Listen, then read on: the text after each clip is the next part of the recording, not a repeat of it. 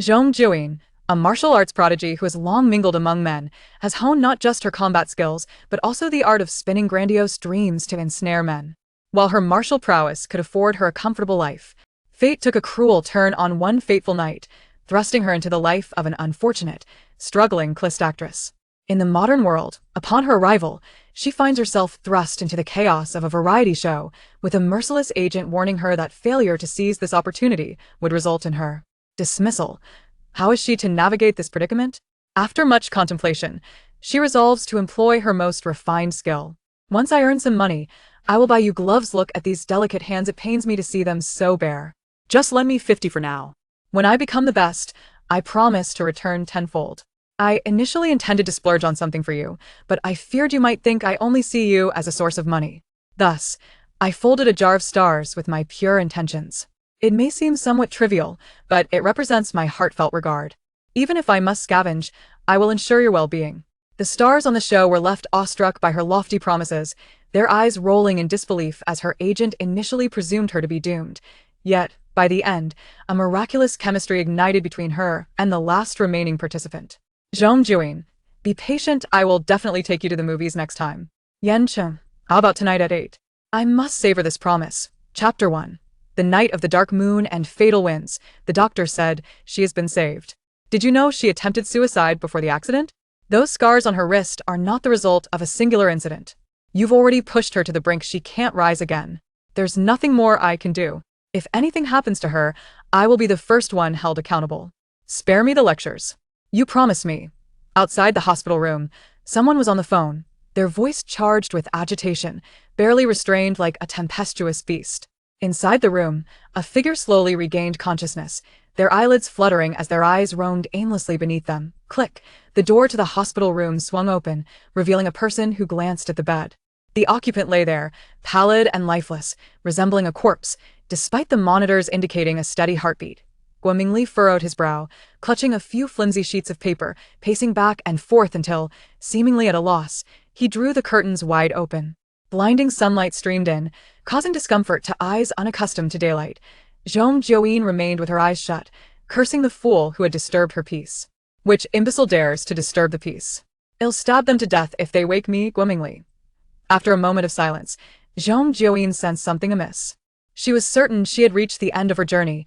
Unbeknownst to her, a jealous rival had conspired against her, leading her to accept a deadly mission from the Prime Minister's residence. On that fateful night, as she leaped onto a rooftop, a mob surrounded her, arrows flying as they cheered, and as she fell to the ground, her eyes widened to the night sky, her breath fading. Damn it! The more she pondered, the angrier she became. With a sudden jolt, she opened her eyes and propped herself up, scanning her surroundings warily.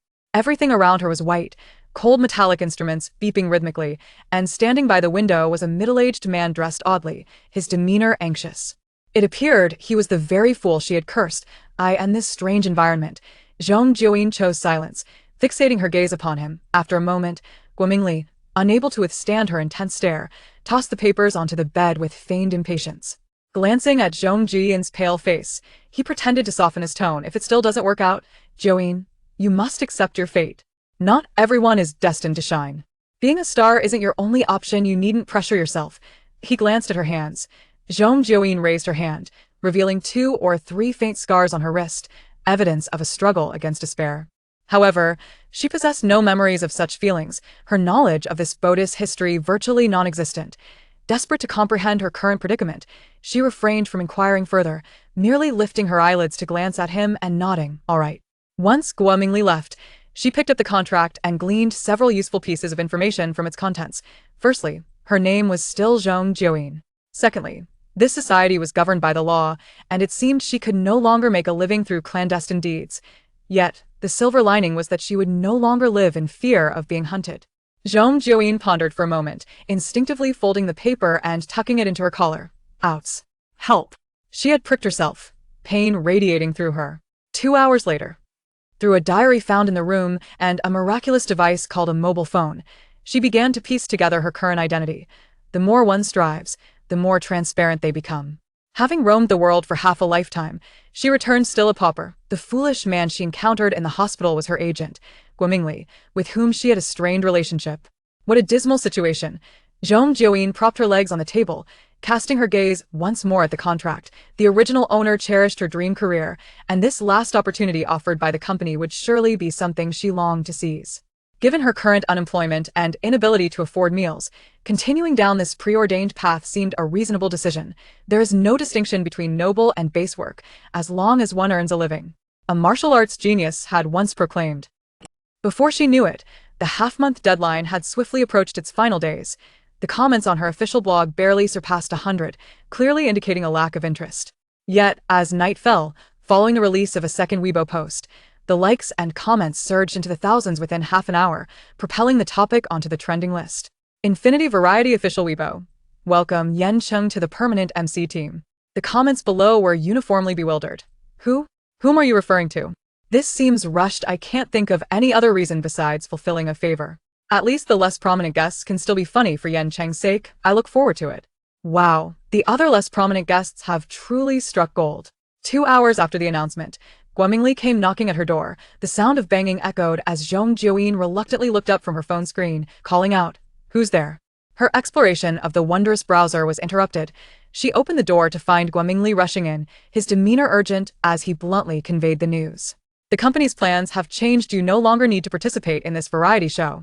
I've found you a film role. Aren't you fond of acting?" Zhong Jiuyin narrowed her eyes slightly, addressing him as the original owner would. "Brother Gua, didn't you say this variety show is my last chance?" "How could there be another last chance? It's not that I don't want you to seize this opportunity, but the company has its considerations. Having someone with greater popularity take the stage is the best way to maximize profits. If you disagree, the company might abandon you early, and those who are supposed to benefit from this popularity might target you. We're just small fry." Before he could finish, Zhong Jiuyin swiftly lifted her leg and kicked him out, slamming the door behind him with a resounding thud. The door slammed against Guomingli's nose, delivering a sensation so sharp and intense that it felt as if his very soul might ascend. He stood speechless for an extended moment, stunned by the impact. From within, Zhong Jiuyin leisurely remarked, "Then inform the company that I would rather endure scorn while earning a living than suffer in poverty and be disliked." How amusing it is to dangle dreams before her. Though she is an extraordinary martial arts prodigy, having grown up among men, the skill she has honed most adeptly is not a martial arts manual, but the art of illusionary. Promises to compare her ability to spin dreams? It would be akin to a novice attempting to showcase their talents in the presence of a master. Chapter 2. The Hero Saves the Beauty. In the following 2 days, Guomingli desperately sought to contact Zhong Jiuyin through various means, attempting to persuade her to relinquish her variety show contract. His tactics ranged from coercion to flattery. The more he spoke, the more he underscored the desirability of the show, as if it were a sumptuous feast placed tantalizingly before her, expecting her to graciously decline it. Pure folly. Overcome by anxiety, Guomingli could only exhale heavily twice before abruptly terminating the call. Zhong Jiuyin, blissfully enjoying her last day of leisure, spent the entire day lying in bed with her phone, and the next day, she set off with her luggage to the filming location of Infinite Variety. The setting was a school, its architectural style starkly contrasting with her previous world, new and towering, with the crisp, melodious sound of class bells startling a flock of seagulls by the campus lake. The guests' first meeting was scheduled on the podium at the playground. Without an agent or assistant to assist her, and lacking a luxury car, she arrived last, having inquired about directions along the way. The first guest to arrive, merely 2 minutes earlier, was a youthful boy with an endearing demeanor. As the staff guided them through a shortcut, the boy, somewhat nervous, extended his hand to greet her. "Hello, I'm Yuan E." Zhong Jiuyin glanced at his bright, boyish features and shook his hand up and down before releasing it. "Hello, I'm Zhong Jiuyin." Yuan Yi's eyes widened slightly and he blurted out, "Is that the 9 white bone claw?" Realizing his comment could be deemed offensive, he quickly prepared to apologize. But Zhong Jiuyin waved dismissively. "That technique has been lost. I never had the chance to practice it." Yuan Yi thought to himself, "This person has quite the wit." Upon reaching the podium, surrounded by a multitude of cameras, the earlier guests were making their way from the tiered spectator seats. At the forefront was a man clad in a fitted white shirt, his sleeves crisp and collar upright, exuding an air of elegance and grace evident even from his tall silhouette. Among the photographer team, there were undoubtedly many fans of his. One, perhaps eager to capture a closer shot, was so focused on the handsome youth in the lens that he failed to notice his surroundings. As he drew near, he stumbled over a seat, and both he and his camera lurched forward uncontrollably. In front of him stood Yan Cheng, and given the height of the camera, the impact would be considerable. It would either mar Yan Cheng's appearance or, worse, send him tumbling off the podium, resulting in a serious incident. However, there was no time to react. The photographer crashed into Yan Cheng, who, realizing the imminent danger, instinctively tried to pivot and grasp the nearest person for support. But the individual next to him was merely a girl, wholly incapable of halting his fall, and would likely suffer injury herself. Thus, he quickly released his grip, resigning himself to the inevitable descent. Several other guests reached out to catch the chubby photographer, watching helplessly as he plummeted alongside Yan Cheng, while the surrounding staff gasped in alarm. In that critical moment, Zhong Jiuyin swiftly hurled her bag with great force and dashed toward the scene. The bag struck the camera, averting the potential for further injury upon impact. Before anyone could fully grasp the precision of her throw, they witnessed her reaching the steps below, where she executed a powerful crouch to catch the falling man. However, due to his weight exceeding her current strength, she found herself kneeling on the ground. The man cradled in her arms, yielding to the force of inertia. The sight of her single knee on the ground, cradling him, combined with a determined tilt of her chin, painted a classic tableau of heroism. The rescued beauty, Yan Cheng, was left astounded, as were the onlookers. The initial wave of online comments swiftly shifted direction. What a romantic scene. My heart races. I initially saw just a flying bag and thought someone had gone mad trying to knock Yan Cheng off course. I was ready to criticize. This secondary athlete is no ordinary person. I feel like she flew over. How impressive. I never expected to witness a scene of heroism in a variety show that surpasses drama by 100-fold. Who is this girl? I'm quite smitten. I always said even the less prominent have their charm. This lady looks stunning and captivating, and this action is commendable. Male celebrities should take notes. I have this feeling Yan Cheng is about to say, "Damn it, woman, you've successfully captured my attention." LOL, Yan Cheng is an international film emperor, shouldn't he say? Honey, did you make my heart race? That's not an international film emperor. He's just a worker from the rural urban fringe. In the footage, seconds passed as the guests on the steps maintained their outstretched hands, while the staff behind the photographer continued their forward momentum. Only the two at the center became the focal point of the world, akin to a fateful encounter between a cold-blooded assassin beneath a fragrant osmanthus tree and a lady of noble birth, their eyes locking in a moment that felt as though time itself had paused. This scene perfectly aligned with the romantic prelude painted by her peers. The next step would be for the noble lady to fall hopelessly in love with her. Zhong Jiuyin mused that she had finally encountered such a beautiful moment, lowering her gaze to scrutinize the man's features. He, too, was gazing at her, his strikingly handsome visage deserving of the description of being sculpted, with smooth lines that aptly justified the phrase. However, his thin lips lacked curvature beneath a prominent nose. At the moment their eyes met, he slightly lowered his lashes, glancing away, and in that movement, a cool detachment flickered across his otherwise unexpressive face. "Thank you," he said, his voice carrying a depth that spoke of life experience. Zhong Jiuyin thought to herself, preparing to set the man down. Yet before she could release her hold, the handsome figure, having perceived something, suddenly tightened his grip on her garment, his brow furrowed as he leaned toward her. She thought, here it comes.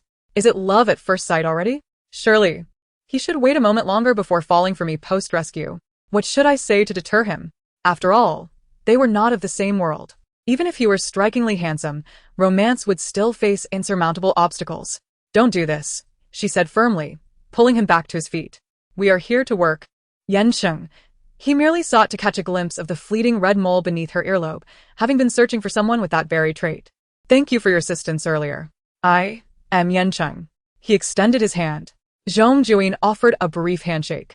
No problem. Saving the beauty in distress is everyone's responsibility. I am Zhong Jiuyin. Considering Yuan Yi's earlier confusion regarding her name, she added, the character for sound, not one who has practiced the 9-in white bone claw. Yan Cheng paused, understood. I shall remember that.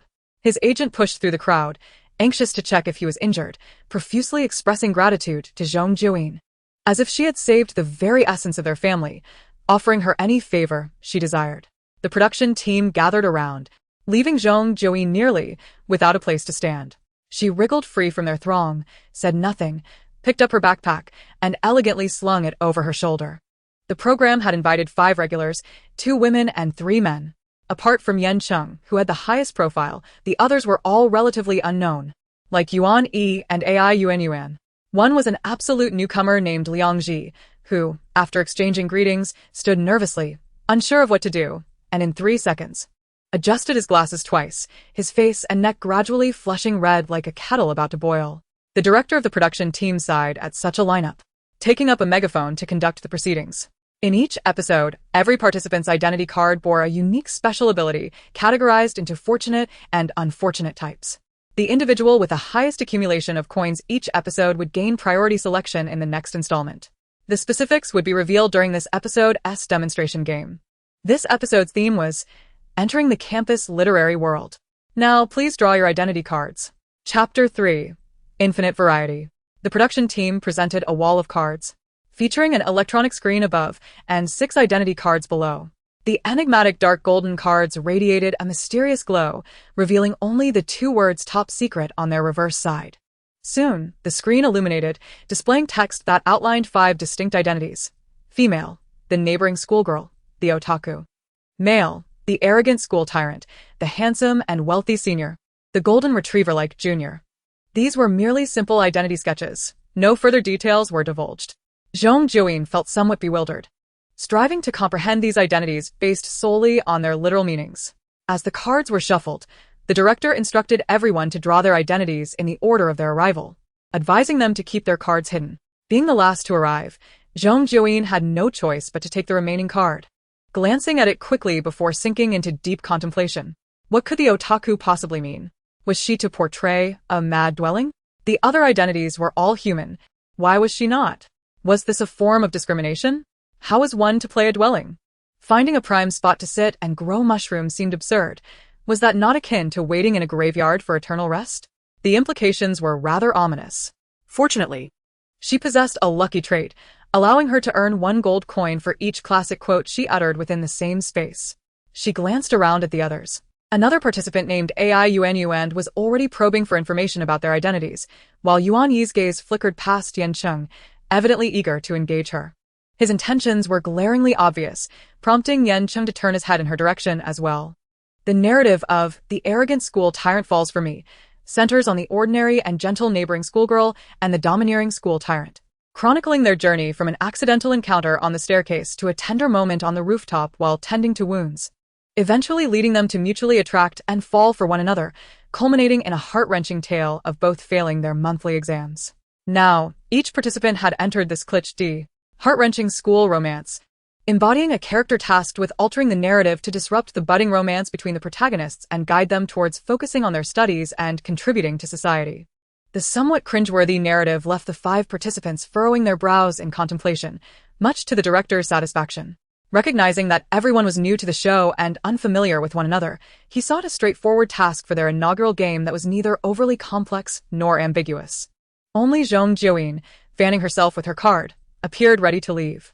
Yuan E, barely acquainted with her, could not help but engage her in conversation, asking, "Sister Zhong, which card did you draw?" She maintained her composure, replying, "An unparalleled card. And please, refrain from calling me that. It makes me feel like I'm being addressed as a 40-year-old matron." Yuan E, slightly embarrassed, tentatively suggested, "Can I call you Sister Jiuyin instead?" As she attempted to tuck the card into her clothing, she quickly realized and opted to pocket it instead, stating, "As long as you avoid calling me Sister Zhong or Claw Sister, it's fine. And you're Yuan E, right? What card did you draw?" Yuan E, resembling a naive golden retriever, replied, "Not a protagonist card. We're on the same side. Can we form an alliance?" Yan Cheng, who had been observing them, subtly turned his gaze towards Zhong Jiuyin and commented with a hint of awkwardness, "I'm not a protagonist card either. If we're forming alliances, may I join? You're not a protagonist?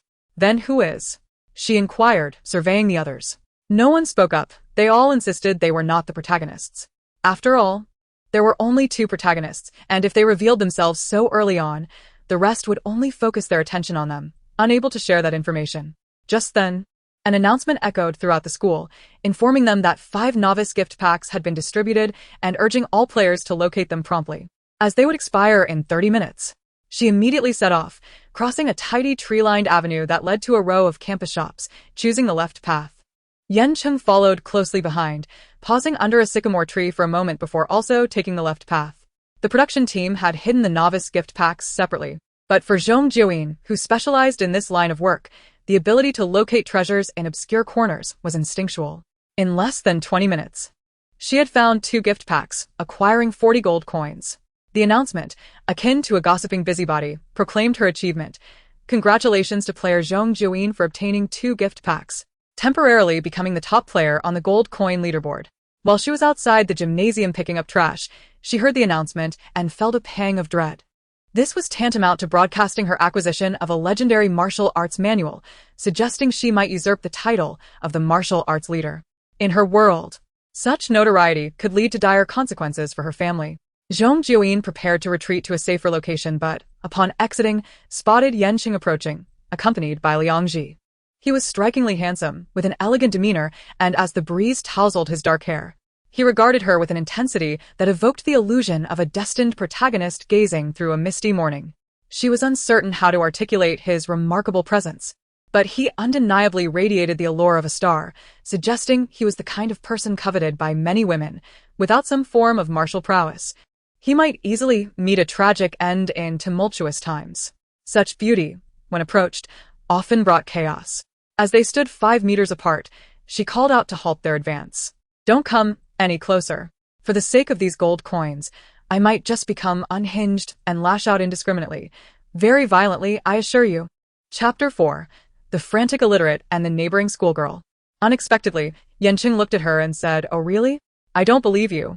Show me how you'd go wild and bite me." Liang Ji, glancing sideways, remarked, "I didn't expect you to be this kind of yen actor."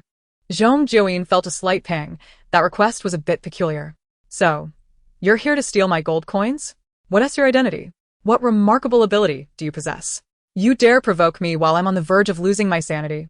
Could it be that you are?" She elongated her words, adopting a serious expression.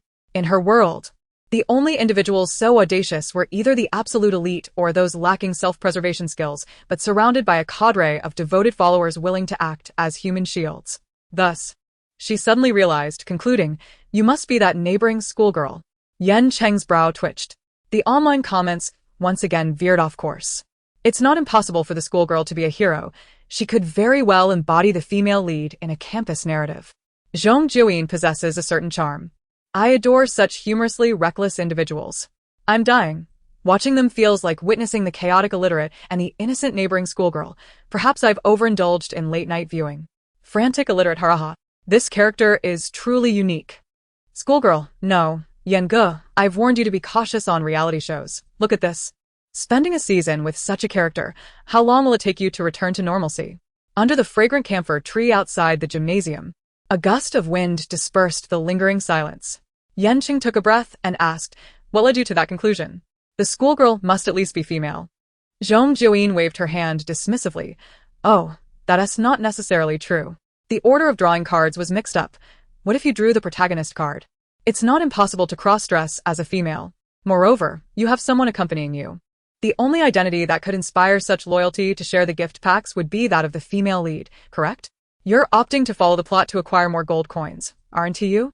She paused for a moment. "That makes sense. So, our target has finally revealed itself. I now intend to bind you and conceal you within that large trash bin over there, ensuring that the younger student cannot locate you, and subsequently wait for the game to conclude, completing my task. The large trash bin is merely 3 meters away." As Yan Cheng listened to her, he noticed her growing restlessness, instinctively taking a step back. For some inexplicable reason, he felt a peculiar certainty that she might actually resort to such a mad act, akin to a wolf darting among a flock of sheep eager to showcase themselves to the audience, a person whose determination to win could reach an astonishing level. However, such actions might provoke some backlash from fans if she truly resembled the girl from before. Yan Cheng swiftly shifted the conversation, distancing himself from the identity of the male protagonist. "I am merely offering an example. Any of the 3 male roles could fit. If I were the male lead, I would immediately seek out the female lead instead of wasting time here with you. I am here to discuss collaboration." "Collaboration? How can I trust your words? What if you deny your identity only to recruit allies, using our unsuspecting identities to maneuver clandestinely with the younger student?" The lesson she had gleaned from years of listening to romantic tales amongst men was that one should never trust them. Yan Cheng calmly replied, "I am not the male lead, and as long as you are not the female lead, I have no opportunity for such clandestine maneuvers." Zhong Jiuyin retorted. What if I am the female lead? Before she could finish her thought, Yan Cheng quickly interjected, I do not wish to be. His swift denial felt rather hurtful. She fell silent for a moment before conceding, fine, I will reluctantly believe you. However, to be cautious, I want to see your ID cards. Just revealing the names will suffice. You can obscure the rest of the information. Yan Cheng scanned the two individuals behind him, momentarily lowering his gaze, and indicated agreement, revealing his card. Charming wealthy school hunk. It appeared he had not spoken falsehoods. She reciprocated by revealing her card and inquired, I do not quite understand. What does anime fanatic signify? Yan Cheng explained, it should refer to a girl who loves novels and anime. She suddenly comprehended, realizing it referred to those who enjoy narrative tales, which clarified the classic quotes. Liangji hesitated, pulling his card from his pocket, but before anyone could see the words, he abruptly changed his mind and fled, darting out several meters. Such an overt reaction was indicative of their inexperience in the variety show arena, rendering the game quite simple. Zhong Jiuyin leisurely asked, what about the location? I see many buildings here. How do we find the staircase where they are supposed to meet? Zhong Jiuyin continued. Very well. Let us proceed. But what will you do after following him? I have a rather mature idea.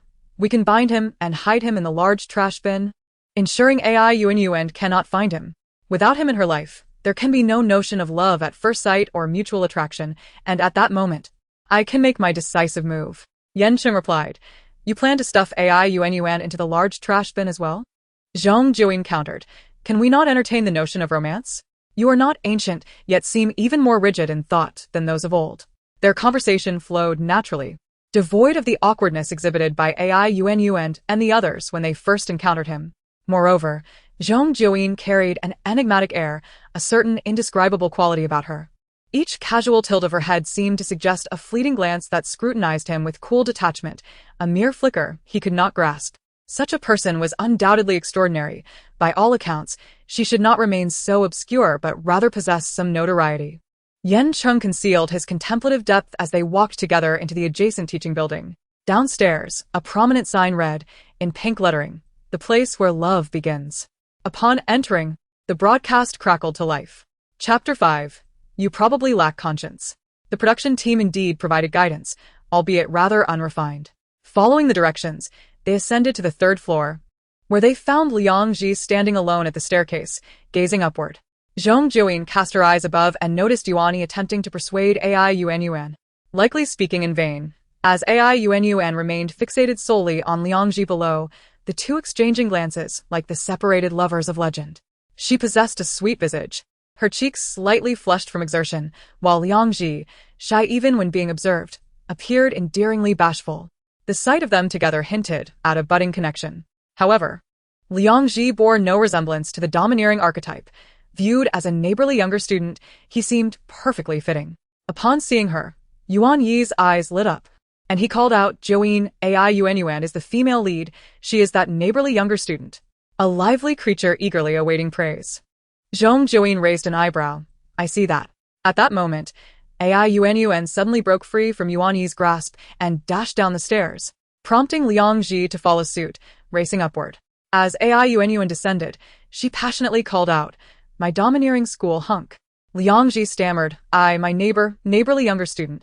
Struggling to contain the tremor in his voice, his face blushed deeply, creeping down to his collarbone.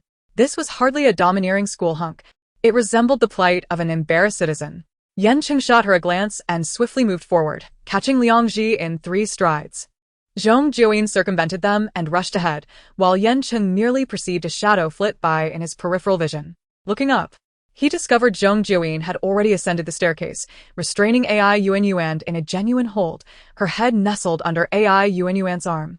Arms wrapped around her waist like a bull poised to charge. Yuan Yi promptly assisted, opting to grasp Yuan's hoodie rather than making direct contact with her body.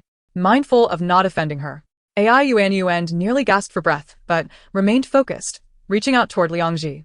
Their trembling hands gradually drew closer in the air, ultimately making contact at their stubborn fingertips.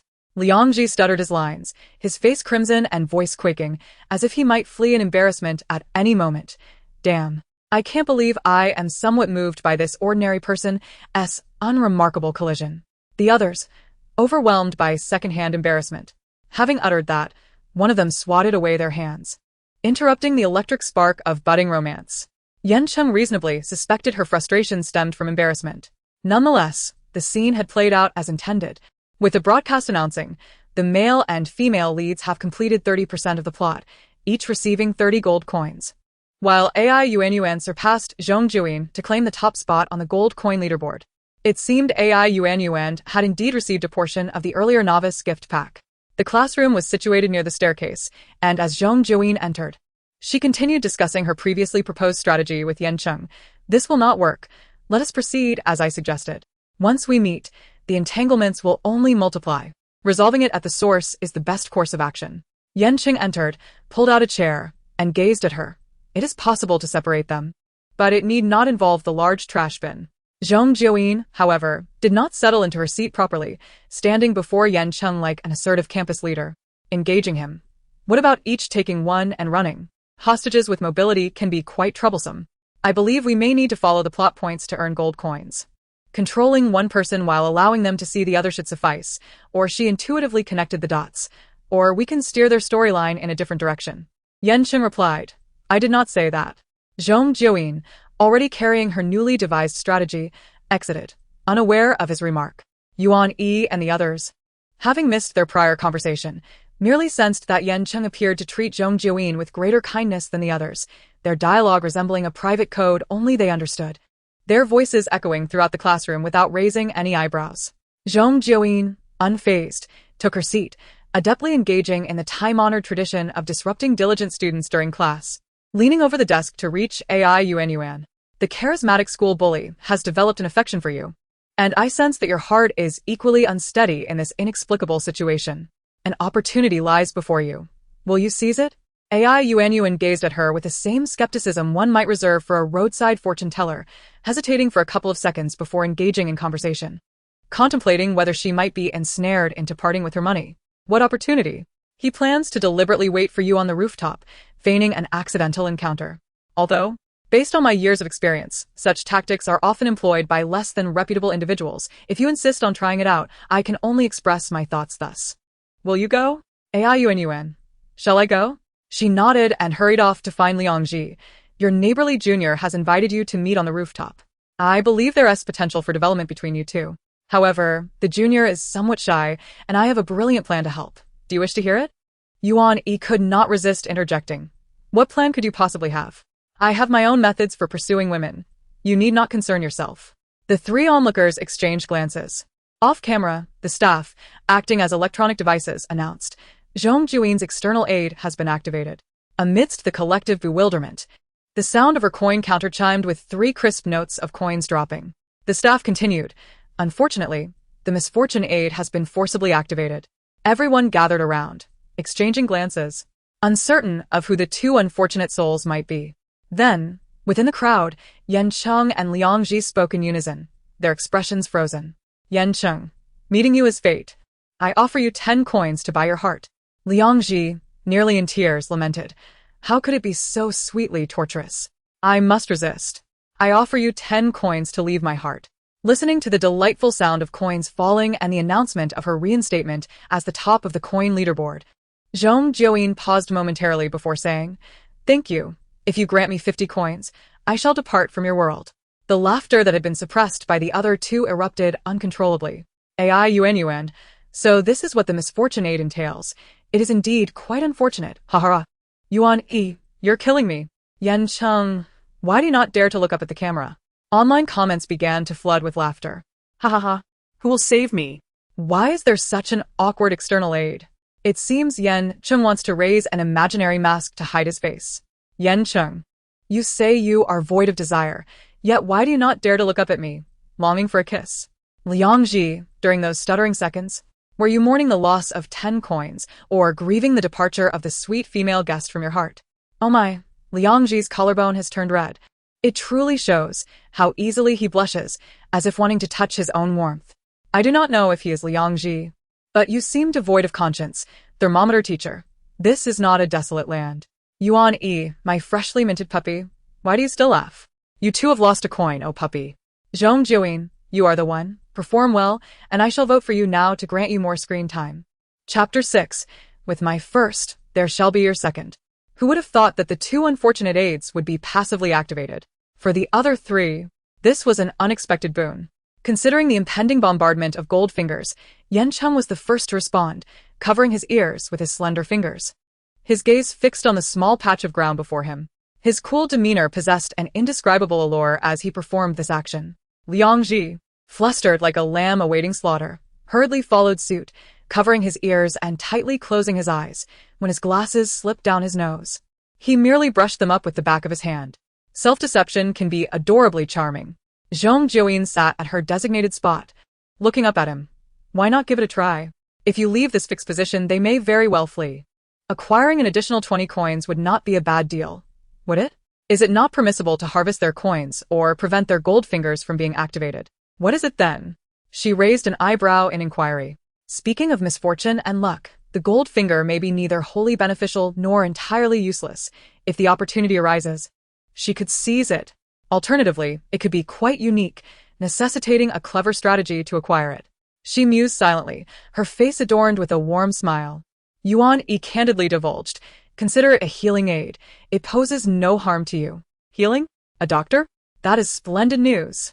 Her smile widened, taking on a touch of gentleness as she drew him closer, glancing at the three individuals nearby, and upon realizing their inattention, she whispered to Yuan Yi. Yuan Yi, suddenly stimulated by her unexpectedly tender whisper, instinctively rubbed his ear, then quietly asked, why is it that you are first and I am second? She answered matter-of-factly, because I possess greater lethal charm. Moreover, you and Yan Cheng should have the least coins. Catching up to me will be quite the challenge. Helping you secure second place is already no small feat. I do not wish to withhold my full support, but you must recognize the reality. If you truly do not wish to, then so be it. Though she spoke dismissively, as she straightened with a sigh, her gaze lingered on him for an extra 2 seconds before she muttered to herself. In fact, I was just envisioning the beautiful future of our collaboration. Together, we could separate AI Yuan and Liang Ji, completing the narrative, each earning 60 or 70 coins, and swiftly ascend to become the highest-scoring players. While we would undoubtedly become targets in the eyes of others, that is of little consequence. We shall assist one another. I shall help you fend off other predatory gold fingers, and you shall shield me from those opportunistic attacks. We shall face our enemies back to back, bearing wounds without fear, and together stride toward the final podium. Her tone was imbued with a yearning reminiscent of an idyllic pastoral life, leaving Yuan Yi with an inexplicable sensation of post-lunch fullness. Yuan Yi instinctively stepped aside as Zhong Jiuyin seized AI Yuan's hand. The latter, undoubtedly taken aback by this unexpected advance, stumbled slightly, lunging toward her. What appeared to be a collision of bodies was deftly transformed by Zhong Jiuyin's swift maneuver, placing AI Yuan squarely upon her lap. They locked eyes, reminiscent of a dancer spinning gracefully into the arms of a languid monarch. Yuan Yi, was she just suggesting to sway the female protagonist, not to declare her as the leading lady? AI Yuan, equally bewildered, attempted to stand but was prevented by Zhong Jiuyin's firm grip. With a gentle pressure, she remained securely positioned atop her lap. Is there a matter? Her voice, compared to the earlier teasing of Liang Ji, was notably softer. An exceptional martial arts prodigy must also possess eloquence, learning to promote their own renown to attract patrons. This way, they can raise their prices in the future. AI Yuan met her beautifully upturned gaze and followed her cue, inquiring further. What do you desire? To leave your male lead. Stripped of context, this single statement resembled the heartfelt concession of a secondary male character attempting to lure the female protagonist away from her rival. AI Yuan opened her mouth, hesitating before responding. My male lead could achieve the same. Besides, we are adversaries. How can I trust that you are not deceiving me? Your male lead is not as formidable as mine. Liang Ji appears to be a mere chicken that could be effortlessly dispatched with a single blow. AI Yuan glanced at her slender frame, skeptical, but he is the charismatic school bully. Zhong Jiuyin interjected, I could just as easily be the charismatic school flower. Yan Cheng lowered his hands from his ears, and the first thing he heard was that. He stood up, moving closer. Yuan Yi, with his back turned, remained unaware of the commotion behind him, listening to the increasingly odd dialogue between Zhong Jiuyin and AI Yuan, hesitating to interrupt. Sister, you just said you wanted to collaborate with me. The beautiful future was described with clarity akin to a corporate development blueprint, yet she now speaks of seeking another partner. Zhong Jiuyin intended to argue that competition among clients is advantageous for her, but her peripheral vision caught sight of a tall, elegant figure emerging behind Yuan Yi, her gaze subtly shifting beyond his shoulder to observe Yan Cheng.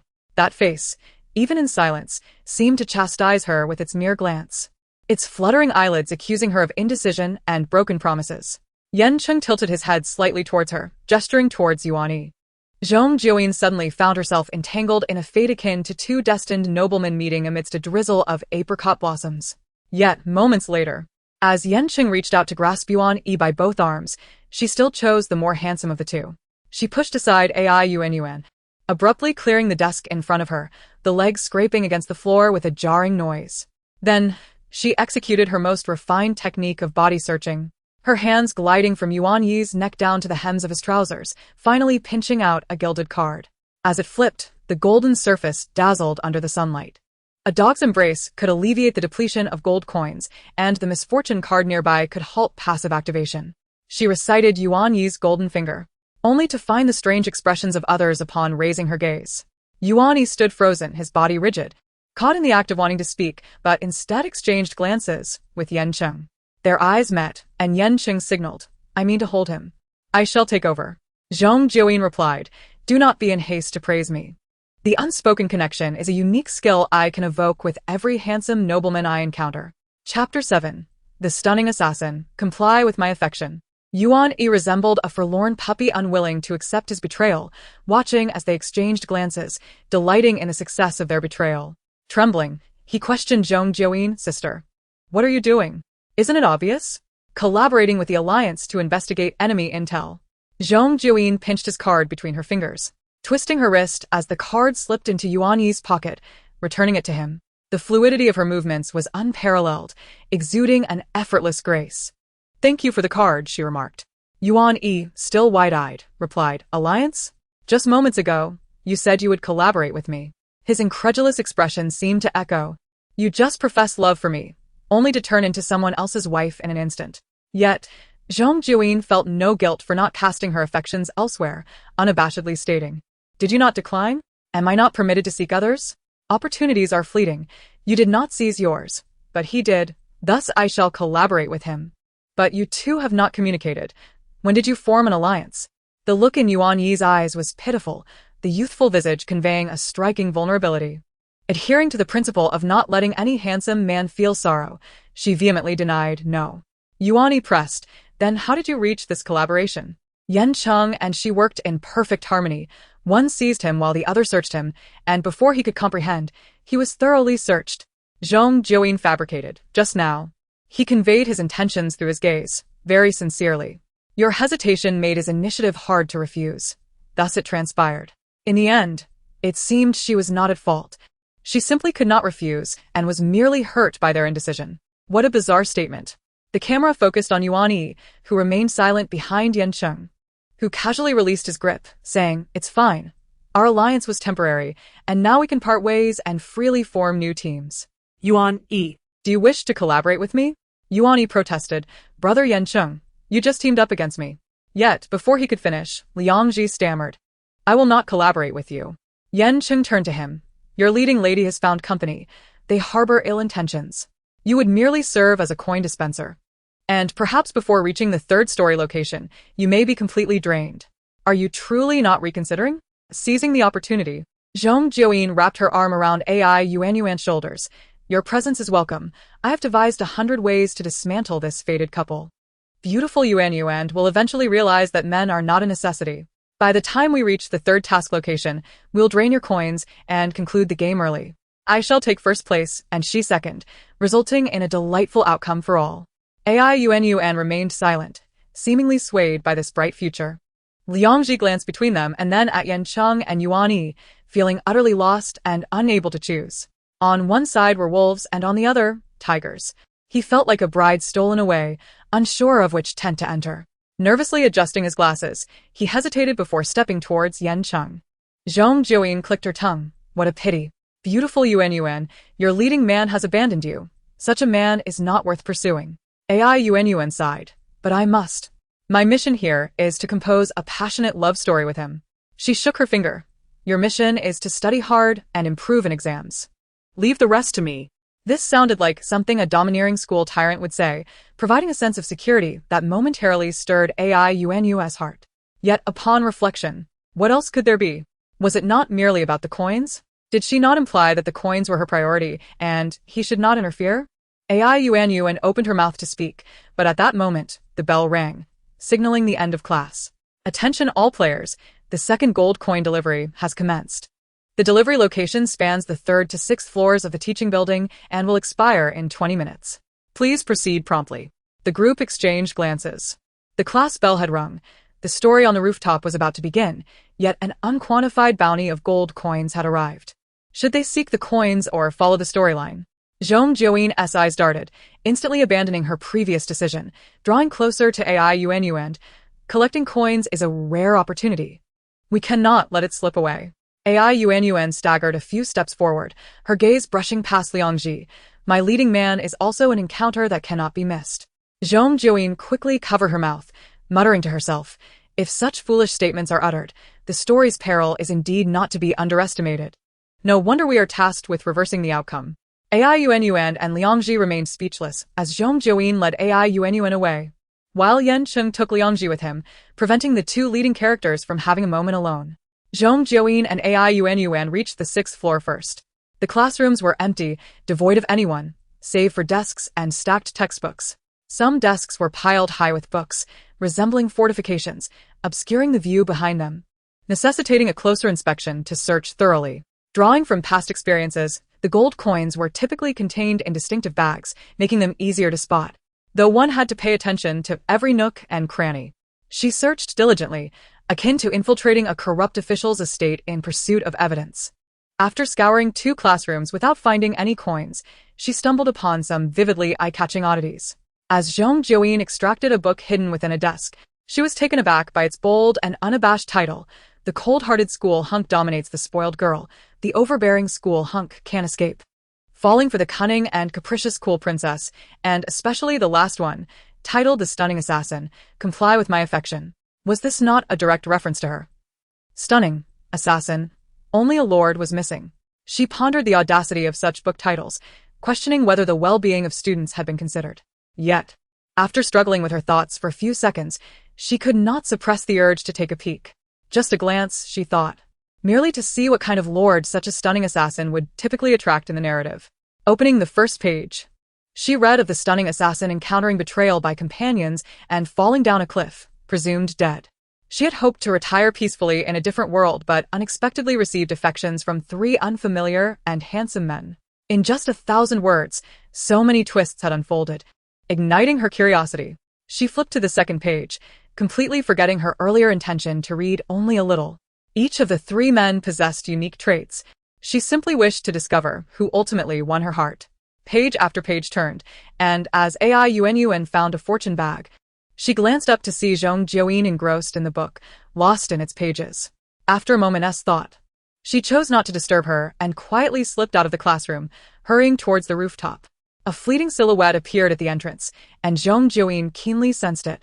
Reluctantly, she closed her book and tucked it away like a firecracker into her pocket, stealthily following behind. Chapter 8. It seems you're about to send him on his way. A breeze swept across the rooftop, tousling the hair of the 2 distant figures. A man and a woman, locked in confrontation. For a moment, Liangji could not discern AI Yuan's face, obscured entirely by her hair. AI Yuan endeavored to showcase her skills, employing the acting techniques she had recently honed, reciting her lines. Who is there making that noise? Who is it? Struggling to free her hair from her mouth, she finally managed to clear her view just in time to see Liangji slowly turn to face her. The rebellious school tyrant was visibly displeased with the interruption to his solitude and contemplated delivering a cold, mocking lesson to her. However, Liangji stood rigid, appearing less like an instructor and more like one who had received a lesson, his nervousness palpable even in the way he adjusted his glasses. After a moment, he uttered his line. Ah, it's you again. The accompanying charming smirk of the domineering school heartthrob was notably absent, rendering his words rather dry. Leaving AI Yuan momentarily at a loss. A brief silence ensued, and AI Yuan took a step closer. Are you hurt? I happen to have a band-aid. This marked the true turning point for the rebellious school tyrant. A charming band-aid featuring a cute character unexpectedly opened his heart. He realized that there indeed existed a band-aid that matched his aesthetic, as well as a person who aligned with his preferences, leading to an irresistible attraction. As Ai Yuan prepared to approach Liangji to apply the band-aid adorned with the character's exaggerated nostrils, Zhong Jiuyin, who had been observing the unfolding drama, interjected with the appropriate remark for the moment. Apply it and stay. Both Ai Yuan and Liangji flinched in unison, casting a glance in her direction. In less than 2 seconds, they clumsily adhered the band-aid to Liangji's arm. Despite their unfamiliarity, they both shared an instinctive understanding. If they afforded Zhong Jiuyin the opportunity, their task would remain unfulfilled. It felt akin to standing amidst a cabbage patch, certain that a wild boar would charge forth at any moment. Consequently, their movements quickened. Ai Yuan slapped the band-aid onto Liangji's arm, leaving a red mark in its wake. The once charming design of the band-aid was now askew, transforming the delightful character into a comical visage. The rebellious school tyrant, with a reddened arm and tears in his eyes, contrasted sharply with Ai Yuan, who brandished her iron fist with fierce determination. Zhong Jiuyin rushed in to separate them, and before Liangji could fully comprehend the situation, she swiftly tore off the band-aid. The abruptness of the motion felt akin to a painful waxing, prompting Liangji to cry out and stagger backward, retreating from the circle of their second encounter. Ai Yuan was then taken over by Zhong Jiuyin. "Are you out of your mind?" Ai Yuan retorted. "Step aside, I need to speak with my leading man." She believed that only a few lines were necessary to complete their scene. Yet, Zhong Jiuyin stepped forward, obstructing their gaze, and raised a hand, ready to cover Ai Yuan's mouth, attempting to reason with her emotionally.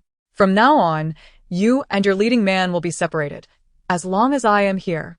With a sigh, she added, "It seems my previous persuasion fell on deaf ears. Since you're not one to be easily swayed, I suppose I must resort to more forceful measures." Ai Yuan's brow twitched. Liangji, taken aback, adjusted his glasses to see them more clearly. Zhong Jiuyin shifted her position, covering Ai Yuan's mouth from behind while casually resting her other hand on her shoulder. Speaking in a relaxed yet melodious tone, "Being in last place is a disgrace in any era or among any group." Ai Yuan whimpered softly. She helped tuck away a few strands of hair behind Ai Yuan's ear, her cool fingertips grazing her face, eliciting a shiver. Then, in a closer whisper, Zhong Jiuyin's voice resonated with a nonchalant charm, captivating in a way that surpassed the rebellious school tyrant. "I keep my promises," she said. "Now it's up to you whether you wish to preserve your final ranking or pursue immediate rewards. If you choose to collaborate with me, we might still squeeze some coins from your leading man." Upon releasing her grip slightly, Ai Yuan seized the opportunity to convey a few words. And winning does not equate to winning the audience's favor.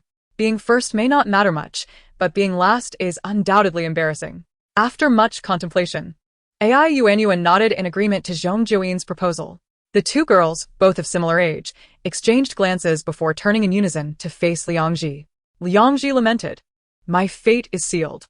When Yan Cheng and Yuan Yi arrived on the rooftop, it was shortly after the golden coin bounty had been exhausted. Though not long after Liangji's departure, Yan Cheng led the way, conversing with Yuan Yi.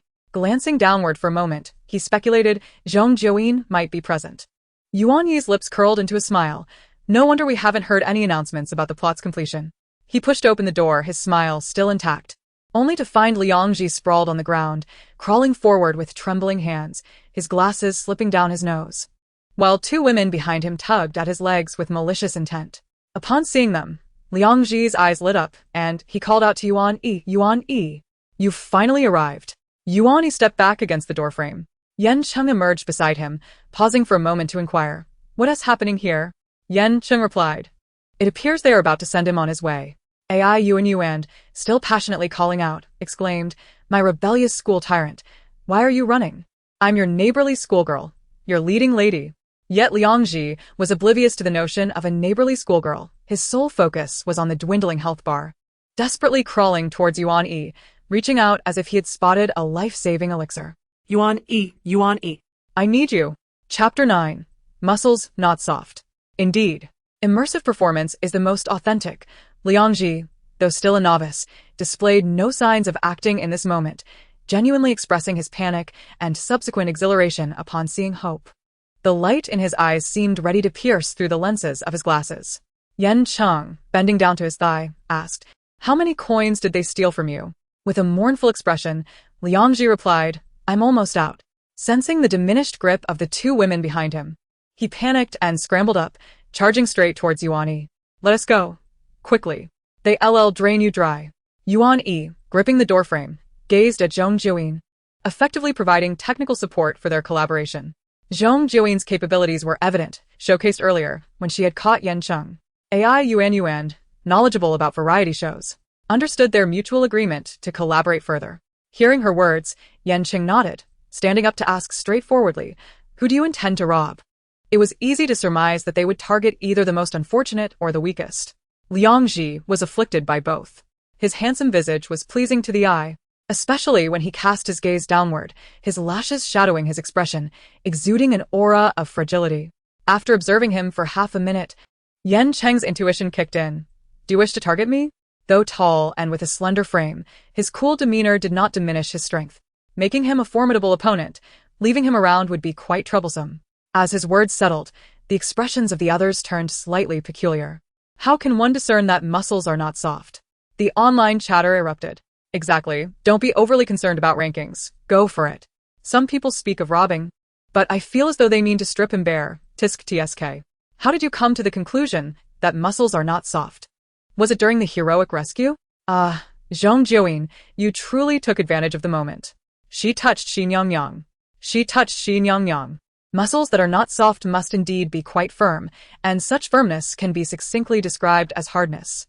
This hardness is self-evident, akin to the compassion of the Buddha, who, clad in robes, strikes the wooden fish with fervor. If only you refrained from employing so many adverbs of degree, I might have believed you. Zhong Jiuyin, undeterred, gazes at Yan Cheng with an eagerness that is palpable. Yan Cheng remains unruffled, although my golden finger is cursed with misfortune and activates passively. As long as Yuan Yi's blood pouch remains intact, all will be well. Zhong Jiuyin acknowledges this, declaring her intent to separate them. The temporarily liberated Liangji interjects, asserting that they cannot be separated, for the space is limited, and even if divided, they can still connect. Zhong Jiuyin retorts that if separation is unavoidable, then it seems only the realms of yin and yang remain. Liangji is taken aback. Yuan Yi's perception of danger surpasses his own, and he attempts to escape. But the outcomes are now dictated by the quality of the golden fingers, rendering the situation a contest between Zhong Jiuyin and AI Yuan. Now is the time to flee. Yet Zhong Jiuyin moves with such swiftness, and AI Yuan, despite her adorable appearance and name, proves to be quite formidable, seizing him by the collar, without regard for gender. Zhong Jiuyin's arm rests against his throat, applying no real force, yet compelling him to lean back in compliance. Seizing the opportunity, Yan Cheng leads Liangji to escape the danger zone. At that moment, the broadcast announces, "The rooftop encounter's plot alteration has been successful." Zhong Jiuyin receives 30 gold coins. A slight advantage may evoke envy and jealousy, prompting others to act, yet a significant lead inspires only admiration. She intends to seize as many coins as possible during this final segment, ensuring that others recognize they cannot catch up. With this thought, she casts a glance at Yuan Yi, offering a faint smile. "Yuan Yi, my apologies. Your contribution to my achievements is duly noted, and I assure you, I shall repay this favor in the subsequent games, ensuring your investment is without regret." Yuan Yi, towering at 1.80 meters, reaches for her horizontally extended arm. But before he can articulate his thoughts, he is swiftly brought down to the ground, restrained by Zhong Jiuyin and AI Yuan, who slowly approach him. "Help!" The desperate cries of Yuan Yi resonate as Yan Cheng and Liangji hasten down the stairs, seemingly hearing his anguished wails. Liangji, flustered, adjusts his glasses, feeling an unnerving sense of mortality amidst this game. He likens himself to a piece of meat, perilously running while leaking oil, anticipating that a dog may soon come to seize him. Prior to their arrival, his manager had sternly advised him not to offend Yan Cheng. Standing before the camera, his mind blank, he instinctively regarded this caution as a guiding principle.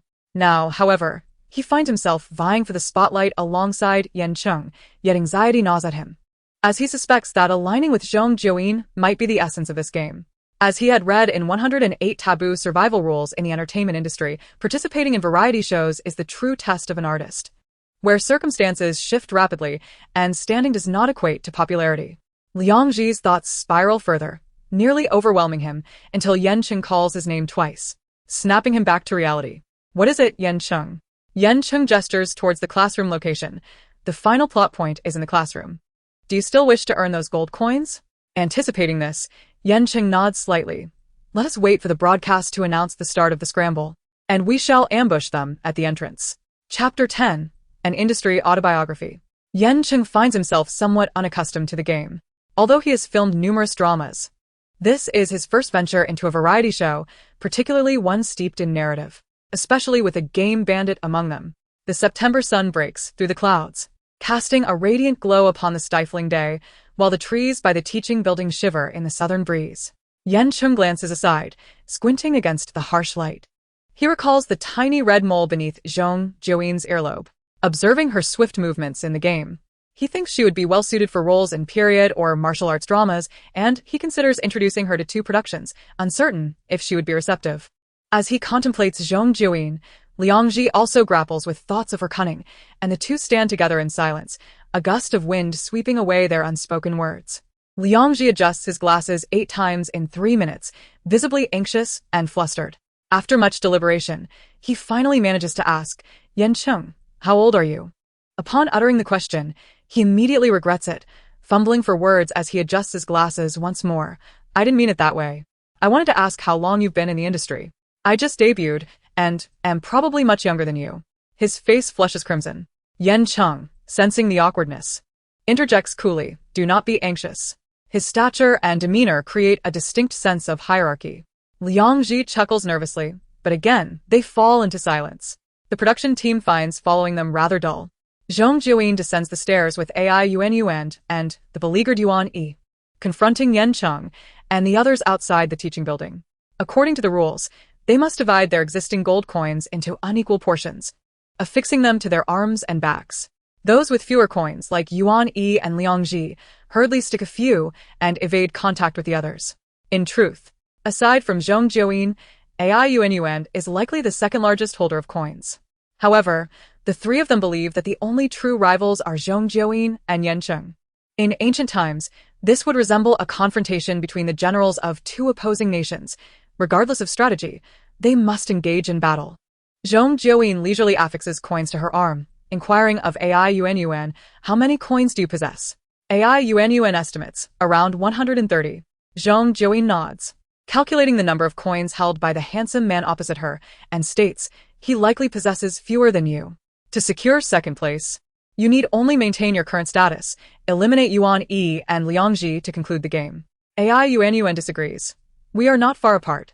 If Yan Cheng takes a couple of coins from others, he will catch up to me, and I doubt I could outmaneuver those 2. Yan Cheng will likely come after me as well. Zhong Jiuyin lowers her voice. No matter, for your sake, I can divert his attention. And you need only focus on protecting yourself. By drawing away the most formidable opponent, you should find it much easier. Yuan instinctively feels touched. All right, I will hide. That is good. While I could secure first place by hiding, I made a promise to you, and I intend to keep it. Even if Yan Cheng appears quite formidable, I will strive to ensure he does not acquire more gold coins than you currently possess. Yuan, still processing Zhong Jiuyin's previous statement, suddenly realizes how much effort they will exert in their face-off against Yan Cheng. Her role is to prevent Yan Cheng from taking too many coins, a sentiment that feels somewhat demeaning as she envisions herself struggling desperately under Yan Cheng's pursuit. Even if he ends up second in coin count, it cannot be said that Zhong Jiuyin did not put forth her utmost effort. Merely imagining it reveals her dedication.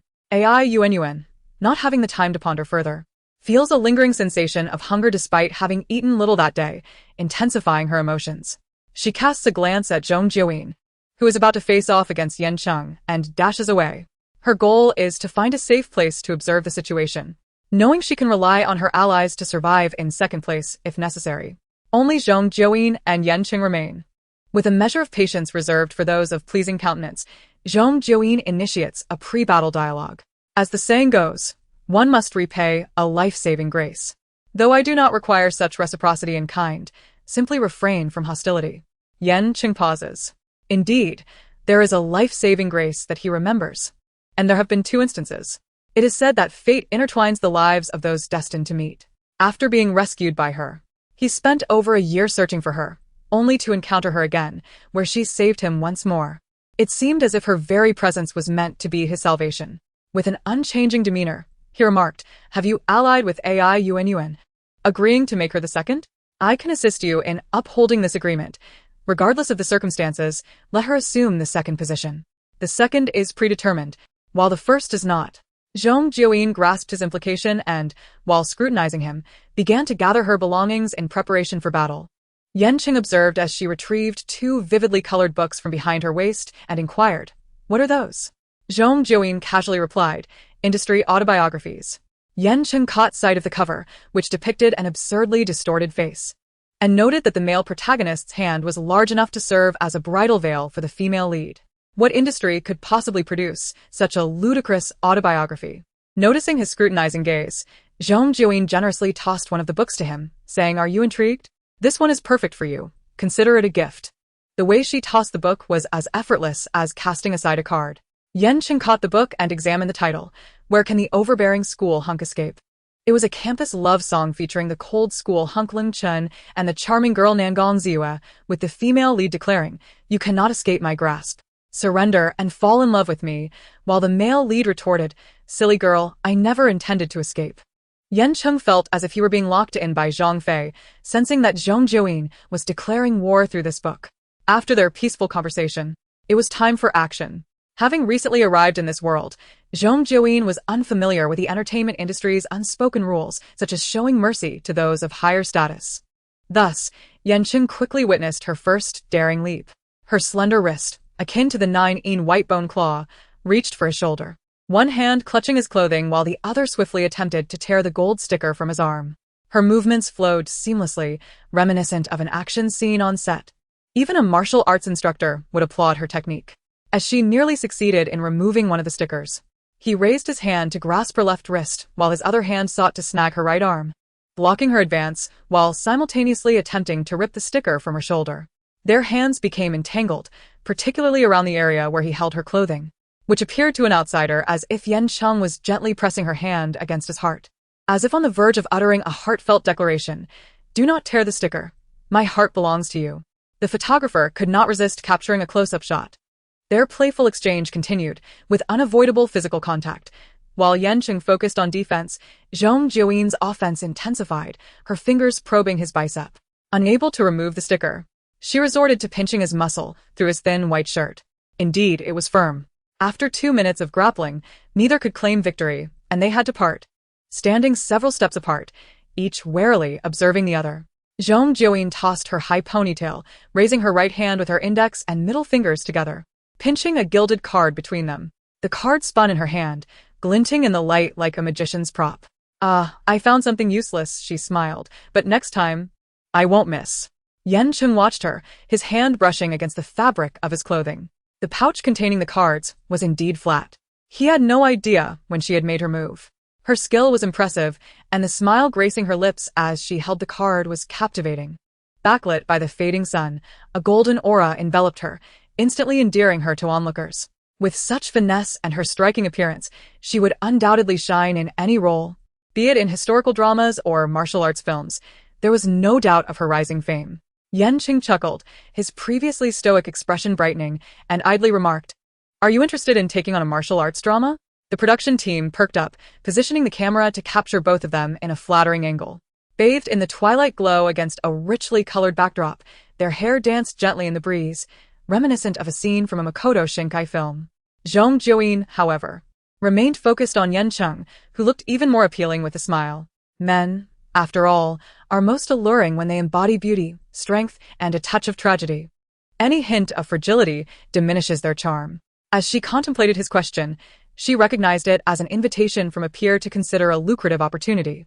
She had always been open to such prospects, yet she needed to familiarize herself with the industry first. "I'll consider it, but I need to learn more," she replied courteously. Yan Cheng nodded. "Shall we continue?" "Very well." Moments later, they found themselves entangled once more. AI Yuan remarked, "Zhong Jiuyin is quite bold." While others were nervous in their interactions with Yan Cheng, Zhong Jiuyin approached him with an air of ease, as though they were equals. She sensed that her courage extended beyond this encounter. If Yan Cheng were to bestow enough gold coins upon her, She might even reward him with a playful pat on the back, a thought that made her pause, wondering how she could entertain such notions about the illustrious star. Her manager had warned her not to offend Yan Cheng, so she had reviewed his films and interviews, even delving into astrological compatibility. In comparison, Yuani seemed more approachable. I was quite anxious, but then I met Sister Jiuyin. She's fascinating, Liangji remarked. I agree, she is intriguing. One would expect someone like her to be somewhat renowned. Yet she seems to be on par with us, Yuani noted, casting a complex glance at him. Yuan quipped, with one sentence, you've offended for people, impressive. Yuani replied, perhaps you should refrain from speaking. I fear Sister Jiuyin might throw a shoe at you. Liangji, oblivious, turned beet red, awkwardly adjusting his glasses as he desperately tried to explain himself. At that moment, Zhong Jiuyin and Yan Cheng finally determined their first victor. Zhong Jiuyin successfully ripped a gold sticker from Yan Cheng's shoulder, 15 gold coins. She waved the sticker before affixing it to herself and then turned to Yan Cheng. Your gold coins must now be below 100. Yan Cheng, having lost 15 coins, maintained a composed demeanor, examining the remaining stickers before suddenly pivoting towards Yuan and the others, like a vampire pouncing upon his prey, swiftly pinning Liangji to the ground. Liangji gasped in shock, struggling against his hold. No. Don't tear my stickers, Yan Cheng. Let me live. This is just the first episode. Yan Cheng helped adjust his glasses, responding, I'm afraid that excuse doesn't persuade me. The outcome was predictable, with a swift motion. Yan Cheng tore away 2 of Liangji's stickers, reducing his gold coins to 0. The announcement blared 3 times. Liangji's gold coins have reached 0. Liangji, utterly defeated, lay sprawled on the ground, lamenting, do you possess no sense of decency?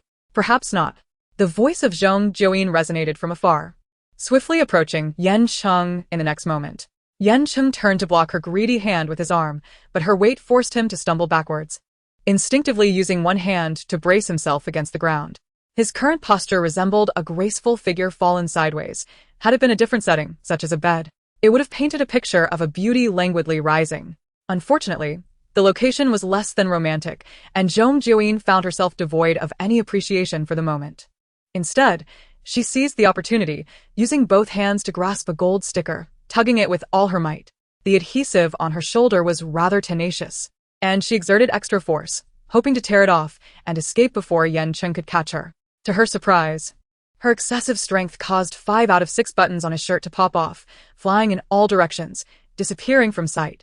Yan Cheng, still in a state of shock, found his shirt torn halfway, his chest exposed to the radiant glow of the scene. That glimpse of flesh was indeed striking. Yan Cheng's expression shifted dramatically. Liangji, still sprawled on the ground, and Yuan, nearby, ceased their movements, astonished by the unfolding spectacle. The atmosphere fell into an eerie silence. Zhong Jiuyin swallowed hard, murmuring, avert your gaze, avert your gaze. The veins on Yan Cheng's forehead throbbed. He implored her silently not to stare. Chapter 12. Jiuyin's brave flight. She bears her own troubles. This unforeseen incident ignited a firestorm online. Oh my gosh, oh my gosh, oh my gosh. It's pink. Quick, pull up your shirt, Yan Cheng. My heavens. 3 villages could hear my roar. Calm down. It's not like you're rushing in to preserve the virtue of a pure maiden. Liangji's neck is stretching like a spicy duck neck, wishing she could catch a glimpse. How unfortunate that I'm not there. You say avert your gaze, yet you're the most engrossed, your eyes wide open. It's you I'm talking about, Zhong Jiuyin. Close your eyes. This shirt is too pink, too large and too fragile. What kind of ragged clothing is this? Next time, put all the stickers on the back. Sticking them on the shoulder is practically an invitation to be torn off. My Yan Cheng has never shown such a large expanse of chest muscle in all his years of filming. I knew it. I knew appearing on a variety show would lead to various high-definition disasters. The photographer is too conservative. They should zoom in 180 times. Yan Cheng's chest muscles are a rare sight. Focus, for heaven's sake. I'd practically volunteer to do it myself. Zhong Jiuyin, the fans just arrived today, and you pull off such a stunt. Is this the reason you're invisible in the entertainment industry? Are you being blacklisted by male stars for losing your virtue? Jiuyin's brave flight. She bears her own troubles. Yan Cheng's fanbase was substantial, and being his first day on a variety show, countless curious onlookers witnessed the scene. It wasn't long before related topics surged to the trending list. Zhong Jiuyin tears, Yan Cheng shirt. Regardless of whether they knew Zhong Jiuyin, Viewers were keen to learn more about her.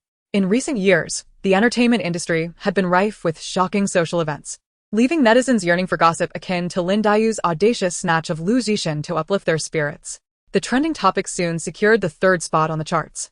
Meanwhile, the individuals at the center of the commotion remained oblivious.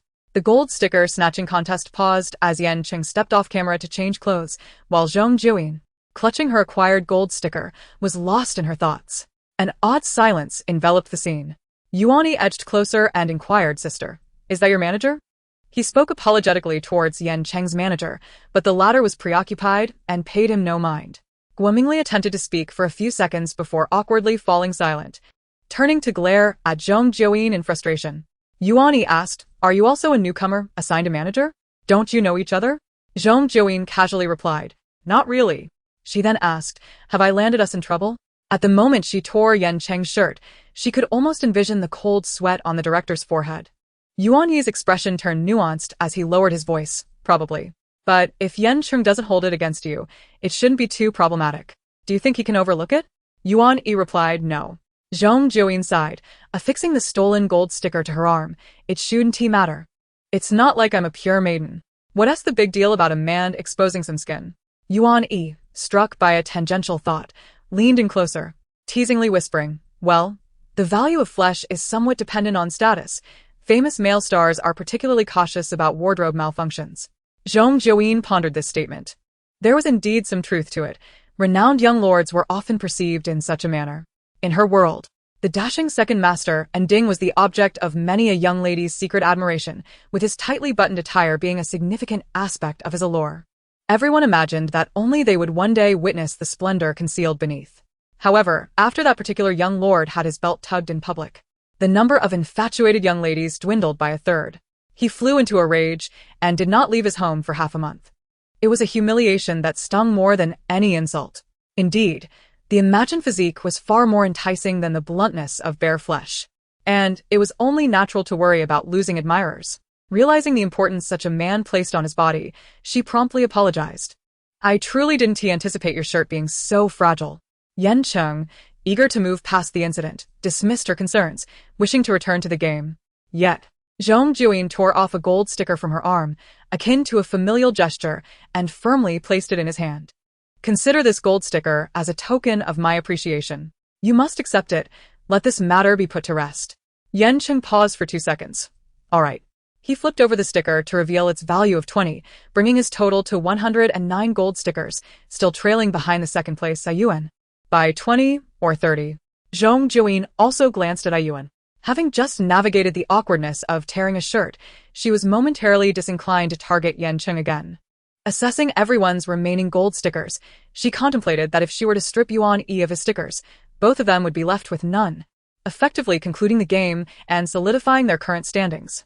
However, if Yan Cheng was unwilling to concede and sought to protect Yuan Yi, allowing the game to continue for further opportunities to accumulate gold, that would complicate matters. If he amassed enough gold to alter the rankings and then stripped Yuan Yi, the outcome would shift to his favor. Thus, Yuan Yi was pivotal. She remained composed, her peripheral vision catching Yan Cheng preparing to make a move, prompting her to dash towards Aiyuan. "Aiyuan, catch Yuan Yi." Aiyuan processed the command, but unfortunately, Yuan Yi reacted more swiftly at this critical juncture, skillfully evading the pursuing group with serpentine movements and making his escape. He was acutely aware that once Liangji was out, he would be the last controllable switch. Whoever was satisfied with the current state of affairs would come to strip him of his stickers, effectively ending the game.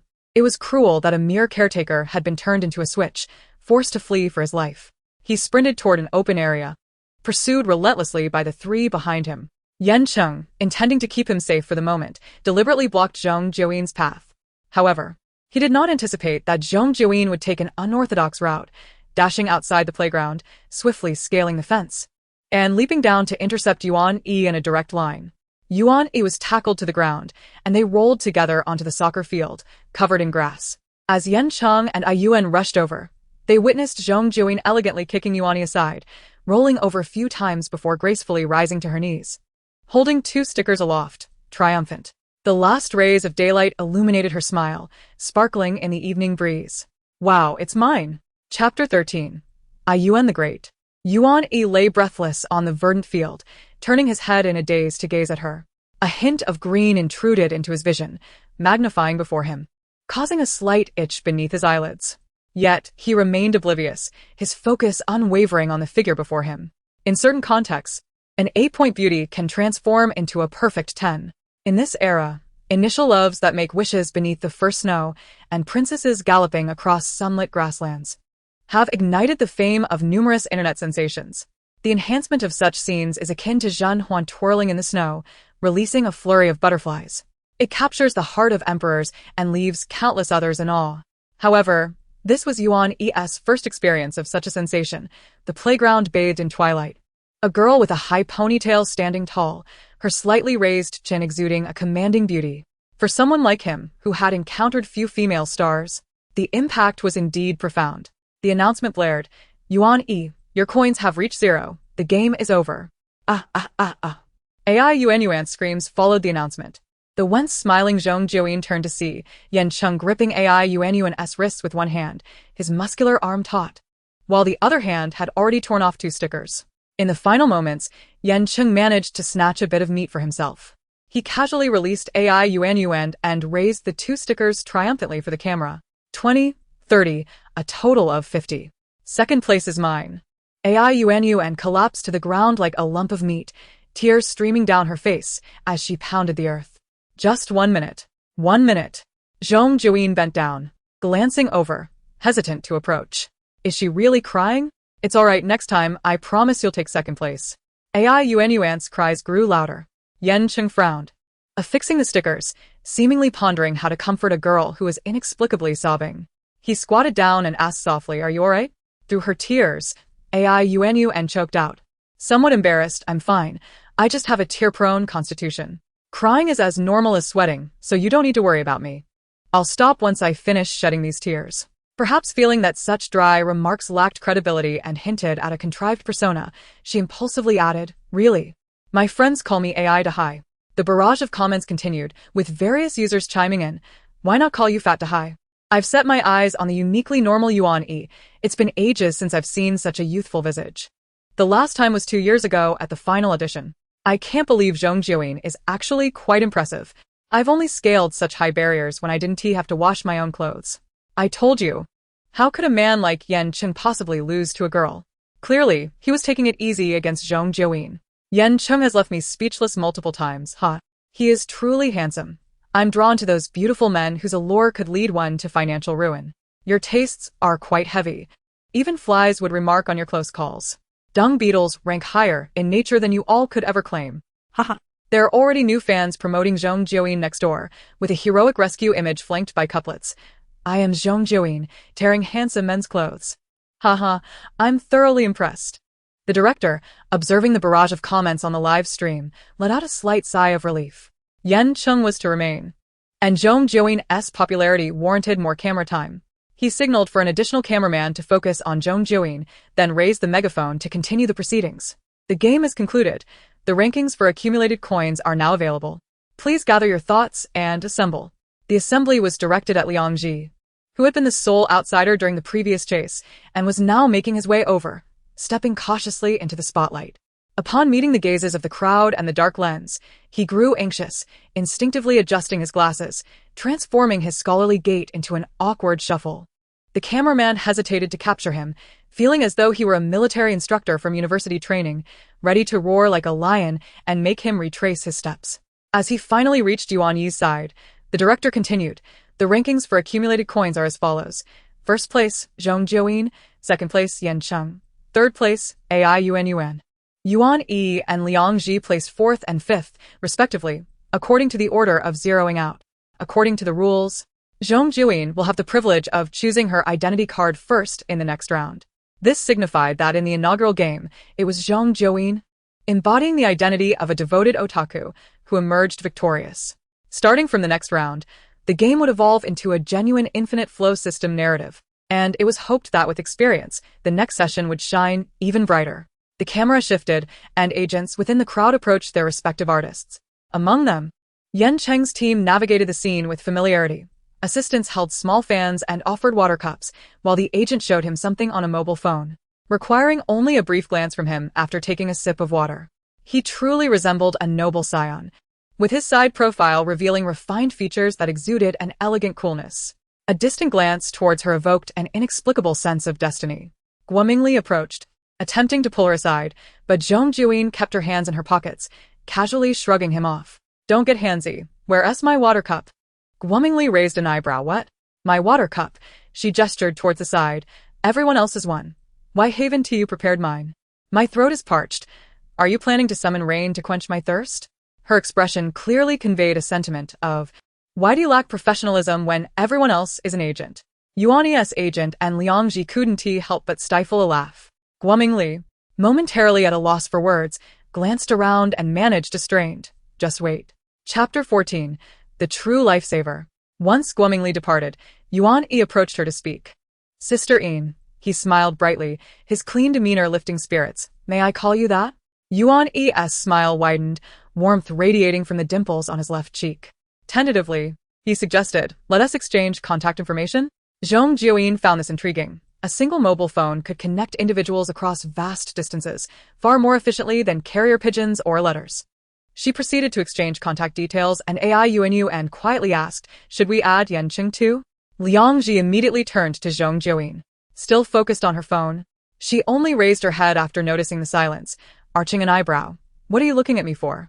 Liangji stammered. Yan Cheng has been speaking with you more. What do you think of him? His true inquiry was whether she found him approachable, hoping to gauge if Yan Cheng would be willing to exchange contact information with them. Mere shadows in the background. However, his words came out unclear and muddled, much like his demeanor. Zhong Jiuyin pondered, stroking her chin, and responded according to her understanding. Yes, quite nice. Very good-looking. Liangji and the others exchanged glances. Nothing. Zhong Jiuyin disregarded him, taking a few sips from her water. Only Yuan lingered at a distance. Guo Mingli shot him a glance, unbothered, and proceeded to outline the next agenda. Zhong Jiuyin scrutinized his face, and after a moment, casually remarked, no need to trouble yourself. This agent was indeed not a good person, and the authenticity of his words was questionable. The original character's increasing transparency must have its reasons. Once she grasped the company's dynamics, she would devise a method to extricate herself from him. Seizing the opportunity, Yuan came over again to converse with Zhong Jiuyin. He was like an exuberant puppy, youthful and unable to conceal his emotions. Upon seeing Zhong Jiuyin, his lips instinctively curled into a smile. Sister Yin, I heard we're going out for hot pot later. Zhong Jiuyin responded with an "oh," occasionally sipping from her cup. Yuan scratched his head, hesitating, but when he noticed her curious gaze, he shyly asked, are you free tomorrow? I'd like to treat you. As the conversation remained unfinished, a voice interjected, Miss Zhong, do you have a moment? Zhong Jiuyin's attention was drawn to the newcomer, a competent woman who served as Yan Cheng's agent, adorned with a perfectly measured smile and a courteous tone. She did not appear to be there to confront or chastise her for her audacity in removing Yan Cheng's clothing. The woman continued, my surname is Su, and I am Yan Cheng's agent. If you are free, could we speak for a moment? Yan Cheng has a matter to discuss with you. Yan Cheng is looking for her? Zhong Jiuyin pondered for a second before casually informing Yuan we can talk about it later. I will step over for a moment.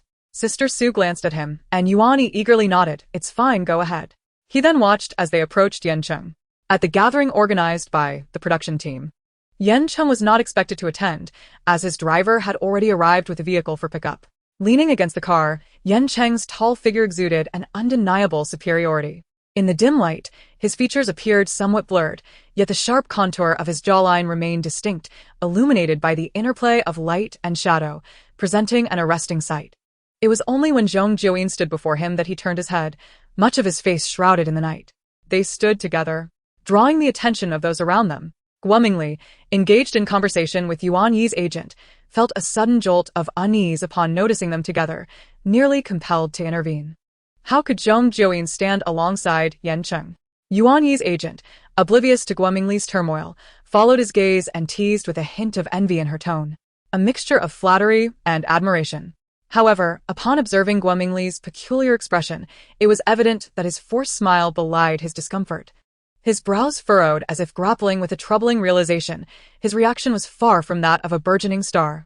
Rather, he resembled someone deeply anxious about impending consequences. Yuan Yi's agent cautiously inquired, but Guomingli merely offered a perfunctory response, his focus entirely on Zhong Jiuyin, who was now conversing with Yan Cheng. Miss Zhong, may I inquire, were you present on Yuyan Road on February 13th of last year?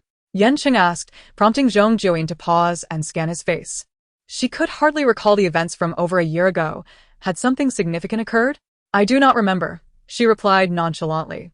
It has been too long, and such trivial matters have faded from my memory. Is there a reason for your inquiry? Yan Cheng took the phone that Sister Sue handed him and displayed it to her. It was a Weibo post from her company. The screen's glow faintly illuminated the lower half of his face, accentuating the soft movements of his lips as he spoke. On that very day, you signed with Huanqing Entertainment, and Yuyan Road lies in that direction. It stands to reason you must have passed by. As for the matter at hand, he tucked the phone away, his features becoming more obscured in the night, and the cool detachment in his voice intensified, even as his words expressed gratitude. I fainted on Yuyan Road that day, and a girl rescued me, leaving me at the nearby convenience store. I was quite disoriented and could not see her clearly, but I did notice a red mole beneath her earlobe. At this revelation, he locked eyes with her, his clear voice intertwining with the evening breeze. Zhong Jiuyin raised an eyebrow and touched her own earlobe, questioning, is that so? I had no idea. Suddenly, Yan Cheng lifted his hand, his cool fingertips brushing against her earlobe, gently revealing the small red mole. Right here. In that instant, a shiver ran down Zhong Jiuyin's spine. The small red mole was not easily discernible to touch, yet for reasons unknown, she felt its presence magnifying within her mind. Without needing to feel it, she could vividly envision that beneath her earlobe lay a small, exquisite, and charming red mole. Ah, she mused. It seems that women possessing unique features often find themselves entangled in intricate romantic entanglements. Zhong Jiuyin mentally clicked her tongue and queried Yan Cheng. So you believe I am the one who saved you? Yan Cheng nodded. Do you truly not remember? Offering assistance to someone in need on an ordinary day is hardly something to be particularly remembered. Moreover, Sister Sue raised an eyebrow, her eyes widening slightly. The melodrama was becoming increasingly palpable. A life-saving grace, obscured faces, recognition by a mole, and now an unexpected spark of attraction? It felt eerily reminiscent of a familiar trope in melodramatic television. Zhong Jiuyin, unaware of such tropes, acknowledged that throughout history, similar tales have never truly faded away. She had encountered countless narratives, both in literature and through the stories shared by peers, all containing the same essence. Observing Yan Cheng's slightly furrowed brow, she directly stated, you brought this up because you wish to repay a debt of gratitude? However, I cannot recall. There must be others with such a mole. And you may have mistaken me. Yet, she quickly shifted gears, adding, nevertheless, today I saved you again, so you have not erred in your identification. Thus, any potential narratives of mistaken identity and unrequited love were effectively dismissed. Yan Cheng nodded in agreement. Indeed, regardless of the circumstances, you have saved me at least once. Is there anything I can do for you? Or perhaps, what is it you desire? His tone suggested a willingness to fulfill any request she might have. However, Zhong Jiuyin was acutely aware of the fragile nature of gratitude. To make an unreasonable demand could transform his feelings from I must repay her to it was merely a small favor. Contemplating her response, she refrained from rushing to articulate her thoughts. With a notable work to her name, securing future roles would become increasingly feasible. As long as she had a steady stream of projects, fame would inevitably follow. Zhong Jiuyin remained silent, her gaze fixed intently upon him, her eyes reflecting the distant lights and emanating a captivating glow. Sister Sue, utilizing her keen eye for talent, internally assessed Zhong Jiuyin's allure, a unique and spirited beauty. If she were to sign with her, the first step would be to audition for a role as a female general to test the waters. As Sister Sue meticulously analyzed the situation, she suddenly realized that Zhong Jiuyin had been staring at Yan Cheng for an extended period. A pang of concern struck her. Could it be that Zhong Jiuyin was not interested in roles or other opportunities, but rather in pursuing Yan Cheng directly, seeking to ascend rapidly? Even Yan Cheng furrowed his brow, parting his lips to speak you. Zhong Jiuyin interjected, I have heard you are quite impressive and hold a high position. Yan Cheng's frown deepened. He had no inclination to boast about himself, especially as her words hinted at an outrageous request. He pressed his lips together for a moment before replying, I suppose I am adequate. Then, he fixed his gaze upon her, asking bluntly, do you desire me? Zhong Jiuyin responded with surprise, huh? Where is this coming from? Her expression contorted into one of confusion, and her gaze, complex and wavering, shifted between him and Sister Sue. Surely, your success is significantly attributed to Sister Sue's guidance? Sister Sue, still reeling from the unexpected turn of events, replied, yes, indeed. Agents and artists mutually elevate one another. Then my agent might be seeking to achieve success with another, Zhong Jiuyin remarked casually, glancing at the distant Guomingli, who appeared restless, casting furtive glances in their direction. Or perhaps, they do not genuinely expect his assistance? Yan Cheng reflected for a moment before pulling out his phone and stating blandly, let us exchange contact information. Reach out to me when you deem the time is right. Zhong Jiuyin had a penchant for adding friends, and upon hearing this, she eagerly approached, her pink bunny-eared phone case brushing against Yan Cheng's device, creating the illusion of two individuals drawing ever closer. Su Jia intended to offer a gentle reminder, but refrained, sensing her tendency to overstep.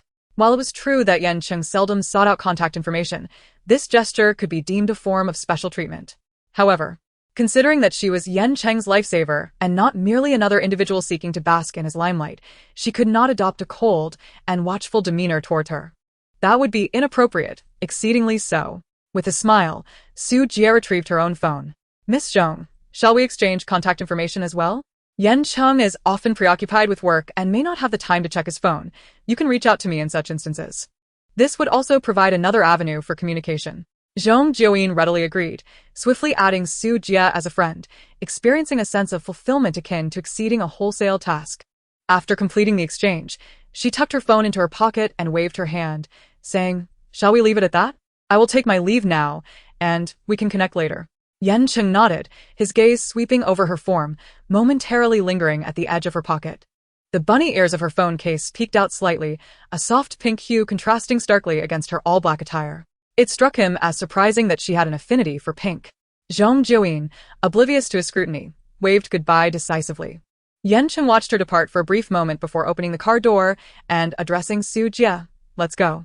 His expression remained composed, and his tone was as calm as usual. Zhong Jiuyin mused aloud, wasn't I the one playing the role of the hero rescuing the damsel in distress? Yan Cheng insists on repaying me as if I had made a request. I can't refuse him. Truly, he is remarkably sincere. With that, she disregarded Guomingli's stiff expression and playfully patted his shoulder. Brother Guo, didn't you say Yan Cheng's status is extraordinary? With his support, I can practically soar to new heights. They say that artists and their agents achieve greatness together, so you should be on the verge of soaring as well. Brother Guo, are you not delighted? Chapter 16, an unnamed call. Guomingli managed to muster a smile more rigid than a mummy's. Delighted, he replied. If nothing transpired between them, he would simply be an inconspicuous agent, and his artist's rise would indeed bring him joy. Yet, deep down, he understood that he was far from a reputable agent. Zhong Jiuyin's assent would only serve to complicate his life. Caught in a web of regret, he could not help but think, had it not been for certain past events, Zhong Jiuyin would have had Yan Cheng's endorsement, and he would not have to worry about a lack of popularity. His own worth as an agent would have skyrocketed, surpassing the promising future initially promised to him. Guomingli's expressions shifted like a kaleidoscope, while Zhong Jiuyin observed him, entertained. After a while, she patted his shoulder once more. Guomingli forced a smile. The company evaluates people based on their actual abilities. Otherwise, even if a project is secured, it cannot be sustained, which would bring disgrace to both oneself and the company. As he spoke, his words grew increasingly vague, and the last syllable faded into silence as Zhong Jiuyin's unyielding gaze sent shivers down his spine. Alas, it seems my abilities are lacking, she lamented. Perhaps I should ask Yan Cheng for assistance in honing my acting skills. He may appear cold, but he is quite approachable. Not necessary, Guomingli interjected hastily. Upon meeting her eyes again, he felt sweat bead on his forehead, and he could only awkwardly smile as he attempted to clarify. Someone of his caliber hardly has the time to teach others to act. If you intend to lean on him as a support, it's best not to trouble him too often, otherwise it could backfire. Zhong Jiuyin replied leisurely, that makes some sense. During a gathering, he appeared distracted, ignoring other artists who wished to engage with Zhong Jiuyin, and after the event, he used other commitments as an excuse to whisk her away. The call was quickly connected on the other end, where a low female voice responded. Guomingli lit a cigarette, inhaled deeply, and exhaled a ring of smoke while resting his ash-covered hand on the car window. asking gravely, "When can you fulfill your promise to me?" He continued to listen patiently to the person on the other end, though his brow furrowed with mounting agitation. His hand, resting on the window, smacked the steering wheel, causing the horn to beep and startling two girls crossing the road. Ash fell onto his trousers, but Guomingli paid no mind, pressing on. "She has made it clear that she has Yan Cheng as her backing. I have done what you asked. Don't think you can keep putting me off. I am not as naive as the previous Zhong Jiuyin. Just tell me, when will you fulfill your promise?" Staying by her side is like living with a ticking time bomb. "Do you think I want this? I told you when this variety show was presented to her." You nodded, agreeing to let her have it. "Stop pushing all the blame onto me. Had I not agreed to your requests, I would have been a brand agent capable of producing top stars." Regret is a sentiment shared by all. Their attitudes soured as they exchanged accusations, only calming down after a protracted silence. Guomingli, frustrated, tossed the cigarette butt out of the window and closed it, enveloping the car in silence. Save for the steady conversation on the phone. The woman on the other end said, "You mentioned that Zhong Jiuyin is already somewhat aware. If I were to take you over now, wouldn't she immediately deduce that we are in cahoots and use Yan Cheng against us?" That made sense. They were indeed tied together, with her serving as a safeguard for his subsequent career. Guomingli endeavored to soften his tone, asking, "So, what do you propose?" After a few seconds of silence, Guomingli agreed, "All right. Once you board a pirate ship, there is no disembarking at will. What other choice is there but to continue down this path?" The call ended, and Guomingli drove away from the community, swiftly merging into the traffic until he vanished from sight. Unbeknownst to Zhong Jiuyin, she remained immersed in the vibrant world of her phone. It was indeed a wondrous device. A flat box no larger than a third of a brick, yet capable of containing countless contents. In the sweltering remnants of September in Haicheng, one could witness exotic dancers from miles away without stepping outside. Truly remarkable. Had such a device existed in the past, her peers would not have been left idle, boasting without pause for over a decade. Lost in exploration until the early hours, she resisted the pull of fatigue, attempting to type out her name and employing the robust search function. Zhong Jiuyin's search results were as follows. Who exactly is Zhong Jiuyin? A complete nobody has torn Yan Cheng's clothing. I am Zhong Jiuyin, the one who rips handsome men's clothes. If you wish to know me, click the search in the lower right corner. Embracing Yan Cheng with both hands, toppling Yuani, Zhong Jiuyin is impressive. Sister, don't be so rigid about gender. Zhong Jiuyin, how did you manage that? I checked, and you debuted over a year ago without any works or participation in events, and your followers are fewer than mine, selling hair growth products. Overlooking the envious and acerbic remarks, Zhong Jiuyin found the general sentiment of these evaluations to be acceptable. Although she had stepped away from the limelight, her name still resonated loudly.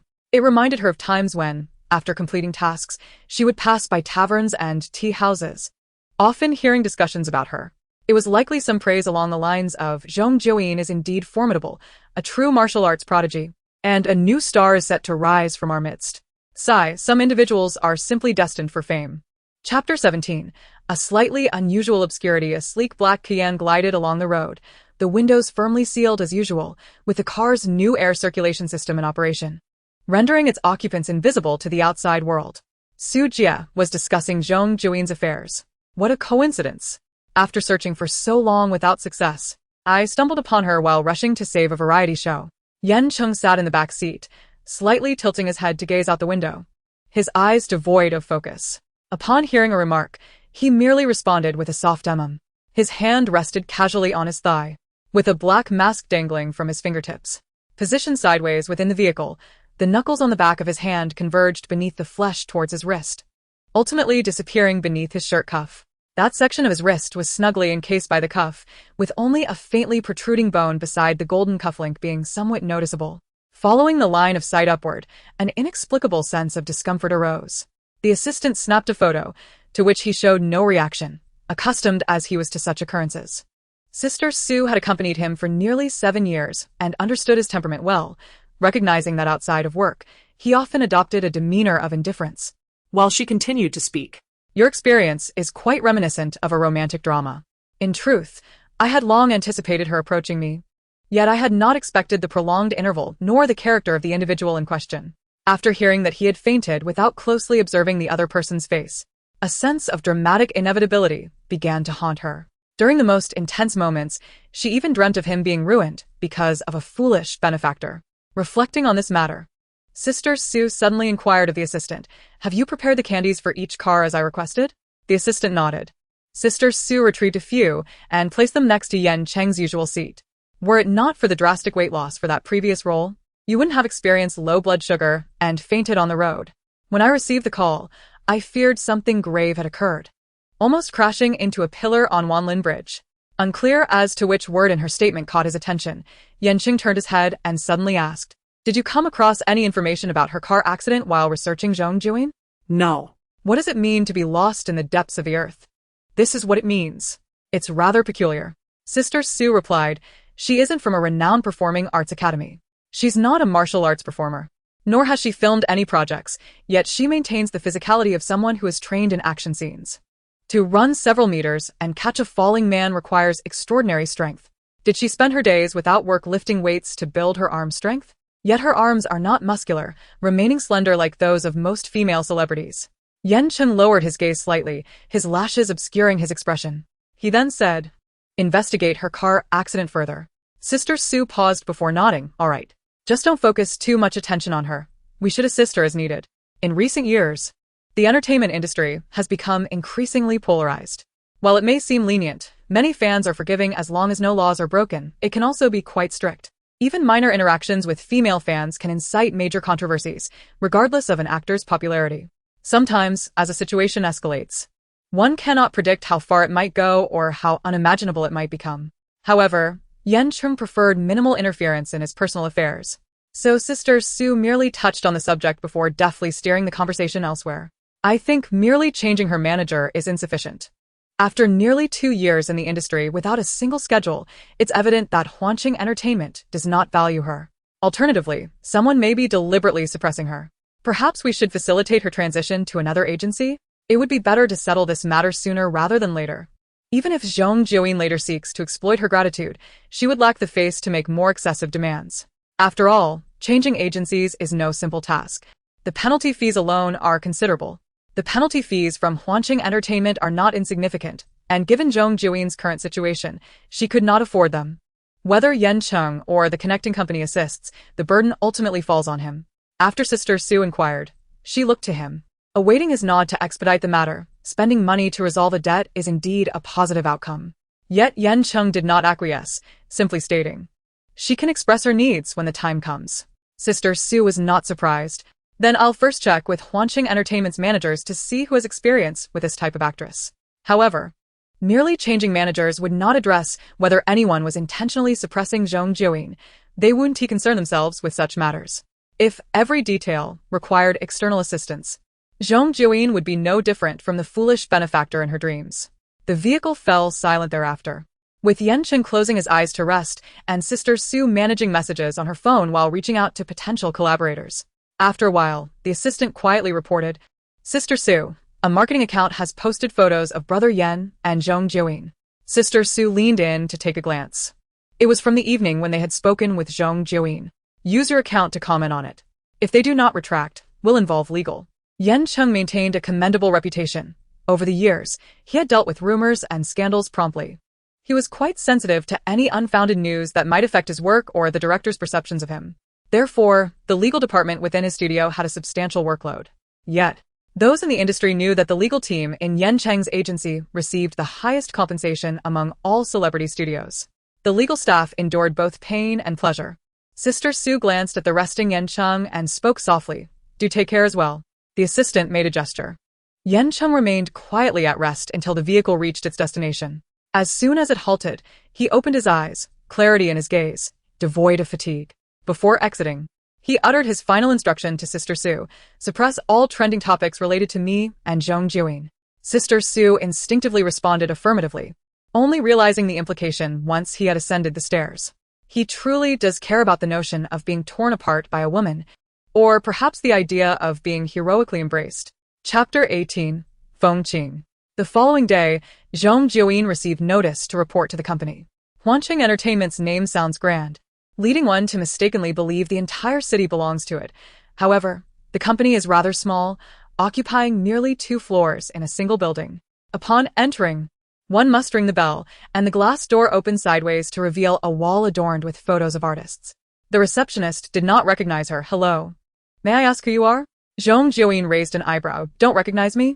It was rather disappointing that after nearly 2 years working for the company, the doorman had no recollection of her.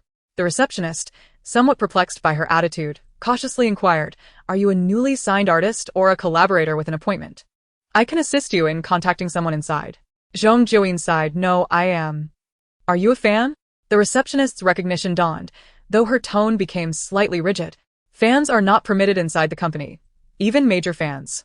I kindly ask for your understanding. If you wish to follow an artist's schedule, please attend their events."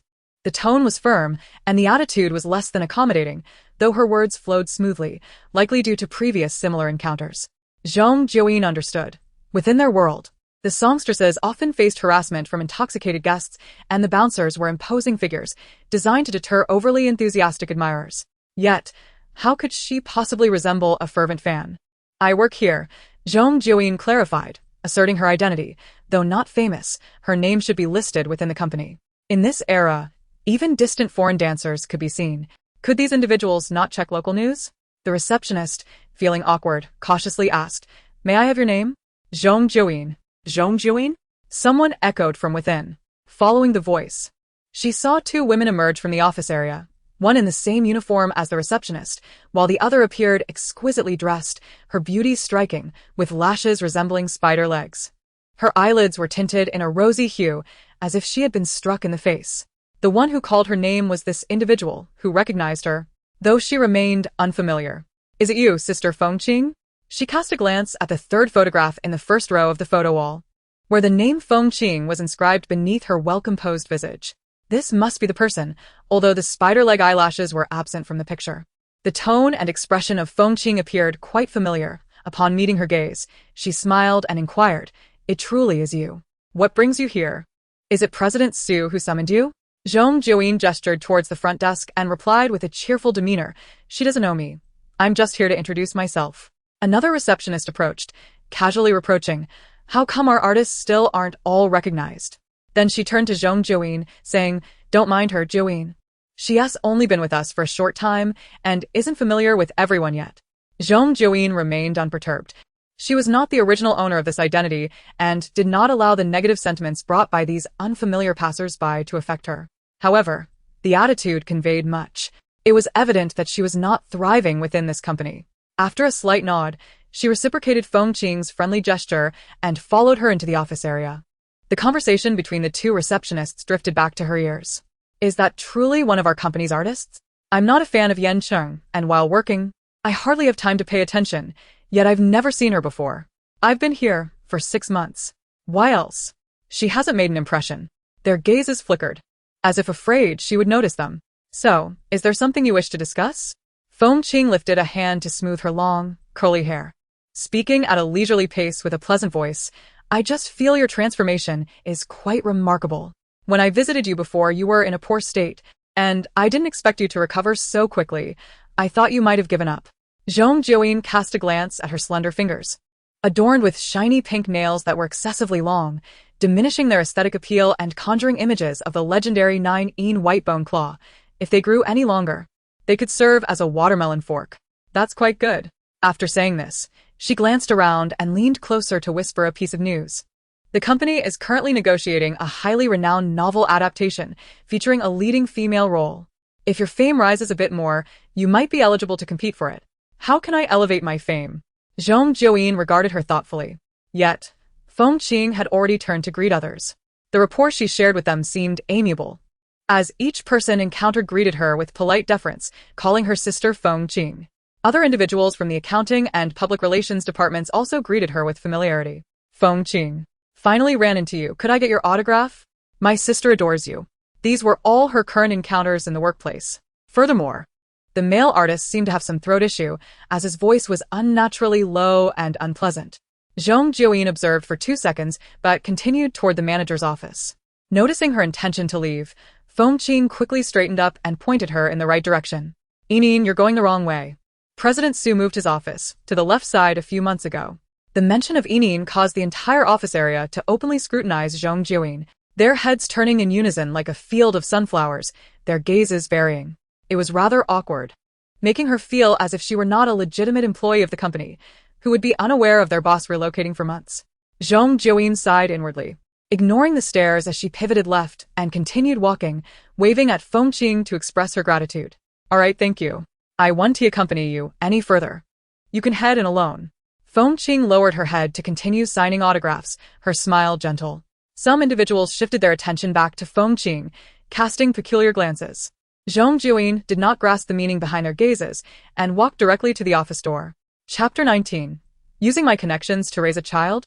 After knocking and receiving permission to enter, she found a man behind the desk who lifted his head, revealing a face that could be considered moderately handsome. Appearing to be in his 30s, though his shirt collar was nearly unbuttoned down to his chest. As she touched her chin, she mused that men indeed differed from one another. The allure of a man who was both reserved yet inviting was far more enticing than one who intentionally tried to provoke with an open collar. Zhong Jiuyin? President Su squinted, surveying her from head to toe, then tossed his pen aside and beckoned her closer. Come, sit. Zhong Jiuyin approached a few steps, smoothly pulling out a chair to sit at a safe distance, entirely at ease. The two of them regarded each other intently. She was uncertain if the original owner had ever interacted with President Su, but it seemed they had little acquaintance. Whether it was due to her being too transparent and forgotten by the boss or the original owner deliberately distancing herself from someone she deemed dubious remained unclear. In any case, this man clearly did not strike her as a person of pure intentions. What business do you have with me? She had grown accustomed to such modern titles. Su Cheng leaned back in his chair, lazily peering at her through half-closed eyelids. I didn't expect you to be so fortunate, running into Yan Cheng during a variety show. I heard he sought you out yesterday? A clever worker would typically recount the minutiae of the previous day's events, or at the very least, embellish the narrative with truths the boss desired to hear. However, Zhong Jiuyin merely responded with a non-committal hum. The renowned martial arts prodigy and cold-blooded killer needed to maintain an air of reticence, disdainful of trivial conversation with the ordinary. Su Cheng awaited her next words, remaining silent in anticipation. Thus, they found themselves locked in a prolonged silence, their gazes unwaveringly locked. Taking a breath, Su Cheng finally asked, "What did he want from you?" Zhong Jiuyin replied slowly, "I saved him. He wishes to repay me." Su Cheng waited another 2 seconds, but when no further elaboration came, he pressed on. And then? Was he expecting her to leap about like a frog? If he didn't give her a proper response, he wouldn't be able to complete his thoughts. No wonder she hadn't made as strong an impression as the office cleaner in nearly 2 years. With such social ineptitude, she would need divine intervention to achieve success. Recently, there's buzz about a martial arts drama directed by Wan Shan. I hear there are still many undecided roles. Were it not for the potential that she might indeed achieve fame, bringing profit to the company, Su Cheng would have felt inclined to curse a little. For such a foolish artist, the boss would need to break down objectives and force them into her mind. He could undoubtedly negotiate a favorable deal, but if he genuinely intended to fulfill a favor, a single role would scarcely suffice. He should arrange for 2 roles to be vacated for her benefit. Zhong Jiuyin realized that this meant supporting other artists within the company, using her connections to nurture talent, and so brazenly, she rested her arm on the chair's armrest and pulled out her precious phone. Then, I shall inquire. A finger danced across the screen, sending a message to a certain contact. Su Cheng, wishing to intervene, found his words stifled in his throat and ultimately chose silence. He too was curious to see whether someone of Yan Cheng's stature would entertain Zhong Jiuyin's approach, providing insight into how much patience he had for her overtures. If he did, it could elevate their entire company. Zhong Jiuyin lowered her head, fiddling with her device before looking up. He disagrees. Su Cheng frowned. He said that directly? Yan Cheng himself? Zhong Jiuyin lifted her phone, displaying it to him. It was indeed from him. In the white frame were 2 icy cold words. No. Su Cheng's brow knitted tighter. She, however, lowered her gaze once more, leisurely exiting the chat with Yan Cheng, whose profile picture and name mirrored one another. At such a young age, she had mastered the art of dual accounts on WeChat. Indeed, this prodigy excelled in every field. In the torrent of progress, individuals like her, eager to learn and explore new territories, would undoubtedly not be cast aside. Putting away her phone, Zhong Jiuyin looked at Su Cheng and offered a slight smile. President Su, I actually have a mature proposal. Su Cheng scrutinized her. What is it? This time, By presenting a request that diverged from his expectations, he would remember this encounter. The next time he needed to assist her, it would be more agreeable. A little help here and there with his support. I shall not fret about finding opportunities for resurgence. He stood behind me, effectively standing behind the company. As the company name was mentioned more frequently, the visibility of other artists would undoubtedly increase as well. Subsequently, he would no longer need to assist. Good roles would naturally gravitate towards us. Once I gained fame alongside those with talent yet lacking opportunities, my presence would serve as a promotion for the company. Yan Cheng would recognize our intelligence and might choose to continue our collaboration. This way, no one could accuse Huancheng Entertainment of being unseemly. In short, the benefits of this favor should solely accrue to her. Let no other refuse to be associated with it. Her voice was melodious, neither overly clingy nor meandering, making the conversation flow like a corporate executive presenting a grand vision to shareholders. Su Cheng did not listen attentively, his gaze drifting past the window's money tree toward the outside. Why was the sun so much more intense? The scorching halo expanded, enveloping Zhong Jiuyin, making her appear as if she radiated a humble golden glow. Gazing directly at the sun, it increasingly resembled a circular egg pancake. Enough. Su Cheng closed his eyes and rubbed his temples, waving his other hand dismissively, signaling he understood. You can leave now. If Yan Cheng's team contacts you later, let me know. Zhong Jiuyin gracefully stood up, about to depart, when he added, wait a moment. You are now considered a key artist, and the company has assigned you an assistant. He pressed a button on his phone, summoning the assistant, and gestured for Zhong Jiuyin to make her acquaintance. The assistant, a bespectacled young woman named El Fong, was somewhat of a mouthful, so for now, they would call her Erko. After they introduced themselves, Zhong Jiuyin expressed her gratitude to Su Cheng. Thank you, Mr. Su, for your consideration. I finally have an assistant. Next time when Guoge tries to obstruct my meeting with Yan Cheng, someone can help out. Su Cheng squinted. What did you say? Guomingli is blocking you from meeting Yan Cheng? Chapter 20. The pigeon with a face delivers news. Zhong Jiuyin was dismissed by Su Cheng. The command to leave was somewhat loud, attracting the attention of those outside. As the office door swung open, everyone seemed to subtly glance toward it. Zhong Jiuyin, unfazed, walked past with her assistant and bid farewell at the entrance. You don't need to follow me all the time. Just come when there's work. She then inquired. By the way, have you met Guomingli? The young assistant shook her head, a bit anxious, and honestly replied, I just started yesterday. Another fresh recruit. Coincidentally, they were at the entrance, where the receptionist still lingered. Zhong Jiuyin glanced over and remarked, why are so many new hires recently? Is the company struggling? And the previous batch left? The assistant shook her head again, her round eyes displaying a naive clarity. It's quite prosperous. Plus, the HR department said I'm the only new employee in the last 2 months. Zhong Jiuyin elongated her tone. Is that so? Perhaps I'm the one who's new, and it's just me who's struggling. The receptionist. The assistant took the downturn as an alternative expression of despair, interpreting her self-deprecating words with a sympathetic imagination. Just looking at her beautiful face evoked a sense of pity. As the assistant faced her first professional challenge, she pondered briefly before quietly offering reassurance. Sister Yin, don't be disheartened. Just excel in this variety show, and you'll gradually build your reputation. Yesterday, your trending topic with teacher Yan only left the charts after midnight. That's a good sign. Zhong Jiuyin's fingers twitched. Unable to resist, she gently patted the assistant's fishtail braid, sincerely exclaiming, You are truly adorable. The assistant blushed, pressing her lips together to reveal a small smile. Having received sufficient flattery, Zhong Jiuyin decided it was time to leave. The two of them pressed the switch to open the glass door and walked together down the final stretch of their shared journey. As they exited, she casually asked, What news were Yan Cheng and I trending for at midnight yesterday?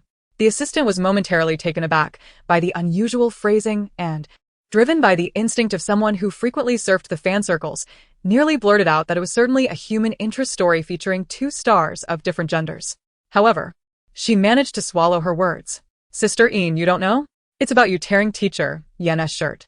Photos of half of his chest muscles have been circulating everywhere, and some of his female fans are enraged, putting you on the trending list. Zhong Jiuyin, the one whose shirt was torn was Yan Cheng. Why do I feel as though I am the innocent party here? Upon returning home, Zhong Jiuyin recounted the events she had witnessed and heard at the company. It appeared that the company was unaware of certain dubious dealings by Guomingli. The young assistant and Guomingli were not in cahoots, which was advantageous. However, Feng Qing seemed somewhat peculiar. While her words of concern were quite sincere, indicating a good relationship, the original owner had seemingly never mentioned her in the hastily scanned diary. Although, based on today's interaction, Feng Qing presented no overt conflict. Yet, due to an instinctual discomfort, Zhong Jiuyin couldn't shake off her unease toward this individual. It was difficult to say whether the original owner's increasing efforts led to her becoming more transparent, possibly tied to competition among peers. Jealousy was quite normal, And she could easily understand that. exceptional individuals often bore the burden of more malice. Having sorted through these thoughts, Zhong Jiuyin noted down matters to investigate later and leisurely climbed into bed. Days without extra work felt remarkably relaxed. In the past, such moments would have been unbearably stagnant, but in this place, with a phone and a bedside reading material, she could comfortably lie in bed for hours without moving.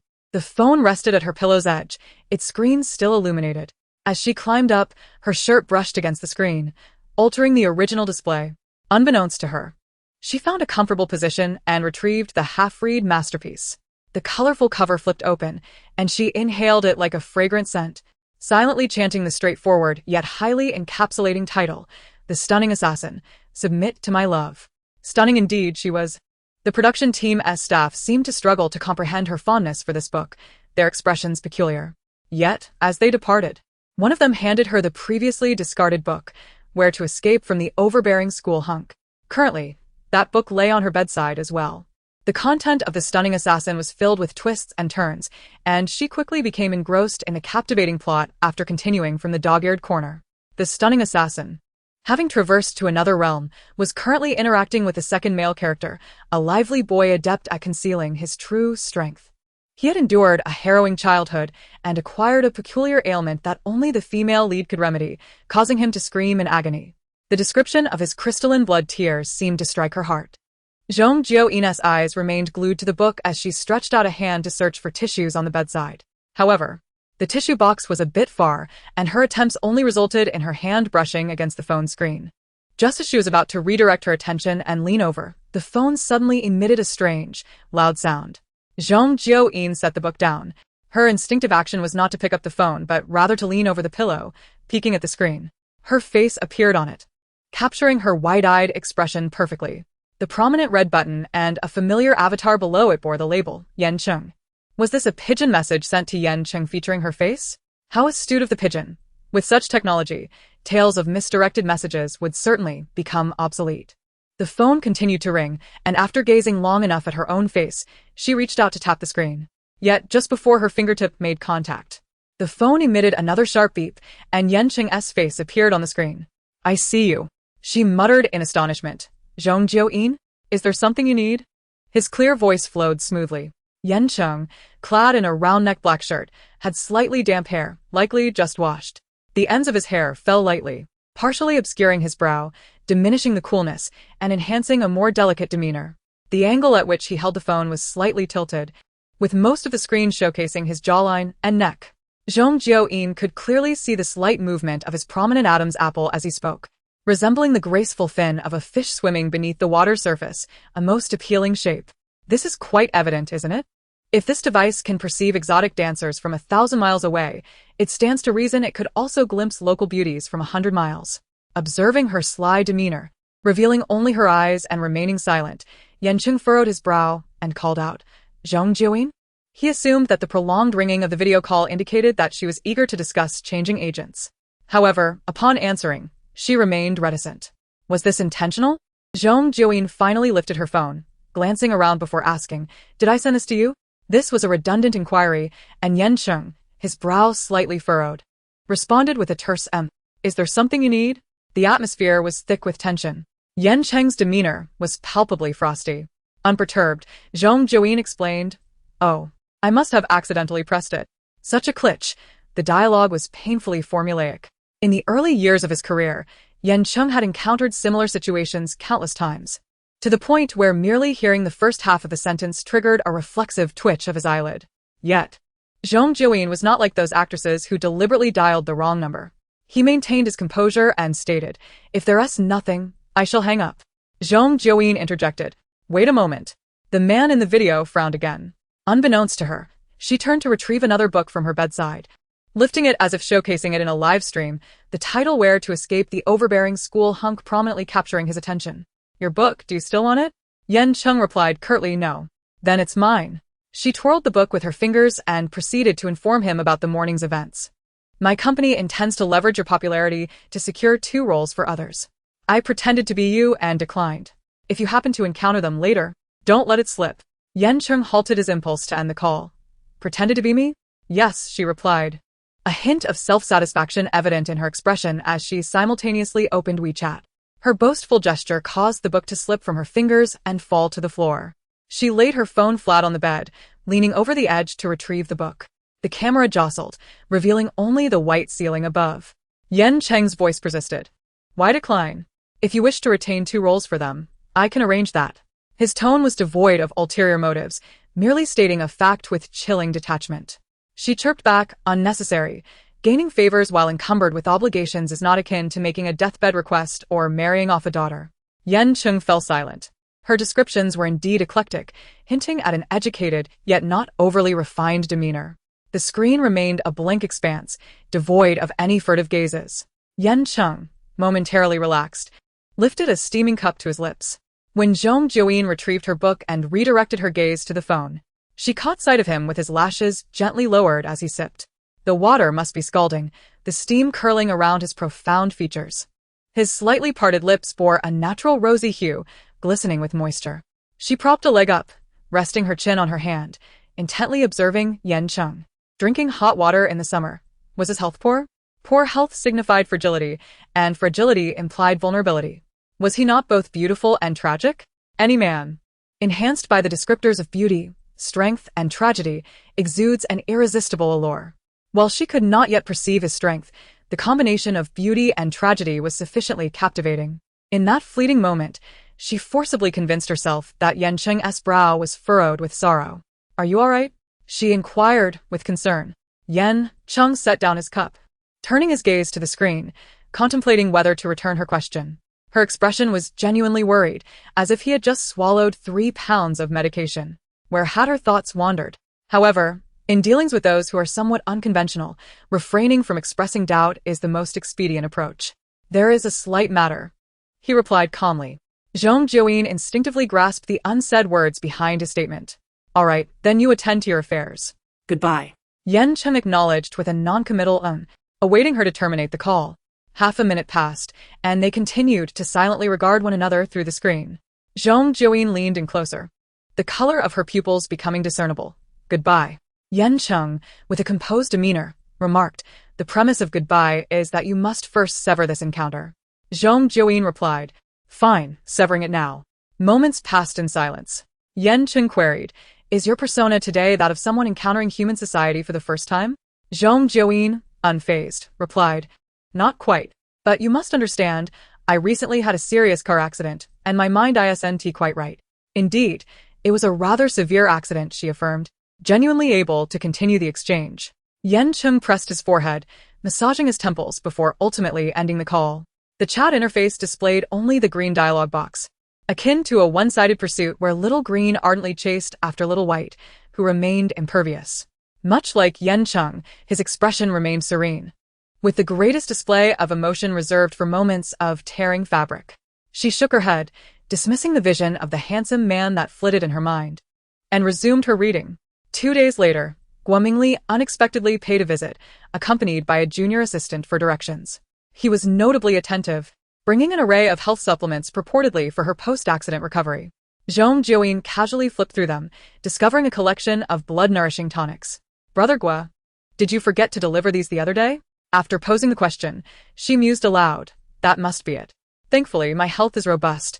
I could endure without them. If I had waited for your courtesy to recover, I'd be 6 feet under by now." Guomingli rubbed his face, forcing a smile. Join. "I've been preoccupied this month assisting the training instructors with newcomers. I understand your grievances, as Sue has discussed them with me. However, considering this pivotal moment in your career, we should strive for stability. Currently, there are no other capable agents available."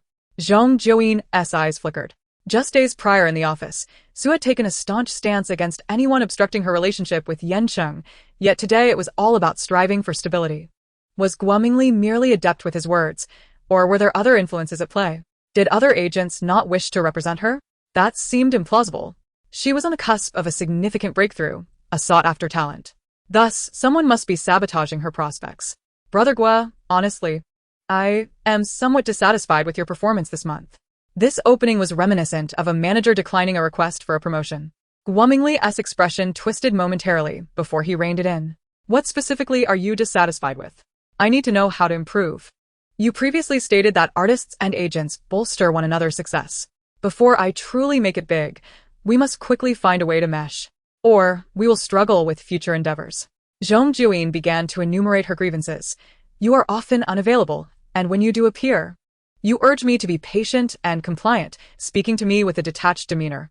You have not secured any worthwhile opportunities for me.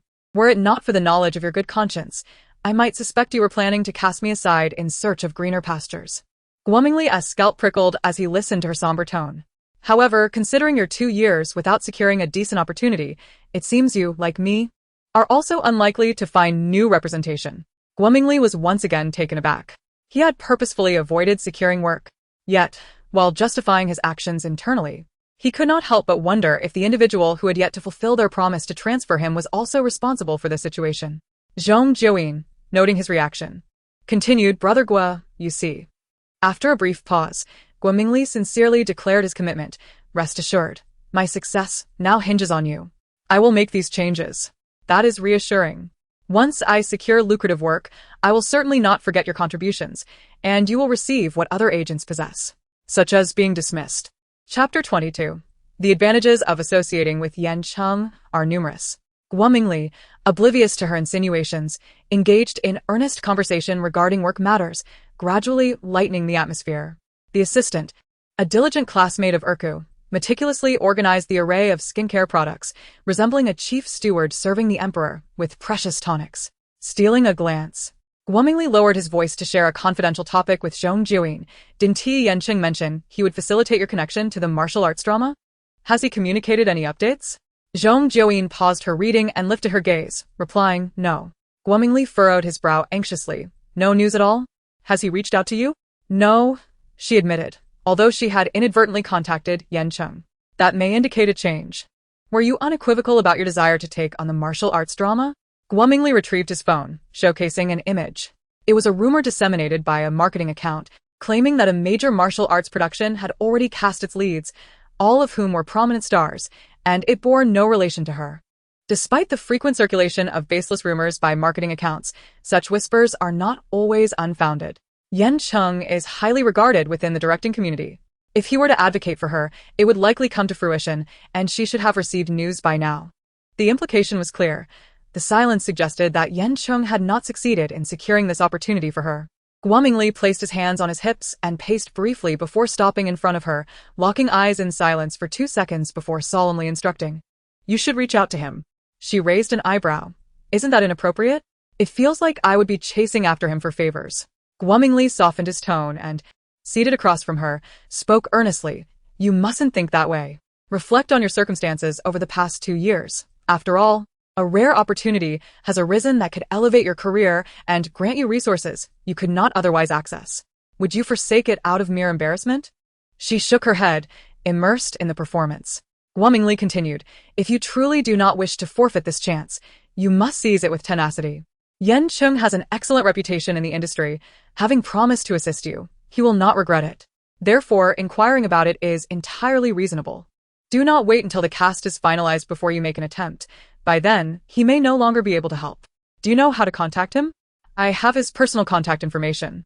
Zhong Jiuyin, in his presence, retrieved her phone, navigating to a chat interface. Just as she was about to send a message, she hesitated.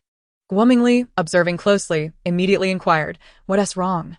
He hesitated, then relented. Very well, do as you see fit.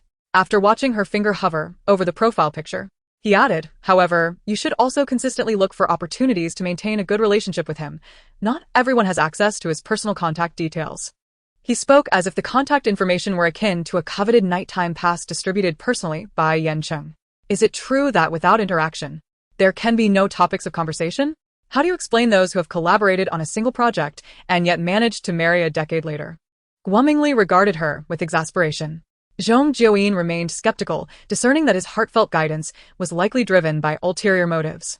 She decided to continue the charade, feigning disinterest in networking, but just those two hesitant words prompted glumingly to launch into a well-prepared discourse, beginning with a deep sigh akin to a long-dormant zombie awakening. Jiuyin, you must know yourself that your situation with Yan Cheng is not exactly a rescue operation. Such occurrences are not uncommon in the entertainment industry.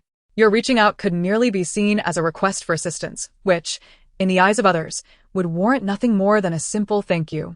He may have felt obliged to respond due to the cameras capturing the moment, but that obligation is quite superficial. Zhong Jiuyin nodded seriously. Glumingly continued smoothly, as if reading from a script. However, this is different for you. To be frank, your luck over the past 2 years has been rather poor. While being able to work with him on a significant project is a positive step, filming does not guarantee airing, and airing does not ensure popularity or success. It is highly probable that you would remain in the same position. Do you truly wish for that? I do not, she replied, her brows furrowing as she recalled the tears spilled by the original owner in her diary. In truth, the original owner had filmed 2 dramas and received a few offers over the past 2 years, yet all efforts had yielded no results, gradually leading to a depletion of resources. The original owner, trapped in a cycle of misfortune, had become increasingly despondent, at times expressing her frustrations in her diary with large, emphatic questions directed at the heavens, exclamation points taking up half a page. Naively charming, glumingly thought, this has nothing to do with the heavens. It is simply someone orchestrating misfortune. Unaware of her inner thoughts, glumingly pressed on with a more optimistic tone. Thus, you must alter your mindset. If you aspire to climb higher, you cannot afford to be overly proud. Maintaining a good rapport with Yan Cheng will increase your chances as resources become more plentiful. Many capable individuals go unnoticed in this industry. Your absence would not be missed. To gain visibility, one must set aside their pride. Glancing at her again, he lowered his voice conspiratorially. That fellow who debuted alongside you, Feng Qing, has continuously received resources over the past 2 years. Wasn't she initially without popularity? It was only after she participated in a slow-paced variety show earlier this year that her fame began to rise. Do you know why she has been able to secure so many opportunities despite her initial obscurity? Zhong Jiuyin blinked. Why? Because she has connections with President Su. The statement was delivered casually, accompanied by suggestive gestures. Zhong Jiuyin understood and raised her eyebrows in realization. Ah, so that was it. The peculiar glances from the employees towards Feng Qing the other day were due to this. Was it also Feng Qing who influenced Su Cheng's change of heart? Chapter 23. I have investigated the incident regarding the car accident. Of course, glumingly did not express it so directly. As the saying goes, the favor of the powerful is indispensable, resources are not scarce, and so forth. Zhong Jiuyin nodded in agreement, munching on a pear as she gestured in affirmation. After conversing for 2 to 3 hours, they finally managed to see them off. Once the room was left with only her, she flipped through a book, feeling contemplative. The modern world has this unfortunate aspect, necessitating the suppression of one's temper to endure such trivial discourse. In her previous life, had she heard something displeasing, she could have simply severed ties and restored peace to the world. Nevertheless, in this lawful society, as a former unrivaled beauty bidding farewell to the past, I suppose I should lead a life as ordinary as those around me. Yan Cheng exited the photography studio after the magazine shoot, settling into the waiting van outside. This particular shoot took place indoors, as it was one of the top 5 men's magazines, featuring an important solo cover for the October issue.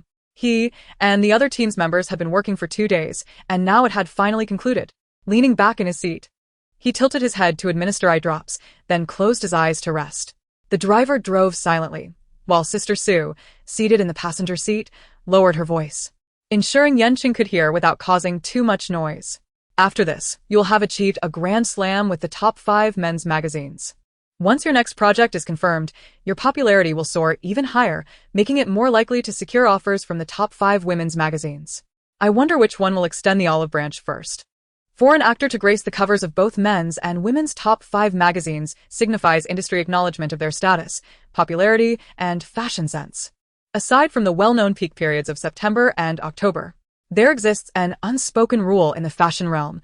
It is challenging for men to feature on women's covers and vice versa. Of course, if one is sufficiently popular, such barriers can be overcome. Sister Su's aspiration was for Yan Cheng to gain even greater prominence. to the extent that he would also grace the covers of the top 5 women's magazines. Letting out a contented sigh, she continued, "Your trajectory towards international awards is gradually shifting. Featuring in the parent magazines of these top 5 publications offers a distinct advantage. It would be even better if you could land a cover for the parent magazine next time." Yan Cheng merely replied with a subdued Having started acting at the age of 18, his initial success was attributed to fortunate circumstances, having garnered awards within the country for his earlier works. Subsequently, domestic films began to make significant inroads into international awards.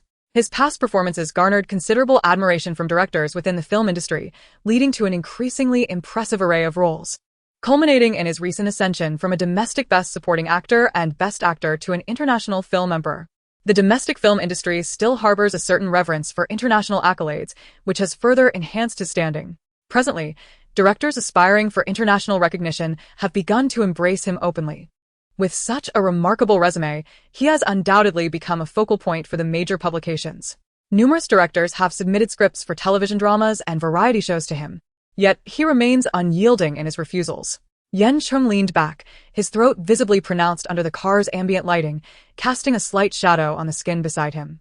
When he refrained from expressing emotion, his lips settled into a flat line, exuding an air of indifference, and his slightly weary voice carried an undertone of detachment. "I have investigated the incident involving Zhong Jiuyin's car accident," he remarked. Yan Cheng opened his eyes. "Were there any irregularities?" "None. It was simply a normal car accident. There were no hired killings or any other sensational narratives. However, the hospital reported that during her stay, the patient did not indicate any memory loss. At her follow-up, there were no mentions of any lingering effects. Therefore, when Zhong Jiuyin claimed to have forgotten events from a year prior due to the accident, it was likely a fabrication to deceive them." Yan Cheng furrowed his brow for a moment, recalling the video call that had been inadvertently dialed a few days prior. Although Zhong Jiuyin's demeanor sometimes resembled that of a carefree simpleton, he subconsciously felt that she would not resort to deceit in such matters. "Have you continued to investigate last year's events?" he inquired. "I have. Sister Sue is quite experienced and well-versed in the nuances of the industry. She has revisited the inquiry without needing prompting. At Huancheng Entertainment, the outfit she wore in the signed contract photographs was similar to the one captured on surveillance. Nonetheless, it's possible someone else was wearing the same outfit and traversed the same path on that day. It would be prudent to consult the surveillance footage for confirmation. Yet, there may be no need for that. After all, we're not seeking to identify a savior to whom one must owe their life." Moreover, Sister Sue's tone shifted slightly. "I uncovered another detail. On the day Zhong Jiuyin signed with Huancheng Entertainment, another female artist also entered into a contract. They attended together." Yan Cheng inquired, "Who?" "Feng Qing," she replied. "She is a rising actress currently being promoted by Huancheng Entertainment, having gained some popularity this year. Online discussions suggest she is among the next wave of budding stars. Having debuted less than 2 years ago, aside from a few cameo roles, she has only appeared in 2 significant productions, yet is already being considered a contender among the new generation of stars, a stark contrast to the relatively obscure Zhong Jiuyin. One is a fortunate overachiever, while the other appears to be an unfortunate underachiever." Yan Cheng rifled through his memories for any recollection of Feng Qing, but found nothing. He did not know her. However, Sister Sue's description made it clear how vastly different their experiences had been, illustrating the notion of same profession, different destinies. Her carefree demeanor seemed genuine, starkly contrasting with the 2 years of obscurity she had endured. He had encountered many artists struggling with their careers, most of whom exhibited signs of silence and depression, their smiles tinged with discomfort. He suddenly asked, "Was the car accident quite severe?" Zhong Jiuyin's peculiar way of speaking that day indeed suggested the possibility of memory loss, as if she were embodying a demographic of elderly mobile phone users from a decade prior. Female stars typically strive to maintain a flawless appearance. Any scars could severely limit their ability to take on certain, demanding roles. The more he pondered, the stranger it became. After nearly 2 years of professional setbacks, and now a recent car accident, it was only natural for one to be affected emotionally and in terms of overall demeanor. Yet, Zhong Jiuyin seemed entirely unperturbed by these experiences. The more I think about it, the more it appears so. Chapter 24, Episode 2, Cinderella. Yan Cheng closed his eyes once more. Sister Sue assumed he intended to rest further and refrained from speaking, enveloping the car in silence.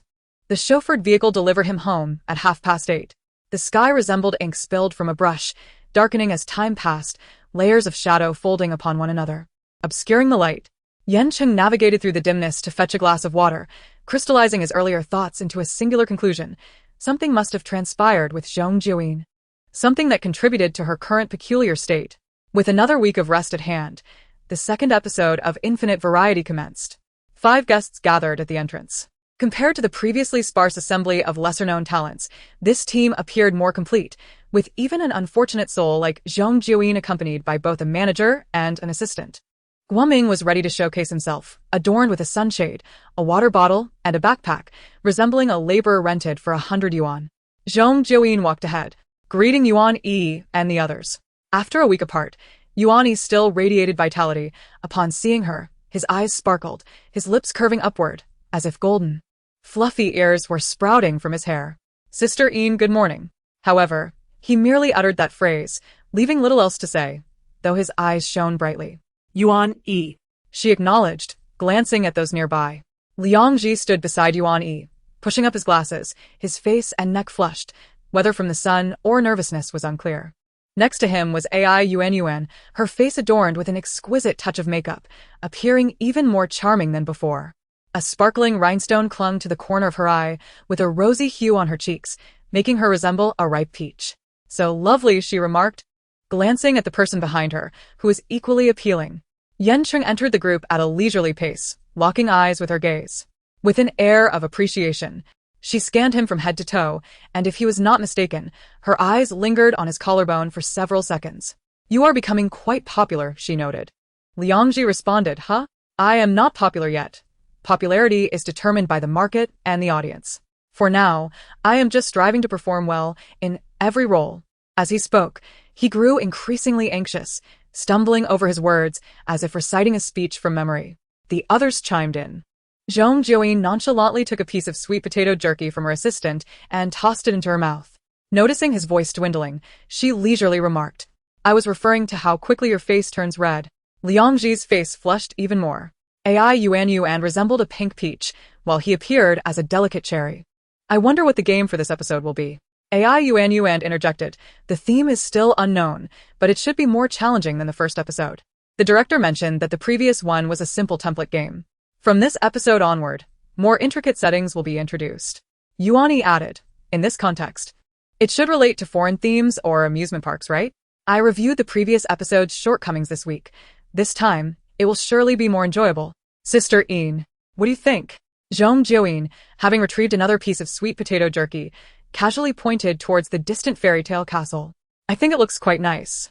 After taking a bite, it was unclear whether her compliment referred to the game or the sweet potato jerky. The sweet potato jerky was a vibrant red, its exterior chewy and resilient, slightly translucent in the sunlight, with a soft, fragrant sweetness within. She wielded it like a conductor's baton, guiding her observations, leaving a trail of enticing aroma in its wake. Yan Cheng glanced over, recalling the candies Sister Su had prepared for him. Among them was a type of gummy that appeared to share the same hue. The director was no longer the previous one. He seemed considerably more adept, with equipment set up early, creating a backdrop of screens and card stands. The added content primarily manifested in the card explanations. This episode's cards included personal scripts alongside identities and special abilities. For instance, there were rebirth scripts and villainous scripts, requiring participants to fulfill the main tasks without contravening their individual scripts. Moreover, the special abilities were now solely designated for task completion, no longer allowing for the seizing of gold coins. This episode's theme, Cinderella. In this episode's main storyline, we embark on a whimsical journey through a distinctive fairy tale, guiding Cinderella and her prince as they navigate countless trials to ultimately enjoy a life steeped in happiness. 5 ornate cards illuminate the screen. The main characters include Cinderella, the prince, the stepsister, the fairy godfather, and a mouse spirit. The mouse spirit is evidently not a benevolent character, likely one of the 2 unfortunate souls in this tale. After the director announces the rules, he allows the participants a moment to comprehend before drawing cards. Seizing this opportunity, Zhong Jiuyin humbly approaches Ai Yuan, requesting her to elucidate the concepts of the system, the script, and the Cinderella narrative in layman's terms. Eager to learn, she adeptly adopts a Na'vi demeanor, taking mental notes as she listens. Ai Yuan, a partner whose wisdom is invaluable, though tempted to engage with Yan Cheng for a moment in the spotlight, ultimately answers Zhong Jiuyin's inquiries in detail, her confidence buoyed by the praise she receives. Zhong Jiuyin grasps the game's narrative background and tasks, boldly making a series of promises. Her voice unmodulated enough for those nearby to overhear. Her proclamations echo the exuberance of a hapless man who has just learned of his wife's pregnancy, vowing to make her the happiest woman in the world, while in truth, he won't even wash a single dish. Such comparisons might have been influenced by Zhong Jiuyin's exuberance. Yan Cheng, slightly lowering his head, pinches the bridge of his nose to regain composure, while Zhong Jiuyin steps forward to draw her card first. The gilded card reveals itself, and she raises an eyebrow. Cinderella. Chapter 25. The Wild Illiterate. She has drawn the role of the protagonist. In AI Yuanyuan's description, she is a beautiful and gentle maiden, clad in a tattered dress and toiling daily as a maid. At the tale's conclusion, she is to leave behind a glass slipper for the prince, a slipper that only she can wear. Yet her foot appears to be an ordinary size, likely akin to AI Yuanyuan's. If the prince relies solely on this for recognition, the story ought to be titled The Love Story of the Rare Bigfoot and the Face-Blind Prince. As she contemplates, her fingers deftly flip the card, ultimately concealing it within her palm before it reemerges beneath her thumb, finding its way into her pocket. The camera zooms in, capturing a complete 10 seconds of this moment.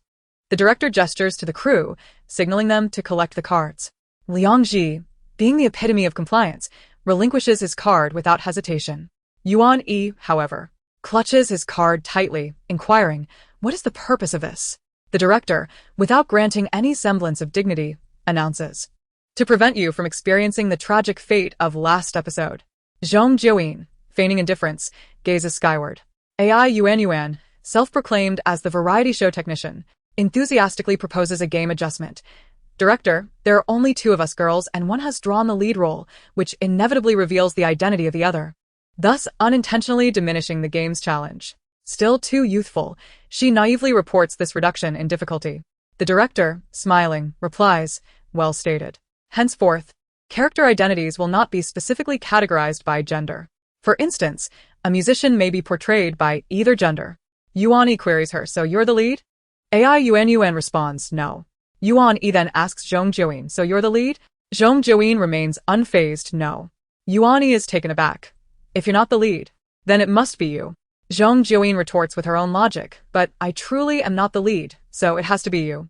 Liang Ji glances at both of them, stating, "Shouldn't the lead character remain hidden? But if the male lead can't find anyone, doesn't this complicate the main task?" Yan Cheng interjects, "Are you the prince?" Liang Ji replies, "No." Yuan Yi adds, "Neither am I." Yan Cheng affirms, "I am not either." Liang Ji concludes, "Well." The intrigue begins. He begins to feel anxious, foreseeing the chaotic outcome of being deceived among a cohort of seasoned players. The director revels in the unfolding scene, collecting the cards and equipping them with smart wristbands, which contain small devices akin to microphones, representative of the game's system.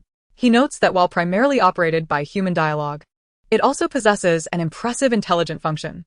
In terms of fandom, this distinction is significant. Yan Cheng boasts millions of followers, while they are akin to a family naming their third-generation heir. Zhong Jiuyin shakes her head, fiddling with the device. It remains silent. Next to her, AI Yuanyuan employs her technician skills, tentatively testing the device with a few sounds, yet it still does not respond. Yan Cheng calmly points out, "I believe any intelligent machine must first be powered on before it can function." AI Yuanyuan, slightly embarrassed, admits, "All right."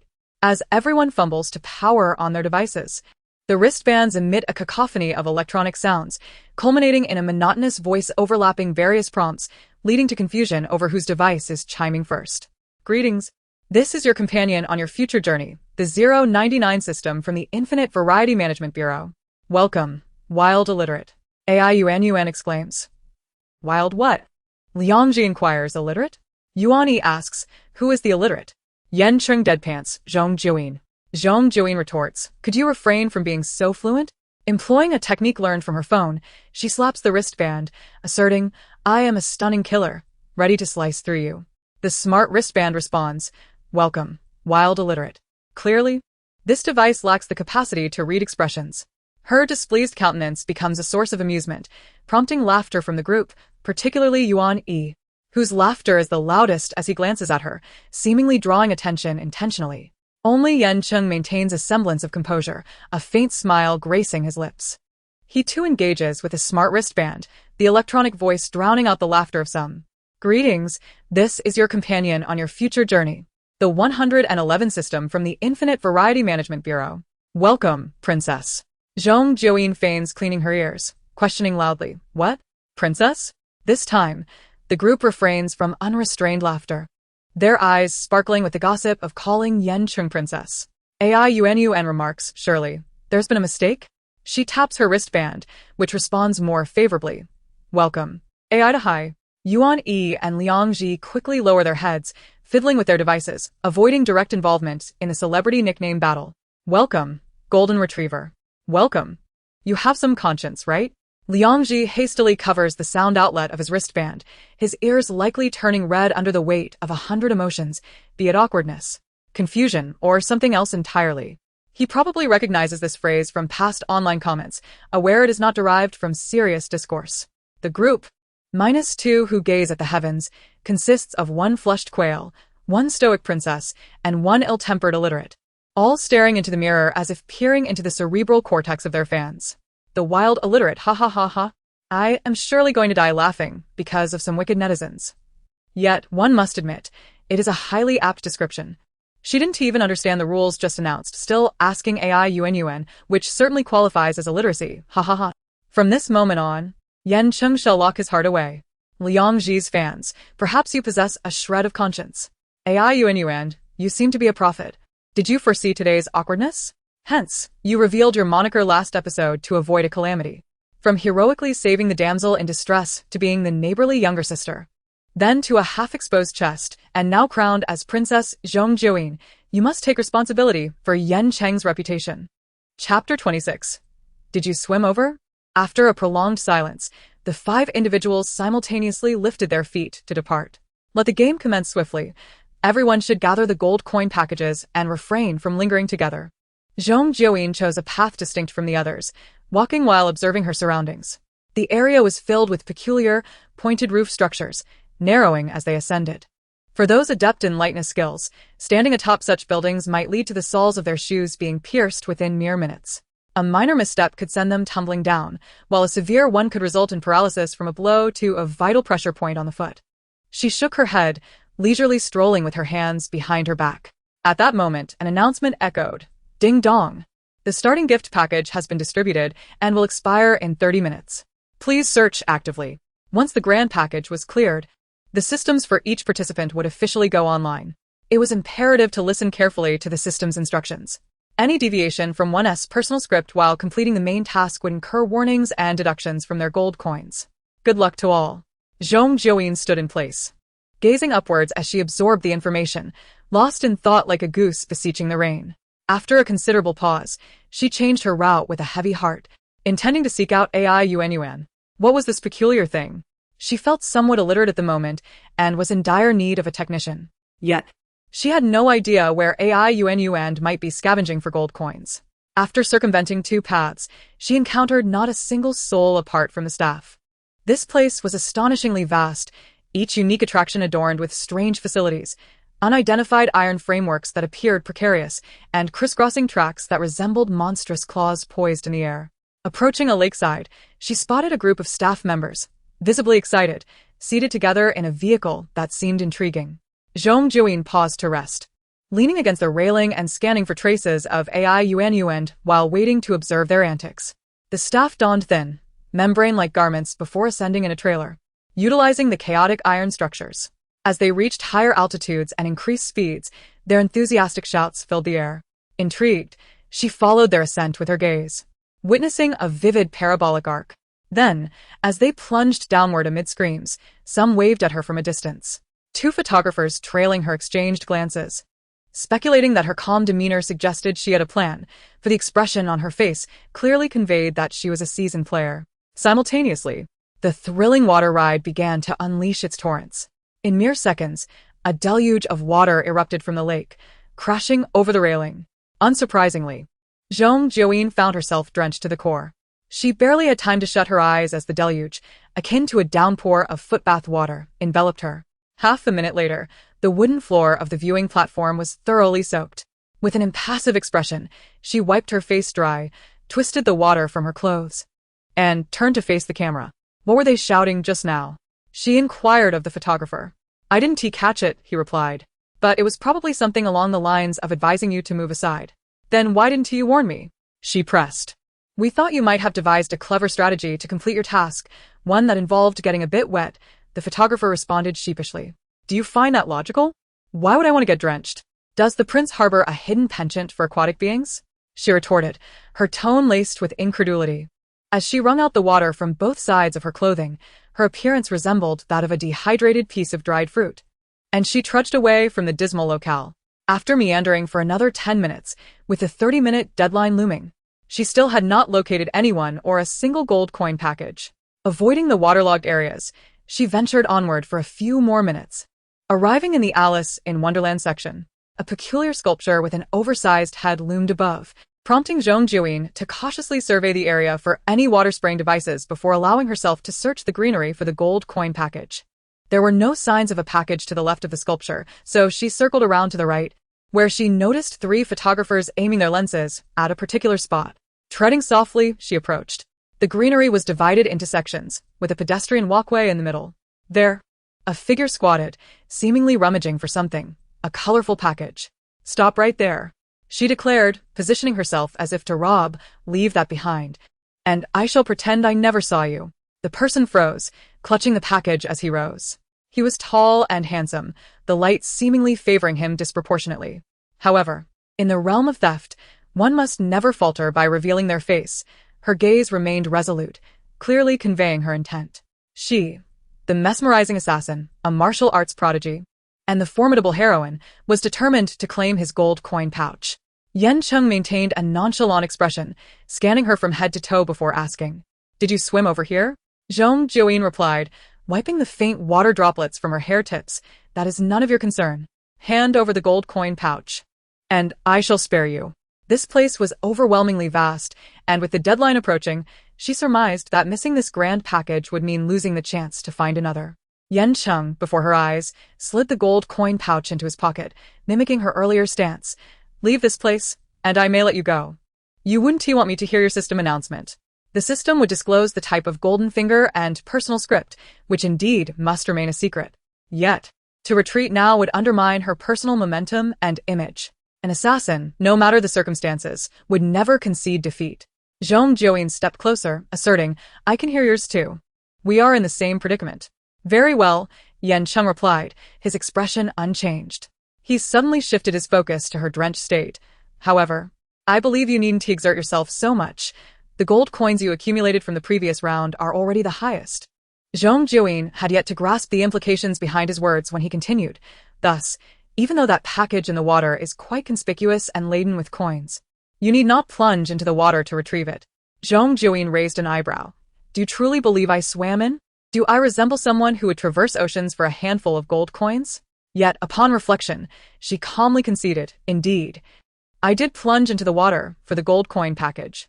Therefore, you must understand that I am someone who is utterly reckless in pursuit of gold coins. Consider carefully if you wish to relinquish the pouch." Unfazed, Yan Cheng continued to gaze into her eyes, asking, "Are you Cinderella?" "I am the enchanting maiden," Zhong Jiuyin retorted. He silently repeated the unspoken rule of engaging with such individuals, to neither question nor deny, but rather to overlook everything. He then calmly inquired, "So, have you drawn the identity of the stepsister?" Zhong Jiuyin squinted at him, suddenly struck with inspiration. "Are you the prince?" Both understood the serendipity of their encounter. Chapter 27. The struggles of Cinderella. No wonder the tales often speak of love arriving at its destined time, and that love is a fated encounter. Not so simple after all. However, Cinderella and the prince, embodying the protagonists, found themselves serendipitously united from the outset. Zhong Jiuyin resolved to sit down and engage in earnest conversation with Yan Cheng. "Prince, should I address you as prince or princess?" Yan Cheng, with a stoic expression, retorted, "Should I call you Cinderella or wild illiterate?" Zhong Jiuyin hesitated for a moment, sidestepping the question with a casual grace. "Let us address something of substance. Throughout this time, I have contemplated the game's rules and discovered a flaw." Pausing momentarily to distance herself from the term illiterate, she carefully considered her words. "Apart from that stepsister, the main tasks for the others require us to overcome all odds to foster love, unlike the previous round where the protagonists had opposing tasks. Only with opposing tasks can there be competition, necessitating the concealment of identities for clandestine collaboration. However, at present, only one character is engaged in contrary actions, seemingly rendering this necessity moot. She pondered whether AI Yuan's narrative was overly simplistic, neglecting crucial plot elements.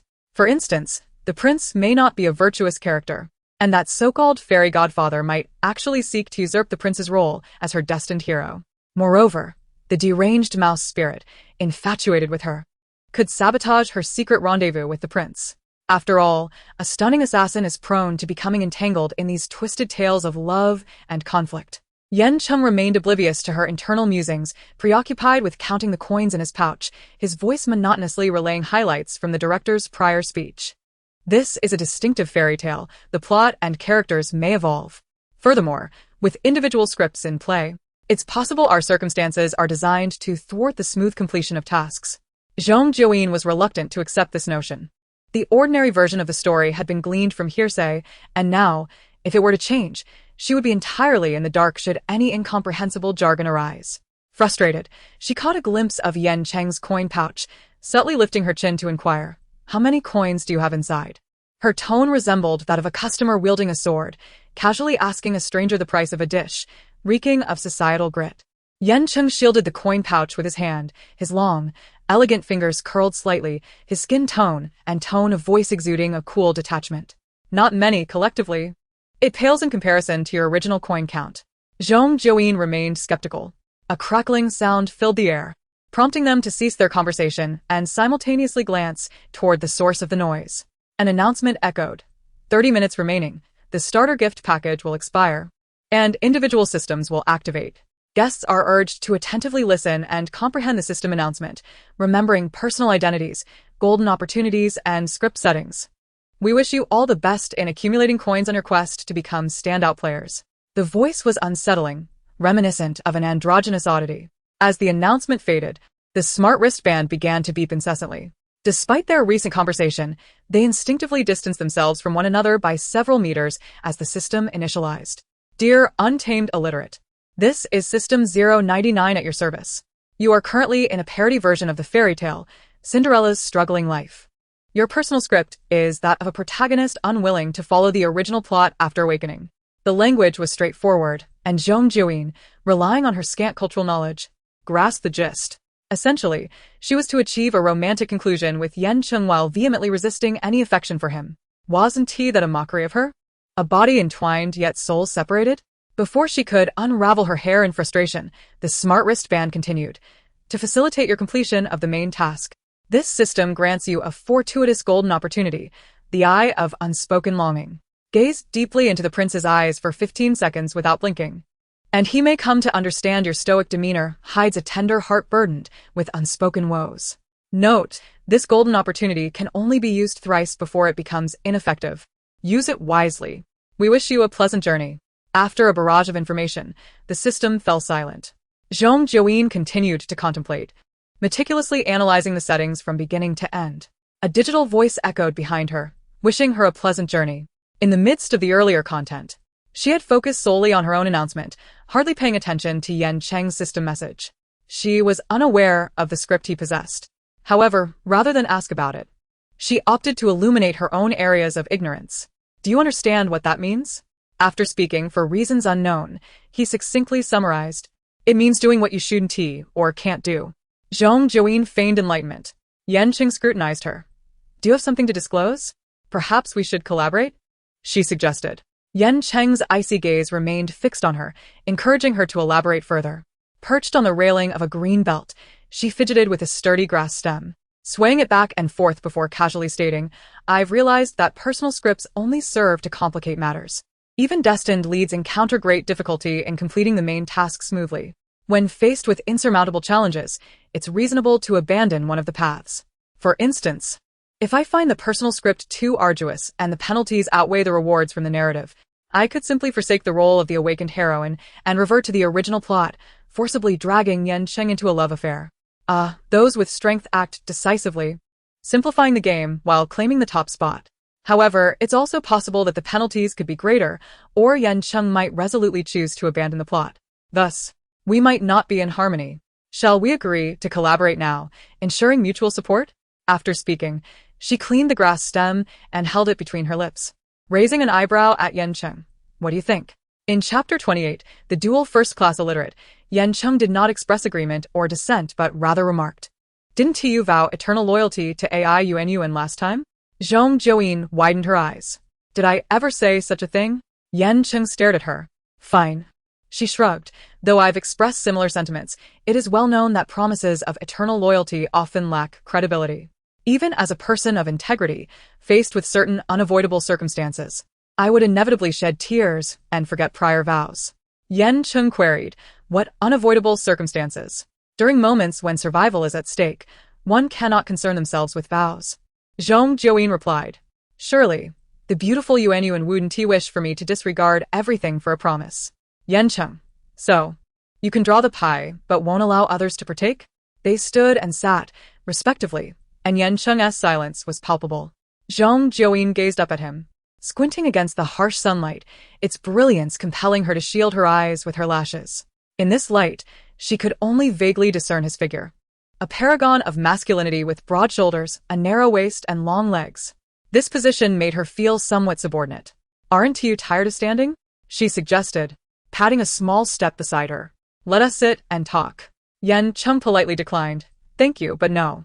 She, ever the gracious host, insisted, "It's fine. I don't mind. Please have a seat." Yan Cheng bluntly stated, "You've left a puddle of water where you stood, soaking the ground. Sitting down would feel akin to sharing a table with a water ghost."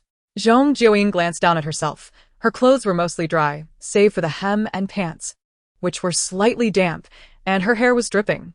It wasn't as exaggerated as leaving a puddle. She stood, intending to say something, but the wet impression left on the smooth stone surface drew everyone's attention, overshadowing the moment. The mark slowly evaporated under the sun's rays until it disappeared entirely. Yan Cheng was about to feign ignorance to spare her embarrassment. However, Zhong Jiuyin, having stared at it for a while, suddenly exclaimed, "Look, there's no water left." You can sit now. Yan Cheng, Zhong Jiuyin, you truly are a bit wild. The personal script has improved remarkably, its brilliance now evident to the naked eye. As I observe the two of them, the vivid images of an exquisite gentleman and a wild, uncultured dog linger in my mind. I remark, "Zhong Jiuyin and Yan Cheng? There's a certain intrigue in witnessing a wild, illiterate character confront a handsome man. But what of Yan Cheng and Zhong Jiuyin? Surely, he wouldn't accept someone uneducated. That would not bode well for the education of the next generation." "Not to worry. Our Jiuyin is a top-notch dual-degree illiterate, wild and carefree in equal measure," comes the playful retort.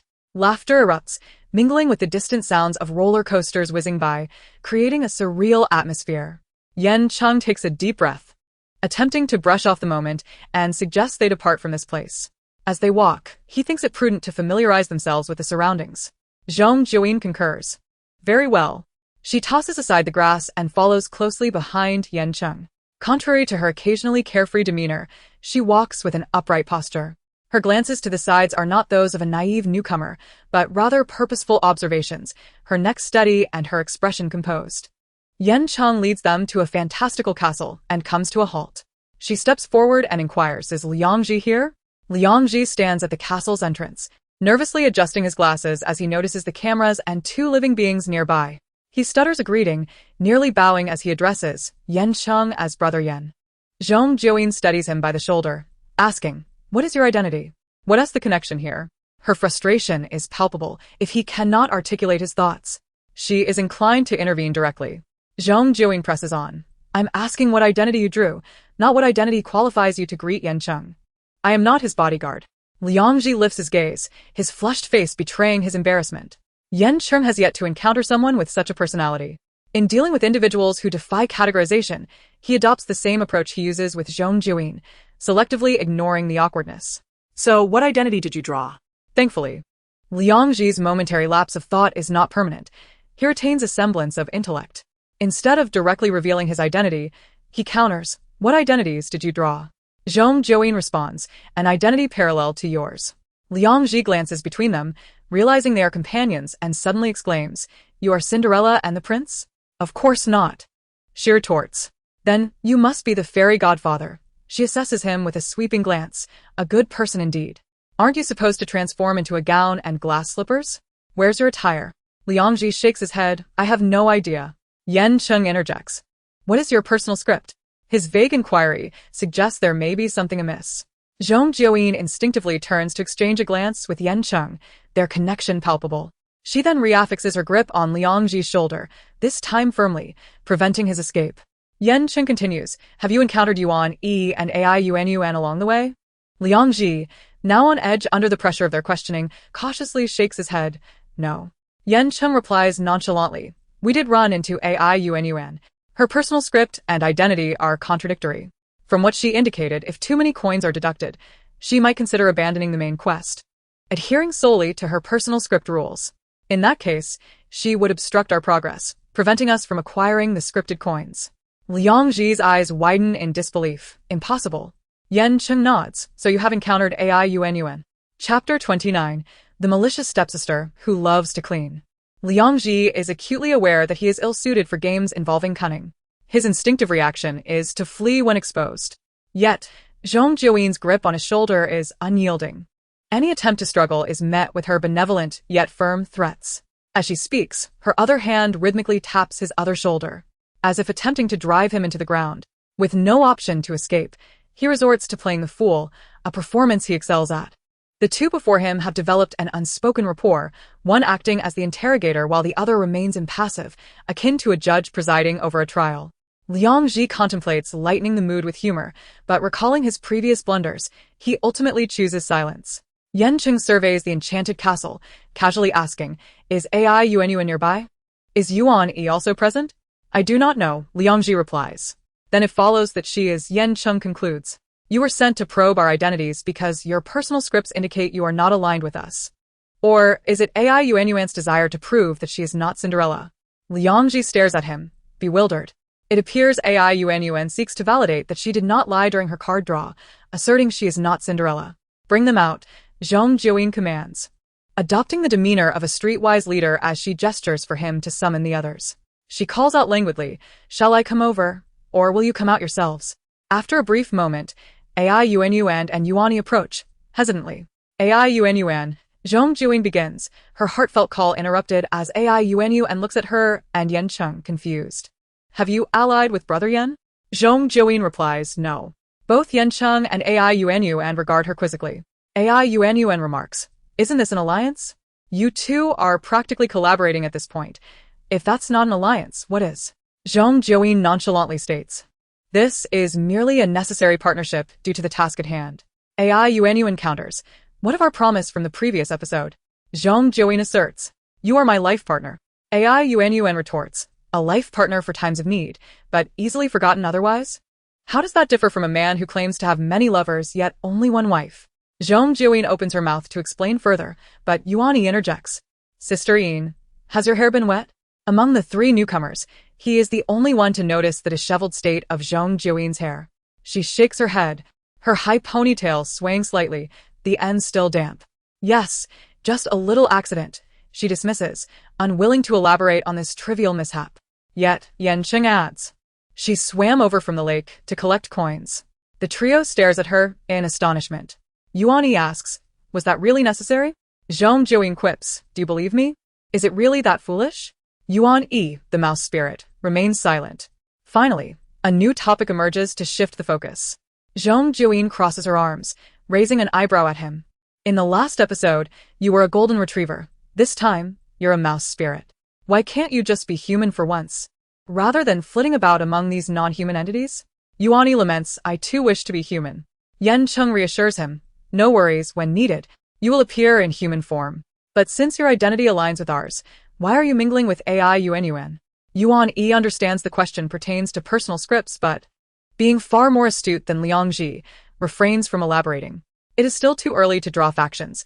They can wait for the new story to unfold. Yan Cheng, non-committal, scans their faces. Then we shall part ways?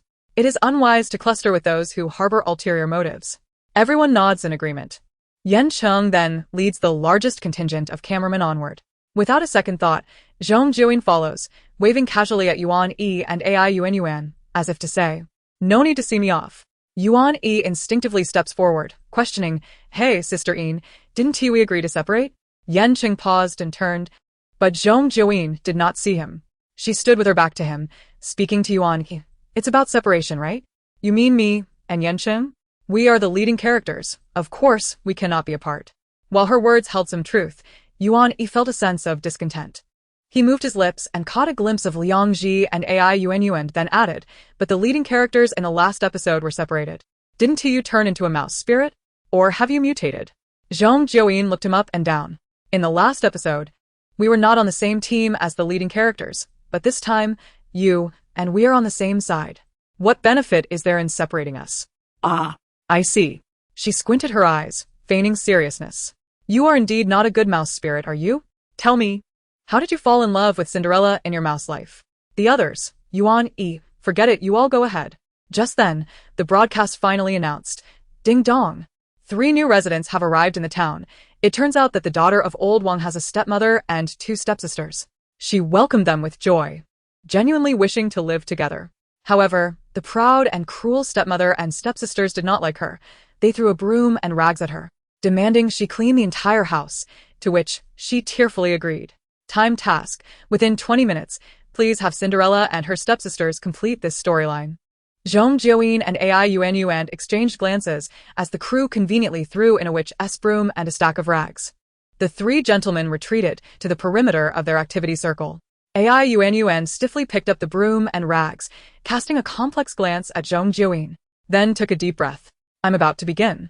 Zhong Jiuyin gestured with a flourish, ready to catch the broom she would throw. The next moment, Ai Yuan dashed towards the castle door with the broom, landing with a wide stance that nearly split. The broom dragged along the ground, swiftly cleaning a path. She had strength, akin to wielding a giant brush to write vigorous cursive on the ground. After a couple of sweeps, she roughly wiped the castle door with the rag and shouted in a booming voice, "Who is your sister? You're just a servant. If you don't finish cleaning these places today, don't expect food or a bed. And move faster." After shouting, she continued to sweep and wipe at the same time, her actions chaotic and frantic, resembling a scene of disorder. Zhong Jiuyin observed the entire process, resting her chin on her arms, then thoughtfully inquired, "Is your personal script about being a tough but soft-hearted stepsister who loves cleaning?"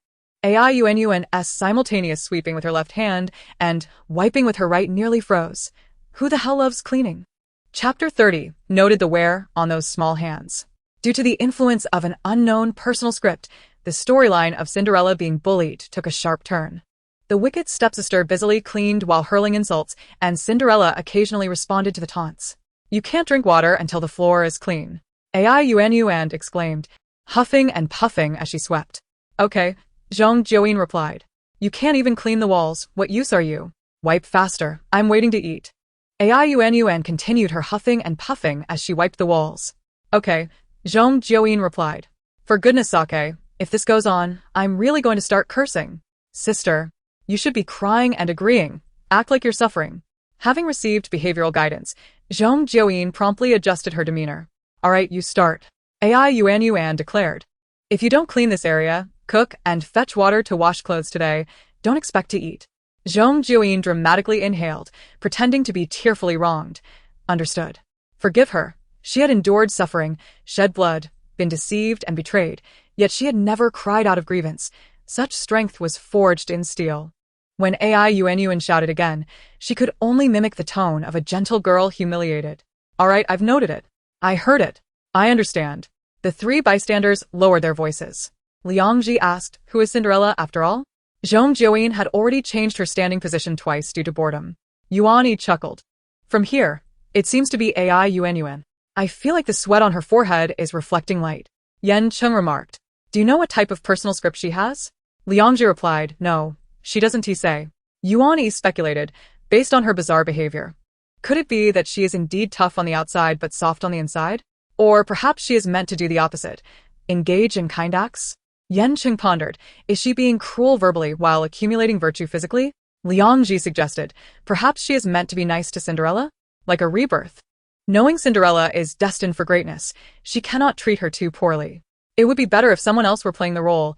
Ai Yuan is excellent at games, and her imagination would surely lead her to guess quickly. When not nervous, he could indeed engage in conversation more freely. Yan Cheng had not been actively participating in the discussion. His gaze was fixed on the two individuals on stage, gradually drifting to Zhong Jiuyin. Her optimism always seemed somewhat discordant, and the more he interacted with her, the more he felt this dissonance. Perhaps he wished to overlap her with the memory of the person who saved him, those incongruities in her experiences subtly urging him to delve deeper. It's over, it's over. Yuan Yi suddenly raised his voice, his tone lighthearted, causing AI Yuan to nearly explode, and Zhong Jiuyin even leaned in closer.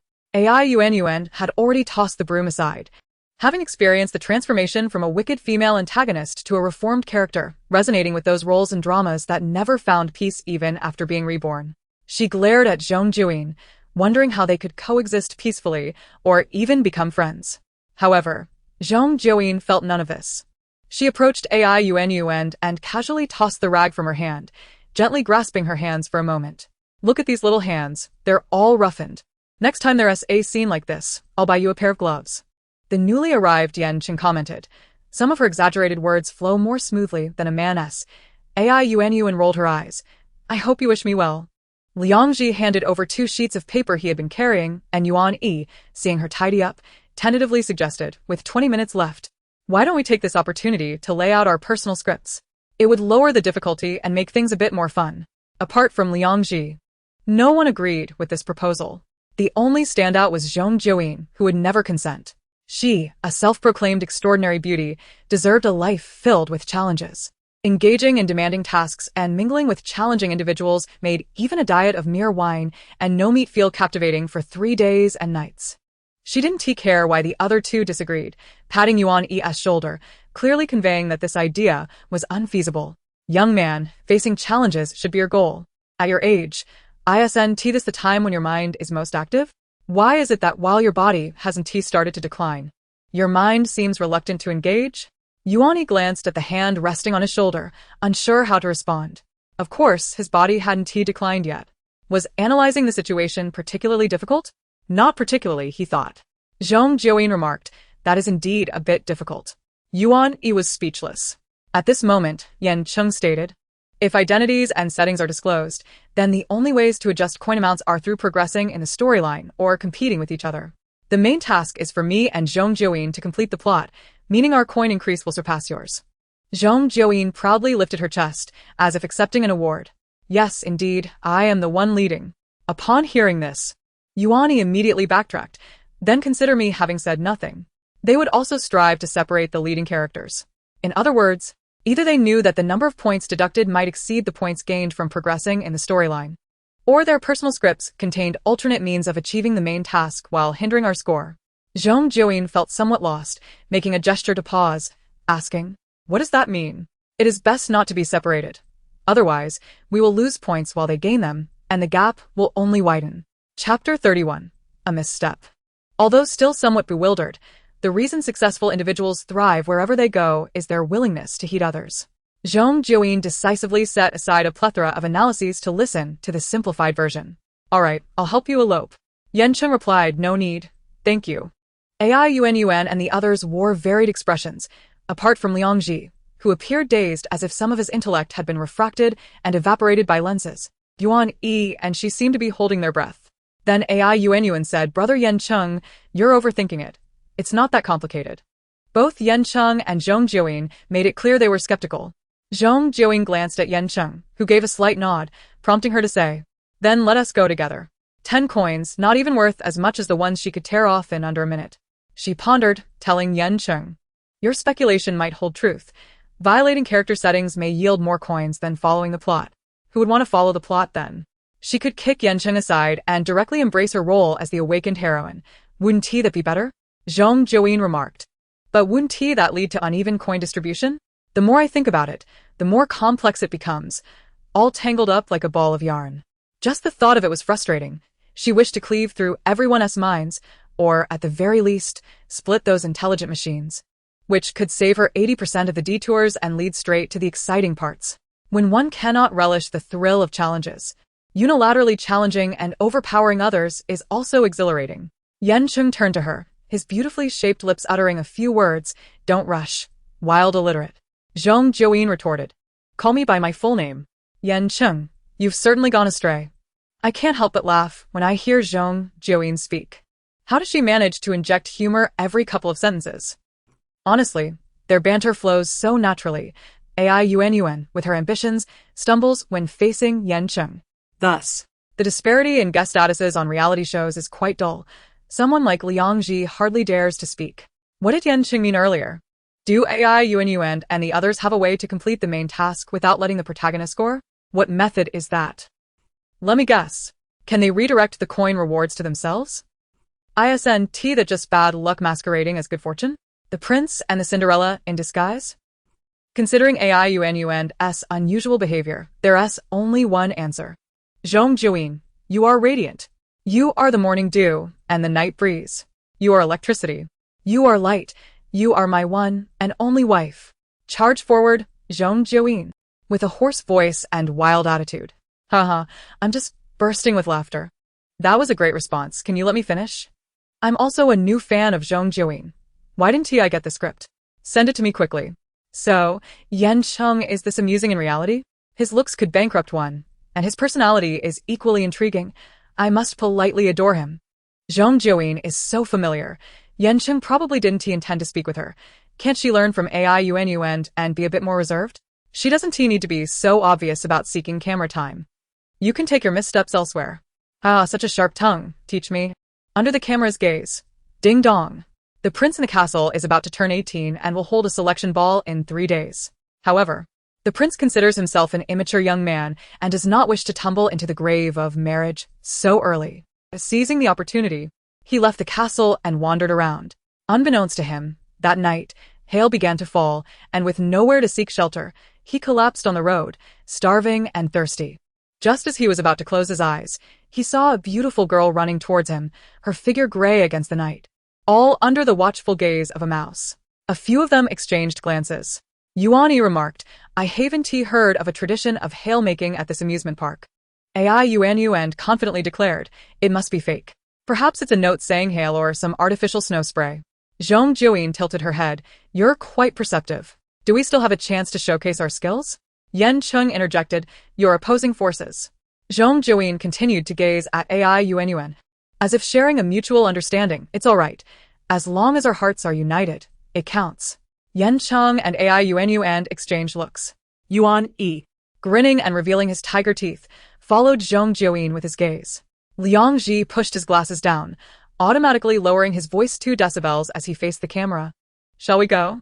This place is too vast. It may take a while to find that spot. After a glance, Yuani looked at Zhong Jiuyin, then raised his head to scan the area, uncertain if any transportation, like a scenic car, was available. Yan Cheng paid no mind to his reaction, gazing towards the fairy tale castle in the distance, and said, let us search as we walk. They set off, moving quickly due to uncertainty about the distance. Yan Cheng's long legs made it easier, and Zhong Jiuyin, confident in her stamina, kept pace, though Liang Ji and Ai Yuan struggled. After about 10 minutes, both of them were sweating, and they could hear each other's heavy breathing. Yet, they stubbornly held their breath, showing no intention of slowing down for Yan Cheng ahead. Yuan E and Zhong Jiuyin walked in the middle, noticing Liang Ji's discomfort, likely due to sweat under his arms, as he walked with his arms propped up. He cautiously inched closer to Zhong Jiuyin, nudging her arm, and quietly suggested, Sisterine, how about we slow down a bit? Zhong Jiuyin turned to call out to Yan Cheng to halt for a moment and search for a small place nearby. Yan Cheng scanned the area, but saw nothing that resembled a spot for hail to fall. It was evident even the photographer was absent, making further searching unnecessary. However, his gaze flickered to Zhong Jiuyin, suddenly recalling that her car accident had happened not long ago. She had mentioned it was a serious incident, and her body likely hadn't fully recovered yet. Deciding to pause and assess their surroundings, he added, you all can take shelter from the sun over there. I'll go take a look up ahead. They had arrived at the Seven Dwarfs Mine train ride and stood atop the large rocks, able to see far into the distance. Yuani also expressed his desire to join, telling Zhong Jiuyin and Ai Yuan, I'll see if I can find a 3-person bike. I can take you both with me. Ai Yuan's eyes lit up. If you find one, that would be fantastic. Yuan E, you're such a warm-hearted guy. Yuani smiled, his gaze unconsciously drifting towards Zhong Jiuyin. Chapter 32, The Fallen Prince Beneath Romantic Hail. Unfortunately, Zhong Jiuyin was too focused on Liang Ji to notice him. Liangji had surprisingly brought 2 small paper towels with him, meticulously wiping his forehead and nose before removing his glasses to clean the frames with utmost seriousness. Then he proceeded to wipe his neck and collarbone. She watched as he paused, holding the tissue on his collarbone, and urged, "Why aren't you continuing?" Liangji's face turned crimson, his eyes shooting a reproachful glance. "You're staring at me." That gaze could pierce through fabric. Zhong Jiuyin, feeling a bit embarrassed, turned away. What is so shameful about this? Go ahead. I want to watch. In her earlier days, she had mingled among a crowd of ruthless male peers. What hadn't she seen? It was merely wiping sweat. As she turned away, Liangji, still uneasy, pulled Yuan Yi to sit between them before cautiously turning to wipe the sweat off his back. The entertainment industry is indeed a splendid organization, showcasing beautiful individuals for the public's enjoyment. The crucial point is that both genders can appreciate it. In their corner, women who admire men often face scrutiny. Of course, that did not include her. Anyone who dared to speak ill of her would find themselves in peril. Zhong Jiuyin propped herself up on her knees, issuing a directive to move forward. Let us go. Yuan Yi remarked that he hadn't seen any vehicles and had to rely on their legs to advance. However, the vastness of the mountains left her breathless.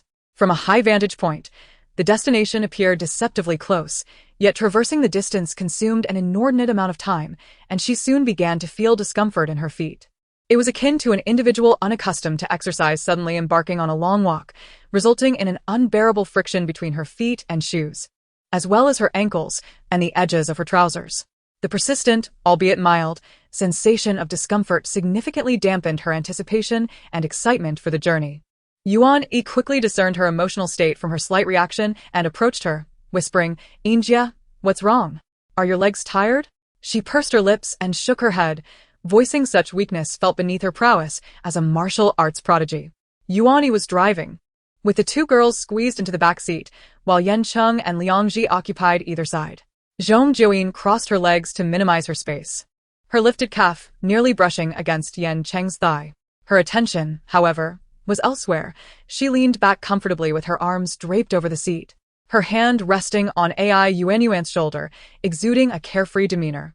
As she chatted with Yuan Yi, her posture resembled that of a bandit leader embracing their companions, reveling in the vibrancy of life. Yan Cheng's gaze drifted to her swaying foot before shifting to the road ahead. As the car picked up speed, a gentle breeze enveloped him, carrying away his body heat, the tips of his dark hair brushing against his brow, evoking a pleasant tickling sensation. This light prickling seemed to travel along his nerves, soon mirrored in a similar sensation in his abdomen. Yan Cheng opened his eyes and glanced down. Zhong Jiuyin was turned away from him, speaking to Yuan Yi, her ponytail fluttering wildly in the wind. They were too close. The strands of hair danced against his abdomen. She appeared to favor this simple hairstyle, having consistently worn a high ponytail since their first meeting, unlike other female celebrities who preferred flowing locks. Her hair, much like her spirit, emanated an effortless, adventurous charm. Without drawing attention, Yan Cheng discreetly brushed aside the 2 strands of hair and shifted slightly, attempting to create more distance between them. Before long, they arrived at the location bustling with photographers. Outside the children's bumper car attraction, a group of people gathered under 2 extended machines resembling agricultural sprayers. The operators, their faces etched with laughter, hinted at the mischief about to unfold. Yuan leapt from the car, urging everyone to hurry. Faster, faster. We've already wasted too much time. Come on, Yan Cheng, we might collapse from hunger and thirst. Yan Cheng was ready to perform, while Yuan Yi prepared to observe indifferently from the sidelines. Liangji, still waiting for his moment to shine, was currently assisting behind the scenes. Zhong Jiuyin stood in the center, leisurely raising her hand to inquire, "Evil stepsister, there's no need to rush. Shouldn't it be my turn?" As hail fell, Yan Cheng collapsed, and she rushed forward to showcase her robust arms, reluctantly dragging him along, boldly leading him toward the first door of a blissful life. However, the wicked stepsister seemed intent on interrupting her plans, rushing to assist Yan Cheng, eager to commence their romantic escapades. Yuan exclaimed, "What? I'm not rushing. I'm just helping you arrange the stage positions. Which positions do we need?" A lap around the venue before departing in a zigzag, until Yan Cheng is nauseated? Zhong Jiuyin muttered to herself, selecting a prime spot and crossing her arms, waiting for Yan Cheng's performance. The next moment, a melancholic musical score filled the air behind her. Zhong Jiuyin thought, one might mistake it for a song sung for my diary. She discreetly shifted aside to squat alongside Yuan Yi. Yan Cheng flawlessly depicted a prince on the verge of collapse from hunger, trembling as he seemed about to fall. Yuan Yi observed intently, likely studying the performance style. Meanwhile, Zhong Jiuyin found herself uninterestedly admiring the prince's form. Yan Cheng appeared somewhat lean, his collarbones visible as he trembled, and his shoulder blades subtly protruding beneath the dark fabric of his shirt, resembling butterfly wings poised to take flight. Not bad. He possessed a certain allure. Suddenly, the machines overhead activated, showering the area with a fine mist, while staff members tossed paper balls into the fray, shouting, "Hail is falling." A flurry of paper balls rained down, prompting Yan Cheng to instinctively close his eyes and curl inward. Visually, the effect surpassed that of real hail. Had the paper balls not been thrown haphazardly, it would have been perfect. The mist gradually soaked Yan Cheng, his hair damp, his clothing drenched, and the water cascading over his throat and collarbone as he tilted his head back. Her eyes widened in realization. Yes, this was it. The water doubled the allure. The production team was indeed anything but conventional. Jia, it's your turn. What are you dawdling for? Yuan Yi nudged her. My turn? Zhong Jiuyin stood, adjusting her hair and clothes, before recklessly dashing through the rain toward Yan Cheng. Prince, I'm coming. To Yan Cheng's ears. Her declaration sounded more like a domineering schoolyard heartthrob asserting, "Here I come. Surrender to my love." A shiver coursed through Yan Cheng as a foreboding sense crept from his eyelid to his heart. He opened his eyes against the rain, only to find Zhong Jiuyin and Ai Yuan racing toward him. They collided in the final moments, Ai Yuan resembling a balloon that had just been popped, landing awkwardly at his feet while Zhong Jiuyin lunged forward, covering his mouth with her hand, applying near suffocating pressure. The rain above obscured their view, and they locked eyes amidst Ai Yuan's exclamations of dismay. Yan Cheng silently questioned, "What are you doing?" Unfortunately, Zhong Jiuyin added her other hand, firmly sealing his mouth. "Rest easy on your journey." "What on earth?" Yan Cheng murmured. Ai Yuan, sitting beside them, glanced from Zhong Jiuyin to Yuan Yi and Liang Ji. Piecing it together, "Your personal script involves murdering the prince to ascend as the reincarnated heroine?" Zhong Jiuyin remained silent, focused on her task of covering his mouth. Ai Yuan quickly intervened, peeling Zhong Jiuyin's hand away and launching herself onto Yan Cheng. He nearly choked from the weight, instinctively leaping forward as if in a scene where the prince glimpsed his savior. Yet, Ai Yuan was quicker, introducing herself. "Prince, my surname is Hui.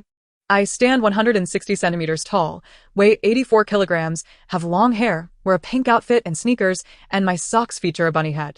Zhong Jiuyin exclaimed, "Wow, you even stuffed a bunny head into your shoes?" "Wait a moment, this chaos is becoming alarming," Yan Cheng interjected. Liang Ji, who had been observing silently, suddenly declared, "I get it. Ai Yuan's role is to impersonate Cinderella and reach the happy ending with the prince, right?" His clarity was rare, and at that moment, his intellect surged like a tidal wave, breaking through barriers as he pointed at Yuan Yi, proclaiming, "So, you want to separate them? You must also wish to impersonate the prince to achieve the happy ending, right? And Zhong Jiuyin, are you ready to abandon the main quest? Your script certainly doesn't involve a love story with the prince. The only good people left in the main storyline are Yan Cheng and me." Unexpectedly, it was Liang Ji who cut through the confusion. His excitement resembled a shooting star piercing through darkness, bringing enlightenment to all. Yet those exposed showed no signs of panic. Ai Yuan remarked, "Yuani, are you prince number 2? Why didn't you say so earlier? We could team up to overshadow the true protagonists and carve our path to success. The rewards are ours, while the penalties belong to them. As for who Cinderella is, it could be anyone. However, Jia, are you truly a traitor?" Yuan Yi inquired. Zhong Jiuyin firmly denied, "Of course not. I am merely grappling with my own dilemmas." Yan Cheng interjected, "Grappling with what? Should we eliminate the prince?" Struggling with the decision of whether to risk being struck by hail to save you, Zhong Jiuyin earnestly inquired, "Do you not trust me? After all, I am your leading lady." Yan Cheng replied, "With the strength you just displayed, you must be my adversary." Zhong Jiuyin sighed, recognizing the hardship of being a cold-blooded assassin. Perhaps those who are fiery have their reasons, but those who remain indifferent certainly have justifiable grounds. She simply could not match the level of performance exhibited by Ai Yuan. Silently, she gazed at Yan Cheng, trying to endure for 5, 6, 7, 8, 9, 10 seconds, until her eyes began to feel strained. The intelligent wristband's notification center announced, Zhong Jiuyin's golden finger activation failed. Try again. This time, she widened her eyes, fixating on Yan Cheng's face. AI Yuan and the others gathered around, offering commentary. AI Yuan asked, "Are you up for a horror film?" Liang Ji remarked, "You resemble a bullfrog." Yuani noted, "Sister, your tears are about to spill." "I know," Zhong Jiuyin replied, still keeping her eyes wide open, desperately holding on until she heard the notification that 15 seconds had elapsed. The wristband again declared, Zhong Jiuyin's golden finger activation failed. Frowning, she glanced at the director behind the camera, questioning why it had failed when she hadn't blinked. The director explained, "The key is in the depth of emotion, the unspoken longing." After pondering for a moment, she resolved, "Let us try again." If glaring didn't work, she would squint. After all, squinting is often associated with deep affection. However, Zhong Jiuyin's golden finger activation failed once more. The failure persisted. Yan Cheng had already donned a bath towel and finished a cup of hot water, while she still hadn't succeeded. It felt as if she were constipated, unable to achieve the desired outcome no matter how long she squatted. Observing her on the verge of a breakdown, the three bystanders offered her advice. Yuan suggested, "Imagine him as your friend, family, or someone you've had feelings for." Liang Ji added, "If that doesn't work, think of him as money. If that fails, then consider him as meat." The influence of a good mentor on a disciple is indeed profoundly positive. After Liang Ji's suggestion, Zhong Jiuyin felt she had suddenly grasped the key. She envisioned Yan Cheng as a chest of gold, and her gaze instantly transformed into one of deep affection. Not only did her previously awkward demeanor suggest unspoken struggles, but it also conveyed a sticky possessiveness. This time, the effect was remarkable, unexpectedly accompanied by a newfound skill. Zhong Jiuyin's golden finger activation succeeded, and the plot was restored. Yan Cheng's golden finger activated passively. Everyone was taken aback. Wiping away her physiological tears, Zhong Jiuyin continued, "Why is it you again, my friend?" "2 consecutive misfortunes." Yan Cheng responded flatly, "Perhaps I've committed some sin." Zhong Jiuyin sensed that he was indirectly alluding to her. Yan Cheng's golden finger was of the unfortunate variety. The previous episode's misfortune had resulted in a direct point deduction, and this time it seemingly posed an obstacle to the main storyline. Yet, she was uncertain of the nature of that obstruction. However, she would soon find out. Yan Cheng's golden finger activation succeeded, rendering the plot ambiguous. Zhong Jiuyin questioned, "What does this mean? Who's the plot ambiguous for?" Yan Cheng replied, "You." "Why?" she asked. He explained, with such large hail, "It is entirely reasonable that I cannot see clearly or could mistake someone."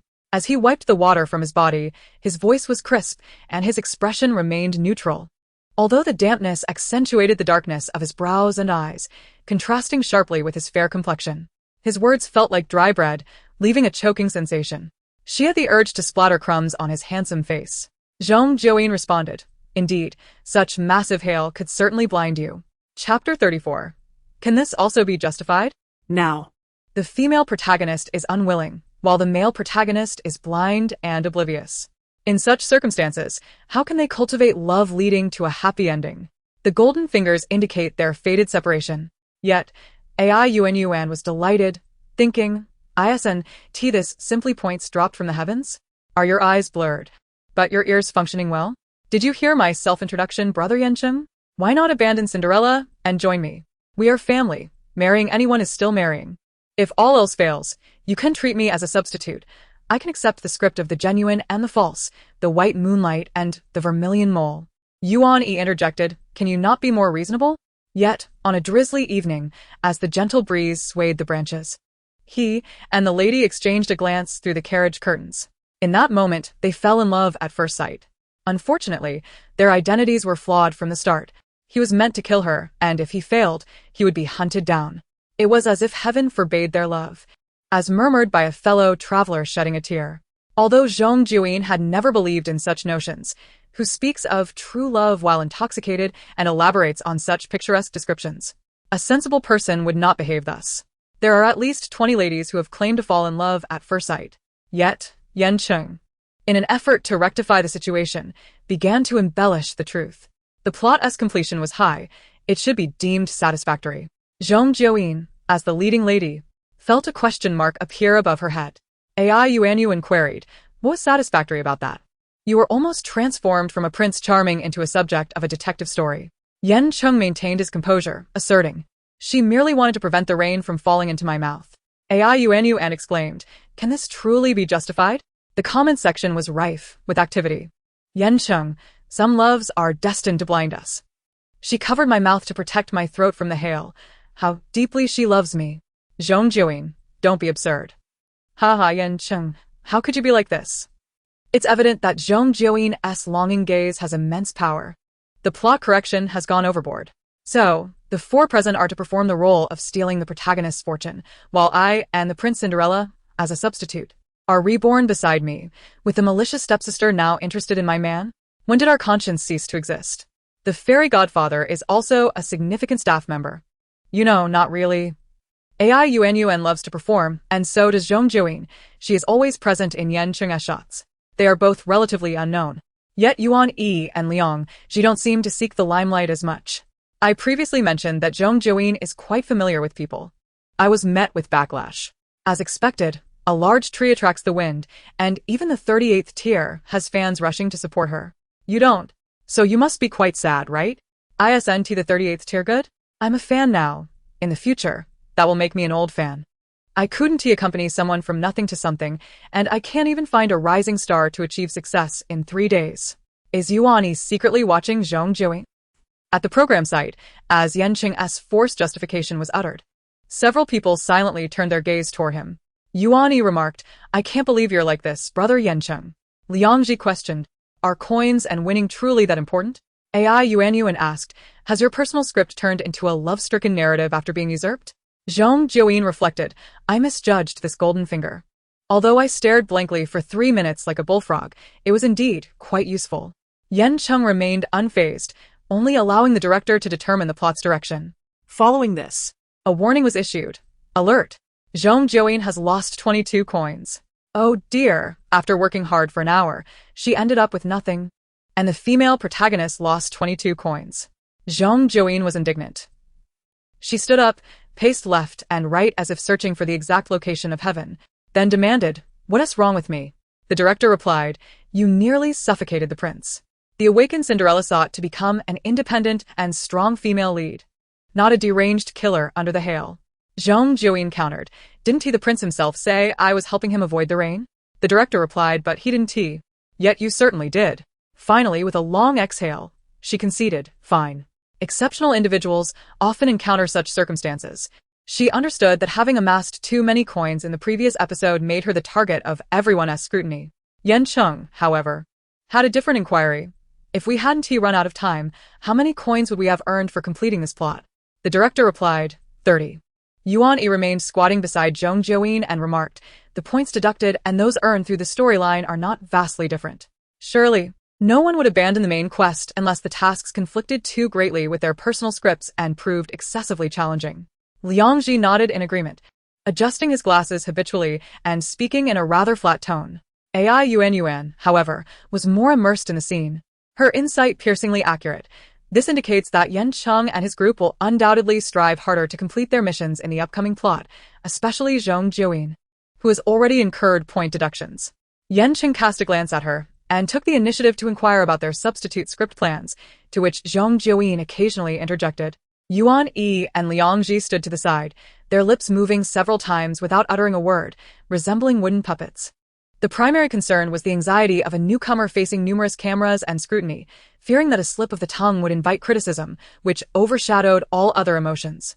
Yuan even thought that Liang Ji was better off. At least his persona was relatively unique in the entertainment circle, garnering some audience interest. But as for himself, he was competent in many aspects, yet failed to shine in any. In Chapter 35, Who Still Has Morality? The scene unfolded with the group lamenting their failure due to exceeding the time limit. After a long run in the rain, the disappointment of falling short because of timing was truly heart-wrenching. Struggling in the game with the script was not her forte. As AI Yuan had analyzed, she urged them to proceed to the next segment. However, those who had gotten wet needed to change clothes first. The one most drenched was Yan Cheng. While Zhong Jiuyin tidied herself up outside, conversing with Yuan and the others as they awaited Yan Cheng.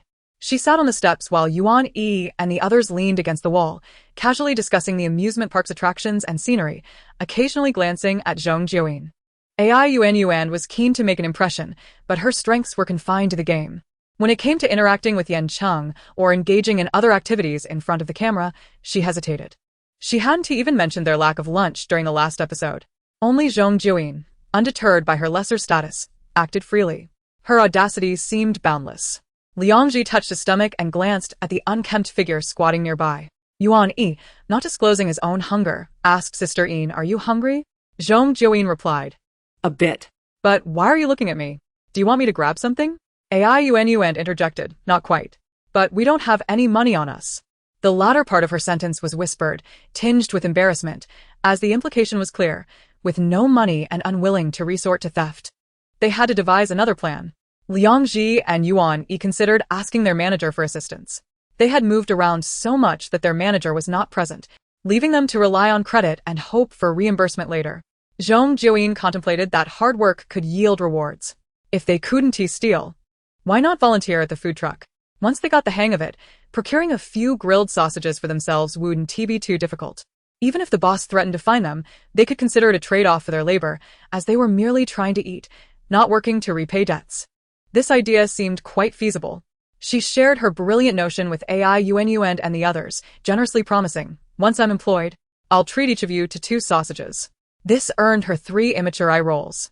Liangji asked, "How is this different from stealing?" Yuan countered, "The boss wastes time and training only to give you sausages? Do you really think this is viable? Is it because you'll threaten him with force if he refuses? You might as well just steal it, saving time and effort." Yuan Yi chuckled, revealing his tiger teeth. "I've only seen bosses use this method to exploit labor. Never applicants using the same tactic to exploit their boss." "Sister Yin, you're quite the thinker," she unabashedly replied. "What can a broke person with a modicum of ethics do?" Just then, Yan Cheng emerged from inside, catching the gist of their conversation and, standing behind Zhong Jiuyin, asked, "Who still has morality?" Zhong Jiuyin felt his question was rather pointed, as if he were inquiring, "Do you still have morals?" Yuan had already explained the context of the statement and casually mentioned the food situation. Without a moment's hesitation, Yan Cheng replied, "I'll treat you." "Where's the food truck?" His voice, already crisp and clear, became melodious with the words, "I'll treat you." Yuan pointed out the direction, and they made their way there. Zhong Jiuyin touched her ponytail and asked him, "Do you have money?" Yan Cheng replied, "No." Zhong Jiuyin queried, "Then how will you treat us?" He explained, "Let us eat first. My assistant will pay afterward." He added, "Food requires separate payment."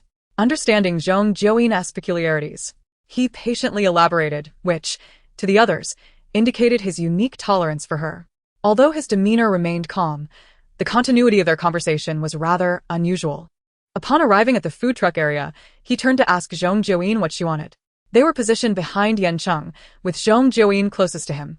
At first glance, his question seemed directed solely at her. Not one to be shy, she stepped forward to choose her food. The sizzling grilled sausage looked delectable, and the item being dispensed into a transparent cup was equally enticing, emitting a cool steam that suggested a delightful taste. "Yuan Yi, which do you prefer?"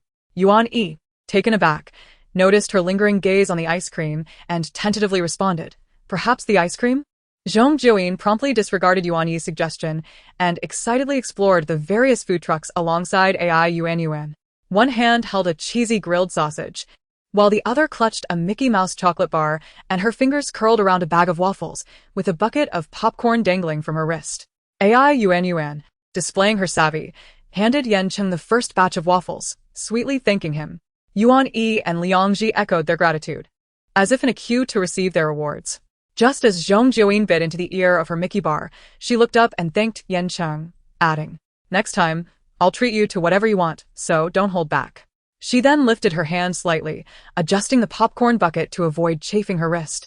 Before taking another bite of the Mickey bar, Yan Cheng glanced at her, reminiscent of the image of the 2 protagonists from 2 broke girls clad in fur while riding the subway, and a mysterious smile crossed his face. In Chapter 36, The Clothes Beneath the Clothes, the transport vehicle remained where it was. According to Yuan's analysis, if the storyline proceeded as expected, the next segment would involve the stepsister attending a ball, leading to Cinderella's chance encounter with her fairy godfather, followed by Cinderella's transformation and dancing with the prince, both pivotal moments that could yield high scores for the main quest. They needed to seize this opportunity. As Zhong Jiuyin savored her ice cream and listened, she nodded in agreement. However, the focus of these scenes should be on Yan Cheng and me. Your detailed analysis is to assist us. ISNT it? Without waiting for AI Yuan and the others to respond, she took another bite of ice cream, gesturing with the leftover stick from her sausage as she pondered aloud, that's impossible. Thus, this part of the storyline was equally significant for them. You and Yuan wish to replace us, so you undoubtedly require some fortuitous event, such as experiencing a similar storyline, right? Yan Cheng and AI Yuan regarded her with newfound respect, as if acknowledging her unexpected intellect.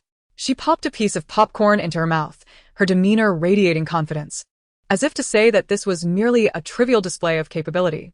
Afterward, they leisurely explored the area in their transport vehicle, aimlessly meandering. This time, Yan Cheng rode his bicycle with them, while Zhong Jiuyin and AI Yuan sat aboard, and Yuan and Liangji hung on the sides. Initially, no one spoke, and the atmosphere was as dry as cured meat in the wind. Zhong Jiuyin, munching on snacks, remained taciturn, her words few and far between. After finishing her food, only a bucket of popcorn hung from her wrist. She lounged casually, her arm draped over the backrest, listening to their conversation while occasionally pinching a kernel of popcorn to toss into her mouth, thoroughly enjoying herself. At this moment, AI Yuan began discussing Zhong Jiuyin's radiant moment from the previous episode.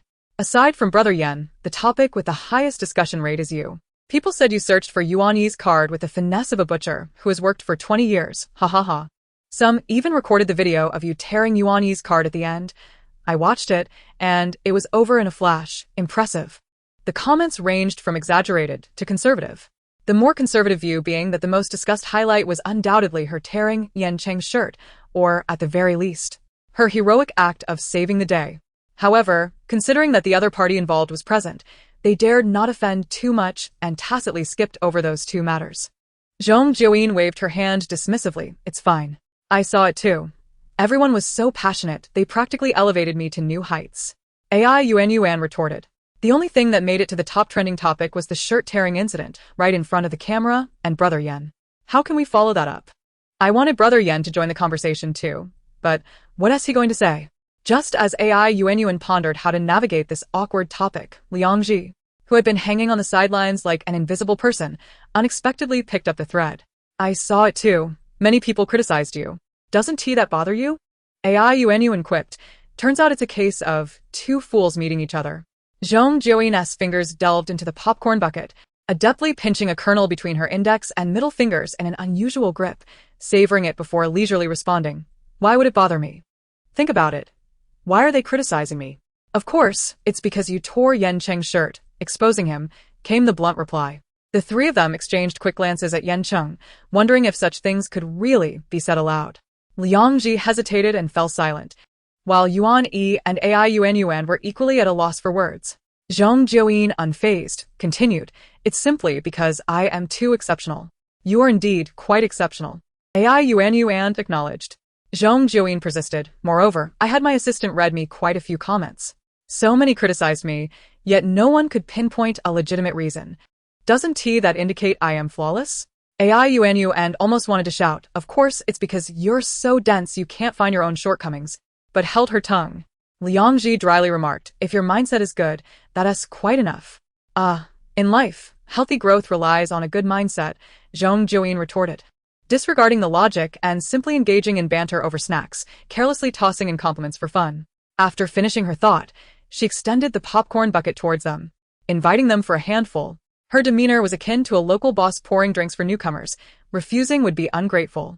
Even Yuan who wasn't fond of popcorn, took a handful. Seeing them eat, Zhong Jiuyin offered the bucket again. Brother Yan, would you like some popcorn? Sure. The assistant who had been operating everything wore a rather complex expression. The other three laughed heartily at the mention of that incident. Yan Cheng listened, recalling Zhong Jiuyin's self-introduction where she added that she had never practiced the 9 white bone claw. It seemed there was a context to it after all.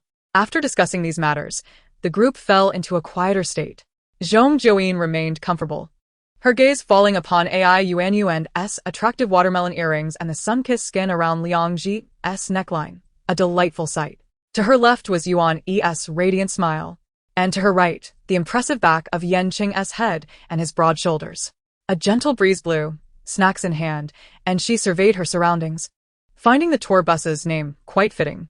However, as she glanced at Yan Cheng's attire, she suddenly recalled a question. Ever since the last incident where she had torn his shirt, it seemed he had only worn round-neck shirts.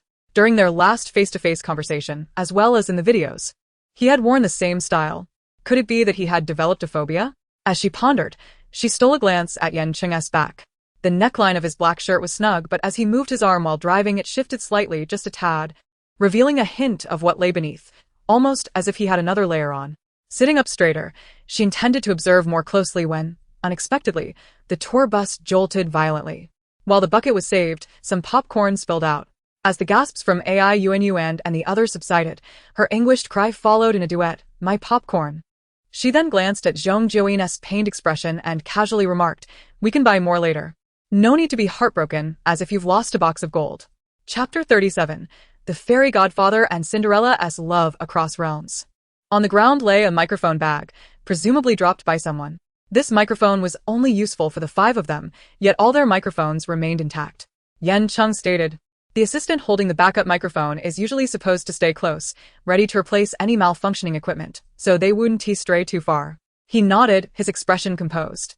"Should be," Zhong Jiuyin replied, glancing at the microphone bag while clutching her reclaimed bucket of popcorn, scanning her surroundings.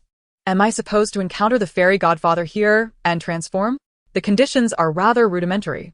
Speaking, she tossed a popcorn kernel into her mouth and asked Liangji, "Fairy, where's your transformation tool?" Liangji replied, "I have no idea." He felt quite bewildered in his role as the fairy godfather, as it seemed he had little to do at the moment. If it weren't for the clear designation on the card, he might think himself another mouse spirit.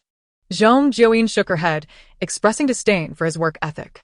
At this moment, the broadcast chimed, and the plot was updated. Disheartened, Cinderella scaled the wall and encountered a handsome beggar. As their eyes met at the base of the wall, something rooted itself deeply within their hearts, drawing them closer. She suddenly realized that all the misfortunes she had faced prior were perhaps to await this very moment of encounter. Her hand unconsciously reached towards the beggar's face. And then the tale of the prince was wrapped up in a couple of dry sentences, yet the story with the beggar unfolded with detailed action descriptions. She understood. No wonder the fairy godfather's charitable acts seemed inexplicable, only mentioning the prince's affection for Cinderella without detailing her love for him. It turned out to be because Cinderella, having been mistreated by her wicked stepsister, developed a skewed personality, seeking to ally with another man to ensnare the prince, usurping power to control the palace. She knew it.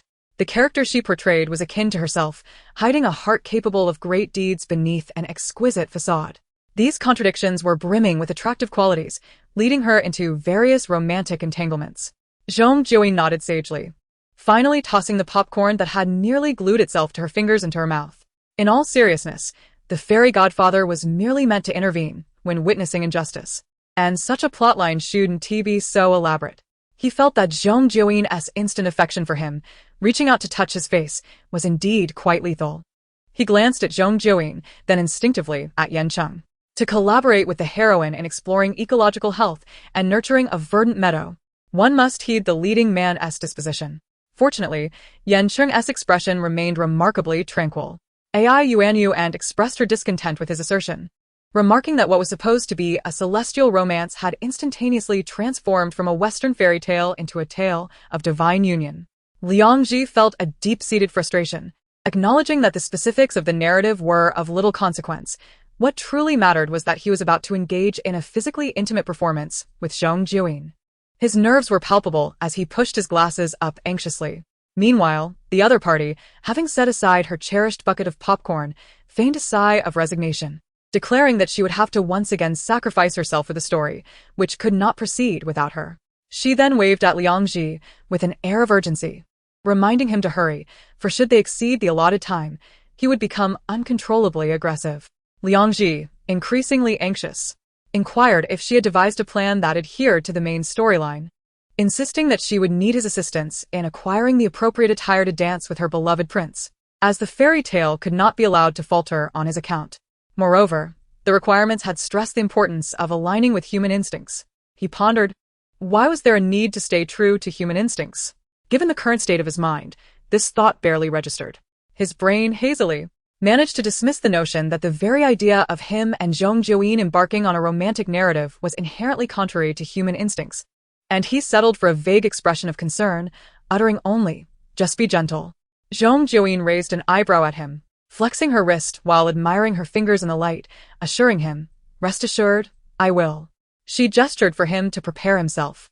Liangji complied, hunching his shoulders and crouching against the wall obediently. A circle of photographers adjusted their lenses, focusing intently on that corner, while the more seasoned among them even included Yan Cheng in the frame. Yan Cheng stood beside the viewing cart, awaiting the forthcoming spectacle. Though his profile remained composed, his body language suggested an air of leisure. He even reached for the popcorn on the cart. As two cameras zoomed in on him for a few seconds, they soon shifted their focus back to Zhong Jiuyin, who had commenced her performance. Cinderella, scaling the wall, descended dramatically before a red-faced beggar. Both were taken aback upon recognizing one another, and upon a second glance, they were struck by each other's beauty. Their eyes met. One feigned a deep affection while the other bravely held her gaze. In that fleeting moment, something within them began to blossom. Zhong Jiuyin inched closer, while Liangji, tense, retreated almost into the wall. As the emotions heightened, she lifted her hand, slowly reaching towards Liangji's face, disregarding his futile attempts to evade her touch. At the moment her palm hovered just inches from his face, she swiftly executed a playful slap, exclaiming, "I told you, there was a mosquito." Others around them were left speechless, caught off guard by the sudden interruption of the intelligent arm ring's electronic voice announcing, "Zhong Jiuyin's golden finger activated successfully." She paused, momentarily bewildered. Had she really gazed at Liangji with such intensity for over 15 seconds? After several attempts with Yan Cheng, she had unwittingly activated it with Liangji when it wasn't even necessary. Wait, did that mean she had squandered a precious opportunity to utilize her golden finger? The director quipped, "So you used your golden finger on a mosquito." Zhong Jiuyin shut her eyes in exasperation as the intelligent arm ring continued to notify her. Plot correction successful. The celestial male mentor feels deep compassion for Cinderella. Shortly thereafter, a broadcast announced, "Mission accomplished." Zhong Jiuyin earns 20 gold coins. Liangji earns 10 gold coins and AI Yuan earns 10 gold coins. The clinking of coins somewhat alleviated her dismay. Although she had lost an opportunity to amend the storyline, she had accrued gold coins, and the plot had not veered into absurdity, which was a relief. She extended her hand towards Liangji, only to have him recoil as if he were a shrinking violet, his expression tense as he avoided her touch. His back colliding with the wall with a dull thud, drawing the attention of their onlookers once more. Zhong Jiuyin, her expression impassive, asked, "What are you doing?" Liangji stammered, "I apologize, I thought you were going to." "Never mind, it was just a mosquito on my face." She regarded him for a moment before gripping his shoulder and lifting him upright. Liangji complied, standing awkwardly like a student caught in wrongdoing. Once upright, she patted his shoulder, her smile lacking in warmth, stating, "I am a wild illiterate, not a perverse illiterate." Laughter erupted from the audience, including Yuan E and AI Yuan, who found the preceding mosquito scene amusing. Even Yan Cheng, munching on popcorn, was caught off guard and coughed, his cheeks flushing. The comments from the audience overflowed with mirth. "I can't take it anymore, Mom. I'm dying of laughter. It's the wild illiterate and the socially anxious cowards advertising. How did she come up with such a plot twist? I truly laughed to the point of tears. This does align closely with human instincts. Who can resist a mosquito?" Liangji really evokes a desire to be rough with him, a charmingly mischievous smile. Yan Cheng is secretly indulging in popcorn. Caught him. I can't wait to see how Yan Cheng and Zhong Jiuyin's narrative unfolds next. He truly knows how to provoke laughs. There must be fans of Yan Cheng among the photographers. The camera often turns to capture his beauty from multiple angles. Zhong Jiuyin, your face is a vast prairie. Your hair, a surging river. Your eyes, dazzling stars. My wild illiterate Zhong Jiuyin. Help, even your promotional text exudes a wild illiterate vibe. They were filming a historical fantasy drama, and since 7 in the morning, they'd been diligently shooting crucial scenes. The leading lady was a rising star, renowned for her acting skills. Feng Qing had secured a supporting role, but the disparity in talent was noticeable, and during their scenes together, she had stumbled 3 times. Coincidentally, the assistant director was visiting with investors, and the director, displeased with her performance, waved her off, urgently swapping the roles of the male and female leads. Feng Qing, with a grim expression, retreated to the resting area, where she encountered fellow actors and assistants huddled around a tablet, laughing and whispering excitedly about Yan Cheng. She paused, stepping closer to see what was capturing their attention. On screen, Yan Cheng's close-up was displayed, eliciting squeals of delight from his admirers, and amidst the crowd, Zhong Jiuyin's name was mentioned. The resting area was occupied by actors without scenes scheduled and their accompanying staff. No one else was present, and they were so engrossed that they failed to notice any other commotion. Unbeknownst to them, the investors had entered the room, standing at a distance, peering through the gaps between heads to watch the screen. Just then, the camera captured Zhong Jiuyin gazing at Liang Ji as he wiped a sweat. The boy, fair-skinned and bespectacled, appeared particularly refined as he earnestly wiped his face, his cheeks flushing at her words, exuding an air of obedience. Such a clean-cut persona was rarely seen in the entertainment industry. As others began to take notice, the investors swiftly turned and departed, leaving the scene behind. After everyone had left, Feng Qing's assistant dared to raise her voice. Sister Qing, she called. Miss Wan from the investors just came by. As she continued, her voice trailed off, for Feng Qing's expression twisted in an inexplicable manner, her pallor suggesting distress. The assistant instinctively fell silent. After a moment of quiet, hearing an announcement from outside, she cautiously called again, Sister Qing, the director is calling for you. Feng Qing set her phone aside, stood up to leave, but hesitated and sat back down. Please ask the director if we can postpone filming for an hour. I am not prepared for that scene yet. The assistant noted her complexion and nodded before rushing out. As she entered, the deputy director was just seeing off the group of investors. The woman at the forefront, dressed in a black business suit and sporting curly hair, was the one who had been observing from the lounge area earlier. The assistant did not dare to linger and hurriedly departed. The deputy director watched the luxurious car, worth millions, drive away, the tinted window raised, leaving no one to know what the affluent Miss One was discussing with her companions. What was that variety show just now? Yan Cheng participated in it. Infinite Variety. What was the name of that bespectacled man? Find out. Are you interested in him? If so, what aspect do you want to investigate? His reputation? Willingness? If he's clean, reach out to his agent. Chapter 39. Letting go when necessary. In the program, the next segment of the main plot unfolds. Ding dong. After a series of trials, the fairy godfather perceives that Cinderella possesses the noble qualities he admires. As a staunch believer in the principle of good being rewarded and evil punished, he resolves to assist this kind-hearted girl by granting her a wish. He informs Cinderella that he can provide her with a beautiful gown adorned with silver threads, a pumpkin carriage, and a mouse that can temporarily transform into a coachman. However, should she desire a more exquisite gown and crystal shoes, becoming the most radiant figure at the ball, she must accomplish a specific task to earn that wish. Desperate to attend the ball and transform her drab existence, Cinderella opts for the latter, beseeching the fairy godfather to disclose his requirement. He declares, "You must maintain an unchanging distance from me, pursuing my shadow across the vast prairie for a century, first experiencing the heartache I am about to endure. If you succeed, I shall willingly sacrifice my life to fulfill this extravagant wish." The demand is articulated clearly, yet the audience is left bewildered, their minds muddied with confusion, eliciting no response beyond further disarray. Liang Ji, why must the fairy godfather involve Cinderella in such a convoluted relationship? What of the prince? Yan Cheng. The prince's absence is indistinguishable from the cessation of breath. Liang Ji glanced sideways. Yuan chuckled, his youthful exuberance manifesting as he raised an eyebrow in disbelief. Yuan joined their banter, laughing before inquiring, "What is this task? Chasing him across the prairie for a century? What a peculiar notion." Yuan, you ask me? What could a mere mouse spirit know? Yuan.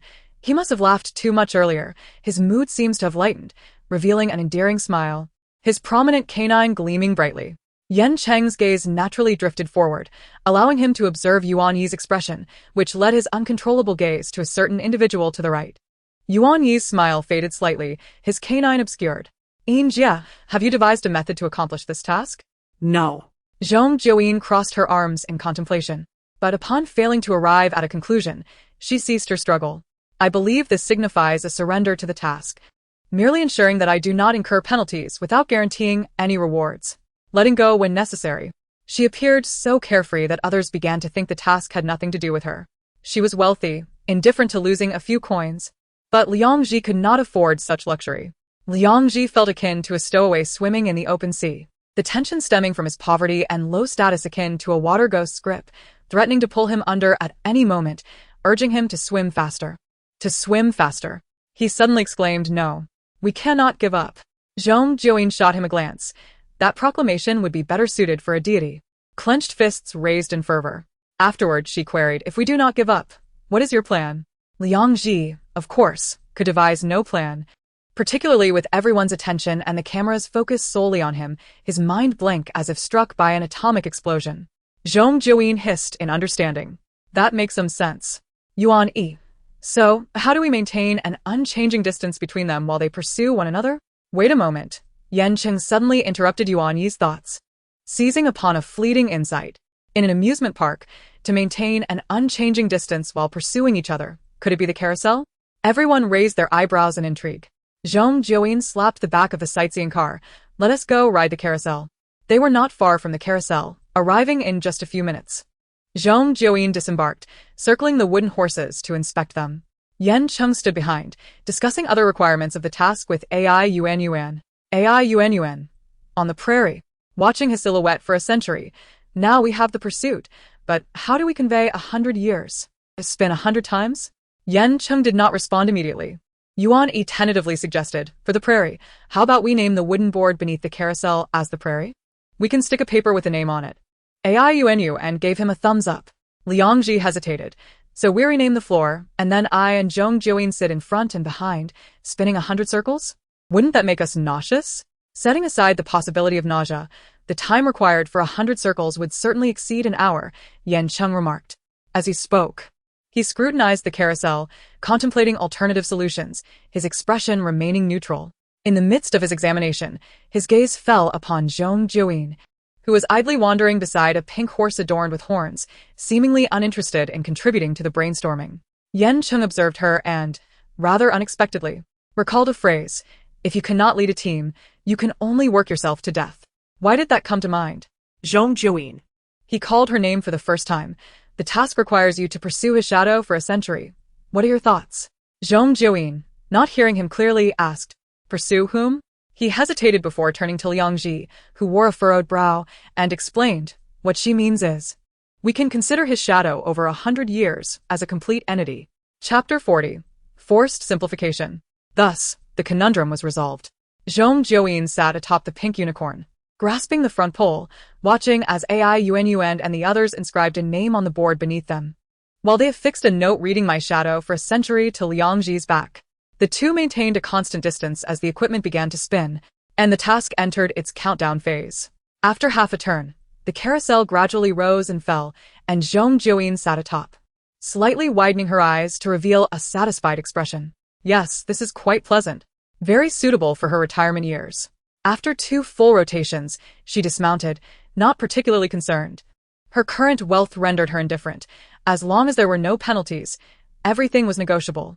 Thus, when the announcement declared the task a success, awarding them 15 coins, she remained unfazed, embodying the demeanor of a true champion, unperturbed by such a trivial achievement. Ding dong! The ball was about to commence, and the prince was ready. The fairy godfather, having expended much of his ethereal energy to conjure a stunning gown and crystal shoes for Cinderella, suffered a significant decline in his faculties, reducing his intelligence to that of a 5-year-old, and after casting the spell, he forgot where he had hidden the shoes. In the midst of his frantic search, he felt a sudden pain in his stomach and hurriedly rushed to the restroom, unable to provide assistance in a timely manner. The amusing task, the fairy godfather, caught without toilet paper, reluctantly resorted to using the newly conjured gown. Cinderella must procure a new gown and crystal shoes within the hour, rushing to the palace to dance with the prince. As the announcement echoed, an uncomfortable silence enveloped the room. Zhong Jiuyin, after collecting her thoughts, inquired of Liang Ji, did you use your dress to wipe when you were 5? Liang Ji's face flushed crimson. I did not. She added, nor do I wish to. Yan Cheng, observing the exchange, rolled his eyes slightly. AI Yuan, incredulous, exclaimed, you haven't prepared? What are we supposed to do? Make it ourselves? Yuan expanded on this notion. Who would even know how to do that? Setting aside the gown, how does one create crystal shoes? Zhong Jiuyin firmly stated, I cannot make them. As a renowned assassin and martial genius, her life had been filled with battles and romantic escapades, leaving her ill-equipped for such tasks. Following her lead, Yan Cheng expressed his own ineptitude. Yuan attempted to be diplomatic, offering his assistance. AI Yuan claimed she could craft something, albeit with no guarantee of quality. I can do a little, she added. Zhong Jiuyin asked, What can you do? Yan Cheng replied, I can reach the pinnacle. Zhong Jiuyin found this response unsatisfactory, reasoning that with three of them, their collective strength could yield better chances of finding materials. If they could craft the gown and shoes, Yuan Yi and Ai Yuan might effortlessly assume the roles of Cinderella and the prince, ultimately emerging victorious. She aimed to voice her thoughts, but Yan Cheng, seemingly attuned to her intentions, swiftly positioned himself in front of her, signaling her to remain silent. Let us separate from them. I need to discuss something with you, he said. Zhong Jiuyin replied, Is this your way of wanting to be alone with me? The allure of a captivating woman often draws admiration effortlessly. Despite their differing interpretations, the outcome remained favorable. Shaking her head, she chose not to speak further, following Yan Cheng as they distanced themselves from Yuan Yi and the others. Veering to the right. Once the two groups were far enough apart to ensure their voices would not reach one another, Yan Cheng cautioned, Keep an eye on Liangji. Why should we be concerned about him? Is his craftsmanship truly a threat? If so, I shall handle him directly, Zhong Jiuyin retorted. Yan Cheng, akin to a man addressing an impetuous brute, remained composed while imparting his thoughts. From a narrative perspective, only Yuan Yi and Ai Yuan are antagonists. Liangji is neutral. However, since his tasks are limited, his accrued narrative coins will be considerably fewer, creating a significant disparity with us. Do you not think he may harbor ulterior motives? Zhong Jiuyin pondered this, acknowledging its validity. Yan Cheng continued, an imbalance in coin distribution, dictated by character roles, may prompt him to sabotage others' tasks, deliberately aligning their coin counts. Given we possess the most coins, he is most likely to target our endeavors. This logic spiraled through Zhong Jiuyin's mind, leading her to a sobering realization. While personal failure was daunting, the prospect of her companion succeeding was far more disconcerting. Yan Cheng, initially silent, reflected upon her reasoning, affirming, Indeed, that is precisely the case. Unaware of his thoughts, Zhong Jiuyin contemplated for a moment, raising a finger. I believe challenges exist to be resolved. We can eliminate him first. Only then can we focus on completing the primary task without uncertainties. In the narrative of the enchanting assassin, Yield to My Love, a villain who grew up in a morally dubious environment was underestimated by the protagonist, leading to an extended narrative. We must eradicate the root of the problem. Do not underestimate potential adversaries. Though Liangji may currently appear timid and foolish, who knows if he will evolve into the most formidable obstacle? She thought this reasoning sound. Yet Yan Cheng, unfazed, gently pressed her finger down. In Chapter 41, what is this nonsense? How can we resolve it? You are unaware of his personal script. He may not even possess a task, making it impossible to manipulate his score. While Liangji was prone to anxiety, he was not devoid of intelligence. His consistent silence and failure to reveal his personal narrative suggested he was concealing his capabilities. Zhong Jiuyin scoffed before reconsidering. Then we must resort to an alternative approach. We bypass him and swiftly accomplish our task, leaving him no opportunity to interfere. Yan Cheng approved of this strategy, agreed. What are your next steps? Where shall we acquire the gown and crystal shoes?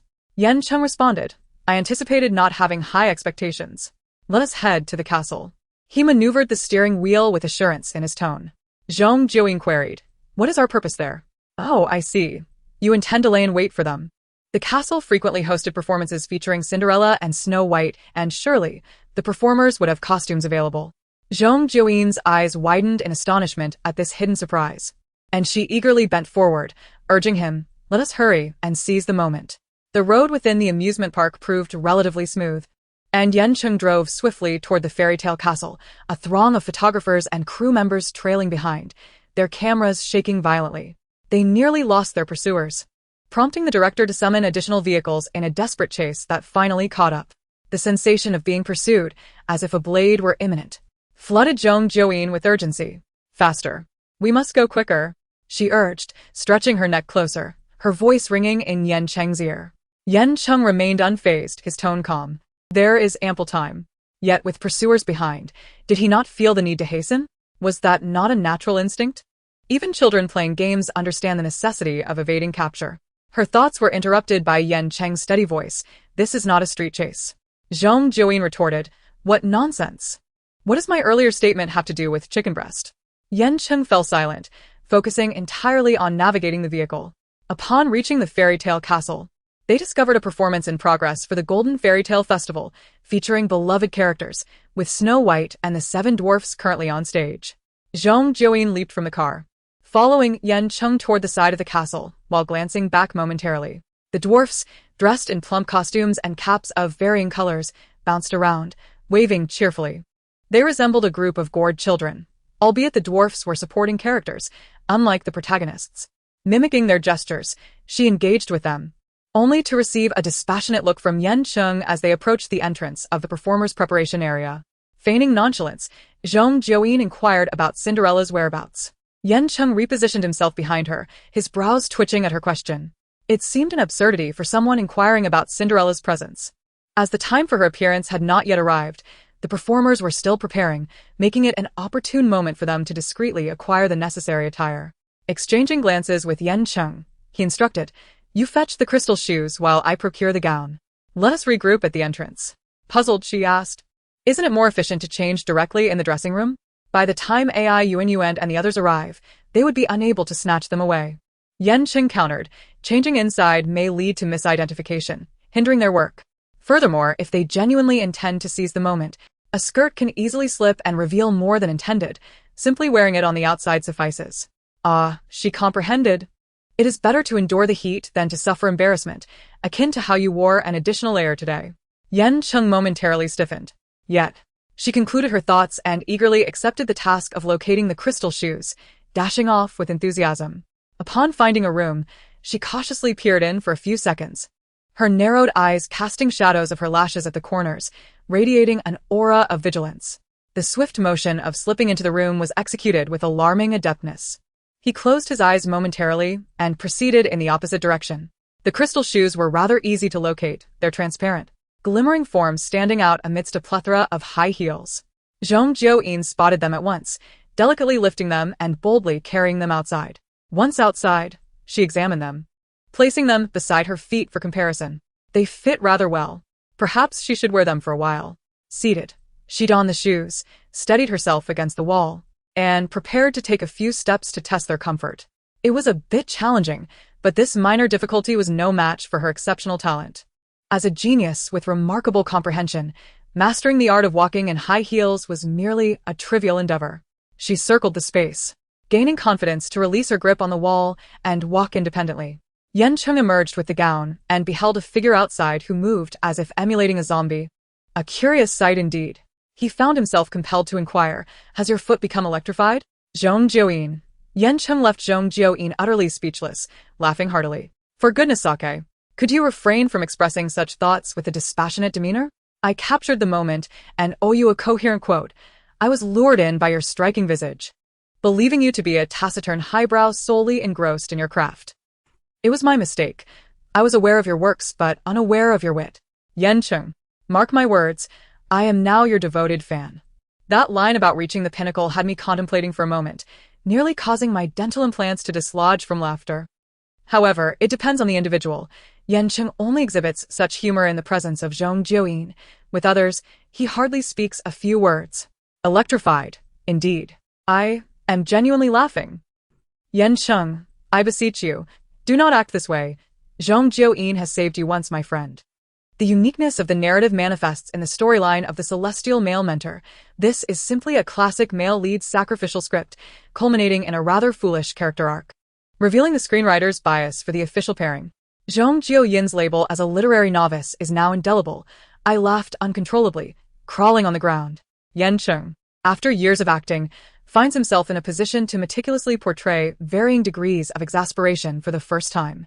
Fortunately, Yan Cheng possesses intelligence. Otherwise, their duo would inevitably falter. Who is casting shade on Zhong Jiuyin? Has our investigative team apprehended them? A fine of 2 coins is in order, or else a complimentary piece praising her must be issued. Zhong Jiuyin's fans are once again in action. Chapter 42.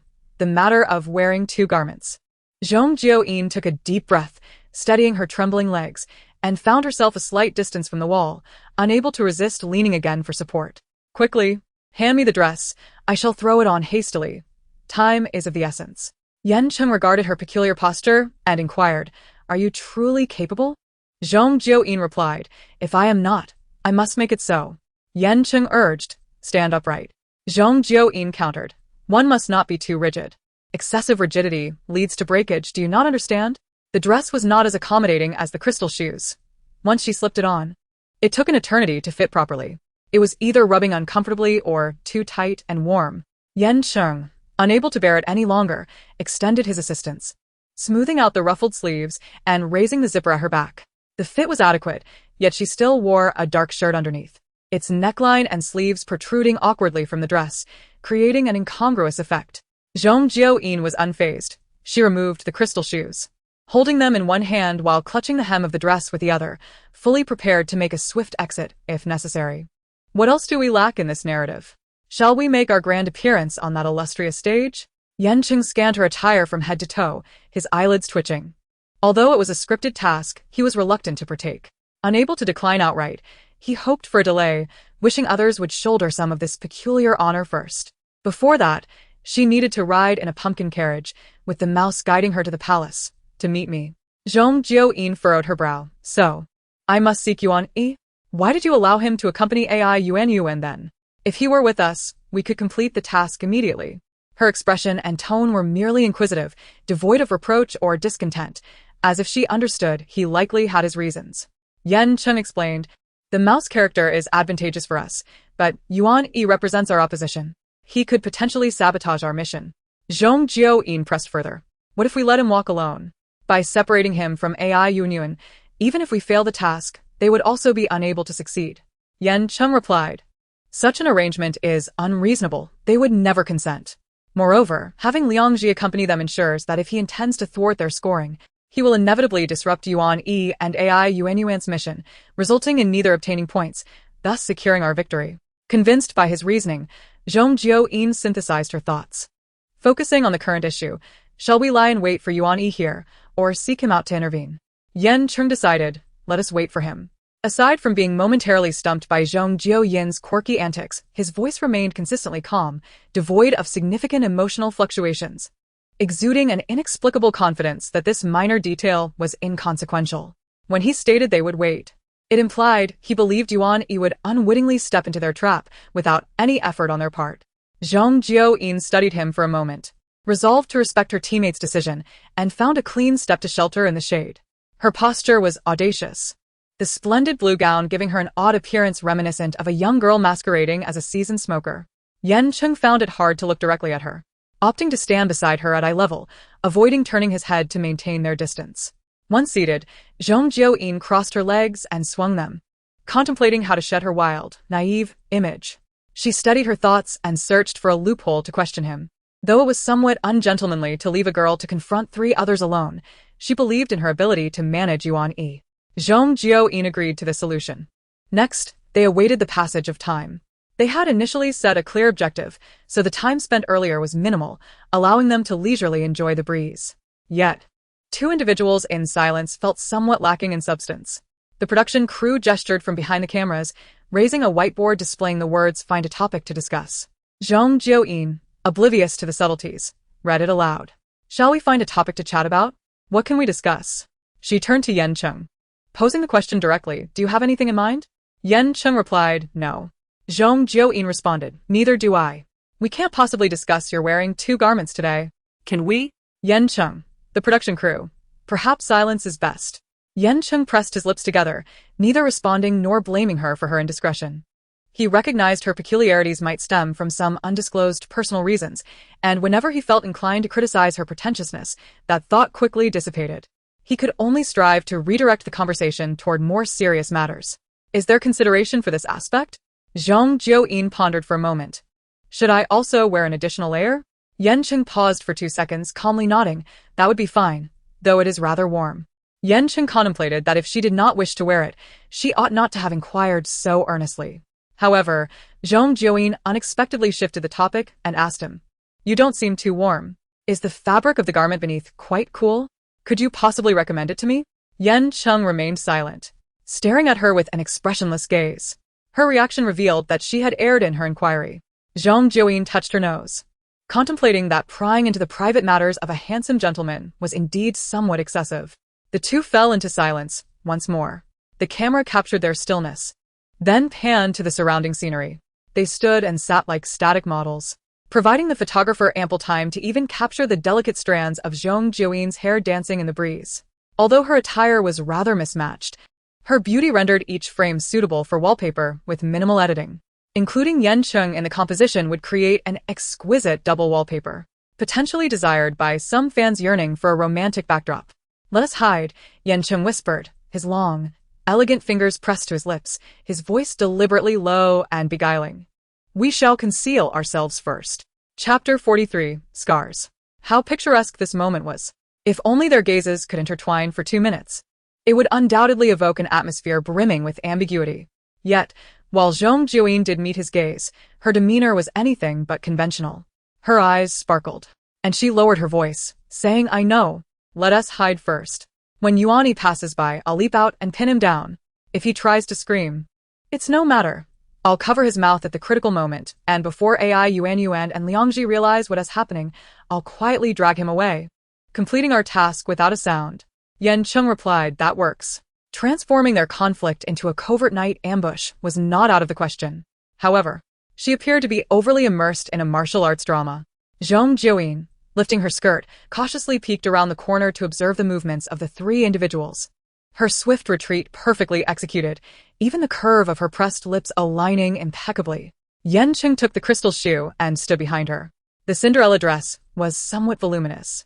If he drew too close, his legs would be ensnared, creating the illusion of them being tightly pressed together. He glanced down, stepping back a few centimeters away from the hem. As he pondered bending down to adjust her skirt, the person in front suddenly dashed out.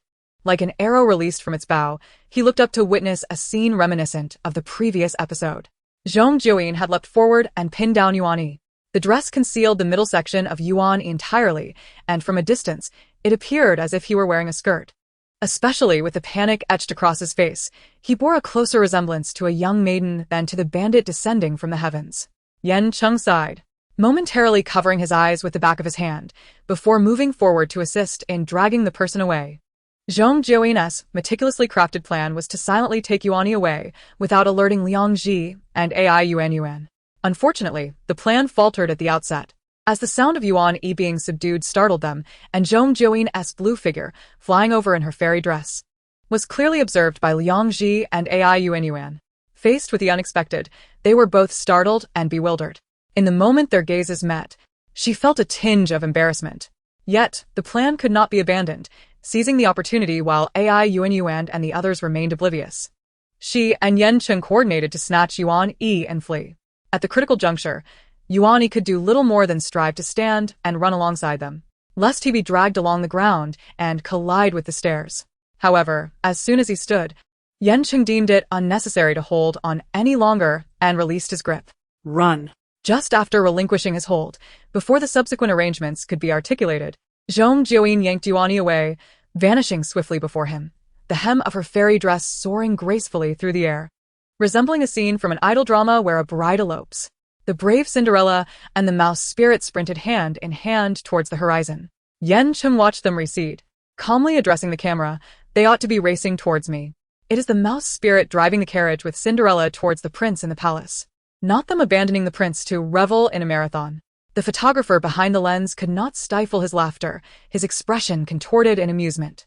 Liangji and Yuan, finally realizing the situation, rushed over to him, still somewhat hesitant as they inquired, "Yan Cheng, have you found the dress and the crystal shoe? Where did you find them?" Yan Cheng replied, "Right here." Yuan glanced toward the distant stage, her realization dawning. "Oh right. How could I forget? There's a fixed performance of a fairy tale here." Her expression morphed into one of regret as she cast another glance at Zhong Jiuyin, which turned subtly complex. She likely hadn't anticipated that all the necessary elements were present. Logically, the protagonist should be immersed in the atmosphere.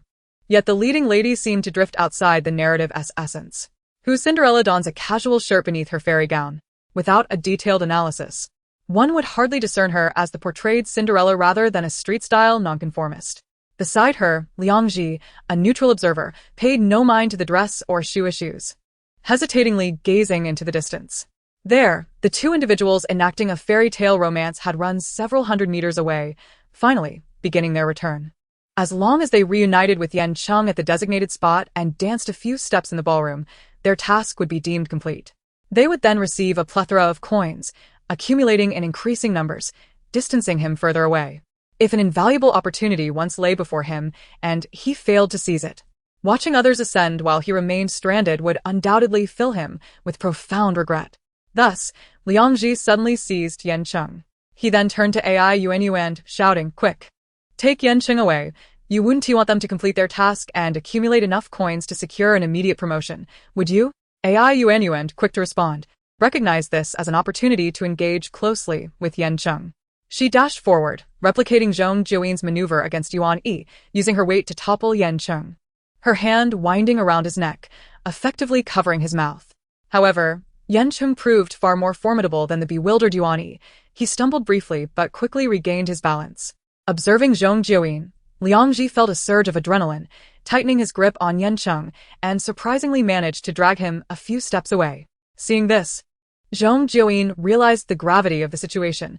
Someone was vying for her prince. "Where are you going?" she inquired. Yan Cheng, seizing the moment, broke free from Liang Ji, pushed Ai Yuanyuan aside, and switched hands to grasp the crystal shoe, disregarding any notions of propriety as he held onto Zhong Jiuyin's arm, using it as a guiding point. To the stage. Cinderella was being led towards a life of happiness by the prince, yet she did not forget her faithful mouse coachman. Yuan Yi, being pulled along, protested, "Sisterine, let me go." Yet his hands betrayed no intent to truly resist. Ai Yuanyuan followed closely, calling out, "Yuan Yi, hurry and stop Zhong Jiuyin. They're about to finish." Before she could finish, Zhong Jiuyin released Yuan Yi, vaulted over a barrier, and, with Yan Cheng's guidance, reached the center of the stage, striking a pose to dance under his direction. Their hands clasped together, they gazed into each other's eyes, overlooking the incongruity of their appearance, and the moment took on a poetic essence. Like dolls from a music box, Ai Yuanyuan clutched her head, feigning tears. "It's over." Yet Yan Cheng suddenly furrowed his brow, gazing into Zhong Jiuyin's eyes, his fingers probing 2 centimeters down her wrist. There were scars. Chapter 44. Dissecting the Pig. The sensation beneath his fingertip was strikingly pronounced. It was not the rough texture of a scabbed wound, but rather the raised mark of healed flesh, slightly elevated. Generally, such scars only emerge from wounds that are deep and severe enough to leave a lasting impression upon healing. Furthermore, it was evident that several scars were clustered together, spanning the entire inner side of her left wrist. Why did Zhong Jiuyin's wrist bear so many wounds? The broadcast has commenced, announcing the successful completion of the tasks. Yet Yan Cheng's attention remains partially fixated on Zhong Jiuyin, his peripheral vision subtly observing her. She has released her grip, her expression relaxed and tinged with delight. Perhaps it is the constraint of her crystal shoes that hinders her movements, causing her body to remain tense in an effort to maintain balance. Nevertheless, no trace of negativity is evident. The earlier contemplations resurface. Zhong Jiuyin's experiences and performances are exceedingly disjointed. His thoughts linger on her as he observes her conversing with Yuan Yi, her body twisting momentarily, causing her to lose her footing just as he instinctively reached out to steady her. This timely intervention has drawn an inquisitive glance from Ai Yuanyuan, who is positioned directly across from him. The overhead announcement continues. Zhong Jiuyin, 30 gold coins, Yan Cheng, 30 gold coins, Yuan Yi, 20 gold coins. Upon evaluation, no anomalies detected. Zhong Jiuyin has amassed a considerable sum of gold coins. Even without adding the accumulated total from previous rounds, she is now in the lead. This advantage is primarily due to her role as the protagonist, which inherently involves more main storyline tasks, thereby yielding a greater amount of narrative gold coins. This situation appears rather inequitable for the other characters. Ai Yuanyuan hesitates, summoning her courage to question the rules. "Director, is it not true that the protagonist inherently possesses more narrative gold coins than the supporting characters? In the previous round, when we were the protagonists, we did not accrue as many narrative coins, and if we failed the tasks, the supporting characters could still score. In the last round, the protagonist's failure allowed the supporting characters to score because they successfully completed their main storyline tasks. However, the new round presents a different format. The protagonist's tasks do not entirely oppose those of the supporting characters. Thus, while the protagonist enjoys a certain aura, the supporting characters also contend with the harsh reality of failure. They may earn substantial points in the final storyline or simply garner sympathy and exit. Ai Yuanyuan is left speechless, gazing at Zhong Jiuyin, her envy and resentment shimmering like the diamonds beneath her eyes.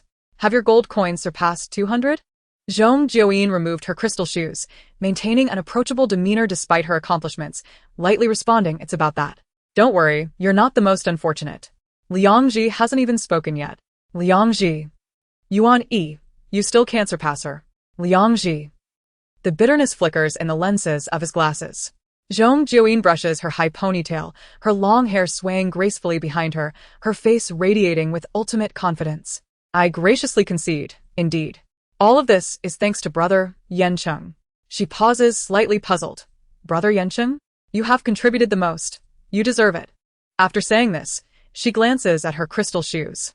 After all, these gold coins are rightfully earned. Yan Cheng momentarily suppresses his deep reflections and re-engages with the game. As this segment of the storyline concludes, the disparity in their gold coin totals grows increasingly pronounced, prompting AI Yuan and her companions to urgently huddle together to strategize their next moves. Zhong Jiuyin perceives their efforts as futile struggles. The disparity in their abilities is glaringly apparent, and with little of the storyline left, it is unlikely they will earn more gold coins than she does, alleviating any worries. She briefly surveys the trio in the alliance nearby, standing in the shade to fan herself, and steals a glance at Yan Cheng, sensing his inexplicable distraction. May I remove the fairy dress now? It's rather inconvenient to move. The dress is quite voluminous, beautiful as it is, but it obstructs her view of her feet, making her anxious about tripping if she runs too quickly. However, just as her words fall, she notices Yan Cheng's gaze immediately fixated on her, directly meeting her eyes. Following his gaze, Zhong Jiuyin cannot help but observe his nose, brows, and the subtle movement of his lips. Half off. Zhong Jiuyin shakes her skirt slightly, pondering before asking, is it permissible to raise it halfway? Yan Cheng. Are we butchering a pig? Zhong Jiuyin, what nonsense. With your looks? Saying such things is akin to a wilted vegetable in a cold breeze, losing half its flavor. She wishes to convey this sentiment, but just as she opens her mouth, her arms are unexpectedly seized from behind. Yuan Yi and Liang Ji swiftly rush over, gripping her shoulders, while AI Yuan clutches the neckline of her dress from behind. In an instant, the zipper is drawn down to her lower back, and the two of them deftly grasp the fabric of her dress, smoothly stripping away the upper half. It occurs with astonishing speed, akin to peeling a banana, completed in mere seconds. As Zhong Jiuyin processes what just transpired, AI Yuan envelopes her in a hug. Her hands working on the dress once more, the blue fairy gown cascading down around her feet. Such a practice motion. If this skill were applied to plucking chickens, the pay would undoubtedly be substantial. Chapter 45. The Pirated Cinderella. The dress is removed, and Yuan Yi swiftly takes the crystal shoes, leaving Zhong Jiuyin standing amidst the pile of fabric, her brow furrowed in contemplation. Aside from marveling at AI Yuan's excessively refined technique, she reflects on her good fortune in having another garment beneath. Otherwise, her dignity would be compromised. Yan Cheng's advice about wearing 2 layers of clothing proves to be quite sensible, and she recognizes the necessity of adopting this practice. A fleeting thought crosses her mind as she glances at the fairy dress at her feet, then at AI Yuan, who is crouched attempting to pull the dress away. She slowly inquires, "What are you doing? Is this some form of psychological imbalance leading to vengeance?" AI Yuan, of course not. As she speaks, she turns her head, her gaze traversing Liang Ji and Yuan Yi's faces, the final words lingering upon Yuan Yi. When Yuan Yi meets her gaze, he becomes somewhat awkward, hesitant to shake his head and disrupt the plan, yet unwilling to nod and deceive her, ultimately resorting to a nervous smile. At this moment, Yan Cheng steps beside her, crouching to hold down the fairy dress, raising his eyes to ask AI Yuan, "The stipulated time has not yet elapsed. Do you wish to replicate our storyline and see if you can score?" They are quite close, with Zhong Jiuyin's legs positioned between them. AI Yuan gazes up at Yan Cheng's inquiring eyes. Such is the aura of a star, his features radiate brilliance, rendering her unable to meet his gaze for long, her eyes flitting elsewhere. As she increases her pulling force, it becomes evident that despite Yan Cheng's slender frame, he possesses significant strength. Firmly holding the fabric without any sign of strain, his expression remaining calm and unperturbed, while AI Yuan struggles to gain any ground. Zhong Jiuyin looks down at the two, finding the scene somewhat peculiar. Are they using her as the focal point of a tug-of-war? Why not let her step aside first? Never mind, she muses. Using one hand to hold one head down, she can leverage her feet to lift off the ground, distancing herself from this battleground over a dress. Kicking aside the fabric, she leaps out, nearly colliding her knee with Yan Cheng's nose. As she does, their figures shift, and both Yan Cheng and AI Yuan turn to look. causing Yuan Yi and Liang Ji to scatter like startled birds. Yuan. You might as well give up the struggle. Either the crystal shoes or you. One of you must be beneath my feet. Yuan Yi. Isn't that a bit too extreme, sisterine? I'm a mouse spirit, not a shoe spirit. The species and form do not match. Zhong Jiuyin. Mind your business, surrender willingly. And then, with a rip, the dress tears down the zipper, half of the underlayer shredded. If this continues, it could be torn into mere rags. Yan Cheng immediately releases his grip, and Yuan seizes the opportunity to gather the dress into her hands, rising and fleeing. Yuan, the shoes. She runs while attempting to don the tattered garment, which now lacks a zipper and hangs loosely around her. Yuan, with no time to spare, raises her arms like a quail to prevent the dress from slipping down to her feet. Thus, her running posture becomes decidedly ungraceful. Zhong Jiuyin. A struggling chicken has just flown by. Yuan Yi bites his lip, suppressing a chuckle. Sister Yin, please don't describe it so vividly. Such imagery is bound to etch itself in the mind. Zhong Jiuyin shook her head, her fingers taut as she reached for the crystal shoes, declaring, "You should let the beautiful Yuan give up her struggle. To seize a dress that does not belong to you, and to fantasize about a pair of crystal shoes that are not yours does not equate to replacing an extraordinary talent." Yuan Yi interjected, "Is the extraordinary talent you?" Zhong Jiuyin retorted, "Do I not resemble one?" A dangerous whisper brushed past Yuan Yi's ear, prompting him to nod vigorously. Yes. Yes, yes. Meanwhile, Yuan was sprinting, the two of them locked in a conversation, while Liang Ji, who had been a mere bystander, suddenly leapt forward, taking a giant step to snatch the crystal shoes away. Like a brave warrior, he delivered the shoes to Yuan. Yan Cheng's long legs moved with such speed that he could not halt the exchange in progress. Thus, in the final seconds, Yuan, clad in a tattered fairy dress and crystal shoes, turned and lunged toward Yan Cheng beneath the bright afternoon sun. Yan Cheng was taken aback. The scene was indeed picturesque, though the tools were not quite cooperating. Yuan seized Yan Cheng's hand with determination, striking a pose as if they were performing a duet. In that fleeting moment, Yan Cheng felt no need to resist. As he released his wrist, Yuan fulfilled the task's rudimentary requirements, letting go of him and raising her right hand triumphantly, exclaiming, "I did it! I completed it!" The wicked stepsister had accomplished Cinderella's task, and the process of usurping her had progressed significantly. Yan Cheng instinctively glanced at Zhong Jiuyin, who remained close to Yuan Yi, her head peeking out from behind his shoulder, her eyes gleaming with curiosity rather than the resentment he had anticipated. He averted his gaze. Zhong Jiuyin maintained her grasp for the shoes, having witnessed the earlier exchange, and whispered with a hint of awe in Yuan Yi's ear, "Your faux heroine has indeed set her sights on the true prince. Your alliance is a mere facade. Yuan Yi, how pitiable you are." Yuan Yi countered, "If she has utilized the prince, does that not make you the only one who has been replaced? Besides, I could always find the real Cinderella as my partner."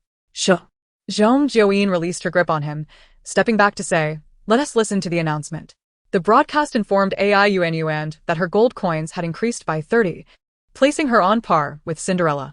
Yan Cheng, as an almost useless assistant, received no reward, while Yuan Yi and Liang Ji gained a modest amount. Yuan Yi absorbed the news, momentarily shocked, yet appeared somewhat unsettled. A wave of warmth brushed past his ear, an extraordinary sensation that left him distracted, his thoughts lingering on that fleeting touch.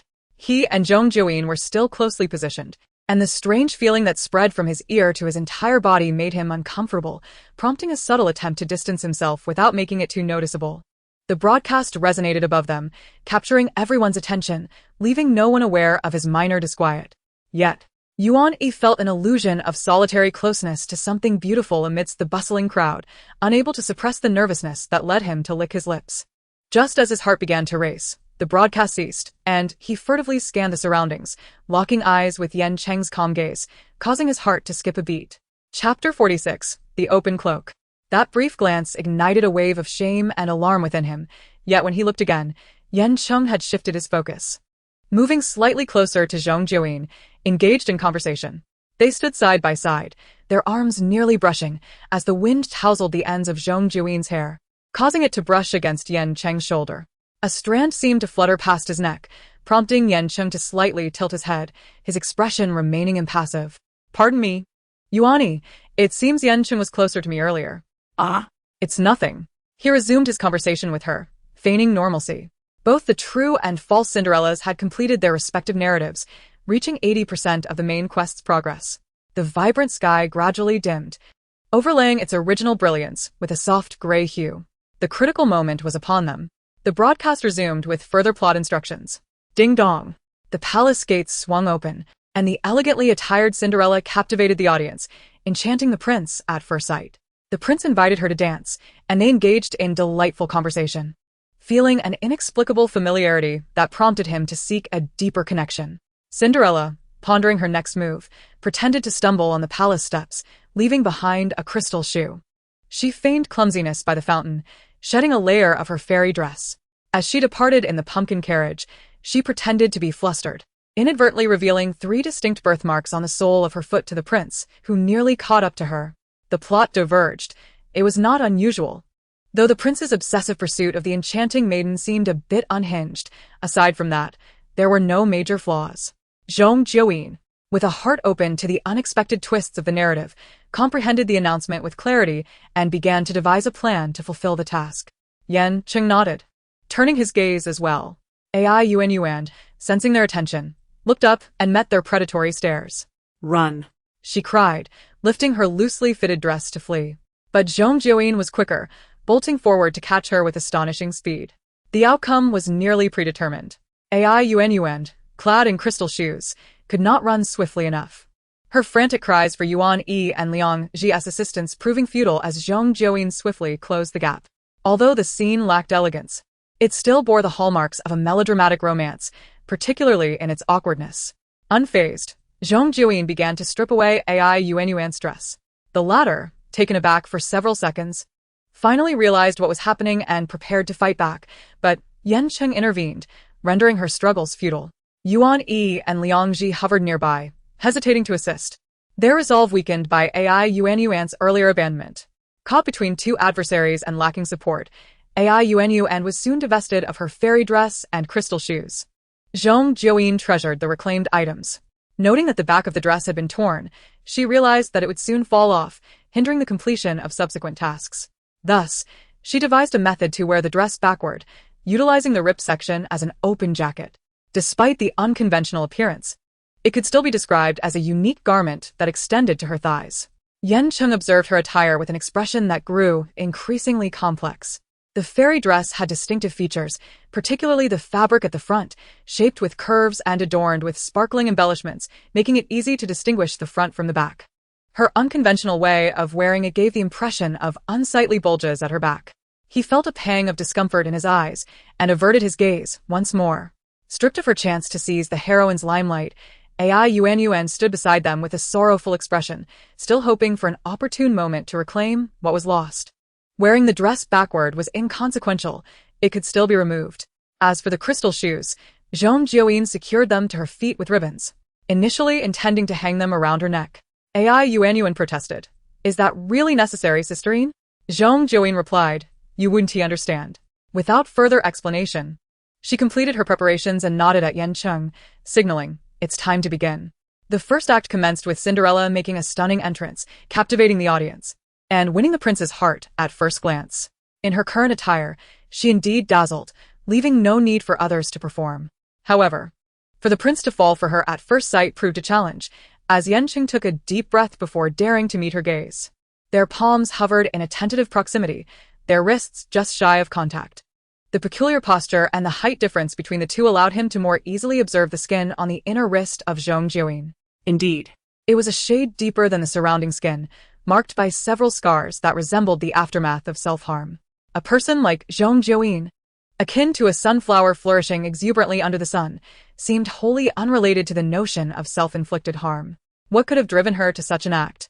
And what circumstances facilitated her emergence from such harrowing emotions to become the person she is now? Yan Cheng lowered his gaze, his thick eyelashes obscuring the emotions swirling within his eyes. Zhong Jiuyin sensed something was amiss with him, yet she did not attribute it to herself. Glancing around, she merely inquired, "Do we really have to dance?" "I don't know how." "It's all right," Yan Cheng replied in a calm voice, laced with subtle reassurance. "Just follow my lead." In Chapter 47, titled The Inverted Blue Toadstool, Cinderella and her prince were to partake in a dance of love, yet Zhong Jiuyin was utterly unskilled, awkwardly mimicking Yan Cheng's simple movements like a duckling. Ai Yuan was surprisingly twirling with Yuan Yi and Liang Ji on stage, her eyes fixed on Zhong Jiuyin and Yan Cheng, indifferent to who was before her, simply pulling one into a spin before grasping the other. With 5 participants, including the performers already present in the amusement park, the space felt rather cramped. A simple 2-circle turn could easily lead to collisions. The fairy tale stage was accompanied by background music, and they navigated the progression of the narrative in sync with the melody. As the music swelled, Yan Cheng gallantly raised his arm, signaling Zhong Jiuyin to turn and strike a concluding pose with a leg lift, allowing the story to unfold further. His guidance was succinct, leaving Zhong Jiuyin somewhat bewildered, compelling her to rely on her vivid imagination. Staggering like an inebriated person, she took 2 or 3 unsteady steps before rolling her eyes back, collapsing against his arm. The solid weight forced Yan Cheng to take a step back to regain his balance. Had she been any lighter, he might have been in trouble. Yan Cheng attempted to lift his hand for a more secure hold, but Zhong Jiuyin misinterpreted his gesture, thinking he was instructing her on the final pose. After some contemplation, she executed a high leg lift. Her slender legs, clad in black pants, opened like scissors, and the ethereal fabric of her fairy skirt was pushed up by her knees, only to fall back down fortuitously, obscuring her face. More remarkably, her vigorous leg lift sent her crystal shoe and its ribbon flying, landing with a thud against a low wall 3 meters away, the poor quality of the shoe resulting in it shattering into 2 pieces. Oh dear. The prince has lost a piece of his love gear. Witnessing this series of events, Ai Yuan halted her dance with Liang Ji, staring in disbelief at her. Yuan remarked, "What a marvelous dance." For a fleeting moment, Yan Cheng wished he could close his eyes forever. A voice chimed in. Someone should tell the closing-eyed Yan Cheng. "Oh, dear." Zhong Jiuyin quipped, "Behold my unique dance, destined to captivate all. Surely, it must mesmerize you." Laughter erupted, ha, like an inverted blue toadstool, and a toxic one at that.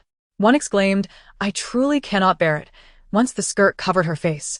It was impossible to distinguish front from back. A glance made it seem as if Zhong Jiuyin was sprawled on Yan Cheng's arm, legs spread back towards the sky. I thought, why is her chest so crumpled? Another pleaded, "Please stop. It's too vivid. I cannot forget." During her fall, I genuinely feared Yan Cheng would be unable to catch her. The force was akin to a 500-kilogram anchor descending. Even a shark's bicep couldn't withstand it. Why isn't Yan Cheng laughing? Is he some cold-hearted soldier? Were it me, I would be laughing so hard, I'd be short of breath. What a stunning genius, huh? Yuan Yi's expression was a complex blend of sympathy. Ai Yuan even touched Yan Cheng's hand, sobbing softly. It was merely a hand touch. Zhong Jiuyin not only touched but also lay upon him. Has Yan Cheng never held a girl's hand?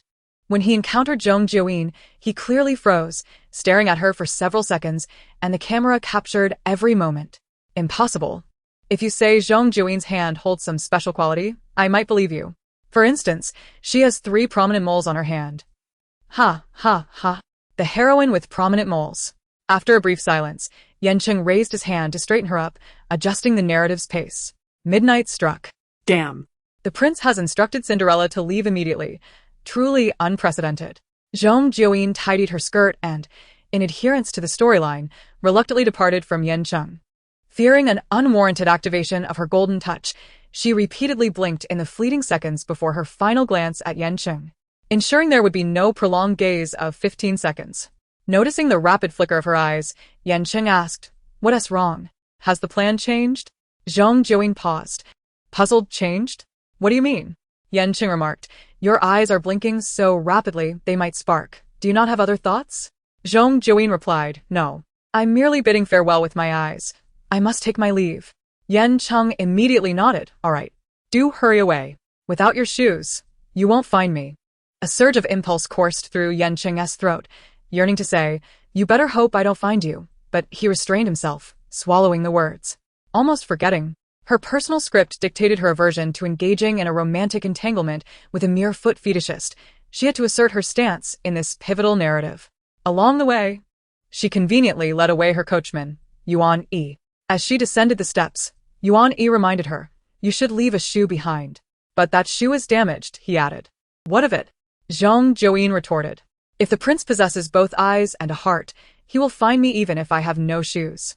Yuan interjected. Now you should leave behind a piece of your skirt. This was indeed the case. Zhong Jiuyin paused, and before Yuan Yi's eyes, she lifted her skirt, ripping a piece of tulle with a sound, placing it on the railing. However, the fabric was so light that even a sneeze could send it flying away. As she set it down, the breeze whisked it into the fountain. In mere seconds, when Zhong Jiuyin looked down, the remnant she intended to leave for the prince had vanished without a trace. Sister Yin, the skirt is gone. She gazed at the empty space, sighed, and said, perhaps this is fate. As she attempted to leave, Yuan grasped her arm. Aren't you going to replace it? No. Do you truly wish for the prince to find you? Are you ready to abandon the storyline? Zhong Jiuyin scrutinized him, narrowing her eyes. I never said that. But why are you so concerned? Does it distress you that the prince cannot find me? Yuan, under her unwavering gaze, felt a flutter of unease. What do I have to be distressed about? Zhong Jiuyin continued to peer at him, deciphering her desired answer from his evasive eyes. Suddenly enlightened, she exclaimed, I understand. You wish to ensure all the clues remain intact, then step in for the prince to find me, don't you? I knew it. Each of you in the substitute alliance harbors ulterior motives. The false prince seeks the true Cinderella. She lamented, how unfortunate for me, a striking assassin. To expend all my energy ensuring my emotions remain untainted amidst a throng of individuals yearning to create tragic love stories. In chapter 48, titled Without Zhong, it is not a biscuit, Yuan fell silent under her analysis. Silence signified an inability to deny, and denial implied acquiescence. Acquiescence revealed his true thoughts, leaving him in a state of shock. Zhong Jiuyin, convinced she had seen through him, shook her head and continued forward, preparing to leave a third clue for the prince. From her slender ankles to the soles of her feet, her skin was uniformly fair, devoid of visible veins or muscular protrusions, smooth to the naked eye, with nails displaying a healthy light pink hue. A beautiful foot, yet lacking the 3 prominent moles described in the narrative. He calmly observed the retreating foot, then turned to the camera and remarked, I see it. What a large trio of moles. Behind him, Liang Ji and Ai Yuan were perplexed. How could they not have seen a single thing? After bidding farewell to a certain someone whose presence was rather distracting, Yan Cheng continued to steer the unfolding narrative. Following Cinderella's escape, the prince, clutching the lone crystal shoe she left behind, urgently sought the mysterious maiden with whom he had fallen in love at first sight. However, at that moment, no crystal shoe remained on the steps. Cinderella, with one foot adorned by the shoe and the other bare, stubbornly limped along, determined to claim the remaining shoe. The fabric near the fountain, floating in the water, was equally unreachable, effectively non-existent. The trajectory of the story appeared to have devolved to a point where all the women in the city would need to perform push-ups while washing their feet to uncover Cinderella. Yan Cheng stood still, watching the silhouette of Zhong Jiuyin fade away before turning to meet Liang Ji and Ai Yuan's gazes. Ai Yuan said, Brother Yan Cheng, without the crystal shoe, your task remains unfulfilled. Has Zhong Jiuyin abandoned the narrative? Or does her personal script contradict the main mission? Thoughts formed vaguely in his mind, yet he struggled to articulate them precisely. Liang Ji hesitated before suggesting, is it a case of feigned restraint? Or perhaps false intentions, where words do not align with feelings? Yan Cheng felt no particular resonance with these musings and found himself inexplicably reminded of Zhong Jiuyin's earlier remarks. She was far more eloquent than Ai Yuan, focusing on the present while envisioning the future, as if she were perusing a property with an agent, imagining a blissful life 10 years hence in a sprawling villa. It sparked an impulse to consider a loan for such an experience. He inquired of Ai Yuan, do you have a crystal shoe? No, she replied. Yan Cheng strode past her with long strides, bluntly stating, then why should I seek you? Ai Yuan pivoted to follow and pressed. But Zhong Jiuyin didn't leave a crystal shoe either. She did, he countered. You mean the one that was broken? Ai Yuan exclaimed in disbelief. How could that be used? Liang Ji adjusted his glasses and murmured, they say that those who are earnest will always find a way through any obstacle, while those devoid of hope will ignore opportunities even when they are right in front of them. Ai Yuan retorted, why must you elaborate so much? Though only 2 women remained in the city, the grand search for the elusive maiden must still be executed. The prince himself, holding the tattered shoe, boldly stationed himself at Cinderella's doorstep, demanding that every female human try on the crystal shoe. His reasoning was that the mysterious maiden's face and attire could have been embellished by his emotions, yet her feet certainly were not, especially given the 3 prominent moles on the soles. As the malevolent stepsister, Ai Yuan was the first to try on the shoe. Yan Cheng pieced the shoe together and watched as Ai Yuan slipped her foot inside, finding it a perfect fit, truly an ideal match for Cinderella. Yet, without a flicker of hesitation, he declared, "It's not suitable." Ai Yuan protested, "Brother Yan Cheng, surely you should take a closer look. This size is practically tailored for me." Unmoved, Yan Cheng replied, "Next. Is there not another lady in your household?" "No, in the Gui family I am the only one," she asserted. Yan Cheng recited his scripted line, "Impossible. If the person I seek cannot be found throughout the entire city, this must be the last household. One cannot simply vanish without reason. Summon her forth." Liangji ventured a jest. Perhaps the search radius was incorrect from the start. Could it be that a gentleman is also a suspect? After all, Zhong Jiuyin had worn her fairy dress backward, indistinguishable in front or back, her demeanor bold and carefree. It was not uncommon for a prince to be portrayed by a man in this chaotic fairy tale. Yuan Yi chimed in. Or perhaps it was a passing mouse spirit that transformed. Yan Cheng, not one for humor and rarely engaging in light banter, maintained his stoic expression while tearing and reassembling the crystal shoe, signaling them to say, "In case of contingencies, let everyone try." Yuan Yi and Liangji complied, attempting to steer the narrative back on track. Though anything was possible, it was clear that in this tale, Cinderella was undoubtedly a girl. The prince could rest assured. Yan Cheng's brow slightly arched as he set the crystal shoe aside. Reluctantly following the plot, Ai Yuan went to fetch Cinderella. Outside, the three waited, only to see Ai Yuan emerge with her hair tied in a high ponytail, a hallmark of Zhong Jiuyin. This resemblance gave an uncanny impression of a stand-in. "I apologize for the delay. I share the surname Gui as well."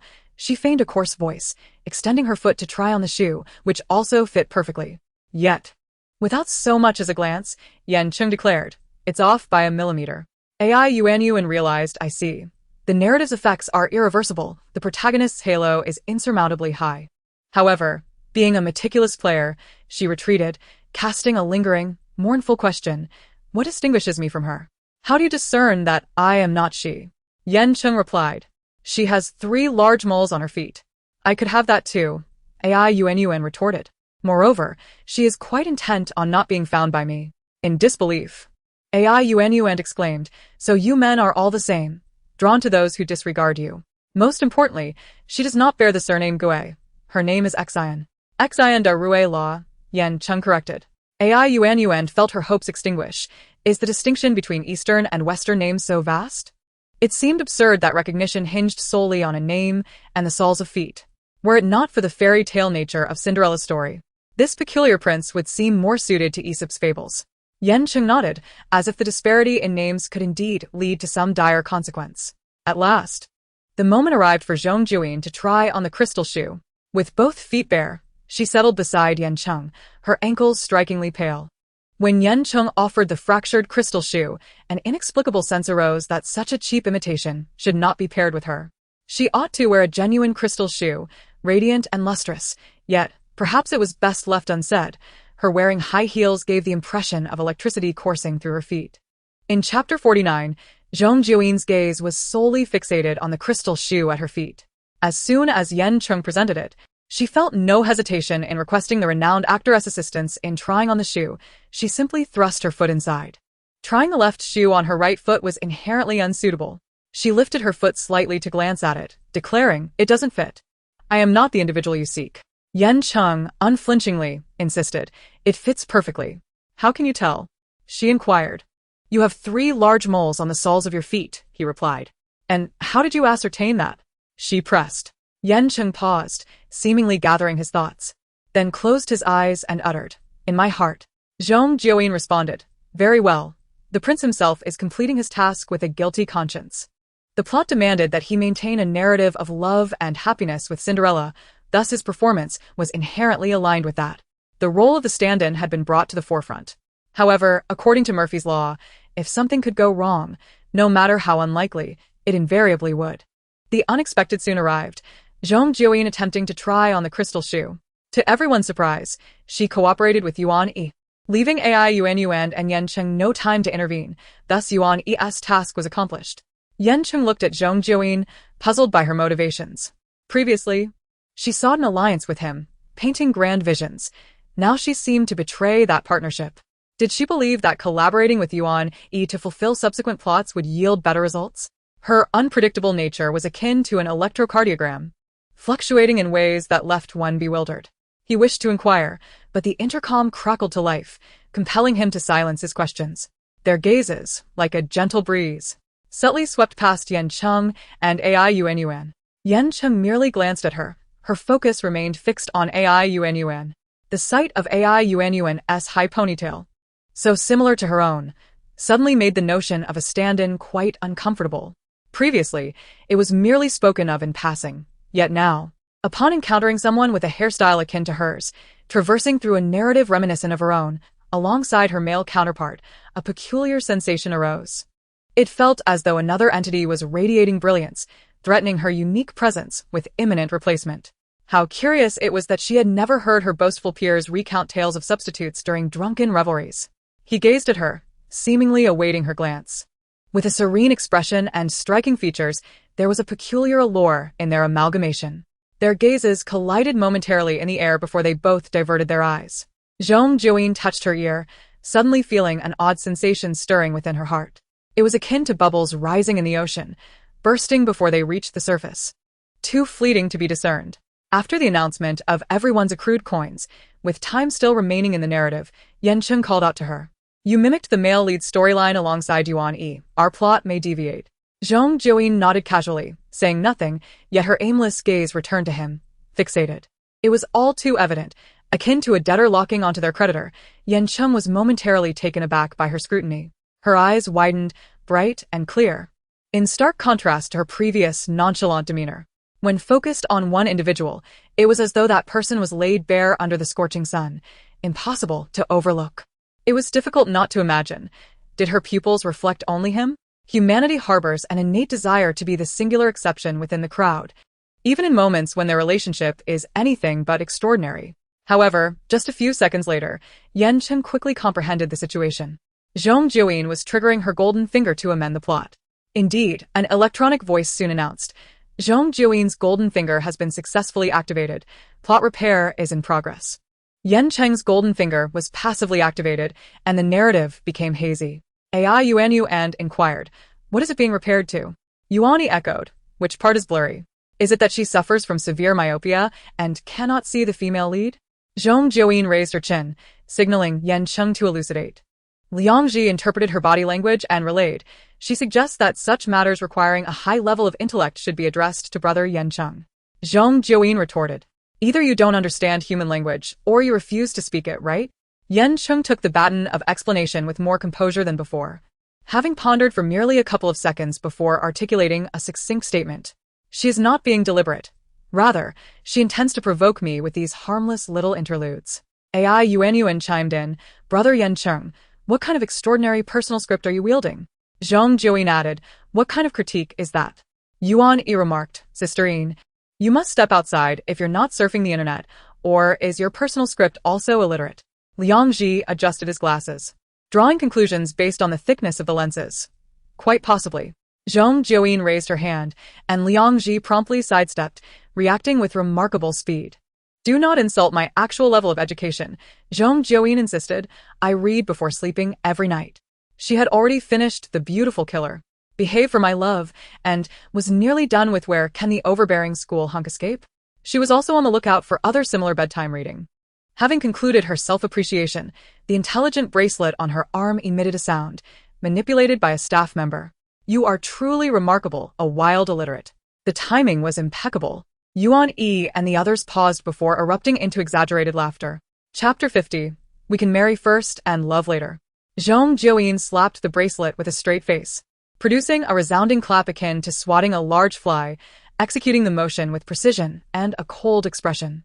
The sound was comical. Yuan Yi observed Zhong Jiuyin's impassive face, as though under the influence of some potent catalyst, laughing so hard he nearly collapsed. Staff off-camera were also laughing, oblivious to which of them had instigated the mischief. Taking a deep breath, Zhong Jiuyin regained her composure and casually waved her finger, akin to a bandit swatting away a mosquito. Her desire to lash out was becoming increasingly uncontainable. In mere minutes, she identified one potential target after another. Upon closer inspection, It turned out to be her charioteer from that fateful night. Dressed in gold and silver, he introduced himself as a prince from the neighboring kingdom, seeking to unite with Cinderella in matrimony. Beneath a tree bathed in soft moonlight, they gazed into each other's eyes, drawing ever closer, until Cinderella slowly closed her eyes. The following day, the two kingdoms signed a peace treaty. The new prince requested to marry the fairest maiden of the town. The local prince, shedding tears, relinquished his wicked stepsister to wed, and the next day brought Cinderella to the palace. From the heights of the palace, they watched as the pair departed. The sun shone brightly, and the atmosphere was perfect as the prince knelt, devoutly slipping the original crystal shoe onto her foot, gazing deeply into her eyes. At that moment, despite the clear sky, a fine rain began to fall, and they swirled in each other's gaze, entranced. The prince's hand slowly caressed Cinderella's face, as she, with tears in her eyes, whispered, "Countdown task. Please supplement and complete this storyline within half an hour, ensuring it aligns with the main task, meets personal script requirements, and resonates with human instincts. Failure to comply will result in a double deduction of coins." As the announcement concluded, Zhong Jiuyin grasped the core of the matter. The emphasis on aligning with human instincts indicated that the plot's progression necessitated extraordinary thinking. However, there was another key point that seemed rather cumbersome. Her role was rather excessive. Having just shared a deep gaze with the mouse spirit, even closing her eyes. Perhaps those endowed with exceptional qualities inevitably bear a heavier burden from men. Alas. She sighed. Do the men in these stories all inevitably fall into my grasp? Liang Ji silently added 3 words in his mind, of the demon's claw. Yuan Yi found no witty retort, unconsciously ruffling his hair at the back of his head, smiling at her. The sun was not particularly bright, yet his smile retained its brilliance. Yuan's grievances were about to amplify. Wait a moment. Her eyes lit up as she pulled Yuan Yi aside. Speaking in hushed tones with excitement, once we depart, isn't just another tale of a prince and Cinderella heading towards a happily ever after? Wouldn't that count as fulfilling the main task? We are bound to strike it rich. Yuan Yi's initial reaction diverged from her thoughts, but we are currently the substitutes trying to replace the genuine prince and Cinderella, having betrayed the pact. In a situation where mutual disdain prevails and emotions are absent, can we truly achieve a loving conclusion? Mutual aversion seems to be their ultimate ending. Yuan insisted. For the sake of gold coins, I can engage in a love-hate relationship, marrying first and loving later. Yuan Yi responded, time is pressing. We have only half an hour. They continued their whispered conversation as Zhong Jiuyin strode over to pull Yuan Yi away. Hurry, find a tree to stand under. Yuan Yi, instinctively cautious, followed her lead. Not daring to move too much, obediently led to a mid-sized ornamental tree. This is a big tree, she declared, demonstrating her ability to swiftly apply newfound knowledge. You just stand here and watch me with wide eyes. With each of Zhong Jiuyin's commands, Yuan Yi nodded, positioning himself beside the tree in a standard tourist pose, embodying a demeanor of complete acquiescence to her words. Zhong Jiuyin found him increasingly agreeable. She chose a spot not too far nor too near, marking the commencement of the narrative, and approached Yuan Yi. Wait a moment, give me 10 minutes, she instructed. Yan Cheng replied, I'm not in a hurry. Zhong Jiuyin said nothing further, simply waving her hand with nonchalance. Yuan Yi stood there motionless, observing her as she approached step by step, her limbs and expression betraying uncertainty. Yan Cheng watched, as if witnessing a street thug eyeing a flower vendor on a theatrical stage. The domineering street rogue was poised to impose himself upon the innocent, delicate flower seller, and even the casual gesture of Zhong Jiuyin's hand appeared to him as a sinister claw seeking to take advantage. His recent metaphors had certainly taken a turn for the peculiar. He brushed his fingers across his brow, the coolness of his fingertips contrasting with the sun-kissed warmth of his eyelids, bringing a refreshing sensation. As he lowered his hand, he noticed Zhong Jiuyin gently swatting away an insect from Yuan Yi's shoulder, gazing at him with a lingering intensity. According to the script, they were to gaze at one another, drawing closer involuntarily, until Zhong Jiuyin slowly closed her eyes. Her voice, neither too loud nor too soft, perfectly drowned out the conversation between her and Yuan Yi, rendering it somewhat indistinct to him. He instinctively furrowed his brow, then politely joined the discourse. Yuan jested, speculating that Zhong Jiuyin would say, kiss me. Liang Ji, in a hushed tone, added, then Yuan Yi would freeze and run away. However, Yan Cheng thought Zhong Jiuyin's reaction would defy their predictions. She did not seem like someone who would steer the atmosphere toward romantic ambiguity. In Chapter 51, How Can You Handle My Spin? It became evident that after closing her eyes, Zhong Jiuyin's continuation of the script was not "kiss me." Instead, she exclaimed, "It's so dark. I can't see." Following her declaration, she raised her arms like a zombie, flailing in the air but not approaching Yuan-yi, nearly toppling over a decorative wood. Zhong Jiuyin believed her performance of several seconds sufficed, and upon opening one eye to glance outside, she still had time to steady the swaying Yuan-yi. Without a trace of reluctance, she turned away, leaving him unsteady, signaling to Yan Cheng, "It's your turn. We must act swiftly." Had she not omitted the gesture of unfastening a button, he would have thought a bed should be placed nearby as a prop. To avoid being manipulated by the game's antics, Yan Cheng took the initiative to stand upon a slightly elevated performance stage outside the fairy tale castle. Gripping the railing in preparation, Zhong Jiuyin approached him with the urgency of a busy monarch needing to attend to 99 suitors, her pant legs fluttering in the breeze. Half an hour was far too brief. They had to make the most of it. As she reached Yan Cheng, their toes nearly touching, she stepped forward 2 more paces to achieve the intimacy expected of the protagonists. It was now Yan Cheng's turn to crouch down and assist her in putting on the shoes. The same pair of cracked, low-quality crystal shoes, which he deftly arranged at Zhong Jiuyin's feet, forming a complete shape. Their familiarity was still developing, and given their disparate social standings, Yan Cheng maintained a courteous distance, merely placing the shoes there while Zhong Jiuyin slipped her feet inside. Since the shoes were cracked, she inevitably had to look down as she wore them. A slight shift in her gaze allowed her to glimpse the person crouching before her.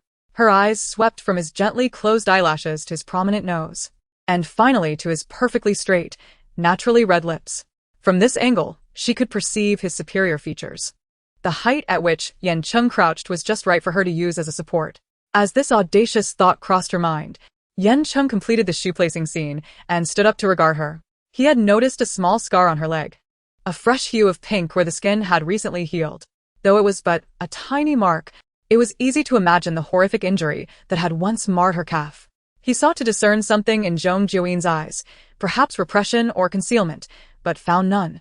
Instead, she gazed at him with an intensity that seemed to draw him into her world.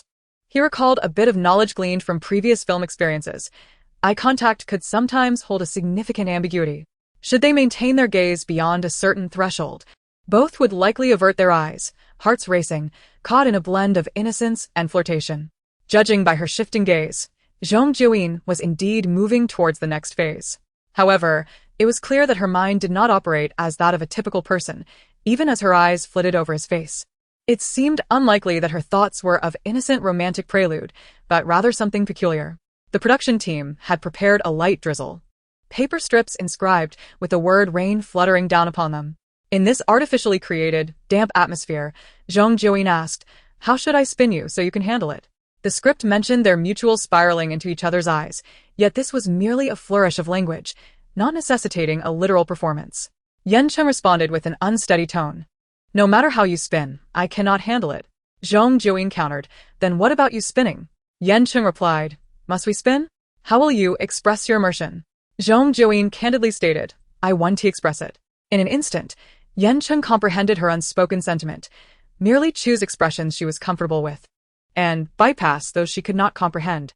It was indeed a sensible approach, and he believed that the term spin need not be articulated. "How about this?" He proposed more familiarly than with others, lacking excessive formality. "You can express your spin internally, or with your expressions and gaze. It's challenging to convey through our bodies, especially given our limited time." Zhong Jiuyin opened her mouth, inclined to assert that spinning was quite simple for her. However, Yan Cheng's vigilant gaze suggested he feared she might reject this proposition and perform some outlandish display. "Very well," she nodded, summoning her inner strength, clearing her mind, and envisioning the atmosphere fitting for a prince and Cinderella at that moment. In the gentle spring rain, they stood restrained at a safe distance, yet still felt an irresistible urge to draw closer until they could see their reflections in each other's eyes. The world around him became blurred and inverted, with only himself remaining a distinct presence, the sole focus of her gaze. Yet their disparate identities and statuses prevented them from embracing tightly. The budding feelings between them could only be extinguished by the rain. All she could offer was a handkerchief and a soft-spoken farewell. Wait! How did her thoughts drift back to those drunken companions boasting of their tales? Blame it on them.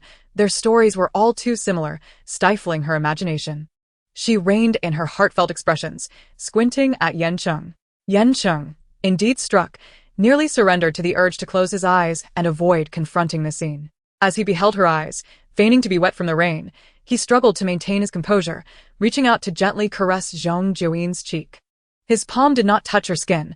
A slight gap remained between them, yet she could feel the warmth radiating from his hand. Yan Cheng sensed the delicate fuzz on her face, and curiously noted how his palm could nearly envelop her cheek. Human impressions are often exaggerated by memory. And having recognized Zhong Jiuyin as carefree and spirited, he had assumed her face would be broader, her ankles less slender and fair. Yet, standing this close, a nuanced and peculiar sensation arose. The authentic impression deepened through exaggeration, he mused. Her face was indeed small, scarcely the size of his palm. As she blinked slowly while gazing at him, exuding an inexplicable fragility and innocence. If only she remained silent. Zhong Jiuyin softly delivered her supplementary line, imbued with a lingering, ambiguous tone. Striking with clarity, "Do not touch me with the hand that handled the shoes. It stinks." Yan Cheng. In an instant, all subtle feelings were swept away by a gust of wind. Chapter 52. Wild Oil Cakes. The task, completed in a mere half-hour, was executed with great urgency. While they were engrossed in their deep gazes, Yuan Yi was hurriedly pulled over by Yuan to finish the story of the new prince and the faux Cinderella finally finding solace together. Everyone was quite pleased, with the exception of Liang Ji, who was stationed at the castle gates, nearly bored to the point of growing weeds. The four affluent individuals resembled cheerful sunflowers, while he appeared as a parched scallion, lacking vitality. As Zhong Jiuyin breezed past him, riding the winds of victory, she kindly accompanied him in reflecting on the reasons for their failure. "I just feel like something is missing from this task. It turns out it's you," she remarked. "A narrative devoid of twists is destined for a lack of renown. Why didn't you disrupt us earlier?" Once the plot concluded, "Our coin tally would have left you far behind." Yuan and Yuan Yi joined the conversation, while Yan Cheng stood in the newly vacant space, casting a glance at her beaming face, reminiscent of one who has just achieved top honors. Liang Ji attempted to raise his gaze to speak, but upon looking up, met Yan Cheng's eyes, surrounded by a flurry of cameras and photographers, which made him instantly anxious, forcing him to adjust his glasses as a guise. "I believe your coin count likely 1T increased significantly," he stammered. Zhong Jiuyin retorted, "I'm not listening. You're just excessively jealous." Liang Ji insisted, "But that's genuinely how I feel." Zhong Jiuyin replied, "Did you hear that? That's the reason for your failure. Relying solely on curses and pessimism 1T lead to victory. It merely offers you a fleeting sense of comfort." Liang Ji protested, "But you all." Yan Cheng was about to inquire about the reasons before Zhong Jiuyin could, when the announcement blared again, cutting off Liang Ji's unfinished thoughts. "Task time's up. Results are being evaluated. Congratulations on completing the finale task. Zhong Jiuyin, Yan Cheng, Yuan and Yuan Yi each receive 40 coins. Smart armbands are under manual inspection. Zhong Jiuyin, deducting 60 coins. Yuan, deducting 30 coins. Yuan Yi, deducting 30 coins. Liang Ji's lucky conditions have been met. The magical fairy dress, glass slippers, and mouse spirit have expired, rewriting the story process. This round's players' deductions will benefit Liang Ji. Congratulations to Liang Ji for acquiring 100 coins. Congratulations to everyone for reaching the finale." As the announcement concluded, the expressions of the 5 individuals shifted dramatically. Zhong Jiuyin was the first to ask, "How did I violate the rules?" The customer service of the smart armband replied, "Think for yourself, wild illiterate." In that critical moment, she couldn't be bothered to argue with a mindless device and crossed her arms, deep in thought. "My personal script didn't intend for me to fall in love with the prince." As she pondered, it became clear that the 3 words grand finale and the pressing half-hour had made her forget that she had to balance the allure and rejection at all times. In the previous plot, she shouldn't have been entwined in a performance of mutual longing with Yan Cheng. However, didn't the plot dictate that I had to do so? If following the rules means abandoning the storyline, the production team wouldn't purposely set me up, would they? It seemed they wanted to find a reason to make me bleed due to my high coin count. "No, the plot description didn't clearly state you must do this." Yan Cheng interjected. Yuan quickly added, "Yes, the plot only indicated that you felt uncomfortable upon learning the prince, and I were deeply in love. And then you were to share a moment in the palace while putting on shoes, without suggesting you had fallen for the prince. Isn't that falling in love?" She pondered incredulously. Seeing him affectionate with another made her uneasy. He knelt to put shoes on her, sharing a tender gaze in the rain. This atmosphere surely had some emotional undertones, or could it be that she was merely a stand-in for someone he wished to replace? Or perhaps... An epiphany struck her, and she inhaled deeply, glancing at Yan Cheng. I understand now. The fear of my own failure pales in comparison to the anxiety of my companion's success. That was a sentiment she and Yan Cheng had shared, a truth understood solely by the two of them. It could have ended simply, but as Zhong Jiuyin's lips parted to speak again, Yan Cheng instinctively felt she was about to veer into strange territory and sought to interrupt. You. So while I may not wish to fall in love with a perverse prince with a foot fetish, I certainly cannot bear to see my malicious stepsister thrive. Hence, I will sacrifice myself to oust her, achieving a superficial happy ending with the prince. Her words flowed rapidly, a torrent of thoughts articulated without a hitch, as smooth as a flowing stream, leaving Yan Cheng unable to interject. Once she finished, her gaze lingered on Ai Yuanyuan's face, and she sighed. Beautiful Yuanyuan. It seems this is our story. I always believed my life could not be devoid of your presence as my companion.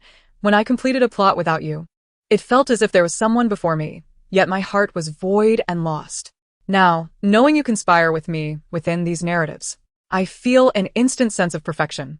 Yuanyuan, I clearly realize now that my ultimate task is to safeguard your happiness until I can no longer fulfill that role. Ai Yuanyuan shivered with goosebumps. She ought not to be called a wild illiterate, but rather a wild oil cake. Yan Cheng, having heard her words, found himself at a loss, his thoughts caught in silence. A profound stillness enveloped the scene, with Yuan Yi and Liang Ji opening their mouths yet finding no words to catch this unexpected stream. The barrage of laughter in the comments section starkly contrasted the silence, creating a dissonance of unspoken chaos. Ha ha ha ha ha, Ai Yuanyuan's twisted face. Are you insane? I've realized Zhong Jiuyin's oil cake analogy flows more smoothly with the girls. I apologize. I initially thought a couple of phrases had a certain charm, worthy of my youthful, painful love letters. Then you must apologize to your crush. Ha ha ha ha. Why didn't you laugh at Zhong Jiuyin's earlier line? Don't touch me with those shoe-wearing hands. I truly felt like I was going to crow. I finally understand the power of speaking softly. Before spewing this out, I genuinely believed she would have a moment of clarity and not squander this opportunity with Yan Cheng. Yan Cheng. Close my eyes and pretend I can't see the love transaction. Is Yan Cheng here to save the day? Does he truly think he has a promotional machine bought with money? Using Yan Cheng to elevate Zhong Jiuyin is quite the audacious gamble. They care more for the heat than their lives. Chapter 53. Don't love too deeply. Silence must eventually be broken.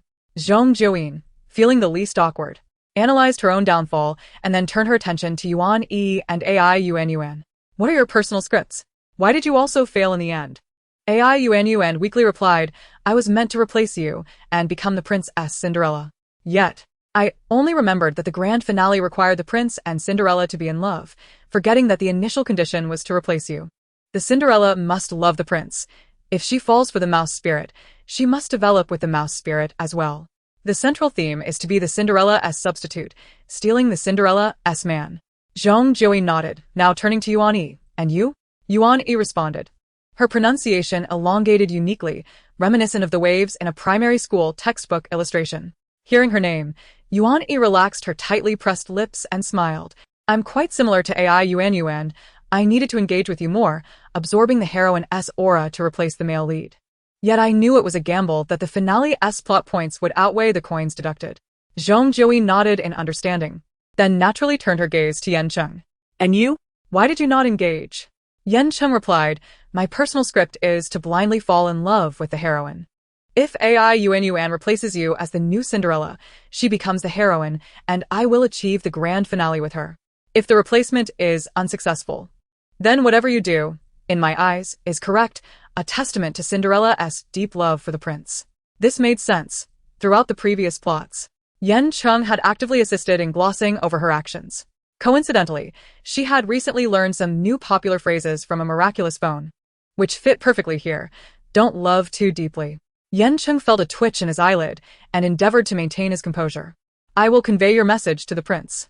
As soon as he spoke, he deftly shifted the conversation to the final individual present. Liang Ji, what about you? What is your personal script? Liang Ji, resembling a lanky figure with glasses, responded with an earnestness bordering on sincerity. My character is that of a diligent worker. The plot is sparse, thus my role is not of paramount importance. AI Yuan interjected, but what about your special ability? You've instantly accrued 100 coins, more than we have after trudging through hours of gameplay. Liang Ji replied, good deeds are rewarded, and evil deeds are punished.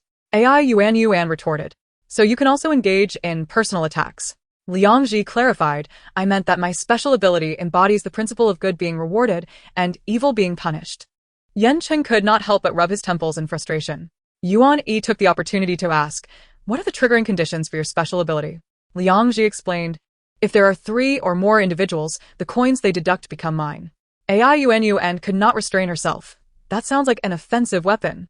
If I were you, I would find a way to eliminate everyone. Perhaps then the accumulation of coins could surpass Zhong Jiuyin's. Liang Ji grimaced, I did contemplate a strategy. But you all initially believed that losing points was more detrimental than progressing through the plot, placing great emphasis on personal scripts. Then the rule of doubling point deductions emerged, leaving me at a loss, or perhaps I am simply too foolish. A bashful expression crossed his face, and he pushed his glasses up, revealing an awkward demeanor that starkly contrasted with Zhong Jiuyin's poised presence. It's all right. Not everyone is suited to every game. If you cannot adapt to the game, let the game adapt to you. The 5 of them instinctively raised their heads, cautiously surveying their surroundings while tentatively retreating from the others. May all players either continue their glorious legacy or orchestrate a comeback, ultimately becoming the last victor. Before the announcement could conclude, Zhong Jiuyin's gaze fixated on several sheep awaiting slaughter. The disparity in coin accumulation among the players had diminished, leading everyone to adopt a mindset of seizing opportunities, believing they might yet turn the tide. Her previously unassailable status had become precarious, and the act of claiming others' coins was inevitable. Careful consideration was required regarding whom to target first. Currently, Yuan Yi held the least coins. If she were to eliminate him first, she could potentially render either Liang Ji or AI Yuan the switch that could end the game, keeping them close to control the rankings.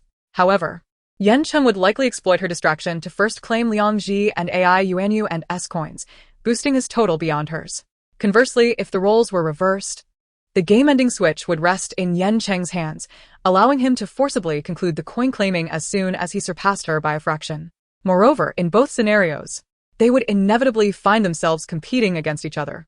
Additionally, one must consider the possibility of AI Yuan and the others hiding away to exhaust the 90 minutes, as the vastness of the location made it nearly impossible for her to corner everyone. Before she could finalize her thoughts, the staff approached to affix coin stickers on them. The improved stickers were easier to peel, and their placement was limited to the upper arm and back. A new rule stipulated that regardless of coin totals, each person was allowed only 3 stickers, 2 on the arms and 1 on the back, with the coin distribution determined by the individual.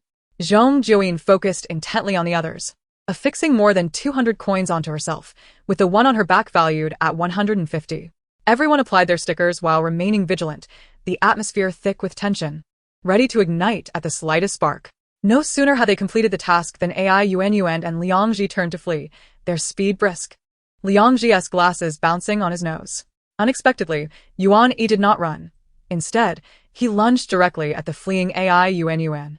Zhong Jiuyin seized the opportunity to intercept Yuan Yi, intending to secure his coins first. However, just as her hand reached for him, she was grasped by 2 hands, Yuan Yi's left and AI Yuan's right. A sudden realization struck her. You two formed an alliance beforehand? Yuan Yi replied, apologies, Sister Yin, but I doubt I could manage you alone.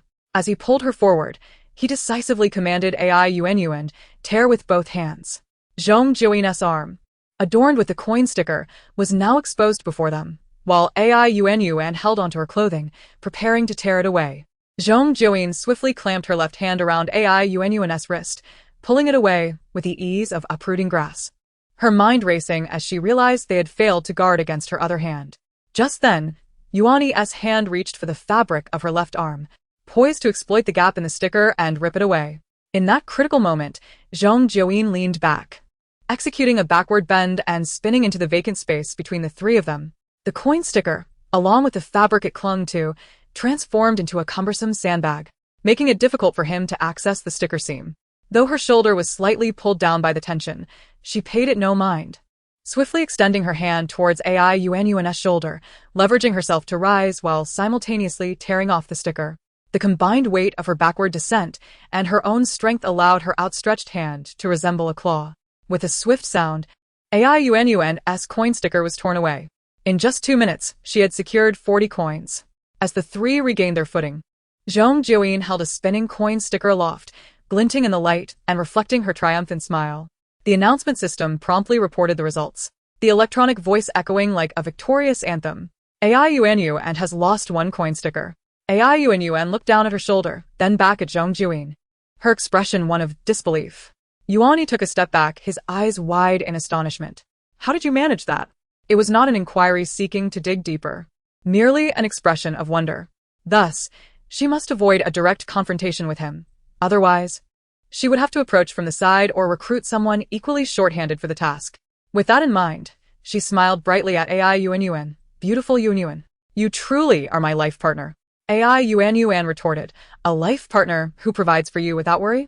Just moments ago, you claimed that your ultimate task is to safeguard my happiness. Now, you've taken half my life. What was it you said?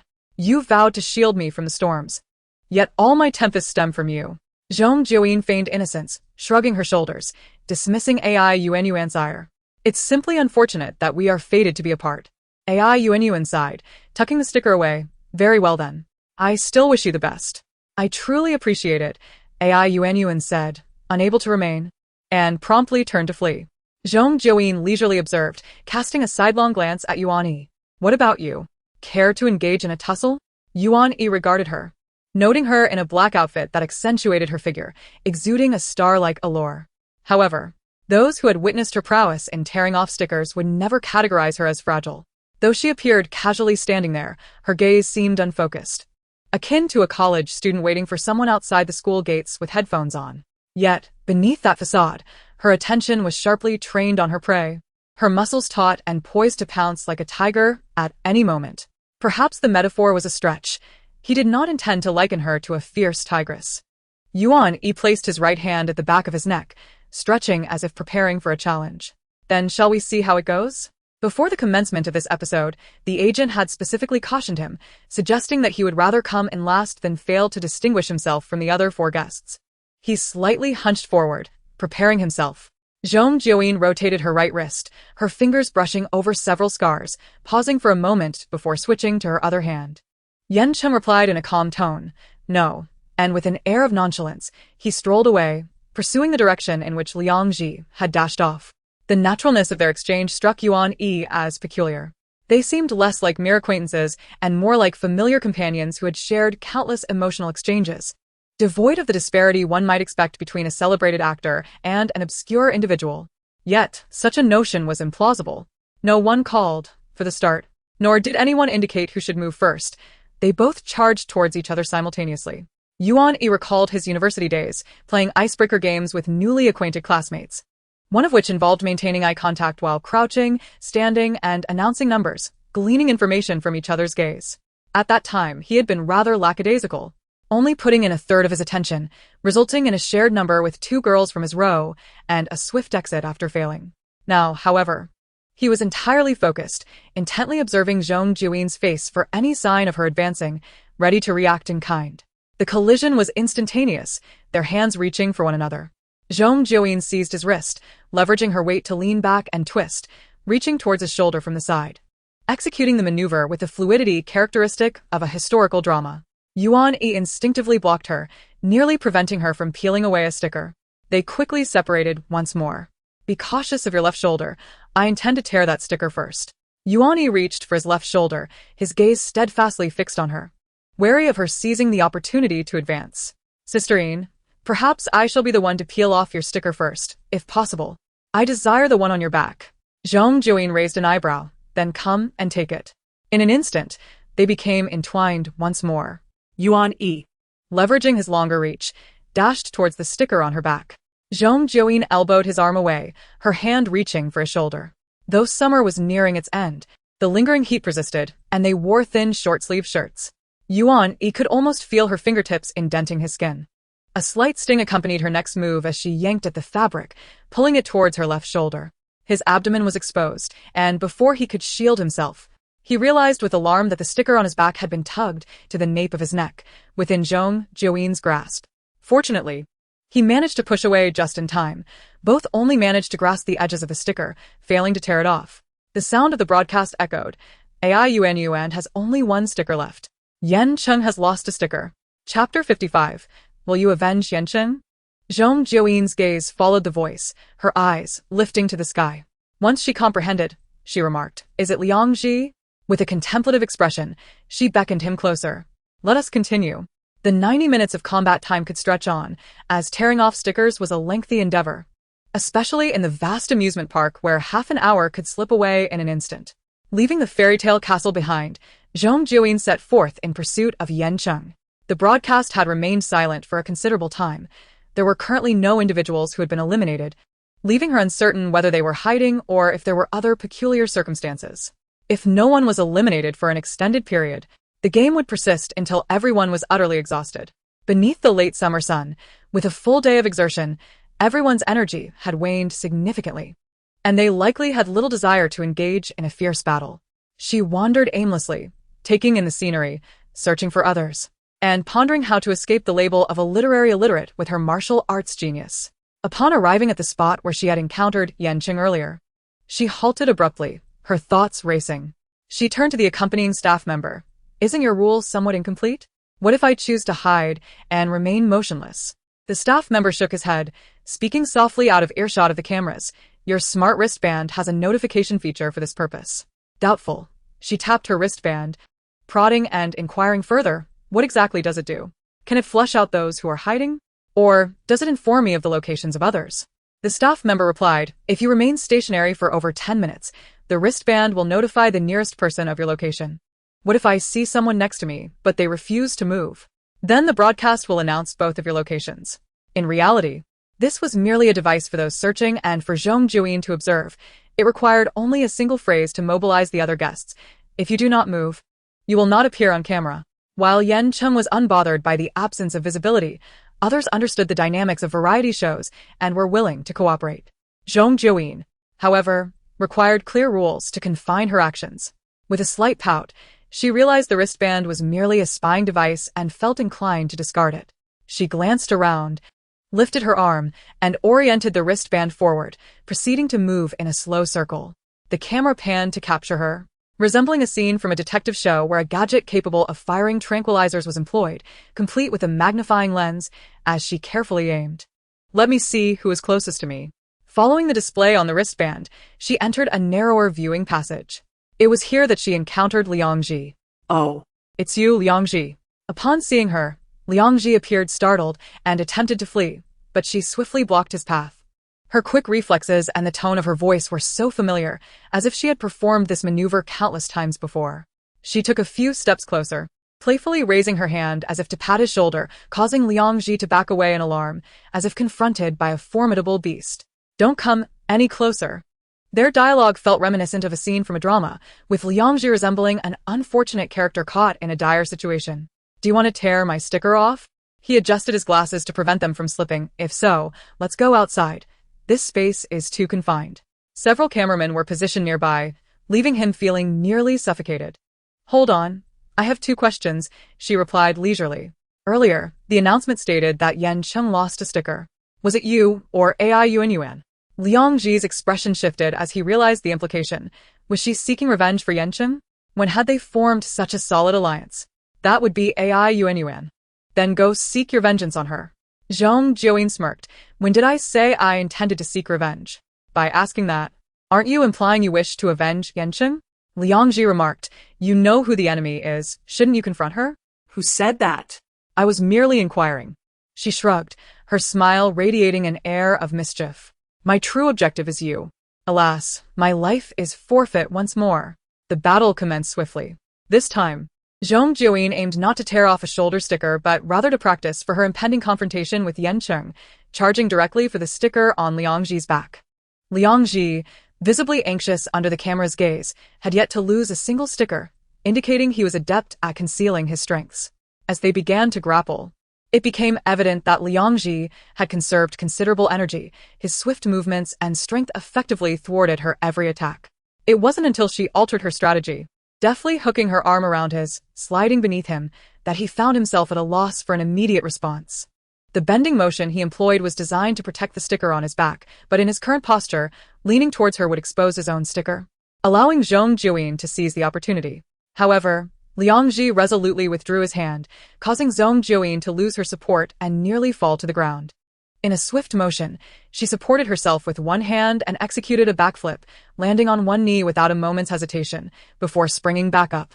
She truly pounced like a hawk. Liang Ji felt a sharp pain in his foot as her knee struck him, followed by the constriction of his neck by her arms. The coins on his back were abruptly pulled away. Zhong Jiuyin landed gracefully, catching her breath as she steadied herself, shaking the sticker she had pinched between her fingers. This had nearly become her signature move, elegant yet audacious. 70 coins, thank you for your contribution. She flicked her fingers against the sticker, affixing it to her shoulder, creating a shoulder pad effect with the two stickers. Liang Ji sighed in frustration, pushing up his glasses that were about to slip off, and anxiously gazed at her. Isn't one enough? Can't you leave me a way out?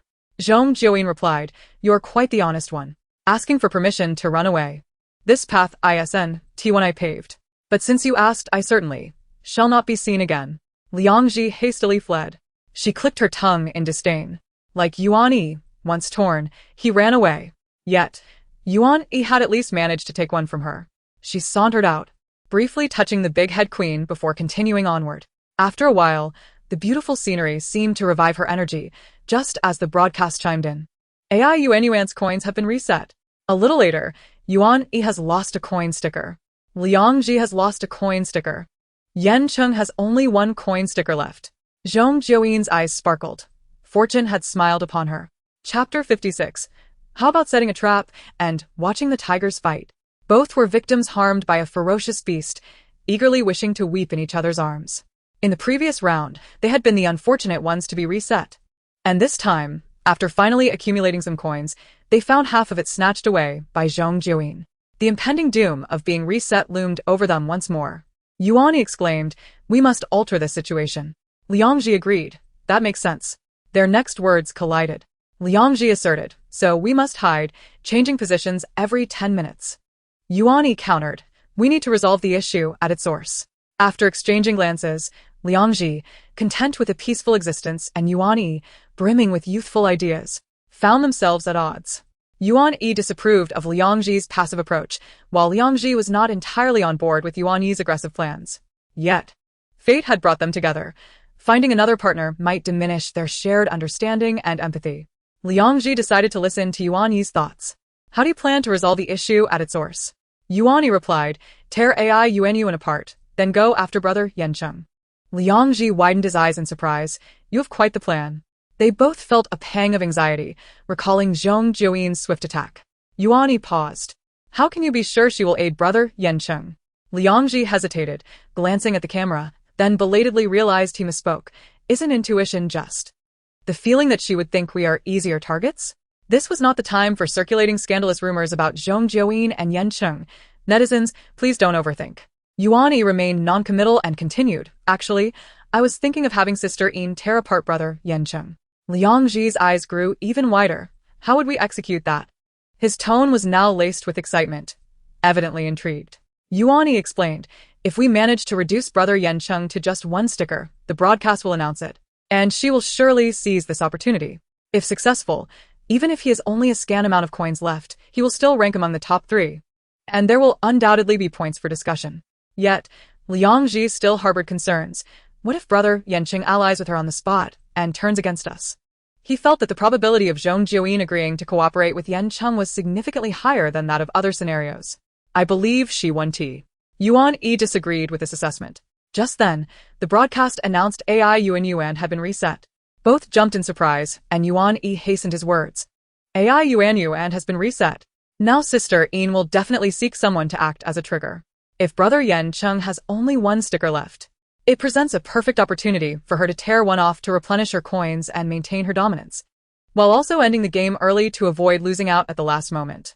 He added, don't you want to grab more coins? Each sticker has a different coin value. Perhaps one could be worth 100. It's not impossible for us to become first. Motivated.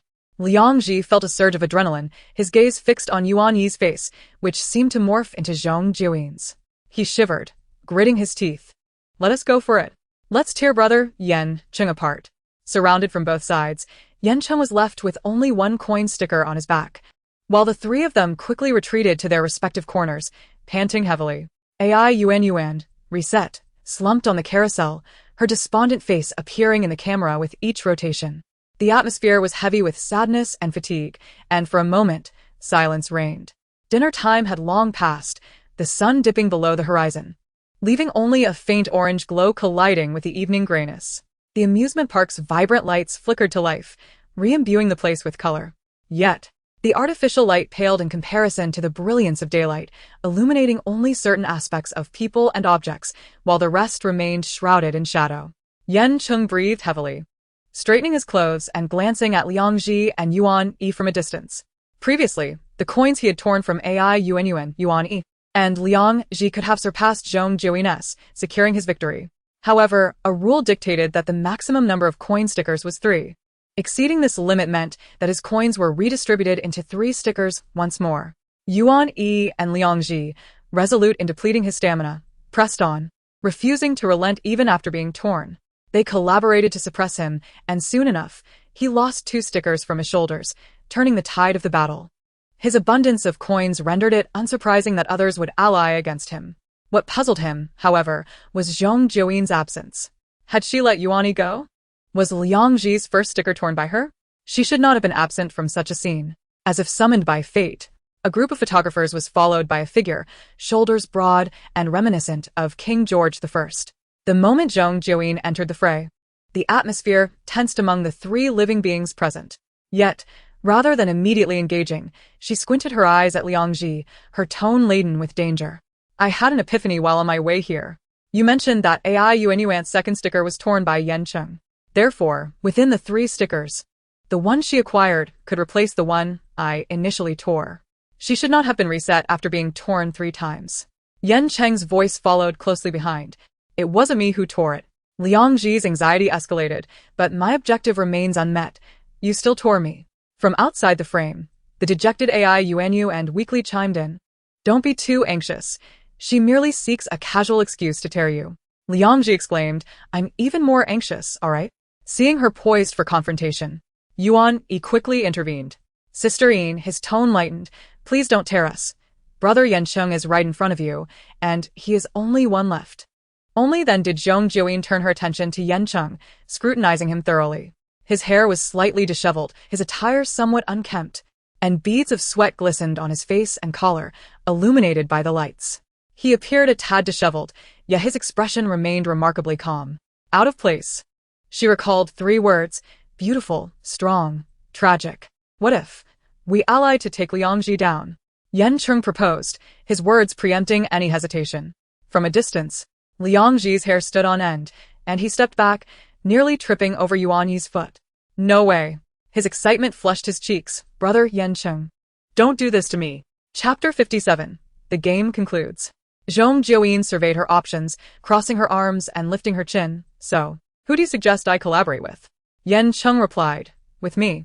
Yuan Yi asserted. With us. Sister Yin, each individual's sticker and coin count remains a mystery to others. We managed to snatch 2 stickers from Brother Yan Cheng, but the total isn't substantial. The highest sticker still lies behind him. The coin count between Liang Ji and myself is likely similar to yours at this moment. However, should you seize Brother Yan Cheng's final sticker, not only would you surpass us significantly, but you could also conclude the game immediately, solidifying your rank as the first. Zhong Jiuyin retorted. Then why don't you just take all of his stickers? That way, you would not only be first but also end the game, securing your position. Moreover, the tale of rising from nothing to first place would surely be worth a couple of drinks, wouldn't it? Liang Ji replied, but we have no strength left.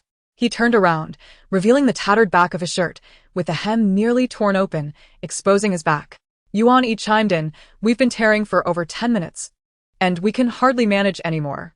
However, Liang Ji quickly added, if we consider who would be easier to rob, we still have more strength than Brother Yan Cheng. The implication was clear. Yan Cheng had exhausted all his energy, making him an easy target.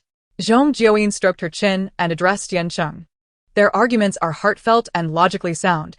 It's quite difficult for me to refuse. Yan Cheng had anticipated this outcome, hence he had not attempted to persuade her earlier. All right, he nodded decisively. There's not much time left. Let us just the two of us tear. Zhong Jiuyin understood his intent and waved her hand to Yuan Yi and Liang Ji, signaling them not to interfere. Liang Ji felt a pang of anxiety, fearing she might change her mind and, like in the first episode, exchange a glance with Yan Cheng to become allies against others. Instead, she smiled brightly and remarked, "Beautiful Yuan, why do you look so disheveled?" AI Yuan straightened up, her carousel spinning almost behind her, and leaned back to speak. "Don't provoke someone who is already heartbroken. Besides, I might be you in the next episode, so be careful. I could very well target you next time." Zhong Jiuyin sighed. Oh, really? "I was hoping to continue safeguarding your happiness in the next episode." AI Yuan lamented, just like the weasel guarding the melon patch. In the end, the thief was chased away by the steel fork. Zhong Jiuyin didn't grasp the reference about the weasel, but could infer its meaning. Pairing animal metaphors with a melon patch could hardly yield a positive analogy. She sighed again, watching AI Yuan twisting her body as she was transported to the unseen side by the carousel. Then, like a gust of wind, she pivoted and charged towards Yan Cheng. Yuan Yi and Liang Ji's eyes widened, watching from the sidelines. Yan Cheng was caught off guard, only managing to extend one hand to grasp her arm and stop her. Their arms collided, and without hesitation, they both reached for each other's backs, their movements swift and blinding. However, Yan Cheng's arms were longer. Zhong Jiuyin could only touch his shoulder before feeling his hand glide from her shoulder to the nape of her neck. It was perilously close. She immediately twisted away, and in a moment of mutual exertion, they pushed apart, much like two cats cautiously sizing each other up before a fight, emphasizing a single word: speed. Zhong Jiuyin's gaze remained fixed on Yan Cheng, her smile unwavering, as she adjusted her wrinkled shirt. "Your hands are quite long." There was no need to elaborate further. Yan Cheng remained silent, equally focused on her. With only a scant amount of time left, neither could afford to lose this golden sticker. Both equally determined to give their utmost effort. 3 seconds later, they charged at each other again. This time, Yan Cheng had the upper hand, grasping the sticker on Zhong Jiuyin's shoulder, ready to tear it off when she swiftly seized his wrist and flipped it upwards. Her fingers couldn't fully encircle his wrist, and thus, the tips of her fingers dug into the tendons on the inside of his wrist, causing a sharp, tingling pain. Yan Cheng yanked his hand away, attempted again, and was caught once more, then switched hands, still met with resistance. Yuan Yi remarked. Sister Yin's grip on Yan Cheng's hand during the flip was remarkably clean and precise. Liang Ji added, Yan Cheng has incredible stamina. After all this time, he is still able to match Zhong Jiuyin. AI Yuan and inquired, who do you think will tear off the first sticker? Yuan Yi predicted, Sister Yin. Liang Ji countered, I believe it will be Yan Cheng. AI Yuan agreed, I think so too. But Yan Cheng only has one chance left. Even if Zhong Jiuyin were to lose her sticker first, the ultimate victor would likely not be Yan Cheng. As they spoke, the situation unfolded differently. Yan Cheng grasped Zhong Jiuyin's upper arm, and she employed the same tactic she used against Liang Ji, leaning back and avoiding his hand reaching for her back, gracefully moving to Yan Cheng's left rear. In the previous round, Liang Ji hesitated to bend down and attempt to grab her shirt, but Yan Cheng didn't hesitate. His right hand wrapped around her waist while his left hand, taut with veins, slid past their shoulders and found the sticker on her back. Simultaneously, Zhong Jiuyin's hand rose to touch the edge of his sticker. Their poses resembled the final act of a dance, where the prince embraces Cinderella, assisting her in bending and lifting her leg, her back resting across Yan Cheng's arm. The weight of their bodies made it difficult for Yan Cheng to act, and the distance between them hindered Zhong Jiuyin's ability to tear off the sticker. Their thoughts aligned as one reached up while the other pressed forward. Zhong Jiuyin boldly collided into Yan Cheng's embrace, her nose brushing against his collarbone. In that fleeting moment, the onlookers widened their eyes, still in disbelief. When two simultaneous tearing sounds echoed, Zhong Jiuyin and Yan Cheng raised their torn stickers triumphantly, their arms seemingly fused in the dim light, as if shadows had melded them together. The euphoria of victory momentarily clouded their awareness of their proximity. Only upon hearing each other's rapid breaths, feeling the warmth of her breath against his collarbone and neck, did Yan Cheng step back, momentarily disoriented. The three spectators stood up, exclaiming, Who went first? Yan Cheng's coins reset to 0, signaling the end of the game. She hadn't noticed his fleeting discomfort, clutching the sticker. She glanced at it with a beaming smile. 100. Thank you.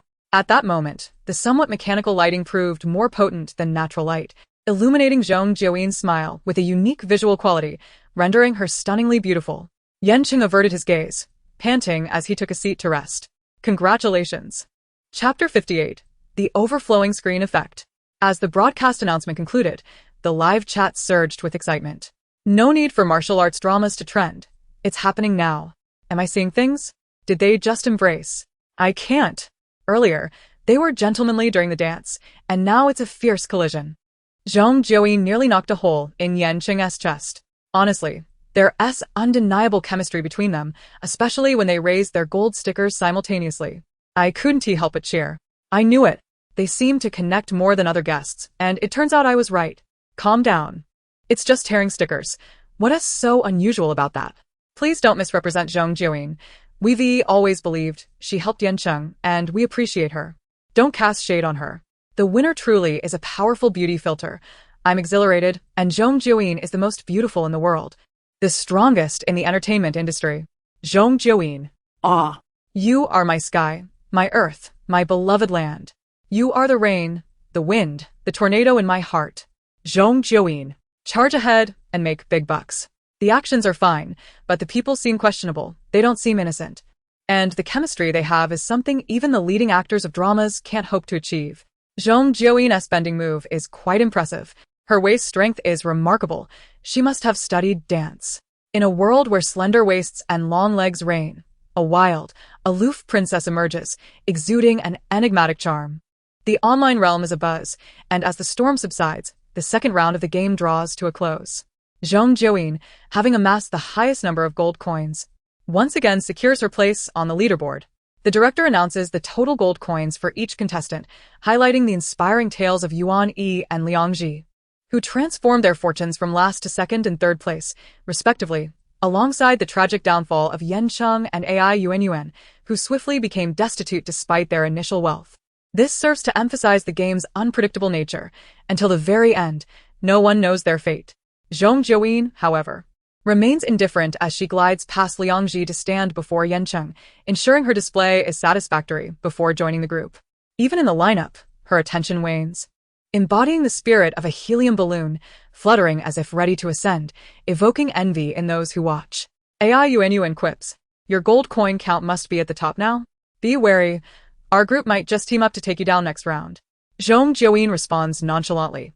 "Bring it on," projecting an air of invincibility. Yuan Yi chimes in, "Me too." Leaning forward to converse with them, Yan Cheng stands in second-to-last position, his gaze effortlessly sweeping over her. Amidst the interplay of light and shadow, as she leans and tilts her head, her ponytail cascades onto her shoulder. The tips sway gently, and her hair catches the light, fragmenting it into hazy halos that obscure its color. The light spills onto her face, and if captured on camera, it would resemble a romantic nighttime photograph of a couple in the snow, with her lower face perhaps slightly overexposed. Such musings, however, are unnecessary. She is not an actress from a cinematic masterpiece, nor does she require anyone to conceptualize the lighting effects. Yan Cheng furrows his brow, fixing his gaze on the camera, refraining from any wandering glances. Once the director concludes the episode's summary and shares a glimpse of the next, a group photograph is taken to mark the occasion. As the camera retracts, the lively atmosphere dissipates like mist, and Zhong Jiuyin distinctly hears Liang Ji exhale in relief. Soon, a swarm of agents and assistants converges, dispersing the 5 guests. Zhong Jiuyin leisurely steps away, watching Guomingli approach with a small assistant. The assistant presents her with tissues and a water cup, providing attentive service. Guomingli, empty-handed, pulls her aside into a corner, nearly spilling the water in the cup. "You and Yan Cheng." Zhong Jiuyin raises a finger, pointing at him. Though she utters no words and her smile lingers, Guomingli instinctively falls silent. He opens his mouth but chooses to heed her unspoken command. Zhong Jiuyin relishes the moment as she drinks water.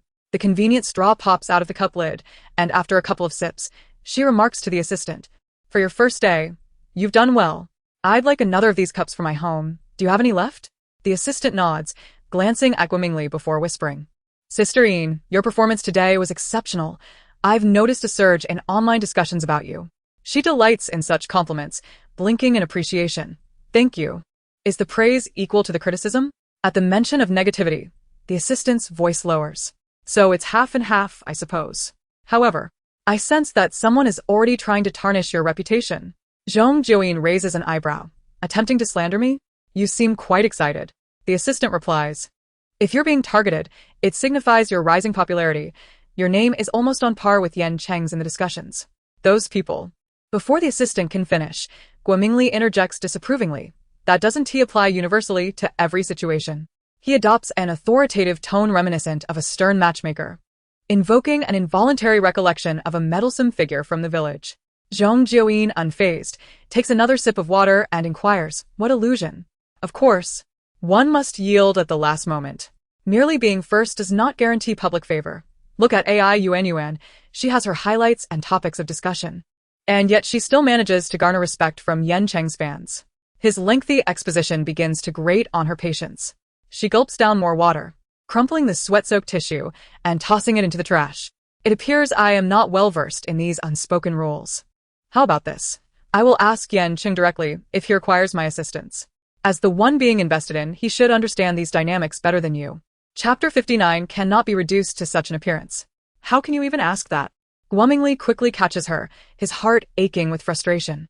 Directly asking could infuriate him. He then seamlessly transitions to another topic to divert her attention. Zhong Jiuyin surveys her surroundings. Yan Cheng and AI Yuan show no signs of leaving, with the director engaged in conversation with Yan Cheng, likely discussing the upcoming gathering. It appears to be genuine. All right. She agrees readily, then inquires, are there any particular points of concern? She refers to the gathering's themes, but Guomingli interprets her words as a sign of enlightenment, surveying her with satisfaction. Zhong Jiuyin responds with an "oh," just as she hears him murmur conspiratorially, however, you should lean towards the type Yan Cheng prefers. Maintaining a good rapport with him is essential. Online analyses suggest he favors pure and gentle girls. Zhong Jiuyin retorts, do you really think that description aligns with me? Guomingli falters momentarily. It could also be characterized as clean and elegant. You certainly possess an air of elegance, don't you? Just keep it simple and natural. She chuckles internally, casually asking, what if he prefers someone fiery and proactive? The assistant, frowning, glances between them, eager to interject, but Guomingli immediately takes over. So, ultimately, it's about ensuring Yan Cheng notices you more? You think this is akin to presenting a roasted pig to a banquet for a major client? Zhong Jiuyin, repulsed by Guomingli's demeanor, feigns interest with a few non-committal sounds and beckons the assistant to accompany her to a nearby hotel. This gathering is on an entirely different level from the previous one. In such environments, casual conversation over a meal is no longer sufficient. The director has reserved an opulent private room at a high-end club and has painstakingly briefed the other 4 guest teams on the procedures and protocols.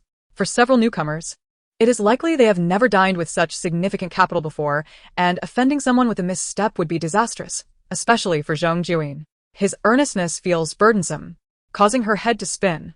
As she steps out, she leans against the doorframe, reluctant to attend the banquet. As she stands there, the door to another room on the same floor swings open, revealing Yan Cheng in the hallway.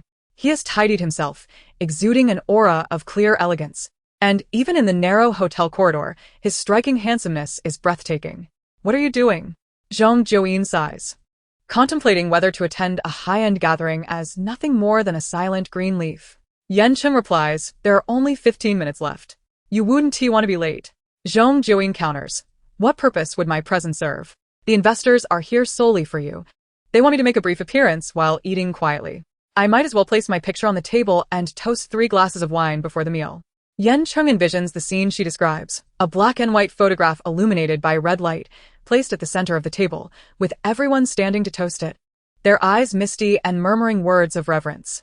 He forcibly dismisses the image from his mind, stating, you can make an appearance, but not in that manner. Zhong Jiuyin exhales another sigh, expressing the sentiment that he cannot comprehend the plight of individuals like her. Yet Yan Cheng has already taken a couple steps towards the elevator, pressing the button. Are you coming or not? I'll join, she replies, sauntering over. Both their assistants remain silent, trailing behind them. At the same time, they were the only ones in the elevator. Zhong Jiuyin closely followed Yan Cheng inside, tilting her head as she gazed at the reflective inner walls. The person inside mirrored her gesture, and in the flat image, her head rested absurdly on Yan Cheng's back. She found it more amusing than a mere shadow, tilting further, experimenting with various disjointed reflections alongside Yan Cheng's figure. After indulging in her playful antics, she raised her head, catching a glimpse of her assistant's complex and subtle gaze. The assistant thought to herself, "How dare you engage in such shameless antics? Even if my brother's shoulders are as broad as the sea and his back is grand, it is not yours to lean upon." Zhong Jiuyin glanced over, casually brushing her disheveled long hair, feigning ignorance. Ding. The elevator reached the first floor, and she exited nonchalantly. The hotel was not far from the club, both situated near the amusement park, and it took only a few minutes to walk there. The neon lights of the street outside were aglow. As summer faded into early autumn, the evening air was no longer stifling. The breeze, brushing against her face, alleviated the heat with a hint of autumn chill.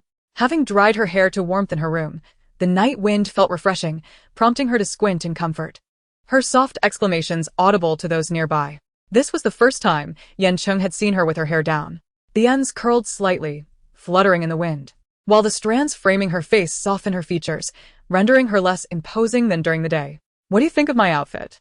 she inquired. Yan Cheng responded with a raised eyebrow. His assistant stared at her in disbelief, as if witnessing an alien attempting to curry favor in public. Ko also looked surprised, tugging at her hem as if to remind her that such words should be whispered in privacy between just the two of them. Among those present, only Yan Cheng had a slight understanding of her eccentricities, and after a moment of silence, he replied flatly, "It's fine." "Then that's good. My manager specifically advised me to wear something you would like, perhaps something gentle and pure." Yan Cheng promptly interrupted her. "Do those descriptors even relate to you?" He added, "You should consider changing your manager soon. Don't let them hinder your progress. Every opportunity is hard-earned." "Understood." She waved her hand dismissively. "I'm just waiting for Sister Sue's manager awards. If the company disagrees with my choice of personnel, that's where you can assist." "All right," he replied. "What about the martial arts drama? Are you still interested in taking it on?" "Absolutely. I'm a bit financially constrained." "Good." The two assistants exchanged glances. Is Chapter 60 going to elevate her?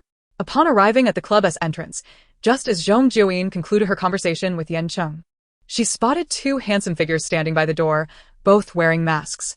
Liang Ji stood still like a statue, while Yuani stared at his phone, occasionally glancing up, reminiscent of a teenage boy waiting for a date outside a restaurant. Upon seeing them, his eyes sparkled with the reflected neon lights. "Jia, Yan Cheng is here too," he exclaimed, lowering his voice slightly for the latter part. Yan Cheng nodded politely and stepped inside first. In the realm of social interactions, one must always return the courtesy to those who show enthusiasm. Zhong Jiuyin smiled and asked, "Why aren't you going in?" "We're waiting for you. If Liang Ji and I sit inside, we might not dare to breathe," he replied, following her lead. Liang Ji matched his pace, and the three trailed behind Yan Cheng, their voices fading in and out. The director had reserved a lavish private room, with a dining table as grand as a racetrack, complete with artificial hills and flowing water, exuding opulence and commercial allure. Anyone entering would be taken aback, only to be further astonished upon seeing the mature, graceful lady at the head of the table. One of the investors. Zhong Jiuyin mused internally. Why are all these stunning women wealthy, while I remain heartbroken over my poverty? Reflecting on the unfairness of the world, her expression remained stoic as she took her seat according to the director's arrangement. Once everyone was present, the director stood to introduce the investors. Zhong Jiuyin listened attentively while glancing at them. Besides the prominent Miss Wan, the others were middle-aged men in their 40s or 50s, with average physiques, some at risk of balding. Their names were easy to remember, all common surnames like Wang, Li, and Sunday. After introducing the esteemed guests, it was time for self-introductions. Yan Cheng, however, was exempt, his name already well known.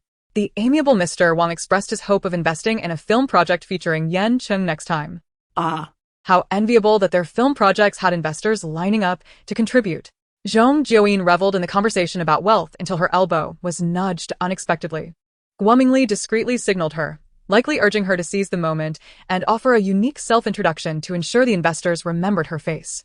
Zhong Jiuyin merely glanced at him, offering no nod or response, leaving Guomingly anxious enough to consider pinching her arm for emphasis. She moved her hand away, continuing to play the role of the silent supporting character. Zhong Jiuyin, please go ahead, the director prompted. Just as she was about to speak, Yan Cheng interjected unexpectedly. She's quite suited for martial arts films and fantasy dramas. In the future, I hope everyone will consider collaborating with her, given her current performance. It should be a worthwhile investment. His comment, a light-hearted jest, hinted at his rising profile in the film industry. It was clear to discern whether an actor possessed the capability to carry a role and a production. The investors were eager to hear more from him. However, his additional remark caused subtle shifts in the expressions of those present.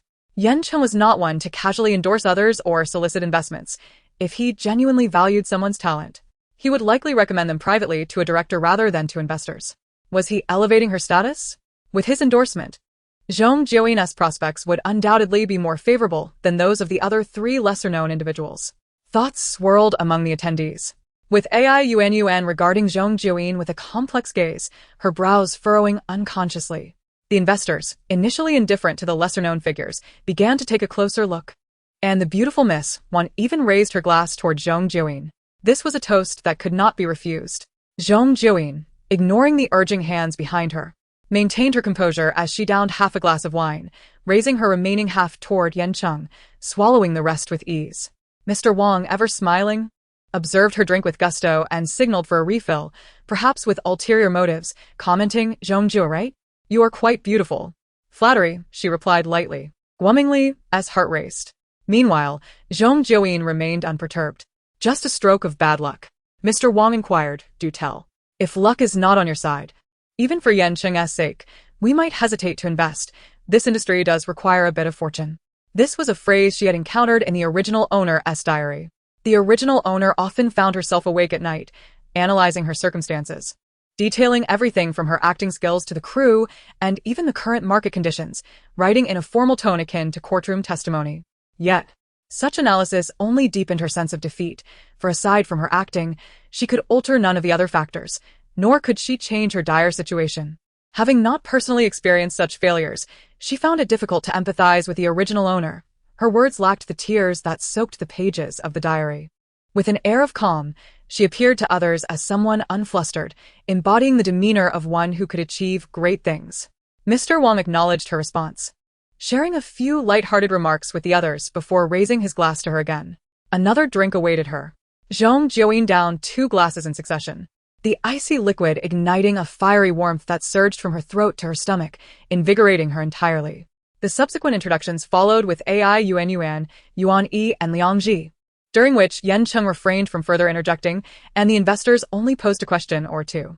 Nevertheless, the atmosphere remained pleasant. Yuan knew how to navigate social dynamics, while Yuan Yi, with his campus heartthrob appearance, found it easier to engage in conversation with such looks and demeanor. It is Liang Ji, as tense as ever, not knowing whether it is the stuffy air in the private room or the warmth of the alcohol that causes his flushed face and swollen neck. Zhong Jiuyin sits far from him, wishing to say something to ease his anxiety, but finds herself unable to do so. Instead, she can only steal glances to see if he might succumb to the urge to flee, in which case she could conjure an excuse to cover for him. The wine glass remains at his lips, the shimmering liquid slowly pouring into his mouth, while his eyes, peering through the transparent wall of the glass, fixate intently on Liang Ji's profile. Zhong Jiuyin, stealing a glance, lifts her own glass as a shield. "Go toast to General Wong and the others. Look at Yuan. She knows how to handle these situations." The 61st chapter. What happened to the scars on your hands? Zhong Jiuyin follows her gaze. Yuan stands beside General Wong, downing a glass of wine without a word, momentarily wrinkling her brow in discomfort, only to quickly transform her expression into a smile. Glumingly, noticing her contemplative demeanor, lowers his voice to ask, "Did you see that? If you want to change your previously dismal situation, you must be resolute enough to accept what you do not wish to face. Whatever you are thinking, act upon it." Zhong Jiuyin replies, "I think, indeed, that while there may not be a reason for one's popularity, there certainly exists a reason for one's obscurity." Glumingly, somewhat frustrated, demonstrates by raising his glass to forge connections. He is quite proactive. Those unaware might think he is genuinely invested in the development of his own artist. Zhong Jiuyin sips her drink, leisurely contemplating when might be a propitious day to switch to a more capable manager. After a few rounds of drinks, the necessary socializing is complete. This gathering is not of great significance, as 3 investors leave early, leaving only General Wong. The atmosphere in the private room has relaxed somewhat, with the director and several middle-aged gentlemen becoming tipsy, chatting loudly about industry topics, their hands never leaving their cigarettes. The swirling scent of smoke grows irksome, prompting Yan Cheng to step outside for some fresh air.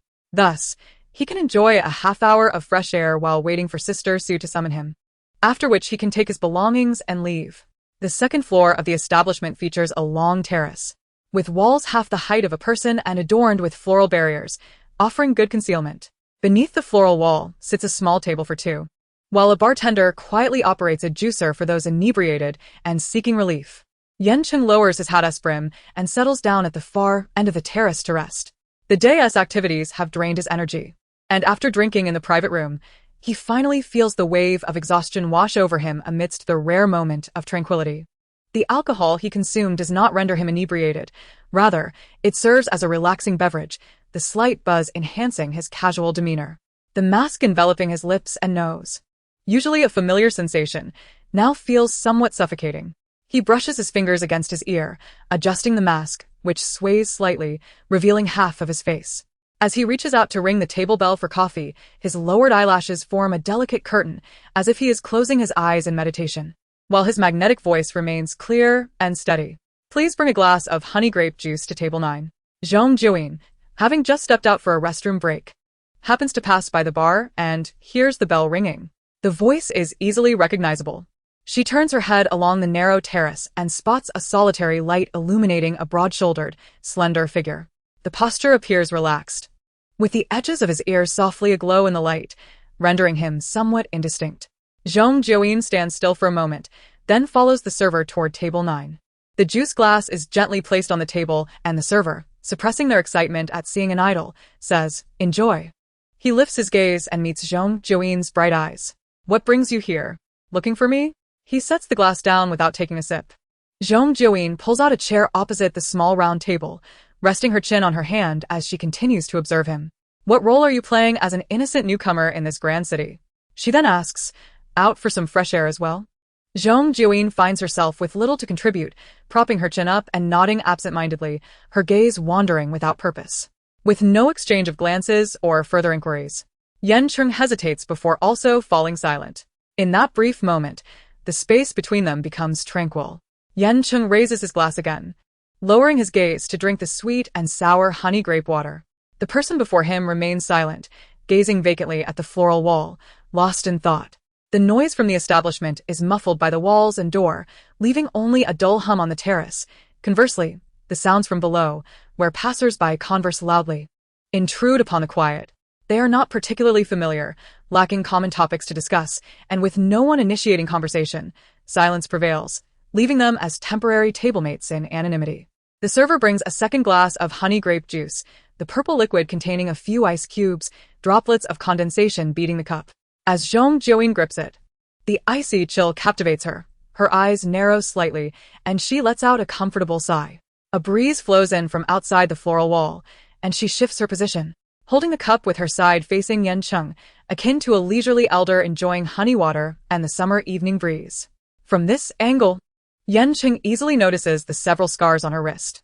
The flesh tone of the scars closely matches her skin, yet, akin to new strokes on a canvas painted with the same color, even a slight difference is starkly apparent.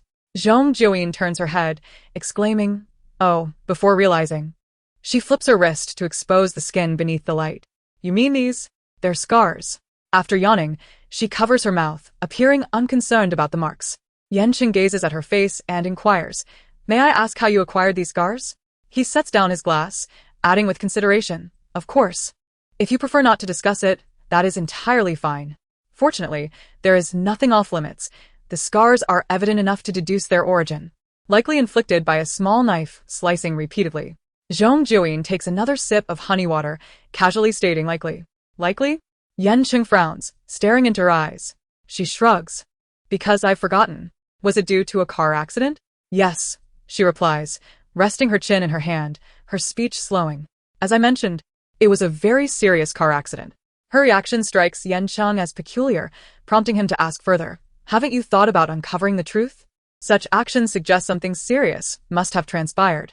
Zhong Jiuyin responds, "Well, I know that someone set me up, pushing me down until I couldn't rise, gradually leading me to despair and madness. The immense psychological pressure made me contemplate drastic measures, feeling too ashamed to face my hometown as elders. I thought about ending it all to ascend and start anew. Yan Cheng remarks, "It sounds like you are recounting someone else's tale." The 62nd chapter. You're drunk. Whoever experiences mental distress and reaches the point of contemplating suicide must have gone through something significant. How can you speak of it so lightly? She truly seems a bit strange. Yan Cheng's earlier thoughts resurface. After enduring mental trauma and a severe car accident, the brain may indeed develop protective mechanisms, forcing one to detach from the pain and observe their past from an outsider's perspective. The brain's injuries can manifest in countless ways. Although he has never encountered someone like Zhong Jiuyin, that does not mean it is impossible. Perhaps her contradictions stem from this very reason. His tone softens, fingers gliding over the cup surface as he kindly asks, "Have you found that person?" "Somewhat," she replies, taking another sip of honey water. "Is it your manager?" "Not at all." She brushes her hair back with a hand propped on her chin. "He is merely a foolish accomplice." Yan Cheng hesitates, his fingers resting on the cup's handle.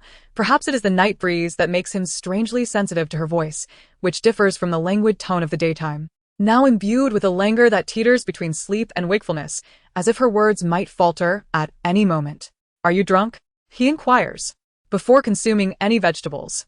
He had already downed 2 glasses of white liquor, making him susceptible to intoxication.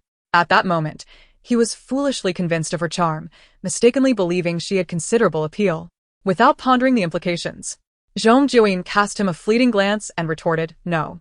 She then frowned and added, "Your previous question should have delved deeper into the true culprit, rather than veering off topic. Ask again."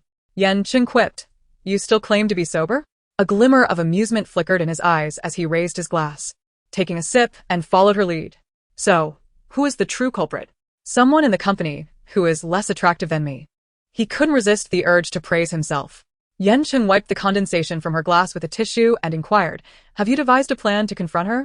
Zhong Jiuyin frowned once more, regarding him with a look that conveyed his ignorance. "You should have asked who she is." "Ask again." "Fine. Who is he?" "I won't reveal her name. However, I can share some intriguing details about her." She crossed her legs and slid down in her chair, resembling a worn-out steel bar. Yan Cheng pressed, "What details?" Her eyes narrowed mischievously as she divulged, "You're unaware, aren't you? She's involved with our company's boss." "Oh?" Zhong Jiuyin, tapping the armrest of her chair, wore a confident smirk, her playful demeanor revealing her belief that aside from Feng Qing, there were no other suspects. Trusting her instincts and seeking verification would facilitate her investigation, and she anticipated confirming her suspicions soon. "We must also verify with President Su. I tell you, our boss's collar is so low." She gestured dramatically from her neck to her navel, dismissively waving her hand. "He lacks decorum." Yan Cheng maintained an air of composure. A collar plunging to the navel surely revealed more than the Chanel logo. Yet, she was not satisfied. Licking her lips, she added, "Not as good as you." Yan Cheng continued to remain silent. She seemed unable to stop, continuing her monologue. "But he wields power. Aligning with him, even if he has no significant projects like me, can still yield a continuous stream of resources. Alas, perhaps it's my fate to remain uncelebrated, being a person of integrity." While others might express such grievances with a tone of helplessness and frustration, she managed to convey pride in her final remark. Yan Cheng struggled to find an appropriate response to her tirade, opting instead to sip his honey water. Observing him, Zhong Jiuyin joined in, savoring the sweet beverage that coated her palate with a sticky texture. It transformed the liquor she had previously consumed into a syrupy haze, amplifying the delayed dizziness that made her mind sway as if afloat on the sea. "The ocean is splendid," she mused, envisioning a boat racing unfettered for 800 miles. Her words flowed freely now, liberated from her inhibitions, as if the gates controlling her thoughts had swung wide open. "She has a backer and wants to push me to find one too," embracing decadence. "You have no idea. That foolish accomplice even suggested I seek you out. How dull." Yan Cheng paused. "Seek me for what?" "To be your backer. To elevate you to the status of a local emperor, endlessly pleasing you to secure resources." "How absurd. Am I that kind of person?" Yan Cheng lowered his gaze, pinching the bridge of his nose. She continued, unabated, "That guy is just a step away from teaching me how to win you over. It's the same old story of heroes saving damsels. Other beauties can be moved by heroes. Surely you too would feel a spark with me. Then, what's next? We exchange contact information, find common ground, and I eventually fall for you, leading to a blissful conclusion." As she spoke, her words flowed rhythmically, and she even hummed a tune. Yan Cheng, accustomed to witnessing the most outrageous antics, took a deep breath and maintained his calm demeanor. You are inebriated. Drink more honey water to sober up. I'll have your assistant assist you later. I told you I'm not drunk. Stop your nagging. She slapped the armrest, wincing at the pain. Yan Cheng observed her with an impassive expression. Do not interrupt me. I know what I'm saying. Fine. Continue. Of course. He had not absorbed a single word of her ramblings, including his supposed preferences in clothing. Speaking of preferences, do you know what he told me? Yan Cheng remained silent, prompting her to tap the table in frustration. You claim not to know. Indeed. That's exactly right. He said you favor purity and gentleness, warmth and tenderness. I simply do not believe it. You are better suited for fiery passion and boldness.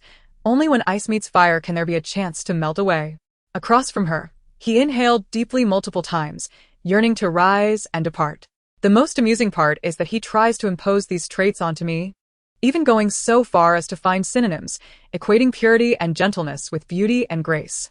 I know I am beautiful, but to claim I possess grace is nothing short of fabricating falsehoods. Upon hearing her last two sentences, Yan Cheng could not help but interject, at least you are self-aware.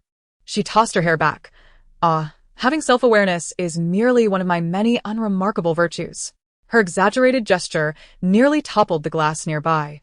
But Yan Cheng's quick reflexes saved it from spilling, though he inadvertently snagged a few strands of her hair in the process, causing her to grimace in pain.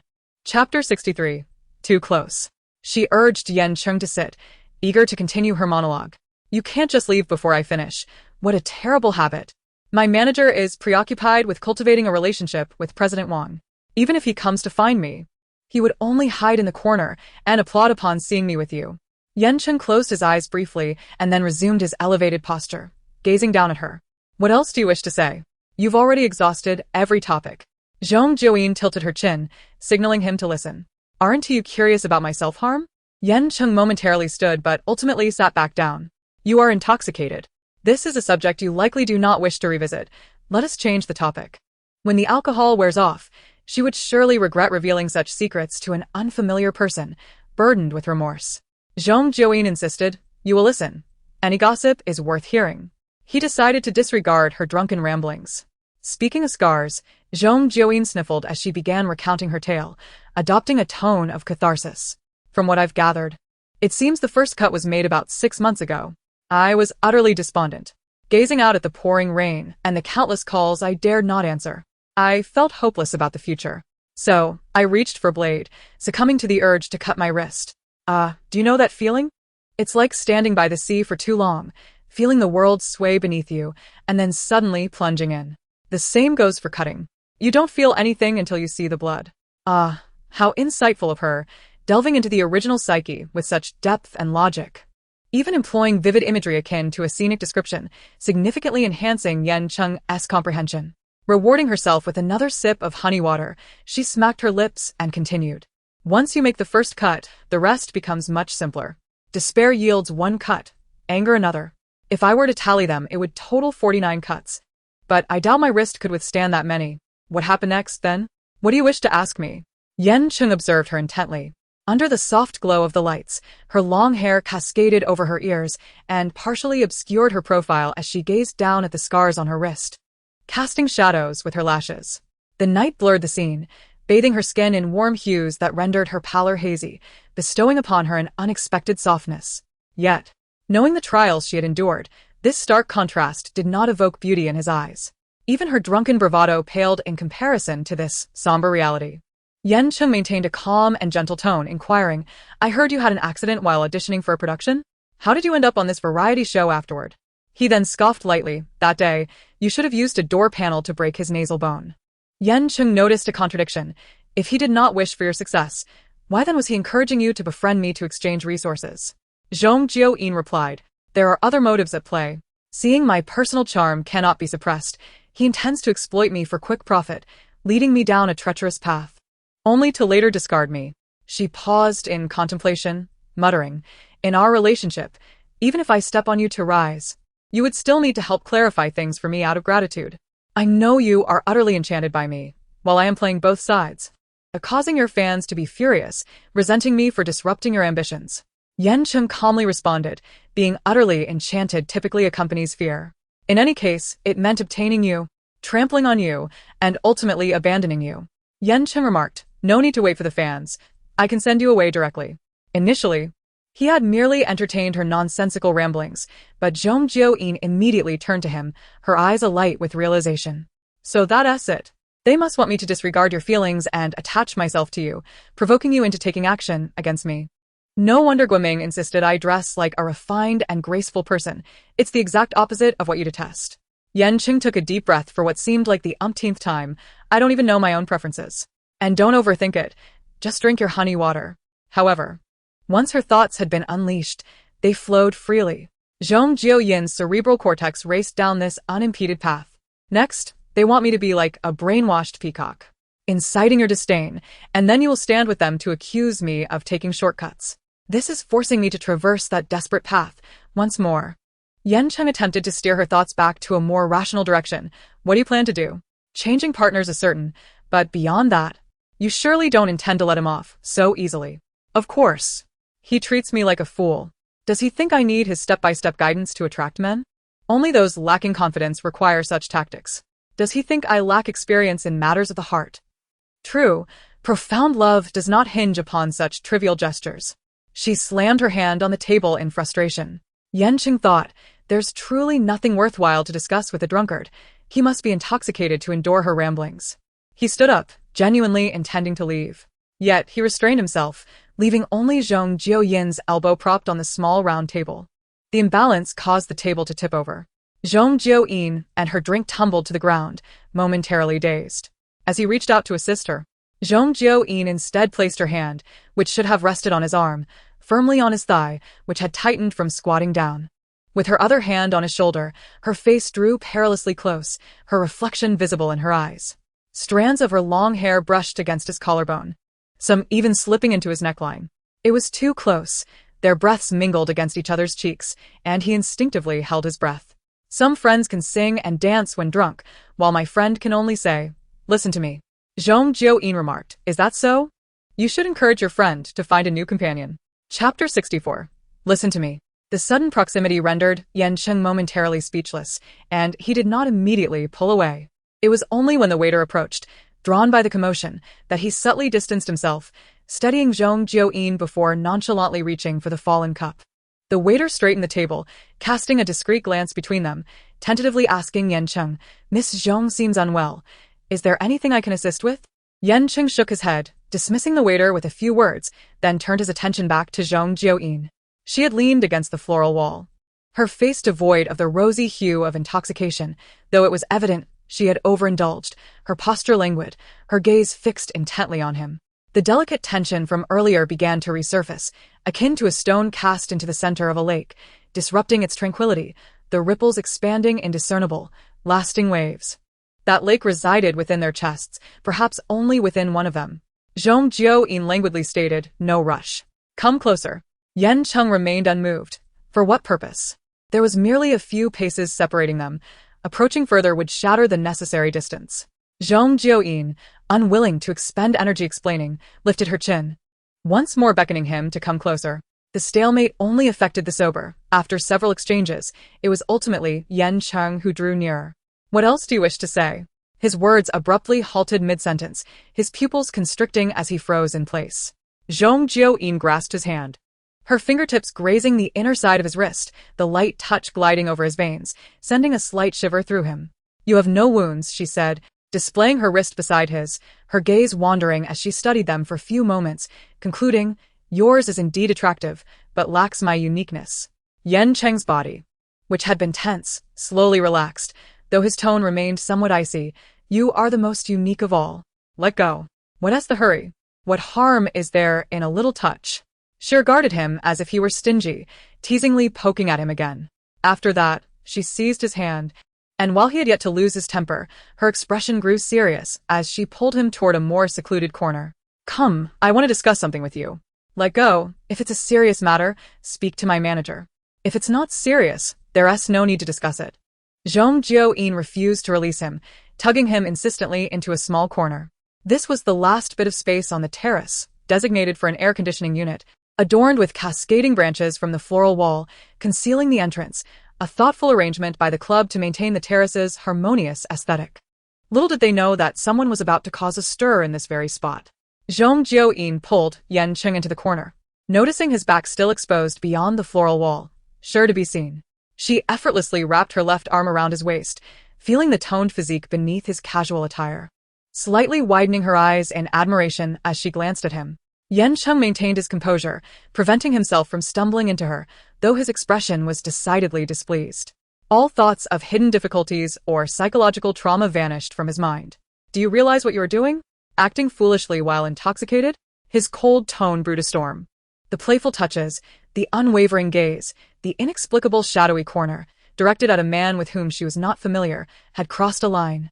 He had thought only lewd men would use drunkenness as an excuse to engage in undignified behavior. Moreover, they had no prior flirtation to justify such actions. She was essentially harassing him. He could not even discern whether she was truly intoxicated. Moments ago, her words and actions had seemed normal. She had even remembered to keep secret the name of the person who had wronged her. Now, however, was she feigning madness to take advantage of him? A tactic she might employ. The more he pondered, the darker his expression became. His brow furrowed as he pushed Zhong Jiuyin away, intent on resolutely leaving. But two slender, soft arms ensnared him once more. Zhong Jiuyin shushed him, seemingly oblivious to his expression, softly whispering, "I will only discuss this with you. You must swear it will remain confidential." A hiccup interrupted his cold retort. Zhong Jiuyin felt her consciousness shift from the surface of the ocean to a vast prairie, where a spirited horse galloped freely. She felt as though she could soar, both in body and spirit. She shifted her feet, distancing herself from the air conditioning unit that had been pressing against her legs. As such, her knee occasionally brushed against Yan Cheng, the faint, refreshing fragrance emanating from him, intertwined with the warmth of his body, subtly enveloped her from the tips of her hair. It was a safe and concealed space for conversation, exclusive to them.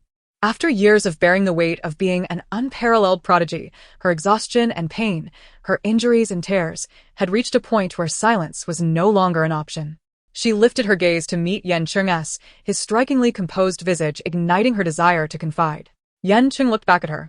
The icy words he had just uttered interrupted, a perplexing frustration simmering within him, akin to a powerful adhesive that left him rigid, unable to advance or retreat. Allowing her to draw near, feeling the heat of her breath, he restrained his emotions, his thin lips parting and closing as he inquired once more. "Do you understand what your actions signify?"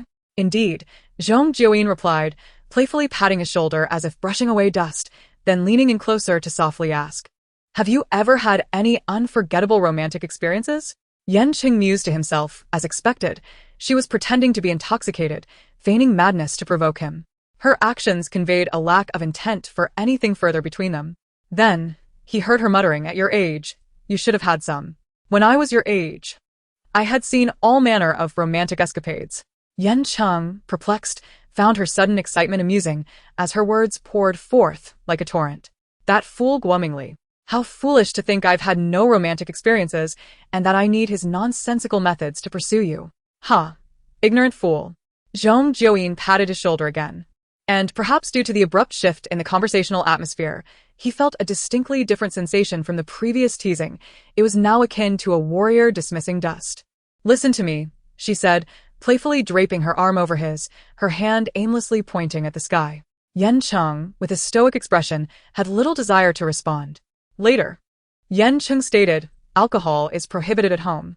Why? Zhong Jiuyin inquired. "Don't you have an inkling?" Chapter 65. Bragging. "Did you see God?"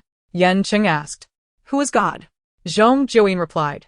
"Never mind who he is, let us disregard him entirely. His name remains unknown to me. Yet that scene is forever etched in my heart. Do you comprehend that feeling?" Yan Cheng did not understand, nor did he wish to. He endured the pulsating pain at his temples, striving to extract reasons from her narration that would compel him to continue listening, ignoring the exaggerated and somewhat greasy embellishments. Perhaps this truly was her genuine emotional experience? Perhaps her suicidal thoughts stemmed not solely from professional setbacks but from romantic disappointments as well. For example, had her boyfriend abandoned her for another due to her stagnant career, leaving her unable to let go? With this thought, he reluctantly persuaded himself to endure and listen a bit longer. He initially believed that fate would amount to nothing more than a fleeting glance, for in the vastness of the crowd, How could there be so many beautiful stories? Yet, 2 days later, they unexpectedly crossed paths again. It was in a desolate alley, where a fragrant osmanthus tree stood at the entrance, its blossoms falling gracefully in the breeze, perfuming the air for miles. I had wandered there to admire the scenery, only to find her perched against the wall of the alley. She appeared precarious, her beauty fading, visibly terrified, on the verge of falling. At that moment, I dashed forward and barely caught her. She tumbled into my embrace, gazing up at me with trembling lips, a flicker of surprise in her eyes upon recognizing me. The falling osmanthus petals perfectly adorned the scene. Though we were strangers, neither of us had the desire to inquire about the other's name. We merely locked eyes, spinning in a shared, profound gaze, lost in each other's depths. Enough. Silence. Yan Cheng interrupted, increasingly uneasy as he halted her impassioned recounting. What he had presumed to be her unresolved emotional experience began to feel all too familiar. This was merely a drunkard boasting. Noticing she was about to continue, Yan Cheng abruptly covered her mouth. At that precise moment his phone rang. It was Sister Su calling, presumably to inform him that the gathering had concluded and he could leave. With one hand covering Zhong Jiuyin's mouth and the other answering the call, he acknowledged Sister Su's message with a simple and inquired, "Is her agent around? Is her assistant present?" On the other end, Sister Su immediately perked up. "Yes." "What's the matter? Are you together? Is she drunk and looking for you? Or did you two just happen to run into each other? Did anyone see?" Yan Cheng replied, "The staff at the club saw us. We're on the terrace. Her condition isn't too good." Zhong Jiuyin muffled some sounds, her hands attempting to pry his fingers away, wanting to convey that she felt perfectly fine. He tightened his grip. Unaware of their current situation, Sister Su hastened her words. "Okay, I'll send someone over right away." As Guoming Li and the assistant followed Sister Su toward the terrace, they could hardly believe it. Zhong Jiuyin had been out of the private room for quite some time, but Guoming Li was too preoccupied with ingratiating himself to President Wang to discuss Zhong Jiuyin, and he couldn't be bothered. Who would have thought she had slipped away to follow Yan Cheng, claiming she didn't want to leverage connections or take shortcuts. She was indeed striving hard, striving to establish connections and take shortcuts. Guoming Li was left in a quandary, unsure whether to be annoyed or amused. As they passed the terrace lounge, they spotted Yan Cheng at the last table. His tall stature and broad shoulders blocked the view of the person beside him, only allowing them to glimpse the legs of the individual next to him. Sister Su called out his name, and as Yan Cheng turned, Zhong Jiuyin was revealed. Her long hair cascading, her eyes sparkling, she rested her chin in her hand while yawning. Guoming Li didn't immediately inquire about her well-being. Instead, he repeatedly apologized to Yan Cheng. Yan Cheng frowned, remaining silent. The assistant cautiously approached to help Zhong Jiuyin. Sister Su glanced at Yan Cheng, wanting to ask something but refraining since Zhong Jiuyin was still present. She merely nodded at Guoming Li to keep the atmosphere from becoming awkward. Zhong Jiuyin yawned twice, her hand resting on the assistant's shoulder, and she playfully patted him. "Hey, I want to tell you something." Just as she began, she noticed Sister Su and added, "Sister Su is here too, so you all listen closely, I have something to share." Yan Cheng interjected, "Didn't you say this shouldn't be spread around?" Just moments ago, she had insisted on confiding in him alone, repeatedly emphasizing the importance of secrecy, only to now blurt it out indiscriminately. "No, I must have been mistaken," Zhong Jiuyin said, looking at him with confusion. "If you say so, then I suppose it is." She truly fell silent. The assistant couldn't help but glance at Yan Cheng. It was evident that the two of them displayed no signs of flirtation, no glances, expressions, gestures, or tones deviated from their usual demeanor. Yet, Zhong Jiuyin's comment about "if you say so" combined with the half-hour they were unaware of felt rather peculiar. Yan Cheng was indifferent to others' thoughts. Observing Zhong Jiuyin being assisted to her feet, he felt he had fulfilled his obligation. He nodded to Guoming Li and began to step away with Sister Su. Guoming Li watched them depart before turning his attention back to Zhong Jiuyin. "What was that about?" Zhong Jiuyin leaned against the assistant, a teasing smile dancing on her lips as she stared at him. Her eyes sparkled in the interplay of night and light, captivating and unsettling. "Really? Then thank you, Brother Gua." As the group split into two, the staff observed closely. They interacted openly, speaking without hushed tones or attempts to conceal anything, leaving no room for suspicion. Naturally, even if they had suspicions, they couldn't voice them due to club regulations. Before Zhong Jiuyin exited the terrace, she exchanged pleasantries with the staff, praising the delicious sweet drink and complimenting their beauty. "Thank you, you're even more beautiful." The server replied with a smile, handing her the honeyed grape juice she had just ordered. That was ordered by your friend just now. Zhong Jiuyin and her companions all stared at the drink. Chapter 66. What happened to you? Honey water and vitamin-rich beverages indeed serve to alleviate the effects of alcohol remarkably well. She popped a piece of grape into her mouth, savoring it as she absent-mindedly lowered her head to message Yan Cheng. There are grapes. Thanks, bro. It was no wonder that she had only partially awakened, for a small portion of her nerves remained dulled by the alcohol, rendering her willfully oblivious to the subsequent words. I'm drinking more. Yan Cheng, glumingly, seated in the front passenger seat, frequently glanced at her through the rear-view mirror. Their eyes met for a fleeting moment when she lifted her gaze from her phone, prompting him to speak. Why would Yan Cheng specifically send you a hangover remedy? Upon hearing the name, the driver quickly cast a glance in the rear-view mirror. Zhong Jiuyin had already lowered her head again, stirring the straw to poke at the grape flesh, casually responding, because he has a good heart.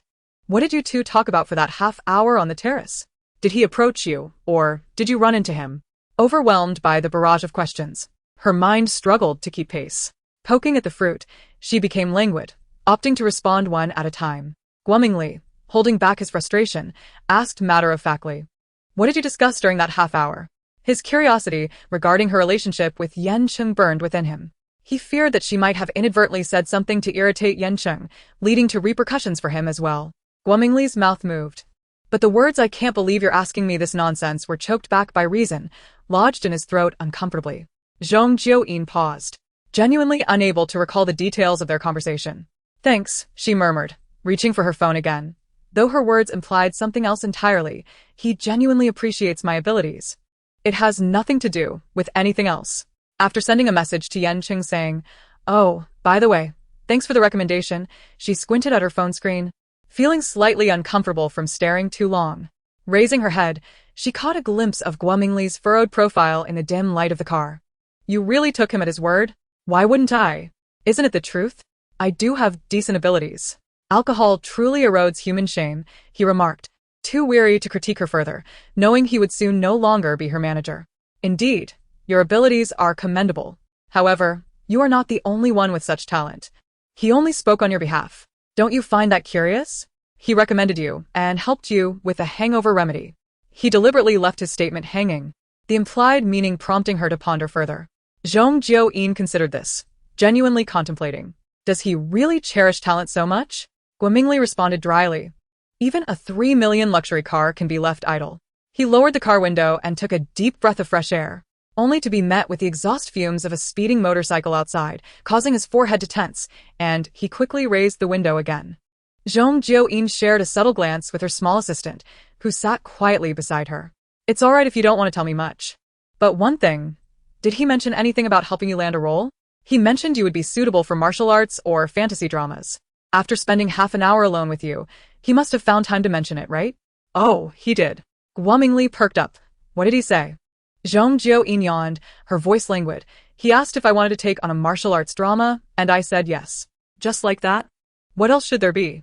Glumingly, still exhilarated, leaned back in his seat to converse with her. Did he not specify which show or role? Even if you accept a female lead, it might not amount to much. She replied nonchalantly. It's fine. I'm just a poor thing. Earning money is a good thing, I want to complain. Glumingly held his breath, finally managing to swallow the irritation. He sought to convince himself with some rationale. After all, if Yan Cheng were to assist, he would not merely offer a female role. It must be something substantial. This was truly not a matter of excessive concern.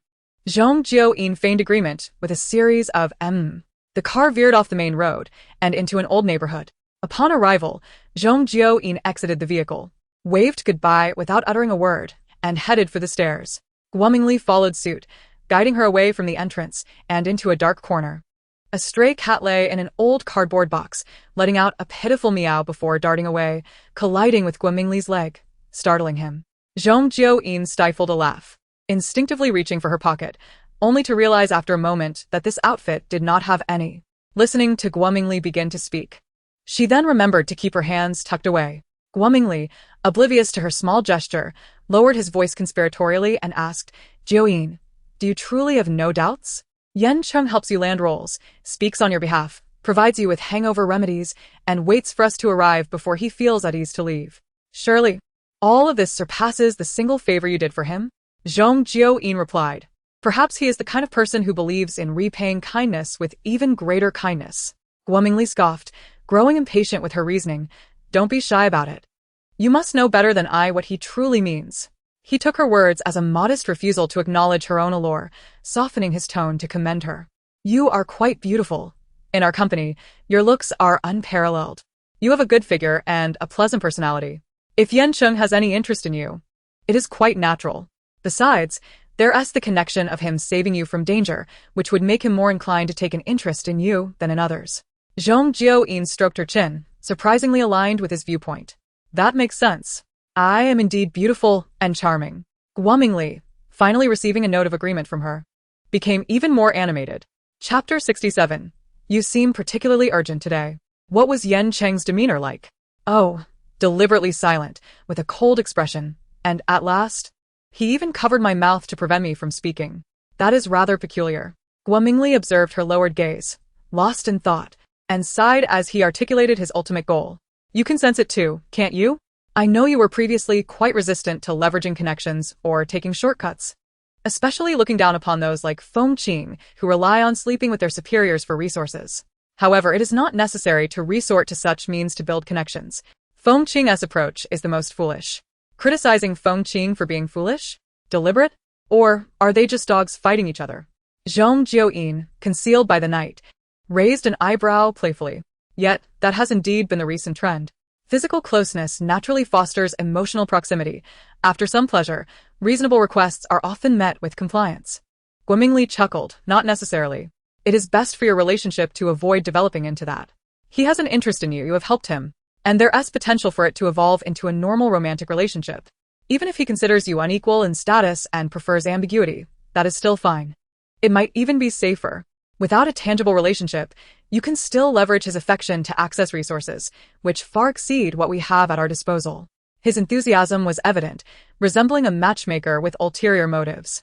Through the night, Zhong Jiuyin increasingly imagined Guo Mingli with a matchmaker's mole on his face. She felt the urge to say something but found her mind somewhat fatigued, opting instead for a dismissive nod. Oh, I see, indeed. Guo Mingli, discerning her lack of engagement, assumed she was simply preoccupied with other thoughts and chose not to elaborate further, wrapping up with a few encouraging words. Jiuyin, this is a hard-earned opportunity. You must seize it. As your manager, I certainly hope you can thrive, ideally climbing smoothly from the third tier to the second, first, and even surpassing the first tier. Zhong Jiuyin lifted her brows from her drooping eyelids, thinking, finally, he is finished. With all this chatter, she feared that if she listened a few more times, she might be tempted to revert to her old ways to deal with him. With these thoughts lingering in her mind, she waved naturally at Guo Mingli.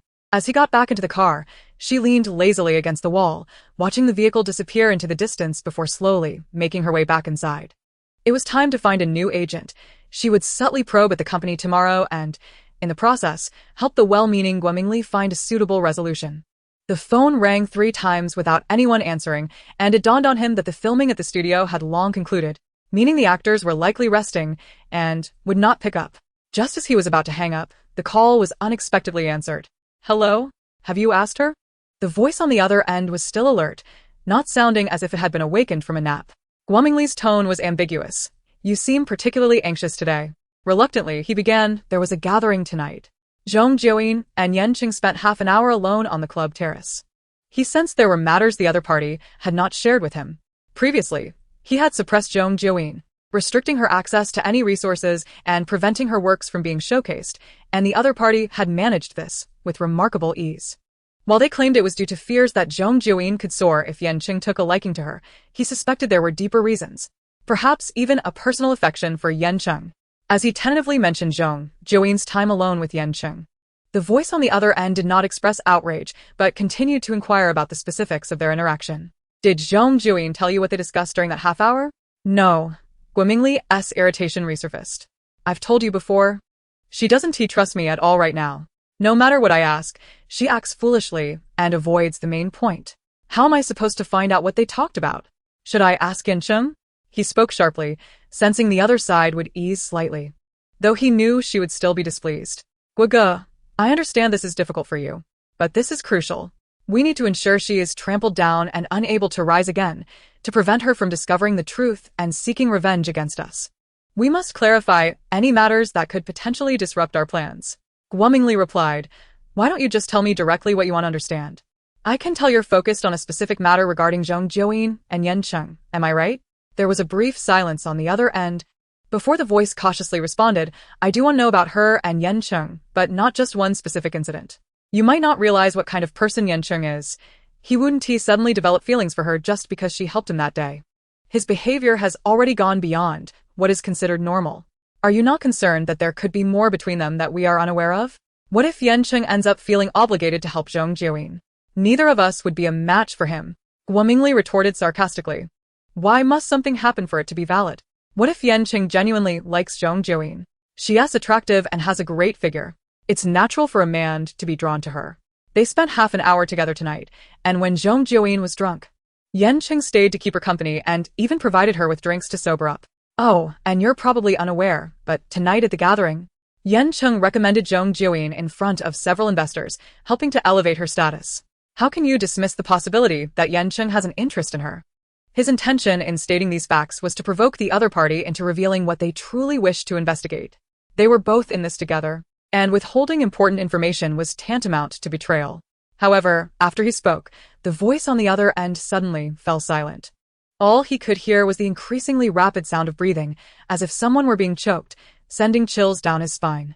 Then the person spoke gravely, so, Yan Cheng's actions exceed our expectations and are far beyond the normal scope.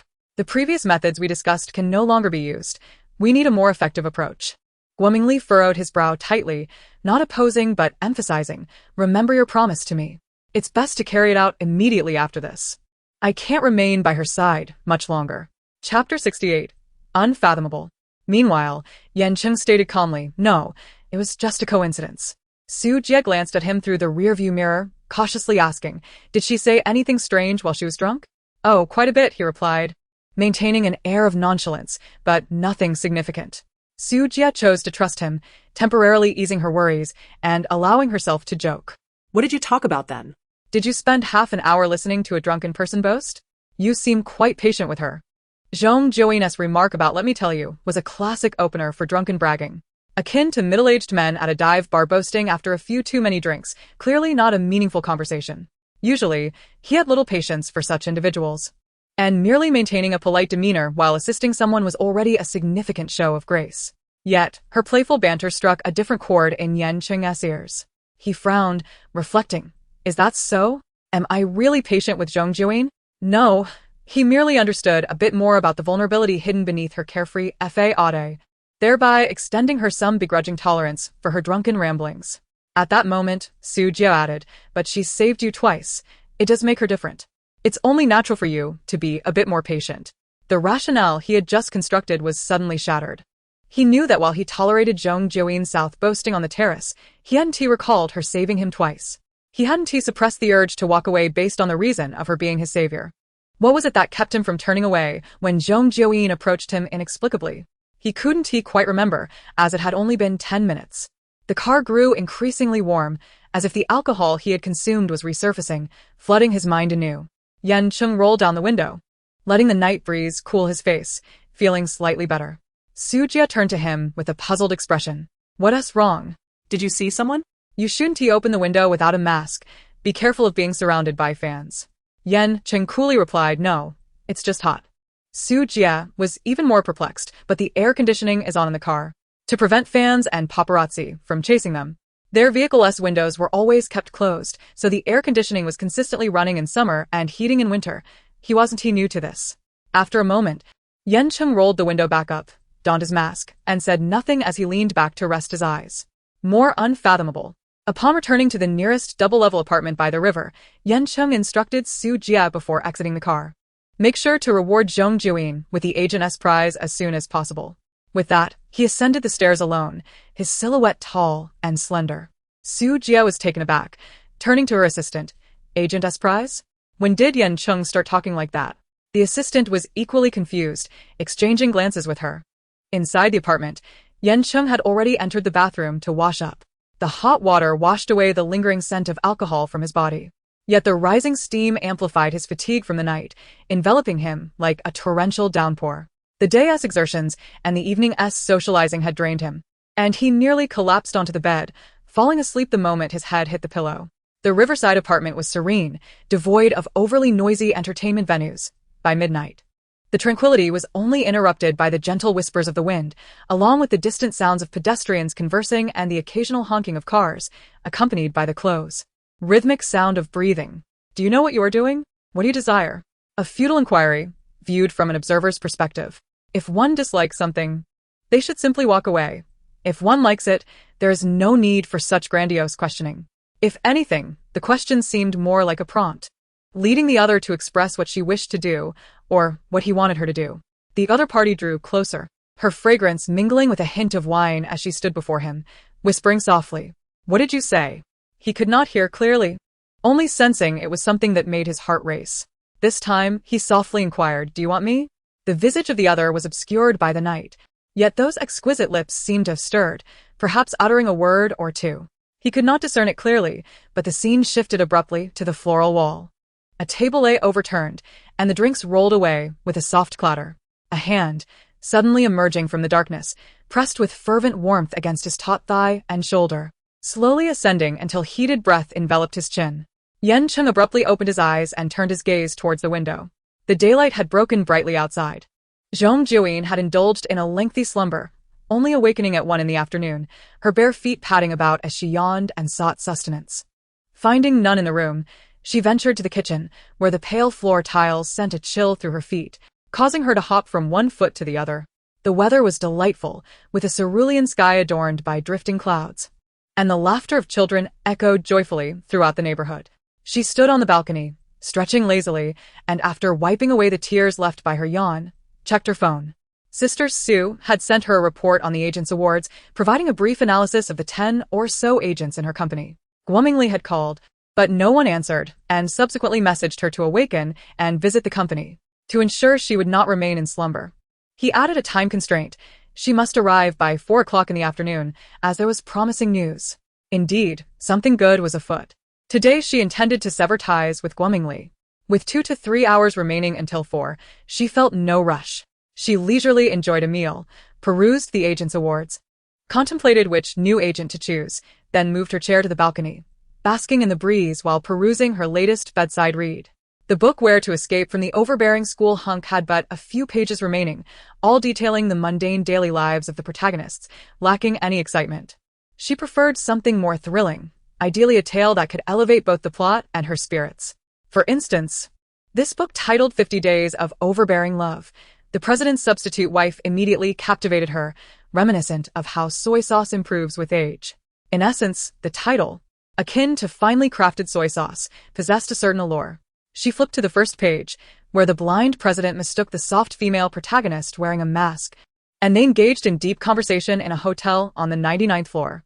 It was indeed quite engaging. She snacked on nearby treats, turning the pages with increasing speed. Her head bent low for a couple of hours until Guomingli called again. "Are you awake? Why haven't you arrived at the company yet?" Guomingli inquired. "I told you to be there before 4, not to arrive exactly at 4. All right, I'm coming right away." The irritable middle-aged man, she mused. Would he also exhibit such impatience around Fengqing? Yan Cheng pondered. What should I do? I seem to have developed a different sentiment toward her. Zhong Jiuyin, curious, asked. Who? Yan Cheng replied, but she appears indifferent towards me. Zhong Jiuyin pressed, who exactly? Yan Cheng assured her, you will soon find out. Chapter 69, Changing Agents. Upon arriving at the company, Guomingli escorted her to Mr. Su's office. Su Cheng maintained his usual flamboyant appearance, greeting her with a broad smile. It seemed indeed that good news awaited. However, he did not rush to divulge it, engaging in small talk as is typical of long-standing leaders. Zhong Jiuyin remarked, all right. Su Cheng waited for several seconds, but her elaboration did not follow, and he recalled that she was Zhong Jiuyin, the frog that must be kicked to jump. A hapless figure destined for dismissal in a private enterprise. His smile faded, and he directly inquired, how was the dinner? I heard from Guomingli that Yan Cheng recommended you in front of those investors. Did you discuss resources while you were on the terrace for half an hour? Be clear. Zhong Jiuyin could only elaborate. The dinner went quite well. Yan Cheng did indeed recommend me and mentioned assisting with a martial arts drama. We should receive news soon. Su Cheng probed. Nothing else? You were alone for half an hour. Did nothing happen? More direct than glumingly. Feigning seriousness, Zhong Jiuyin replied. Isn't that inappropriate, Mr. Su? That was a terrace, not an open-air bed. What could possibly happen? Su Cheng retorted. What the hell is an open-air bed?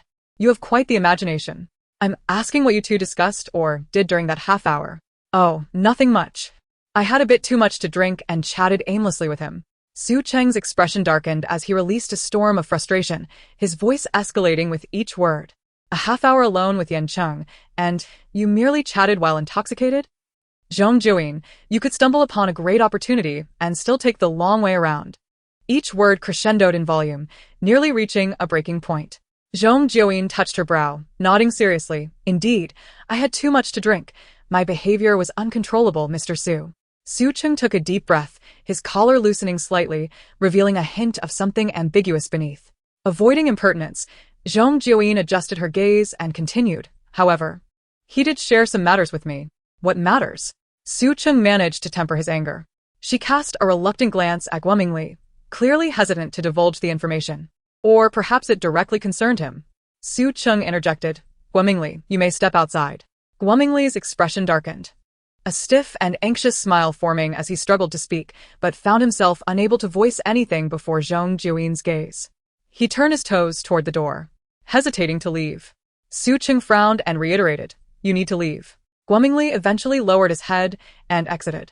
As the door closed, Zhong Jiuyin caught a glimpse of his tightly furrowed brow through the diminishing crack. Once he was gone, Su Cheng leaned back in his chair, scrutinizing her as he asked, Can we speak now? What did Yan Cheng tell you that even your own agent cannot hear? To be candid, Zhong Jiuyin crossed her legs.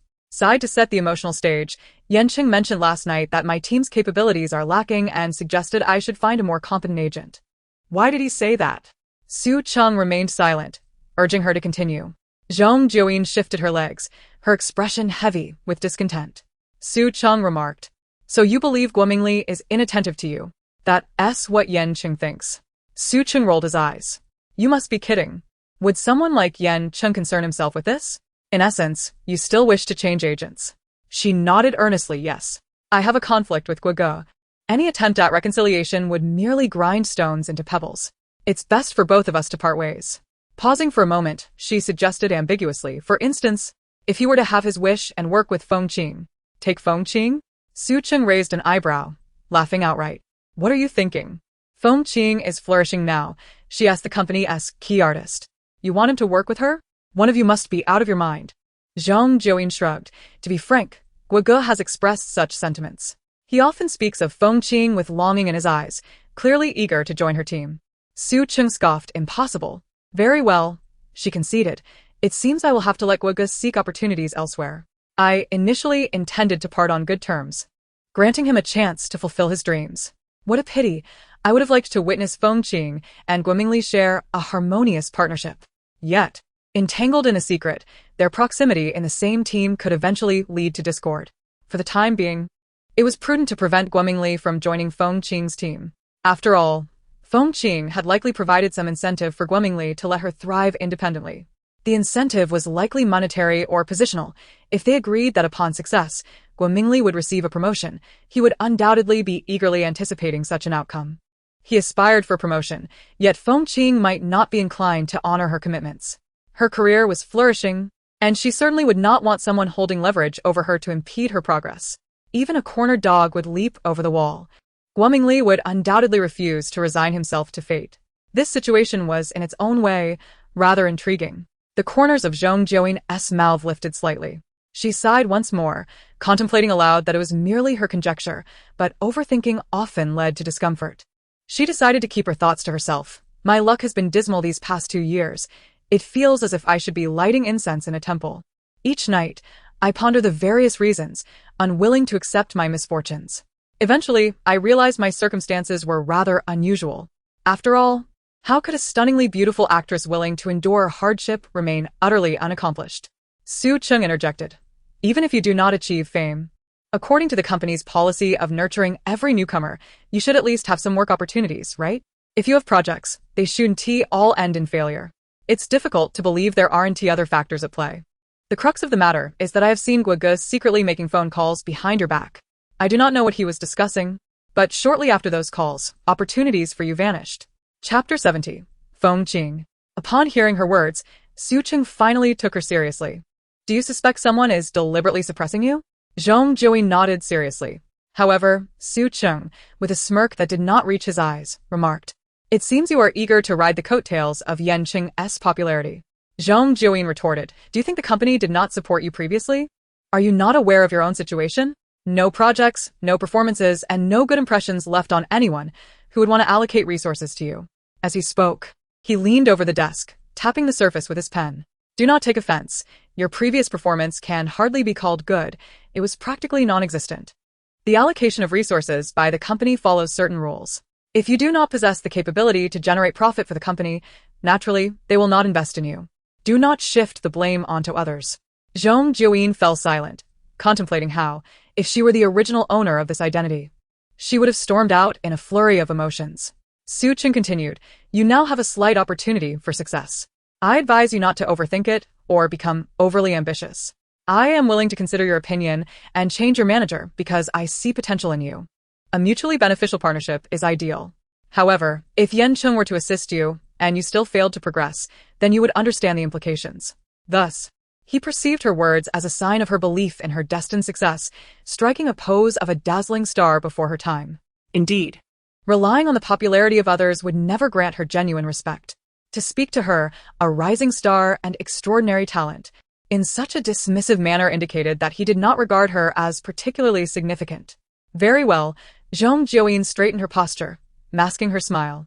"Let us not discuss this with Mr. Su any longer.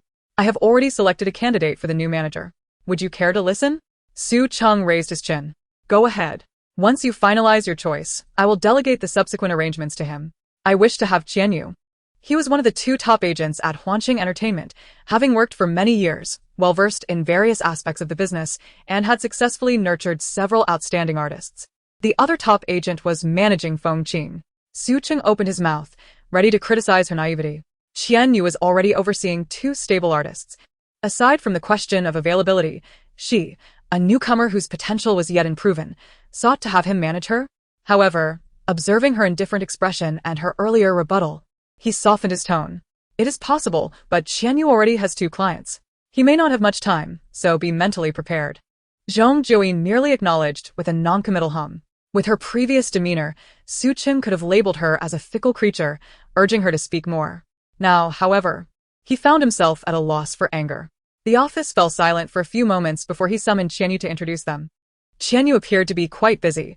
Upon hearing he was to take on another client, his brows furrowed. Nonetheless, having heard of this connection to Yan Cheng, he first offered a polite greeting. Zhong Jiuyin extended her hand, her unadorned face radiant and clean, her hair tied into a high ponytail, a style that showcased her features beautifully. Her eyes sparkled with confidence.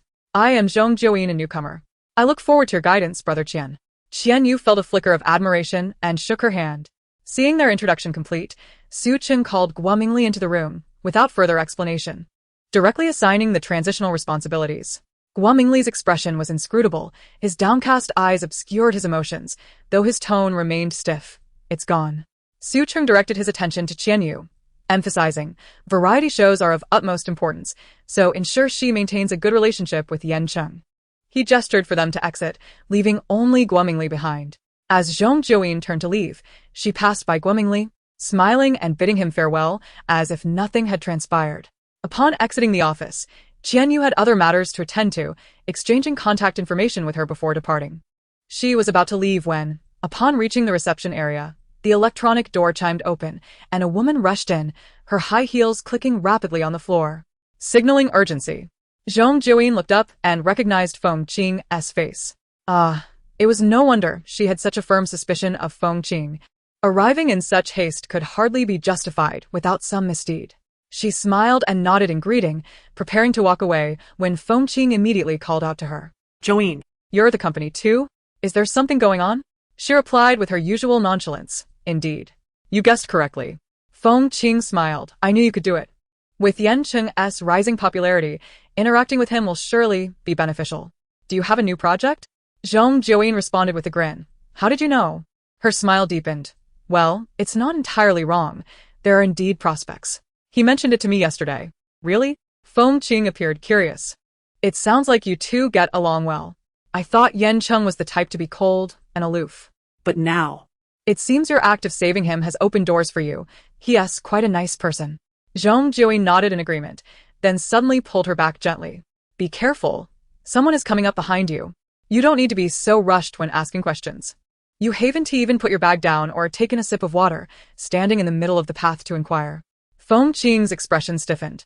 I was just genuinely happy for you. She leaned against the reception desk, deliberately placing her bag down, as if trying to rectify her earlier behavior. Zhong Jiuyin said nothing, maintaining a cheerful demeanor as if awaiting good news. Feng Qing continued to probe, and Zhong Jiuyin listened while her gaze wandered. As her eyes swept over the wall of the company's accolades and artist photographs, she raised an eyebrow. Oh, they even included me.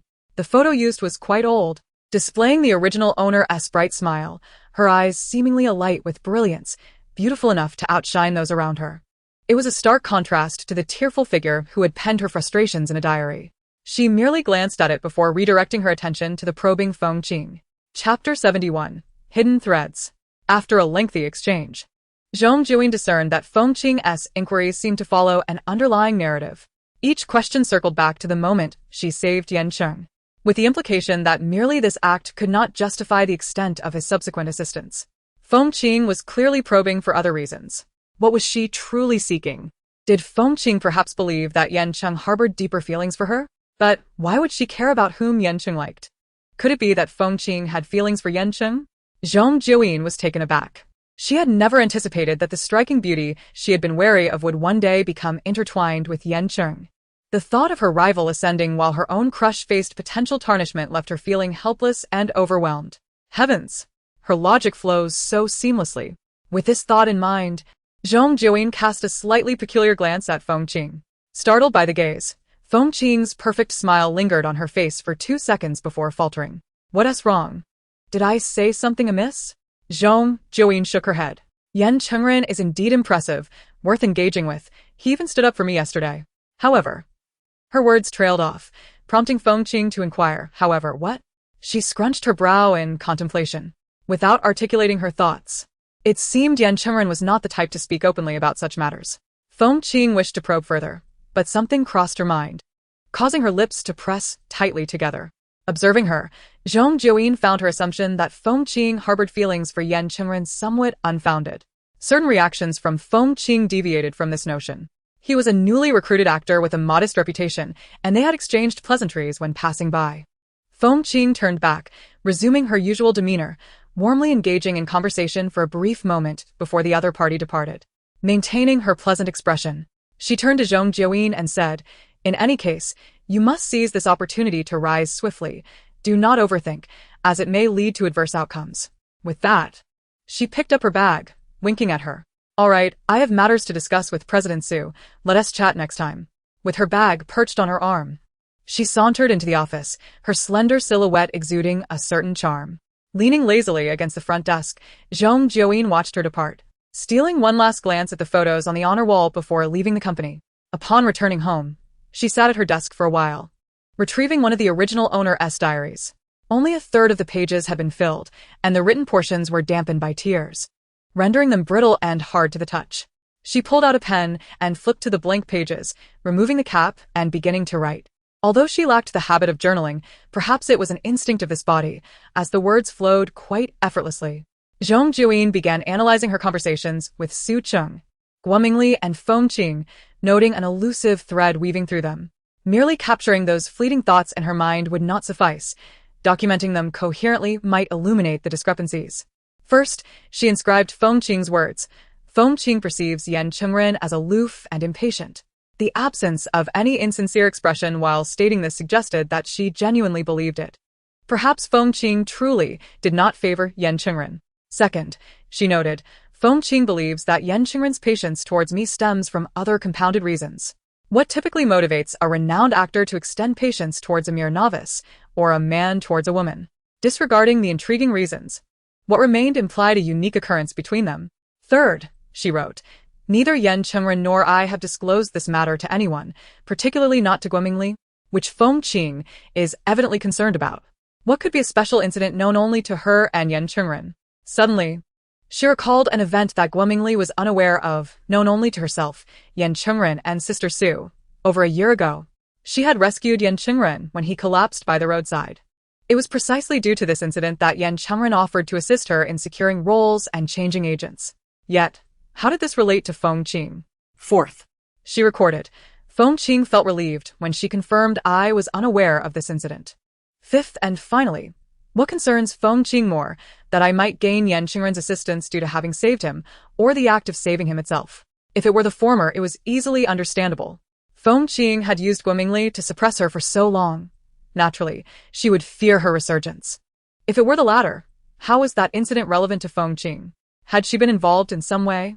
With these analyses in mind, her focus converged on the incident of Yan Cheng collapsing by the roadside over a year ago. She needed to delve deeper into this matter. Buzzing incessantly, her phone vibrated across the desk. She picked it up, propped her legs on the table, and answered the call. Brother Qian. Just hearing his name felt invigorating, as if she were conversing directly with wealth. Qian Yu's authoritative tone was unmistakable. Without preamble, he assigned her tasks. The guest interview for Infinite Variety is scheduled for Tuesday. Be prepared. I will send someone to fetch you for makeup and wardrobe fitting, coinciding with your appointment as the ambassador for that clothing line. The advertisement will be on Wednesday, so starting tomorrow, you'll train with the instructor for a couple of days. As he continued outlining her schedule, she struggled to keep her legs steady on the table, eventually straightening up and giving a nervous laugh. Is the schedule really that packed? His voice, transmitted through the phone, sounded even more imposing. This is merely the beginning. If you truly manage to rise to fame, a wealth of opportunities will await you. Cast aside your previous complacency and prepare to exert yourself, especially with Yan Chengren's assistance. I will pick you up tomorrow. All right, Brother Qian. Goodbye. Zhong Jiuyin hung up, staring at her somewhat fierce reflection on the screen. While she was discontent with her impoverished existence, she had never expressed dissatisfaction with a leisurely life. Having distanced herself from the perilous industry of late-night knife fights, how could she be facing an increasingly demanding career? A sigh escaped her lips. She needed to unwind with some lighthearted drama about a CEO and his substitute wife. One could only wonder why no CEO had approached her to cast her as the leading lady. Surely, that would be a well-paid and leisurely role, spent either crying in a villa or laughing in a luxurious estate. Chapter 72. Feng Qing indeed sought you out. The following day was Monday. It must be said that browsers are truly remarkable tools. One can find nearly anything. She discovered a wealth of information about Yan Cheng, his age, height, weight, as well as private topics such as his 2 divorces and his preference for age gaps. Oh, there were also photos and videos, titled with phrases like "You've never heard Yan Chengren's beautiful voice" and "Yan Chengren's private photos leaked." The sheer volume of information was overwhelming, akin to plastering her life story and romantic affairs in the busiest intersections of life. From then on, she would have to don 3 masks whenever she ventured out. However, searching solely for his name yielded no results regarding his collapse by the roadside. She altered her approach, opting to search for Feng Qing instead. This time, a plethora of information surfaced, and as she perused it, a message from Sister Su startled her. Clicking on it brought forth a comforting smile. Sister Su's message inquired about her change of agents. Sister Su, I heard some news. Has your issue with changing agents been resolved? Sister Su, have you switched to Qianyu? Is this common knowledge? Sister Su, agents do tend to share information among themselves. Do you need any further assistance? Qianyu is a good person. As long as the company isn't too terrible, you can stick with him. Let us see how it goes. Sister Su, if you have any questions, feel free to reach out. After pondering for a moment, she realized she did have a question that needed addressing. I raise my hand. I do have a question. Sister Su, go ahead. Does Yan Cheng know Feng Qing? Sister Su, not particularly. Isn't she from your company? She debuted around the same time as you. She threw out a potentially alarming topic for Sister Su. I suspect she may have feelings for Yan Cheng. Sister Su, there are many people who like Yan Cheng. She wouldn't stand out. Sister Su, just remember not to discuss Yan Cheng with others. Understood. Seeing that Sister Su seemed unconcerned about Feng Qing, unlike someone who had previously interacted with Yan Cheng, Zhong Jiuyin refrained from asking further. After some thought, she decided to inquire directly with Yan Cheng. Do you know Feng Qing? Meanwhile, Yan Cheng had just descended from the 10th floor of the Qingyuan Road building and settled into the chauffeur-driven car. Sister Sue awaited him in the front seat, signaling the driver to start the engine as she asked, "Was the selection process smooth?" The director, who has collaborated with him twice before, is preparing a new film and has cast Yan Cheng as the male lead, requesting his assistance in selecting the female lead and supporting roles. The production team has rented an entire floor of the Qingyuan Road building specifically for auditions, and they arrived at 9 in the morning. Yan Cheng removed his mask and hat, his voice steady as he remarked on the smoothness of the proceedings. Sister Sue responded, "As long as it goes smoothly. That's good. By the way, Zhong Jiuyin has changed her manager. The new manager is Qian Yu from Huanqing Entertainment. She possesses decent capabilities." Yan Cheng lowered his eyelashes, acknowledging her with a sound while sipping from his water cup and checking his phone. The name Zhong Jiuyin conspicuously appeared in the unread messages list on a screen. His drinking paused momentarily as he calmly opened the message, which inquired if he knew Feng Qing. Feng Qing?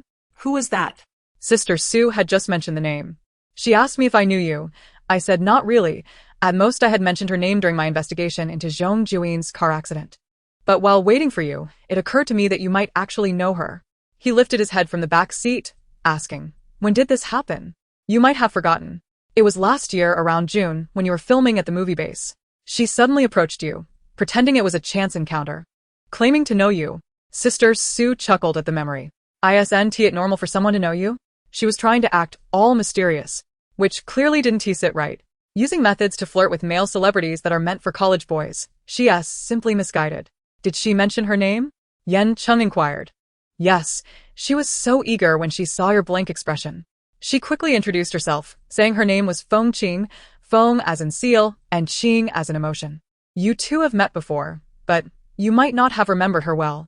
This description felt reminiscent of a male lead in a drama who fails to recognize the female lead who cared for him for half a year after recovering from blindness.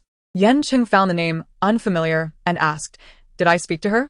His eyes, however, were fixed on his phone screen, his fingers tapping out a message in Zhong Jiuyin's chat box. "Don't know." Huh? He responded, "You mentioned seeing your character in a film. That shouldn't be termed as knowing someone, but rather as being aware of them. Did I say that?"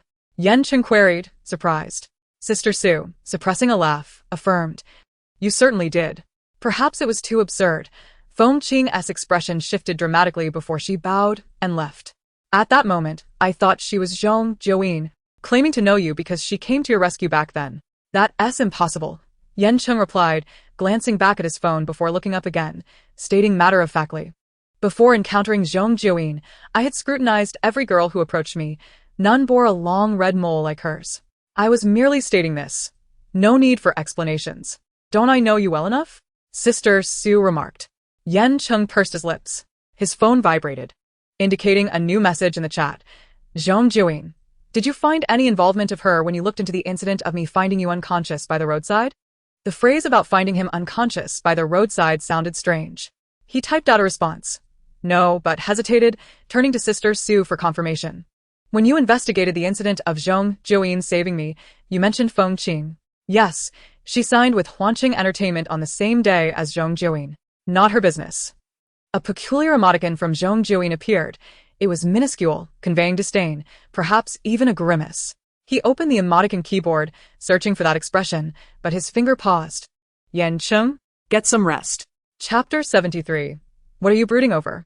Sister Sue sensed that Yan Cheng had been acting strangely these past few days. His atypical behavior, abrupt changes in speech, the furrow in his brow, and occasional bouts of distraction were subtle, yet discernible to her, given their years of partnership. However, there hadn't been any significant issues to trouble him recently. His work was going smoothly, family life was stable, his health was good, and he still possessed his abdominal muscles. Even the excessive attention he garnered online due to a variety show was being managed well by his studio. Thus, the only variable left was the subject of their recent discussion. Yan Cheng, Sister Sue tried to maintain a neutral tone, treating it as a regular work conversation. "Have you noticed anything off about yourself these past 2 days? Did you say something to Zhong Jiuyin that night? Is it that I'm not acting strangely? Or that I didn't say anything?" She turned from the passenger seat to face him, saying earnestly, "I don't know how you spent that half hour together. But you needn't take to heart what Zhong Jiuyin said while drunk. She likely doesn't even remember. Weren't we supposed to help her as much as we could without focusing too much on her? Every word was normal, not explicitly stating her suspicions.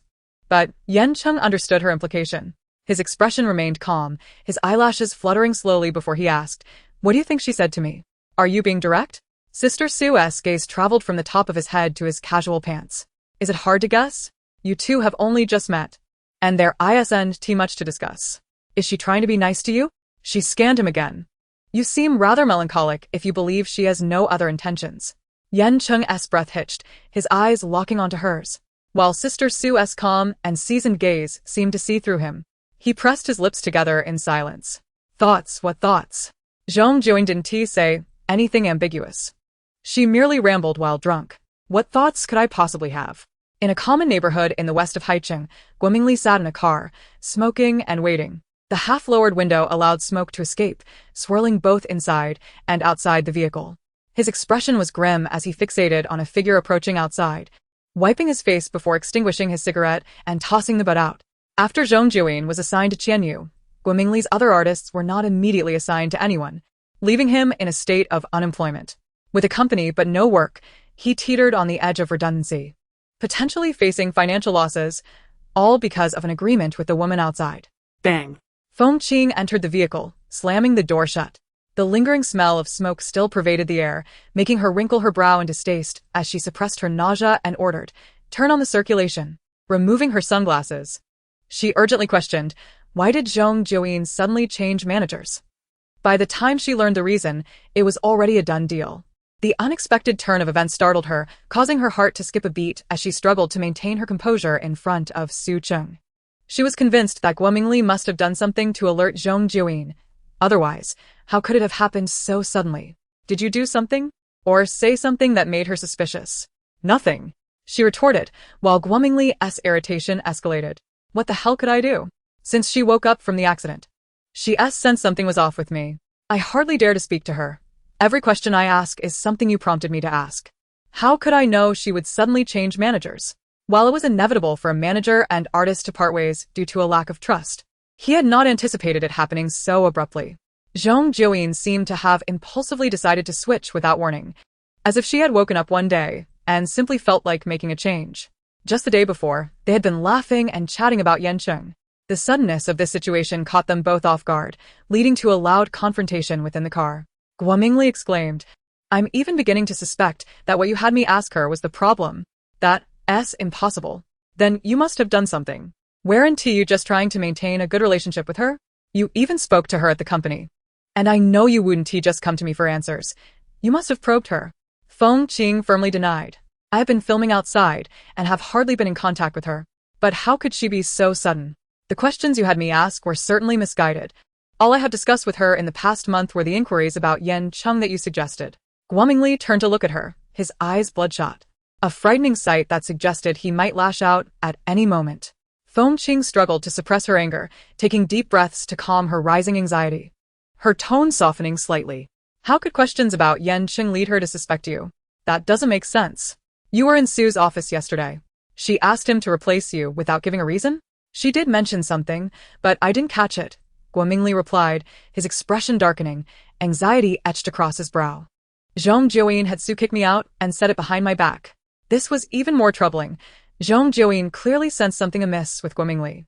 Feng Qing pressed on, "So after being inexplicably replaced, Sue never spoke to you? What did he say?" "He claimed Zhong Jiuyin thought I lacked the capability and feared that our team wouldn't match the resources Yan Cheng provided, which would displease him." To suggest he lacked ability was like a slap in the face, especially since Sue had subtly pointed out that Guomingli's competence had indeed diminished significantly since he started working with Zhong Jiuyin, who had remained inconspicuous and made no effort to change that. If the company held a monthly recognition meeting, I would undoubtedly be the prime example of what not to do, he said, his face flushed with embarrassment and rage. Feng Qing was not concerned with his alleged incompetence. Her focus remained solely on her own priorities. "This is merely an excuse," she said, furrowing her delicate brows. "It's just Sue agreeing to leverage Yan Cheng's influence. Sue dislikes being coerced by artists and must harbor some dissatisfaction with her, but he acquiesced due to Yan Cheng's support." Chapter 74, Dog Bites Dog. Guomingli certainly understood that Zhong Jiuyin's comments were likely just a pretext, yet the verbal assault he endured was all too real. Besides, analyzing excuses at this juncture was futile. The situation was as it stood. Zhong Jiuyin had suddenly replaced him, and now he was left without anyone, with Sue harboring a poor impression of him. The only thing that could quell his irritation and panic was one singular demand. I have fulfilled every task you assigned. When will you honor your promise? I cannot be left hanging like this. The agreement was that as long as Guomingli performed his duties, Feng Qing would take him on as her manager. At that time, Feng Qing was a rising star among newcomers, and with Su Qing backing her, even if she didn't achieve great fame, she would still enjoy moderate success. Compared to Zhong Jiuyin, who lacked versatility and whose future was uncertain, following Feng Qing was evidently the superior choice, which manager Wu Ti wished to cultivate a lucrative star and gain accolades within the industry. This collaboration had essentially been finalized before Zhong Jiuyin's accident. At that point, Zhong Jiuyin was utterly incapacitated, meeting Feng Qing's demands.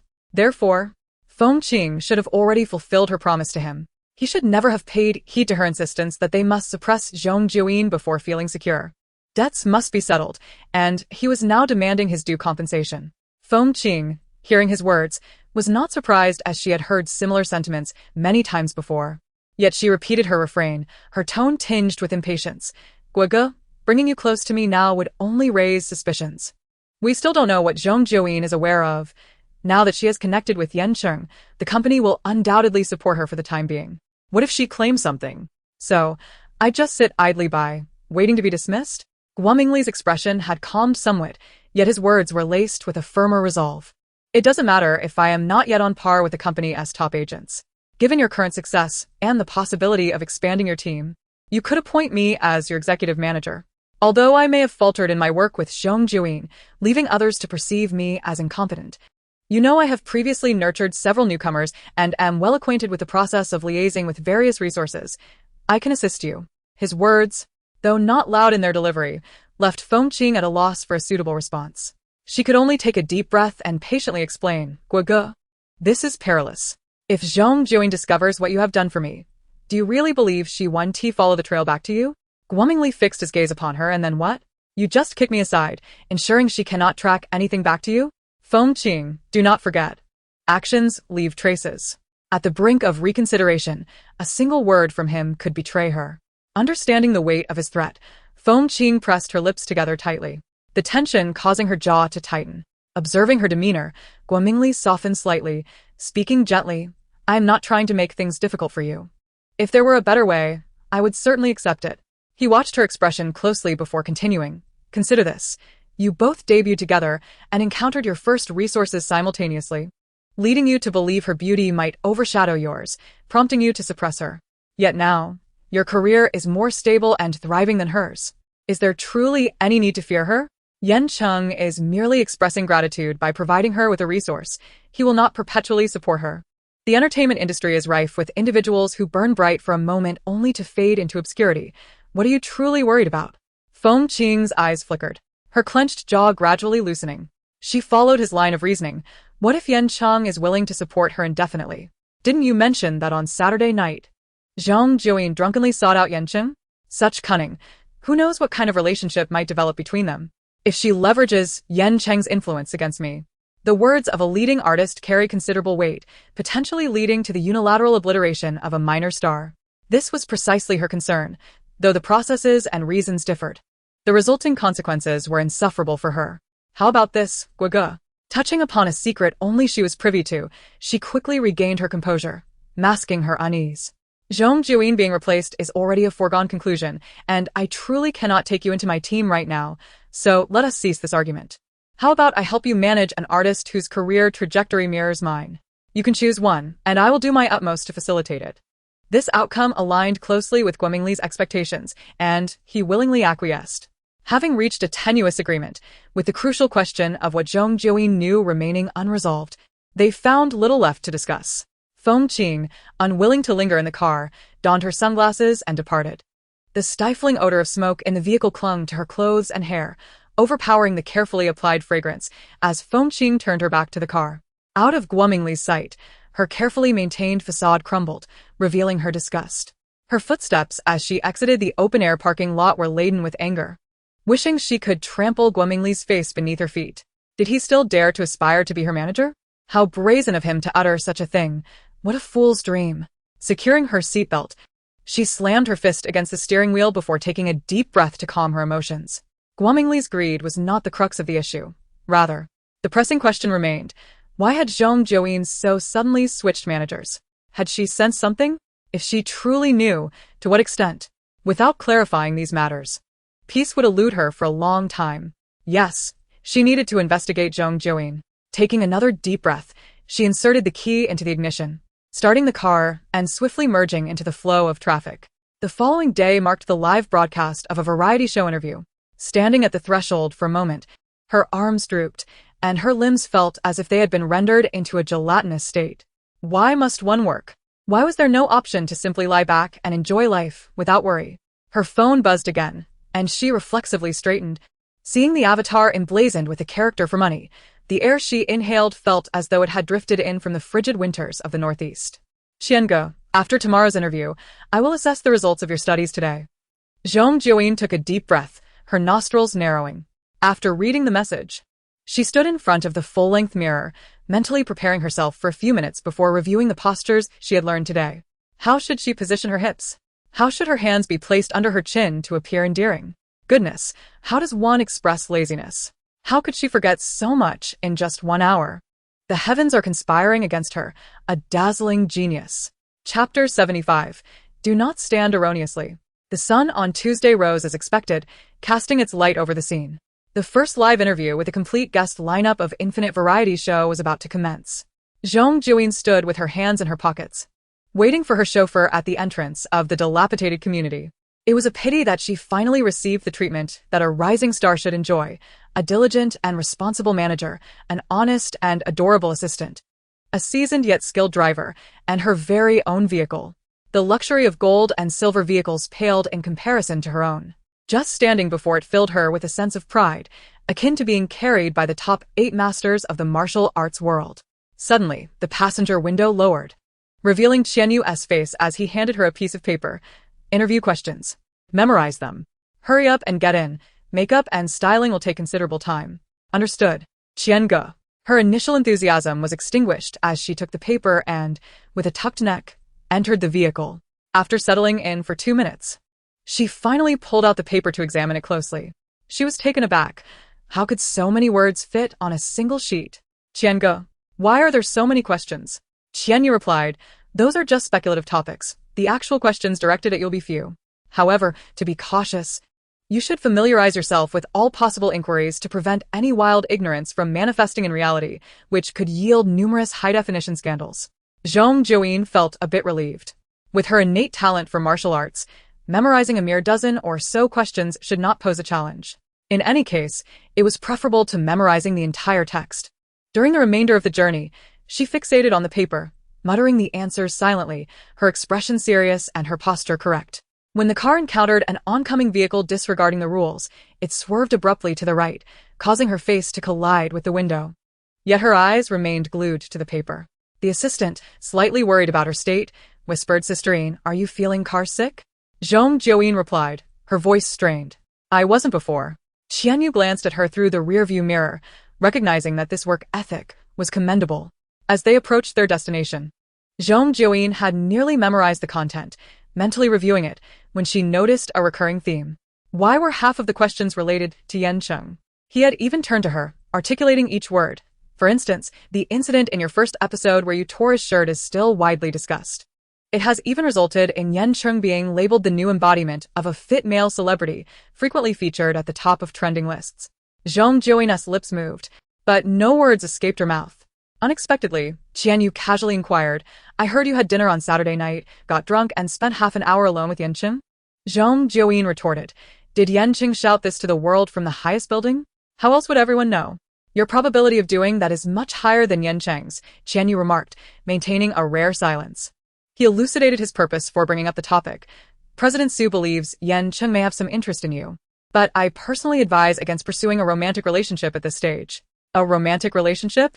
Why would someone with her talents waste time on love? While navigating the complex world of entertainment and striving for self-actualization, a fleeting, intense gaze with an unattainable beauty was sufficient. She had no intention of delving deeper. Some matters should not progress, such as the story of the prince and Cinderella, which certainly does not culminate in a blissful existence after 300 pages. Maintaining a friendly rapport was adequate. Romance would only invite negative perceptions from his fans, especially given their current disparities in stature. Moreover, she had only just begun to emerge. A relationship would hinder her progress. Even if he could leverage his connections to provide her with various opportunities, public favor, audience rapport, and fan recognition could not surpass the benefits of remaining single. Zhong Jiuyin waved dismissively. Rest assured, Qiange, I have no such intentions. That would merely squander time. Qianyu was surprisingly rendered silent by her words. I advise you, do not stand erroneously. Before the wild ignorance could respond, he posed a soul-piercing question. If Yan Cheng were to stand before you and request that you become his one true love, loving you until the end of time without change, what would you do? She opened her mouth, pondered for a moment, and gravely replied, Yan Cheng is not so bad. Qianyu chuckled. Upon reaching their destination, the stylist and makeup artist were prepared in the guest lounge. Zhong Jiuyin encountered Yuan Yi at the entrance, but they hardly exchanged more than a few words before being ushered inside. Yuan Yi's smile remained bright as he greeted her, and after a lengthy pause, finally mustered the courage to say, Sister Yin, do you have time for dinner after the interview? Nothing pressing. We can discuss it later. You go ahead and focus on your tasks, she replied, still smiling. The moment of courage to invite her to dinner slipped by, and he hesitated to voice it in front of so many people. Yuan Yi's manager pulled him back slightly to allow Yan Cheng and the others to pass smoothly.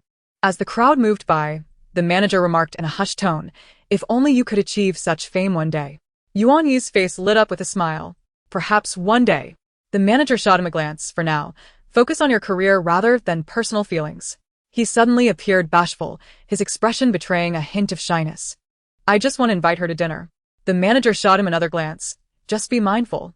The male guests did not take long for styling. Arriving early for individual interviews, the reporter's primary interest was in Yan Cheng, who, unable to wait for his makeup to be completed, set up his equipment in anticipation. Sister Sue had already briefed them, advising against asking potentially controversial or overly interpretive questions. The marketing accounts often posed traps. Some lacked professionalism, while others intentionally sought attention by asking ambiguous questions that could easily lead to ridicule from netizens and, in severe cases, could tarnish reputations. Nevertheless, well-established stars, having navigated the industry for years, evaded such predicaments. It was undeniable that success often shielded one from many of these misfortunes. After Sister Sue addressed the reporters, Yan Cheng, still finishing his hairstyle, suddenly interjected, Please be considerate of the other guests. They are newcomers and have not yet experienced such interviews. The reporters and Sister Sue turned to face him. Chapter 76. The Elusive Thread of Emotion. After the individual interviews concluded, Sister Sue politely ushered the reporters out. Once the door closed, she gazed at Yan Cheng without speaking, eventually letting out a heavy sigh. Yan Cheng remained unresponsive, sitting silently with his head slightly bowed. Engrossed in his phone, Sister Sue sighed again, the weight of her breath akin to fogging up glass. Yan Cheng raised his head, feigning ignorance. What is it? She appeared to be on the verge of asking him the meaning of his earlier remarks, or directly stating that he was looking out for Zhong Jiuyin, but instead, she merely expressed her deep concern. It's difficult. It was unclear what she found to be so challenging. Yan Cheng glanced at her before lowering his head once more. He was preparing for a new drama that employed electronic scripts, and whenever he had free time, he would review them. Although the cast was not yet finalized and filming was still some time away, his character was complex, requiring a comprehensive understanding of the script to accurately portray the role. Indeed, it is an opportune moment to clear one's mind and shake off the lingering effects of alcohol from that fateful night. However, it appears that the duration of the individual interviews for the other guests has been excessively prolonged, delaying the onset of the live discussion. This has inadvertently allowed extraneous thoughts to infiltrate his mind as he analyzes the character's personal narrative. The role he is to embody is of a man who, during a low point in his life, encounters a young woman serendipitously wandering into a bookstore. She is a paragon of beauty, a privileged heiress from the upper echelons of society, her status and wealth augmenting her allure. A mere whisper from her could illuminate his dreary existence. The chimes of the wind bells resonate as palpably as the protagonist's heartbeat. The script artfully encapsulates a perfect arc in the protagonist's romantic journey, enabling the audience to witness the gradual blossoming of his affection for the female lead. Attraction is inherently simple. Individuals are often drawn to those who are starkly different. igniting curiosity and a fervent desire for experience. In this instance, the female lead serves merely as a vessel for his yearning. Love, however, is a more complex affair. It demands the emergence of an extraordinary emotional bond, one that is inextricable, irresistible, and unforgettable, often forged through tumultuous experiences such as life and death, soul connections, and betrayals of desire. The script delineates these elements clearly, establishing a coherent and logical emotional trajectory for the leads. Yet, how does his feeling arise? He and Zhong Jiuyin are not as disparate as one might think. After all, the curiosity towards those who differ from oneself does not seem applicable in their case. He finds no intrigue in wild illiterates or obscure personalities, only silence. Zhong Jiuyin does not represent any form of aspiration for him. He is affluent, attractive, and in good health, with his ambitions steadily materializing. Thus, what compels him to perceive Zhong Jiuyin through the lens of romantic interest? Or has his gaze unconsciously transcended the realm of a mere savior's admiration? Yet, he remains oblivious to this shift. Just 3 days prior, his responses towards Zhong Jiuyin were limited to silence and bewilderment. Yan Cheng, it is time to move on. Sister Su suddenly approached him. As she passed by to retrieve something, she glanced at his phone and remarked, "Your screen has been off for quite a while. Are you deeply engrossed in the script?" Yan Cheng chose to disregard her comment, pocketing his phone as he stood to leave. The other 4 individuals coincidentally emerged from the door, gathering in the backstage area to enter in an orderly manner. He needed to navigate through the crowd to the front, casually acknowledging Yuan and the others as he passed, his gaze lingering momentarily before moving on. Upon reaching Zhong Jiuyin, he noticed her intently reading a sheet of paper. What are you looking at? He inquired nonchalantly. Leaning against the wall, with her ankles crossed, Zhong Jiuyin momentarily diverted her attention, arching an eyebrow at him. Her appearance perfectly reflected her individuality. The clothing she wore was sponsored by the brand for the advertisement they were to shoot tomorrow. Styled in a sweet yet sporty manner, baggy gray joggers, a crop top in contrasting colors, and her hair cascading over her shoulders. With her relaxed demeanor against the wall, she exuded the aura of a school-esque queen bee. She shook the paper in her hand and recited the title of the document Yuan had just summarized for her. Reference range for interview exam answers. Is that so? Yan Cheng positioned himself at the forefront, casting fleeting glances in her direction. The signal was given for them to enter the interview space. Before stepping inside, he formally turned to the 4 behind him and said, "Don't be nervous, relax." His tone remained steady and authoritative. The interview room was spacious and brightly lit, designed to replicate a corner of a sponsor's home, featuring a kitchen setup complete with a sink, an induction stove, and an array of pots, pans, and fresh produce. A host was present, and a row of journalists occupied the sofas on either side, facing a dense cluster of photographers. Apart from Yan Cheng, the other 4 had never encountered such a scene, and upon entering, they fell silent, standing awkwardly until Yan Cheng took a seat, prompting them to cautiously follow suit. Liang Ji, in particular, appeared stiff, his expression before the cameras resembling that of someone forcibly pulled apart. An eager reporter called out his name, and as multiple cameras turned towards him, his face flushed crimson. Zhong Jiuyin cast a glance his way. His blushing was so pronounced it could fog up lenses in winter without any exertion. "Zhong Jiuyin," another reporter shouted. "Hey." She instinctively responded before even turning to see who was calling. The host seized this opportunity to begin the opening remarks. The host explained that they were to collaboratively prepare 2 dishes, with the division of labor left to their discretion. Zhong Jiuyin recalled a guideline conveyed orally by Qian Yu: respect those in higher positions whenever leadership is required, and defer to Yan Cheng in all matters. Thus, she naturally turned her gaze towards him, alongside Yuan and the others, awaiting his assignment of tasks. Yan Cheng first inquired what dishes they could prepare. Liang Ji claimed to know how to make anything. Yuan mentioned she could whip up a few home-cooked meals, and Yuani offered to handle the menial tasks and washing up. Each of them proved to be quite capable. Yan Cheng interpreted this as follows: Liang Ji as the chef, Yuan as the prep cook, Yuan Yi as the waiter, and Zhong Jiuyin as someone who could contribute nothing. "Zhong Jiuyin," he said, "let us contemplate our emotions like a literary figure. I wish for it to be traceable." "No need for traces. The absence of them suits my forced affection just fine. Join me, and you shall have food and drink," she replied, leaping towards him. "So I shall cook and provide drinks, shall I?" He retorted. "That would suffice. After all, the words food and drink are present, are they not?" In the end, Zhong Jiuyin was assigned to the prep cook position, just like AI Yuan. The chefs were Yan Cheng and Liang Ji, who determined the necessary ingredients and tools for cooking, assigning specific tasks to each individual. Once they received their assignments, everyone began to work, and it appeared that they were all quite adept. As they sliced tomatoes, cautious not to splatter the red juices, Yan Cheng rolled up his sleeves, the height of the countertop suitable for him, allowing him to slightly bow his head to observe. His posture graceful, the veins in his hand subtly visible. This subtlety was more alluring than the overt masculinity exhibited by other more ostentatiously robust men. Zhong Jiuyin cast a cursory glance at him, picking up the onion assigned to her and tossing it lightly. Among the various cutting tasks, slicing an onion was deemed the least technical. However, one must contend with its propensity to induce tears.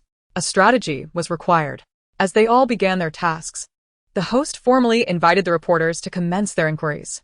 The focus of the questions predominantly fell upon Yan Cheng, with the first 3 queries directed at him. Zhong Jiuyin caught only fragments of the conversation, her attention largely consumed by her task of slicing the onion, which was already half prepared on the cutting board. However, her posture was somewhat peculiar. Yuan Yi, who was beside her assisting with the plates, couldn't help but ask in a hushed tone, "Sister Yin, what are you doing?" Zhong Jiuyin tilted her head, her eyes squinted as if stung by a bee, slicing vegetables. "Is it not apparent?" Yuan Yi replied, "No need to lean back half a meter in a horse stance, is there?" Zhong Jiuyin raised her knife and shot him a glance.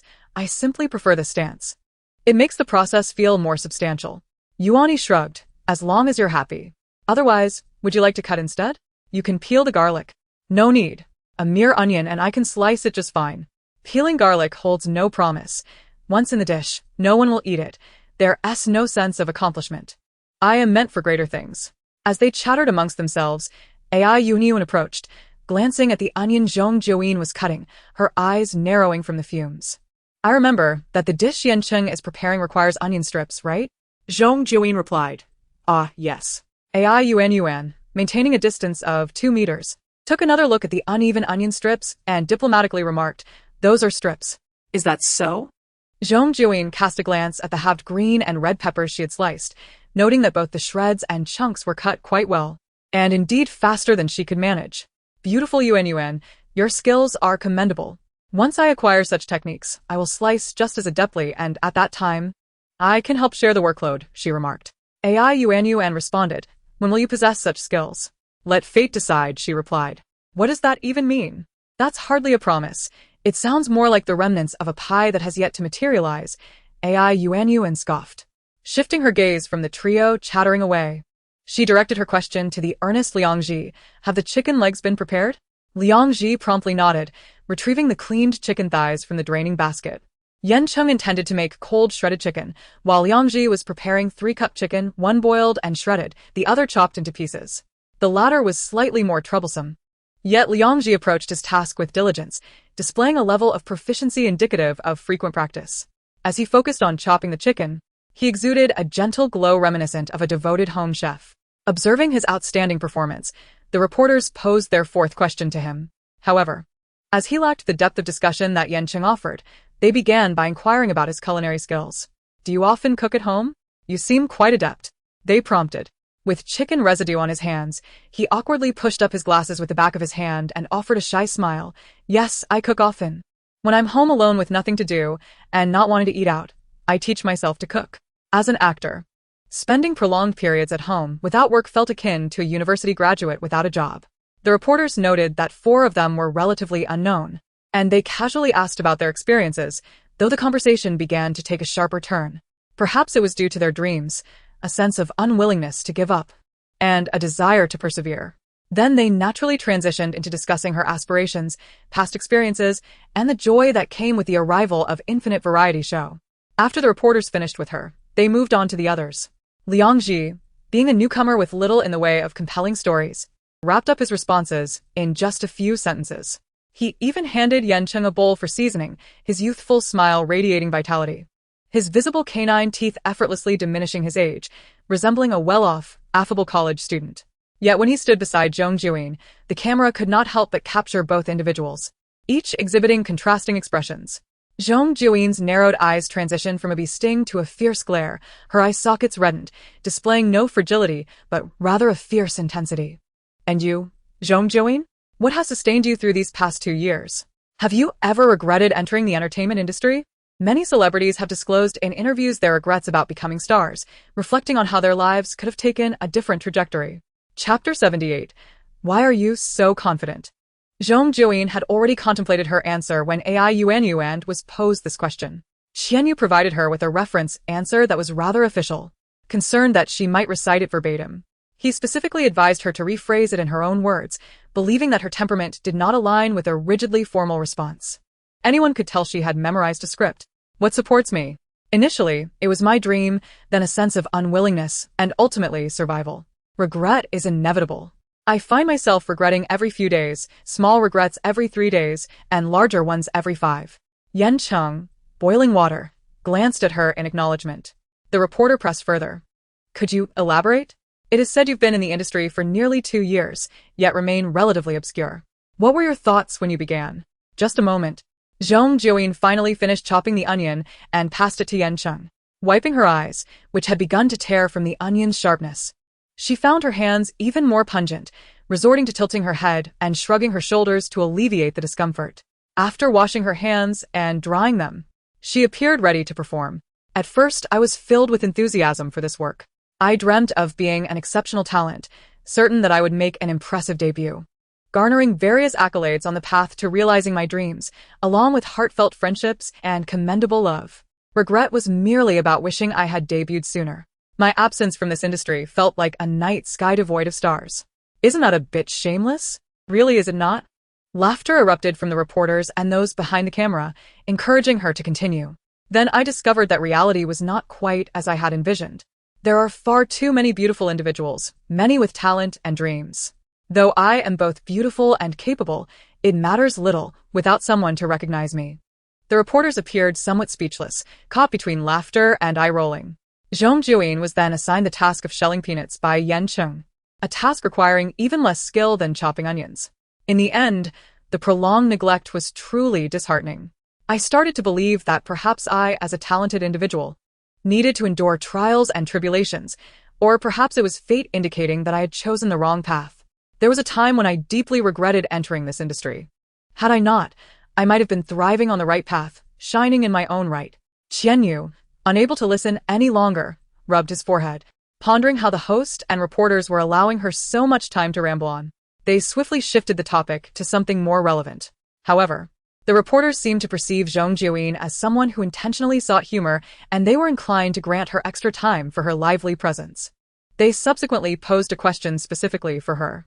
Zhong Jiuyin glanced at Yan Cheng, and though they did not verbally communicate, there was a silent understanding between them as Yan Cheng nodded in recognition of her unspoken inquiry. Yan Cheng, maintaining his expression but with a cool gaze, replied in a flat tone, "Sometimes having a hole in your heart isn't such a bad thing." The others paused before bursting into laughter.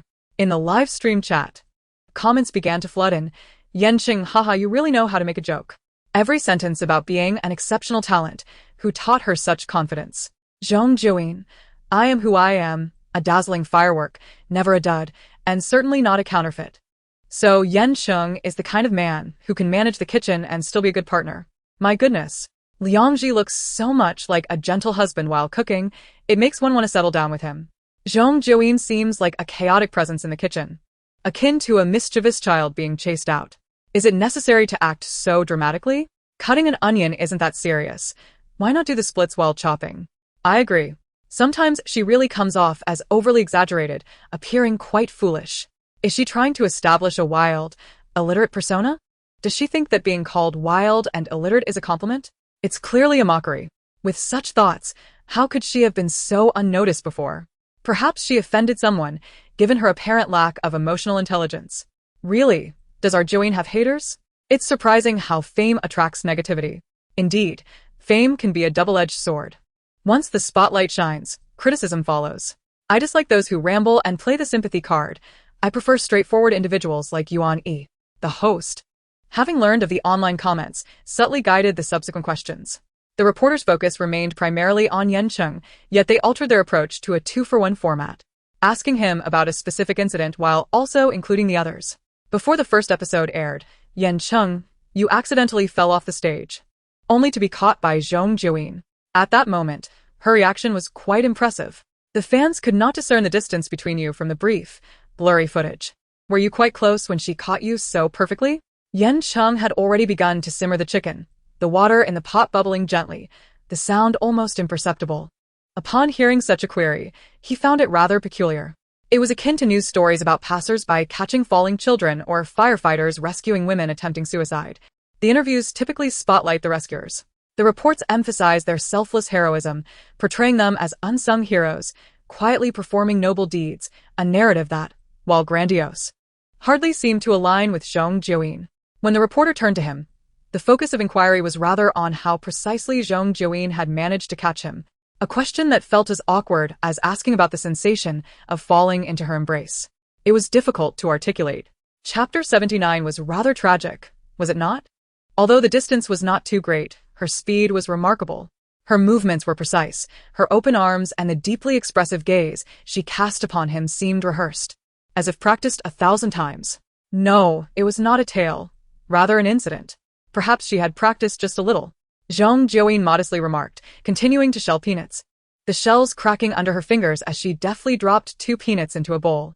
Though her speed was commendable, her actions lacked the finesse of a seasoned cook, reminiscent of an amateur in the kitchen. As the preparation of ingredients neared completion, a rather mischievous reporter pointedly asked, at a glance, "It's clear who frequently cooks at home. Liangji, if you were to rank the 5 of us by cooking skills and frequency of cooking, who do you think would be at the bottom?" For Liangji, such a potentially offensive question was a matter of great anxiety. He was uncertain how to hold the knife, suspended in midair, as he attempted to adjust his glasses with the same hand, nearly grazing his face with the blade. The remnants of chicken bones still clung to the knife, red with blood, making him panic and drop it, his face flushing with embarrassment. "Actually, everyone is quite good. Certainly. They would cook better than I do. As for being last, that should be," he muttered, struggling with the meaningless prompt while glancing nervously at the others, his eyes pleading for a reprieve. Zhong Jiuyin, taking advantage of the moment, tossed a peanut into her mouth and interjected, "You mean me, right? It's all right. I have some self-awareness. After all, didn't Yan Cheng sigh at the onions I sliced? I had to be assigned the task of shelling peanuts instead. I truly cannot escape the honor of being last." Liangji visibly relaxed, attempting to compliment her. "You're actually not that bad." Upon seeing the uneven onions she had sliced, he hesitated, forcing himself to pivot. "Perhaps everyone has their strengths. Don't overthink it." The host chuckled, the microphone amplifying the sound. Yuan Yi, trying to control his excitement, praised her. "Sister Yin, you're quite adept at shelling peanuts." AI Yuan chimed in, "Indeed. You do a good job." Zhong Jiuyin smiled brightly. "You flatter me. Beautiful Yuan." The reporter then probed, "So, Zhong Jiuyin, do you admit you don't often cook at home? Is it because your family is relatively well off, and you haven't chosen a frugal lifestyle during times of no work or income?" Zhong Jiuyin responded nonchalantly, "You can save money without cooking. A 10 yuan bag of bread along with milk and edible vegetables can last 3 days. With a few other items, 500 yuan can sustain a month." She spoke lightly, yet the others regarded her with astonishment. Yan Cheng paused, his chopsticks resting at the pot's edge, and furrowed his brow at her. AI Yuan and incredulously asked, "So grim?" She shrugged indifferently, "It's manageable." The reporter pressed, "Did you truly subsist on just those items? How long did you live like this?" "There wasn't much else I had the heart to prepare. It was only for a few months. Mainly, the original owner couldn't endure it any longer. Just stepping out and smelling street food made my mouth water. Well, lacking money, yet wanting to maintain appearances, I had to suffer." But the more nonchalant she appeared, the more it seemed like a fade, a cover-up. After enduring such a lifestyle for months, what happened next? Zhong Jiuyin replied, "Later. I tried to earn money in other ways and eventually I got this job." In retrospect, her timing was rather fortuitous. At least she had some income to eat. She lowered her gaze to continue shelling the last few peanuts, while the barrage of comments in the live stream doubled, scrolling past at a rapid pace. Is it really that dire? Isn't the entertainment industry known for being lucrative, with even the worst roles fetching tens of thousands? Not everyone is a background actor. There's no need to exaggerate. Don't you get it? No jobs are coming in, have you not heard? That's a stretch. 500 yuan for some bread and vegetables? Even broke college students can manage a 600 yuan vegetarian meal. This isn't how one dramatizes hardship. Can we not act as if you've never seen the world? Many survive on 10 yuan noodles for half a month. After graduation, People think you're digging for gold in big cities, and once you debut, they assume you're making millions a day. If that were true, wouldn't everyone among 14 billion people be able to achieve economic prosperity quickly? Please, broaden your perspective beyond just the glittering surface. Though, as a fan, it's embarrassing to say, Zhong Jiuyin was well known for being utterly anonymous before. There's hardly any work or money. My goodness, that's truly tragic. I would have given up long ago. What matters more than eating?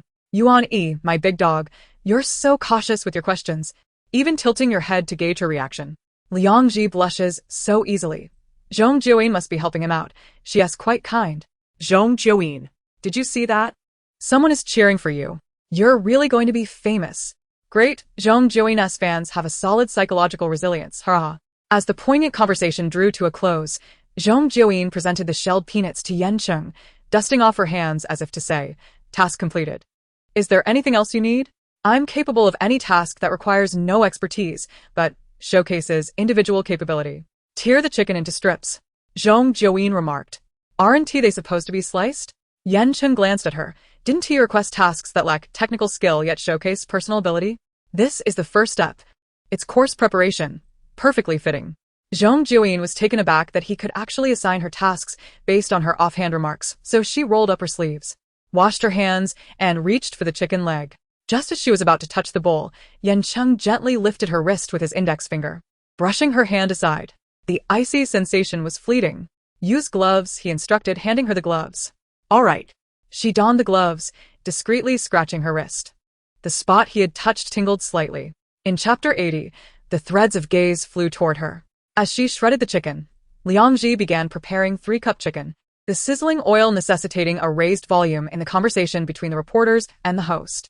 The frequency of their inquiries indicated that, aside from Yan Cheng, the other guests and topics of interest were centered around Zhong Jiuyin's prowess, her nickname as the Wild Illiterate, her plans for the future, and her interactions with Yan Cheng.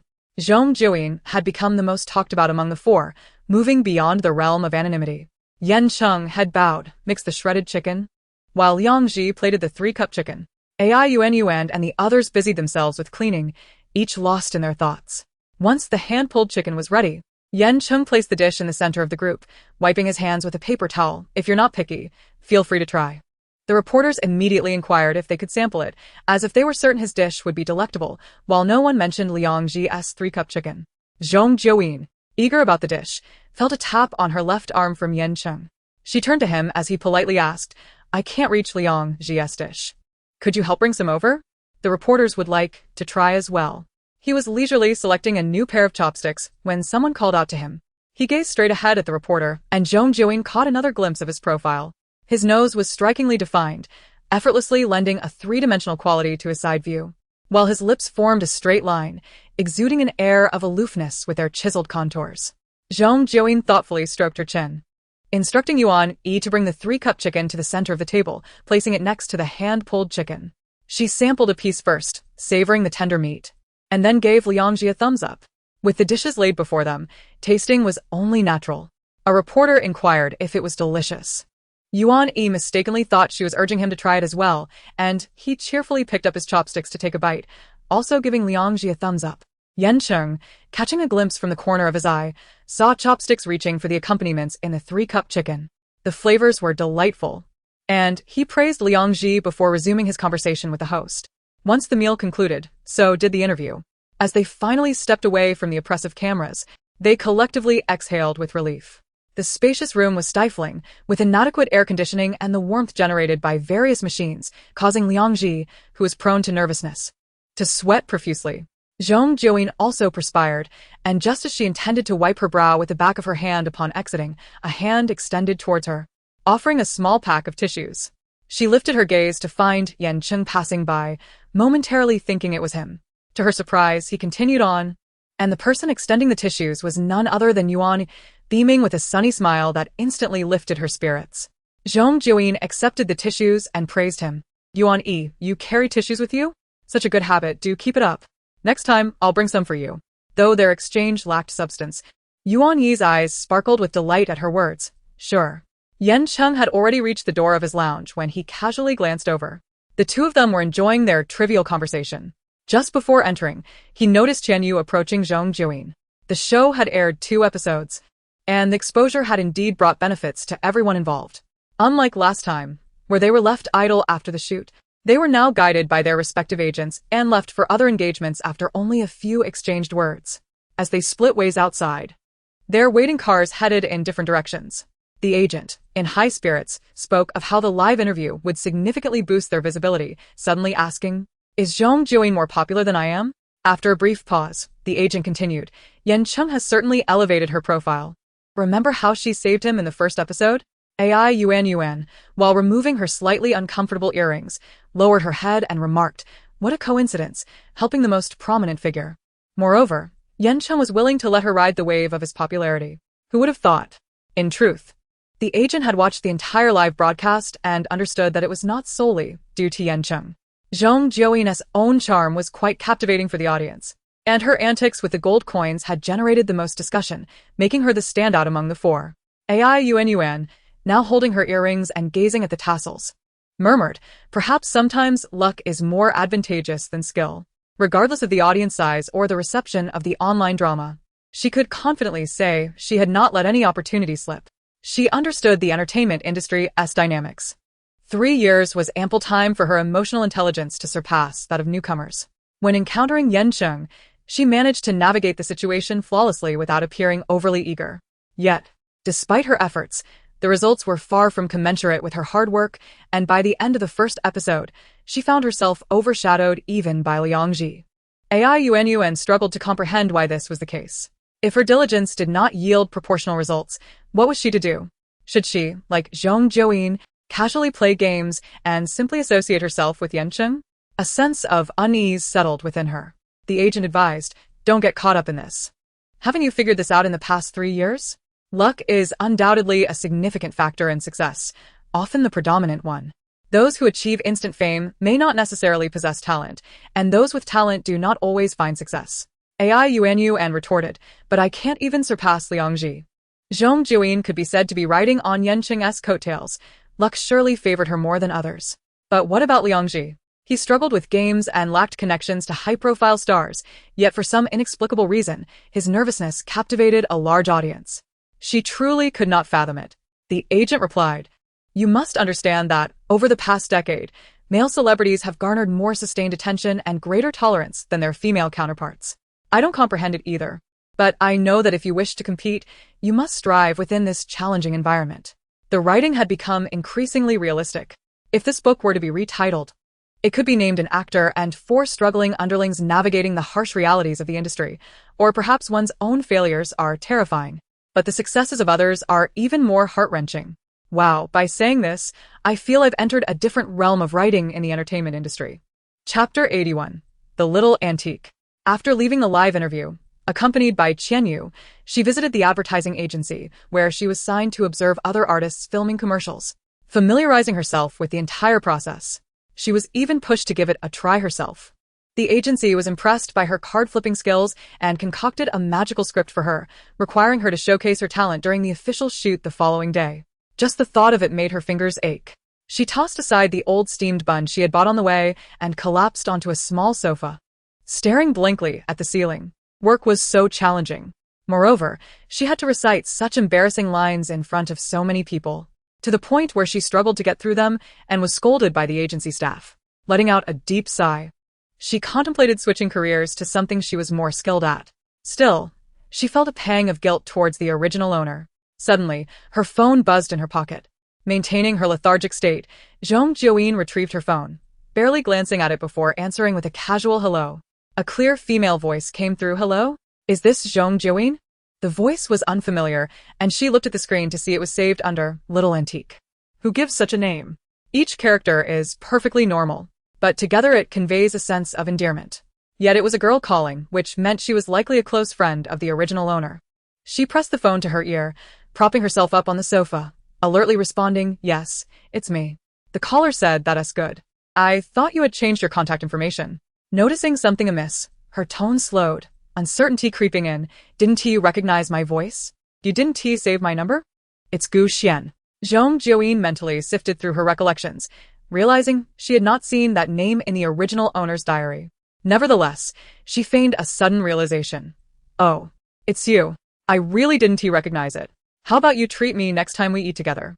It seems you've finally achieved what you wished for. I caught the live interview at noon too. Your popularity is soaring. I saw your name in the marketing group, and your followers jumped from 0 to 7 or 800,000. Gu Xian's voice transitioned from playful reproach to excitement, genuinely thrilled for her newfound success, indicating their friendship was indeed strong. You've always been charming, beautiful, and fun to be around. It's only natural for people to like you. It's just that you hadn't had much exposure before. Speaking of exposure, Gu Xian suddenly sighed. You should have had more visibility by now. The first drama you encountered was aired, wasn't it? It had decent hype. If you hadn't been replaced, given your looks, you would have certainly gained some fans. At that time, the original protagonist had just debuted, and the company treated newcomers quite well, providing them with a fair amount of resources. She landed a small role in a web drama, playing the third female lead. Although her scenes were limited, she felt elated and diligently prepared, writing several pages of character analysis. However, she was replaced without any warning, with no opportunity to contest the decision. The role was given to an obscure influencer from another company. This was the first time she felt disheartened, pondering whether this path would be as smooth as she had hoped. I am unable to articulate whether or not she had fully recovered. Zhong Jiuyin cautiously probed. Was my last performance really that poor? I thought it was relatively decent. Was it? Well, she began to choke back tears as the memories resurfaced. At that moment, your mother had inquired about your work, and you, unwilling to lose face, fabricated a story for her. Afterwards, you chided yourself for your vanity while envying your peers. Overwhelmed by pressure that nearly crushed you. You even mentioned during the interview that you were so distressed you lost your appetite, surviving on mere bread to sustain your existence. Whereas you used to be a woman who relished 3 bowls of rice and laughed heartily all day long. Zhong Jiuyin touched her brow and thought it best not to dwell on past glories. A successful individual does not recount their struggles with poverty. She then quietly confided, the company has tasked me with managing a new marketing account, so rest assured, any gossip I post will subtly praise you. Really? I cannot thank you enough. However, Zhong Jiuyin seized upon the name she had mentioned, her eyes glinting as she said, speaking of Feng Qing, a rumor has come to mind. Gu Xian replied eagerly. What is it? Do tell me. My job is to seek out such juicy tidbits, especially those that are exhilarating and world-shattering. It is said that Feng Qing is involved with a high-ranking official at the company. Gu Xian gasped dramatically, then indignantly remarked, I knew it. You both debuted around the same time, yet while you faced constant replacements and setbacks, she continues to receive abundant resources. She isn't even as beautiful as you. Nor did she perform better than you in school. It seems she relies on dubious connections to get ahead. It's a pity you often compared yourself to her. Wallowing in self-pity. Every time she gained fame, you suffered for a month. Had you known this sooner, you needn't have endured those sleepless nights. The conversation was laden with implications, and Zhong Jiuyin found herself deep in thought. The interruption of dreams, envy toward peers, the expectations of elders, and her own unfulfilled aspirations, compounded by the suffocating isolation of her small living space, had culminated in scars etched upon her wrist. Chapter 82. Yan Cheng called me. After concluding her call with Gu Xian, Zhong Jiuyin lingered on the sofa for a moment. A glance at the call log on her phone indicated that the original protagonist's social connections were rather uncomplicated, with only a handful of familiar names noted. Among them was Feng Qing. However, her last conversation with Feng Qing had been at the beginning of the year. Piecing together the information from her conversation with Gu Xian and the contents of her diary, she attempted to reconstruct the original protagonist's experiences over the past 2 years. With hopes of realizing her dreams, she had debuted alongside Feng Qing as an artist under Huanqing Entertainment. After being replaced in her first role, she faced her first setback. While Feng Qing steadily garnered resources and recognition. Although she received several opportunities afterward, none materialized, in stark contrast to Feng Qing, who thrived as the company's favored talent. Was the original protagonist's first role replacement orchestrated by Feng Qing, or was it simply a stroke of bad luck? In all her failures, what roles did Feng Qing and Gu Mingli play? It was evident that after the last role she was assigned, which was ultimately never aired, Gu Mingli had clearly received Feng Qing's directive, ceasing to provide her with any further work. Eventually, on an ordinary day, perhaps while chopping vegetables or fruits, she, in a daze, pressed a knife to her wrist and made a cut. Sometimes human perception can shift. The pain of a wound might allow the original protagonist to temporarily escape emotional anguish, even providing a morbid sense of pleasure that constantly reminds her of her existence. In her most agonizing moments, the blade might cut even deeper. Repeated acts of self-harm could elevate one's threshold for pain, making the prospect of suicide seem less daunting. Zhong Jiuyin pondered, her fingertips brushing over her left wrist.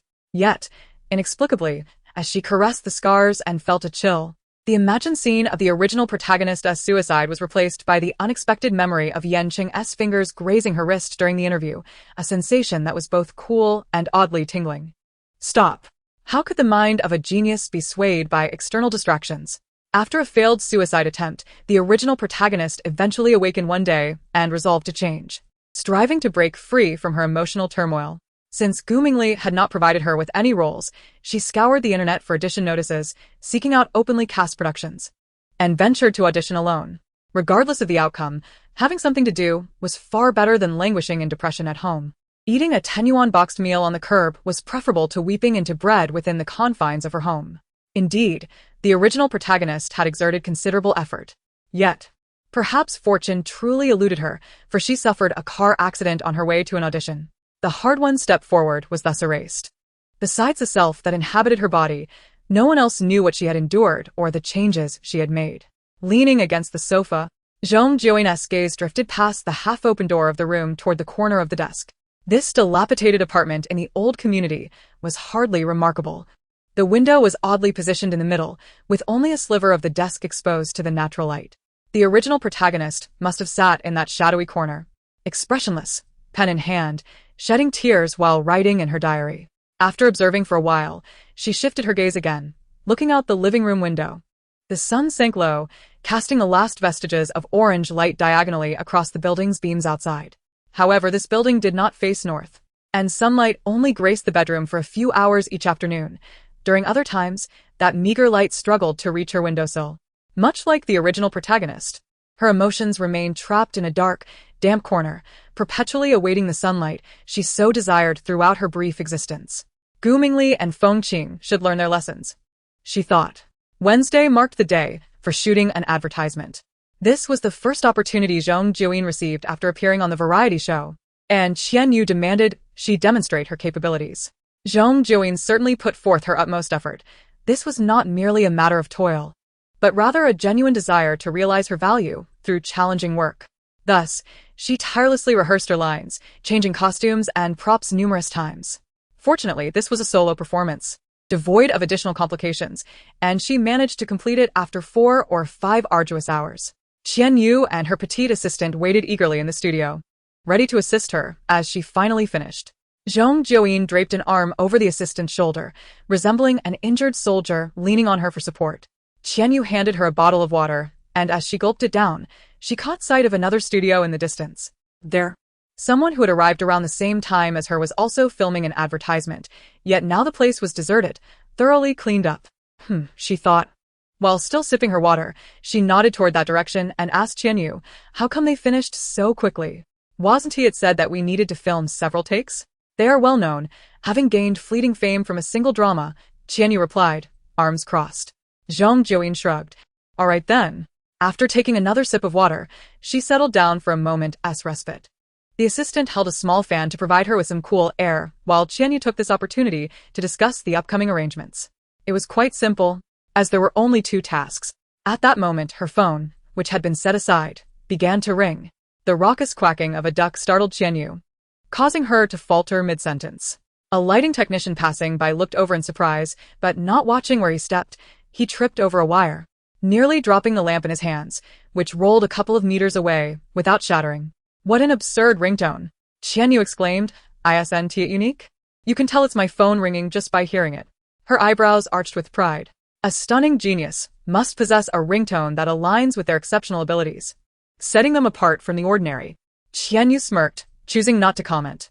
Zhong Jiuyin, basking in her triumph, took a sip of water, her gaze flickering to the screen. Upon seeing the contact name, her eyebrows rose even higher. It was Yan Cheng. Both Qian Yu and Ko fixed their eyes on her. Pick up. I bet he's calling about that role he helped you with. She too felt the urgency.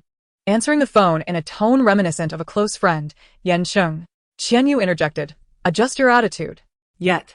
The person on the other end remained unfazed by her demeanor, calmly informing her, "There's a martial arts drama with a role that suits you. Though it's not on a major network. The director is Lu Ge.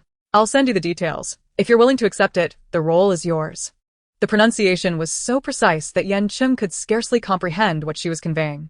"What is this? The language of prehistoric humans?" he jested. Zhong Jiuyin replied, "Not prehistoric. The female protagonist in my bedside reading communicates this way with a noble prince. Isn't that right? The way people communicate in literature often reflects the societal norms of that era. And which year is this bedside reading from?" Yan Cheng inquired. "Let me think. I believe it was written in 2009. You know that S from 2009. A bottle of water left out would have expired by now. Do you think your bedside reading has gone stale too?" Before they could even explore the romantic entanglements, she was already envisioning a slightly bittersweet climax. She longed to leap to the conclusion in an instant. In chapter 83, Yan Cheng had indeed put in the effort. Zhong Jiuyin, surprised, glanced at her phone to confirm it was Yan Cheng calling. "Your words are sharp. So, what if I read outdated literature? Does that mean I'm outdated too?" Yan Cheng fell silent for 2 seconds before flatly responding, "You're not outdated. You've gone stale." Zhong Jiuyin promptly hung up. Qianyu, astonished that she was the first to end the call, asked with a hint of incredulity, "What did he say?" "He said I've gone stale." Qianyu remarked. "From your reaction, I thought he called you a pervert. Did he mention the role?" She pouted and nodded, "Yes." "All right, let us discuss in the car." Surrounded by staff from advertising companies and photography teams, even speaking in hushed tones in a corner couldn't guarantee their conversation would go unheard. Once in the car, Qianyu urged her to elaborate and insisted she call Yan Cheng back with a more respectful tone. "He is helping you. You can't just hang up on him. What if he decides not to assist you anymore?" Zhong Jiuyin casually remarked, "He is not that kind of person." Qianyu scrutinized her, narrowing his eyes slightly. "You sound pretty certain. Do you know him well?" "Is that so? I suppose I have a decent read on people."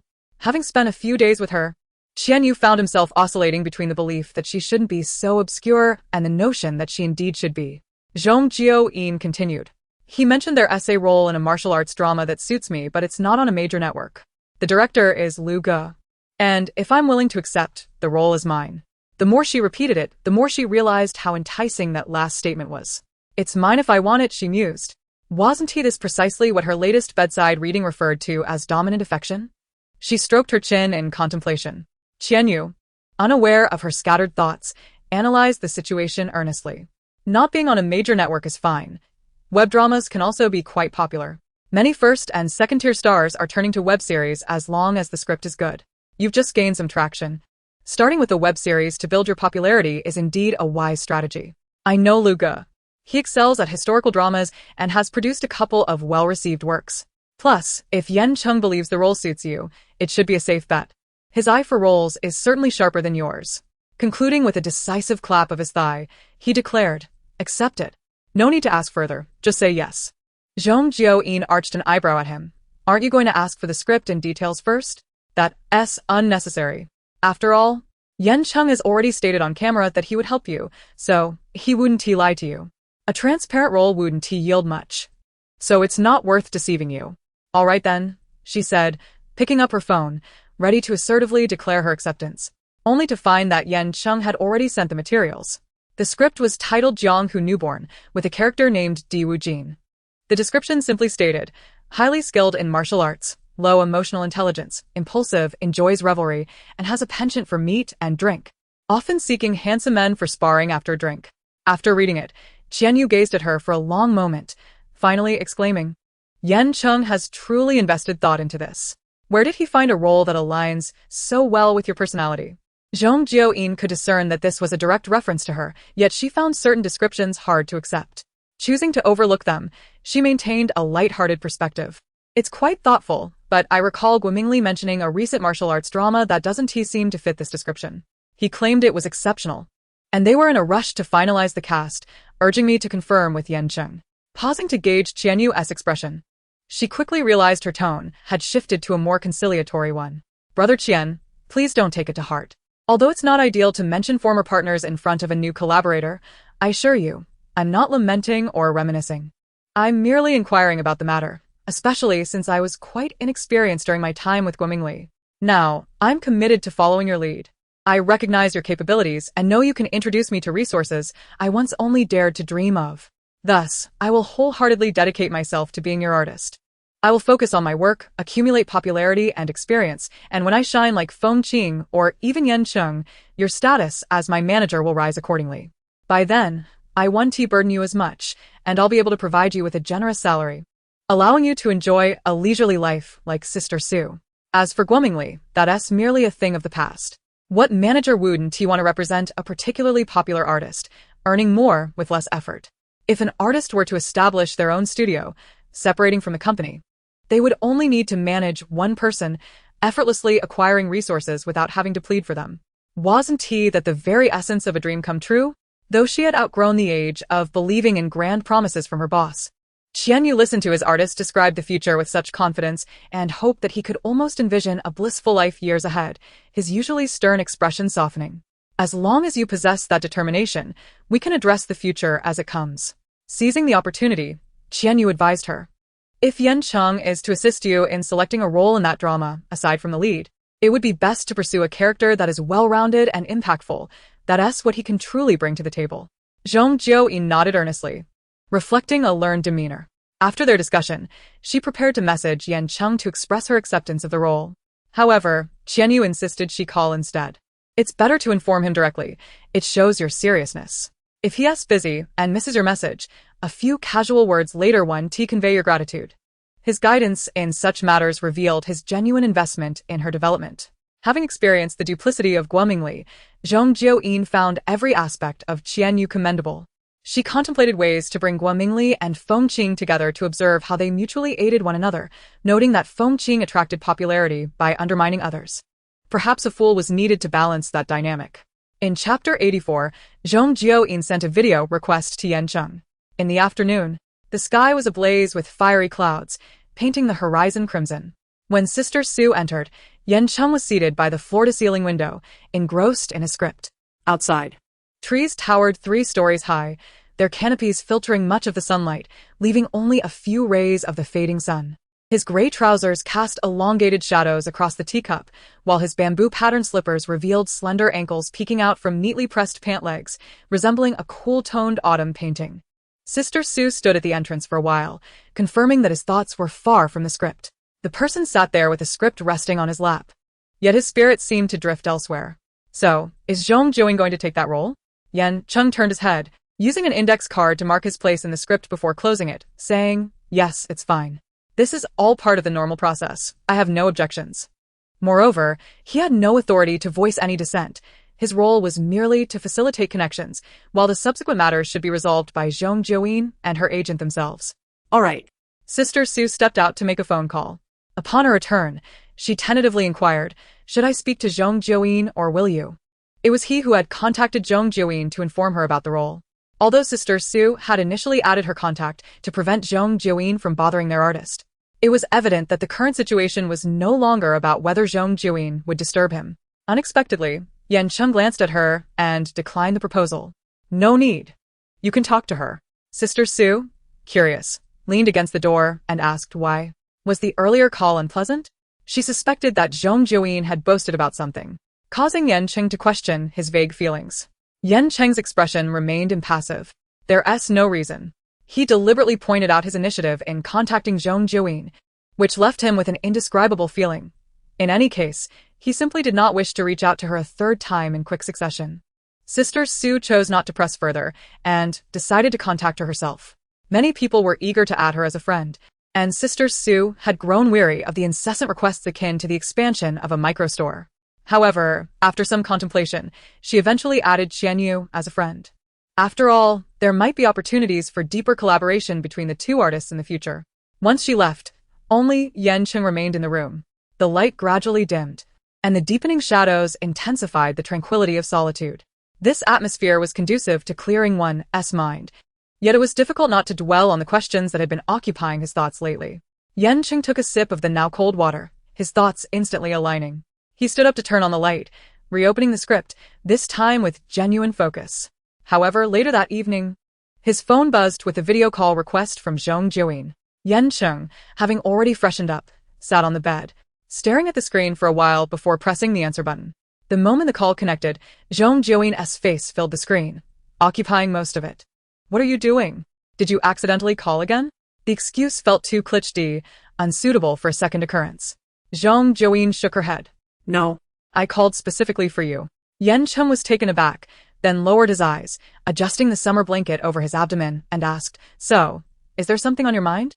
There is a bit. She had also finished washing up and climbed into bed, her new favorite reading material beside her. She struggled against the overwhelming allure of the book, striving to focus on the handsome face on the screen. The soft indoor light cast a hazy glow upon him, making him appear less cold than during the day. More in line with the word gentle. Did the lighting have such a significant effect? She did not dive straight into the matter. Instead, she tapped the small frame to display her face on the larger screen, then adjusted her angle for a better view. She appeared even more beautiful than during the day. Breathtakingly so. Could this exchange of thoughts continue calmly? Do you think looking at my face will affect your train of thought? Yan Cheng, maintaining his composure, replied, It will affect my sleep. That did not seem like a favorable opinion. If she appeared in his dreams again, who would bear the responsibility? Zhong Jiuyin leaned closer to the screen, blinking innocently. What's wrong tonight? Is speaking going to attract lightning? Yan Cheng merely curved his fingers to touch his brow, deciding to skip the chaotic dialogue. If there's something, just say it. Oh, it's like this. She placed her diary on her bent knee, one hand holding the phone while the other waved a feather fan, leaving her hands and legs occupied. Earlier, I asked you about Feng Qing, and you said you didn't know her and that she wasn't involved in your fainting incident, right? Yan Cheng glanced at her, his eyes drifting away from the screen to the window, feeling somewhat relieved. Yes. However, Sister Sue informed me that a year ago, Feng Qing approached me at the film base, suggesting she had some contact with me, but I don't remember her. Zhong Jiuyin's eyes widened, then suddenly narrowed slightly. So she knows I saved you that day? Yan Cheng asked, How so? She recounted how Feng Qing had tried to extract information from her and mentioned that she had bribed Guomingli to undermine her. Yan Cheng sat up straight, his brows furrowed tightly. Feng Qing knows about this? So, she sought me out to impersonate you as my savior? But why would she bribe your agent to suppress you? Is it related to this matter? That's my thought, Zhong Jiuyin said, fanning herself vigorously. You were in a serious condition when I saved you, right? You didn't even see my face. The only thing you noticed was the red mole on my earlobe when you barely opened your eyes. And didn't I rush to the company to sign a contract, leaving you at a store? You probably weren't fully conscious yet. Did anyone interact with you in between? Zhong Jiuyin replied, Perhaps she saw me saving you, and after I left, she went to find you, pretending that she was the one who saved you. But you weren't responsive, so she probably couldn't stay long. She needed to go sign a contract as well. Later on, she approached you again, wanting to claim my gratitude directly. Yan Cheng interjected, but she didn't succeed. Zhong Jiuyin continued. She likely didn't know you recognized your savior by the red mole on her ear, so she assumed you didn't remember who saved you. Moreover, she wouldn't want you to recall the identity of your true savior due to her probing, to avoid any repercussions for her deceit. Therefore, she had to distance herself from you while ensuring I remained unnoticed, preventing you from discovering me. Chapter 85. Aren't you with me? If her analysis was accurate, the crux of the matter lay in Feng Qing's reckless attempt to impersonate the savior before Yan Cheng, which ultimately failed. Had this incident not occurred, and if Feng Qing had forgotten what she saw, she could have concealed it for as long as possible, allowing her to develop naturally without being suppressed. Given her original appearance and passion for her career, she would certainly have fared better than her current situation. It was likely that she and Yan Cheng would never have crossed paths, and he would have been unable to find her. Feng Qing herself would have been entirely unaffected, unlike now, where she fretted over her rising fame, worried about Yan Cheng causing trouble, while also having to deal with Guomingli, who clung to her like a leech. She was likely overwhelmed with troubles. Sigh, how should one put it? Regardless of the analysis, one must note that the original owner had truly suffered. This was nothing short of a calamity. She shook her head and sighed, her expressions clearly visible in the soft light of the room. Her feelings of lament towards the situation and disdain for the instigator overshadowing her anger and discomfort regarding her own plight. Yan Cheng still held the belief that she seemed like a mere bystander, if indeed her mind had faltered, causing her subconscious to forget those painful experiences and perceive herself as an observer. It could only indicate that Feng Qing and Guomingli's oppression had been severe, leading to her depression and a near-suicidal state. In truth, such occurrences unfolded daily within the entertainment industry, those of higher status oppressing those of lower status. Individuals with connections bullying those without, and some simply venting their bad tempers on others to gain a sense of superiority. Consequently, Many capable actors might take 10 or even 20 years to finally step into the limelight and be recognized by a broader audience. Yet, Yan Cheng was a notable exception. He was fortunate and diligent, achieving his current status in just a few years, only hearing stories of the injustices faced by lesser actors. Thus, when he listened to Zhong Jiuyin recount her experiences, even though her tone was light and carefree, he found it difficult to contain the surging emotions within him. It is difficult to articulate the emotion he felt as he gazed at the beautiful face on the screen, hesitating to speak, failing to voice his thoughts several times. Perhaps it was due to the unfamiliarity of such an occurrence happening to someone he knew, leaving him unprepared to approach it with a detachment that comes from desensitization.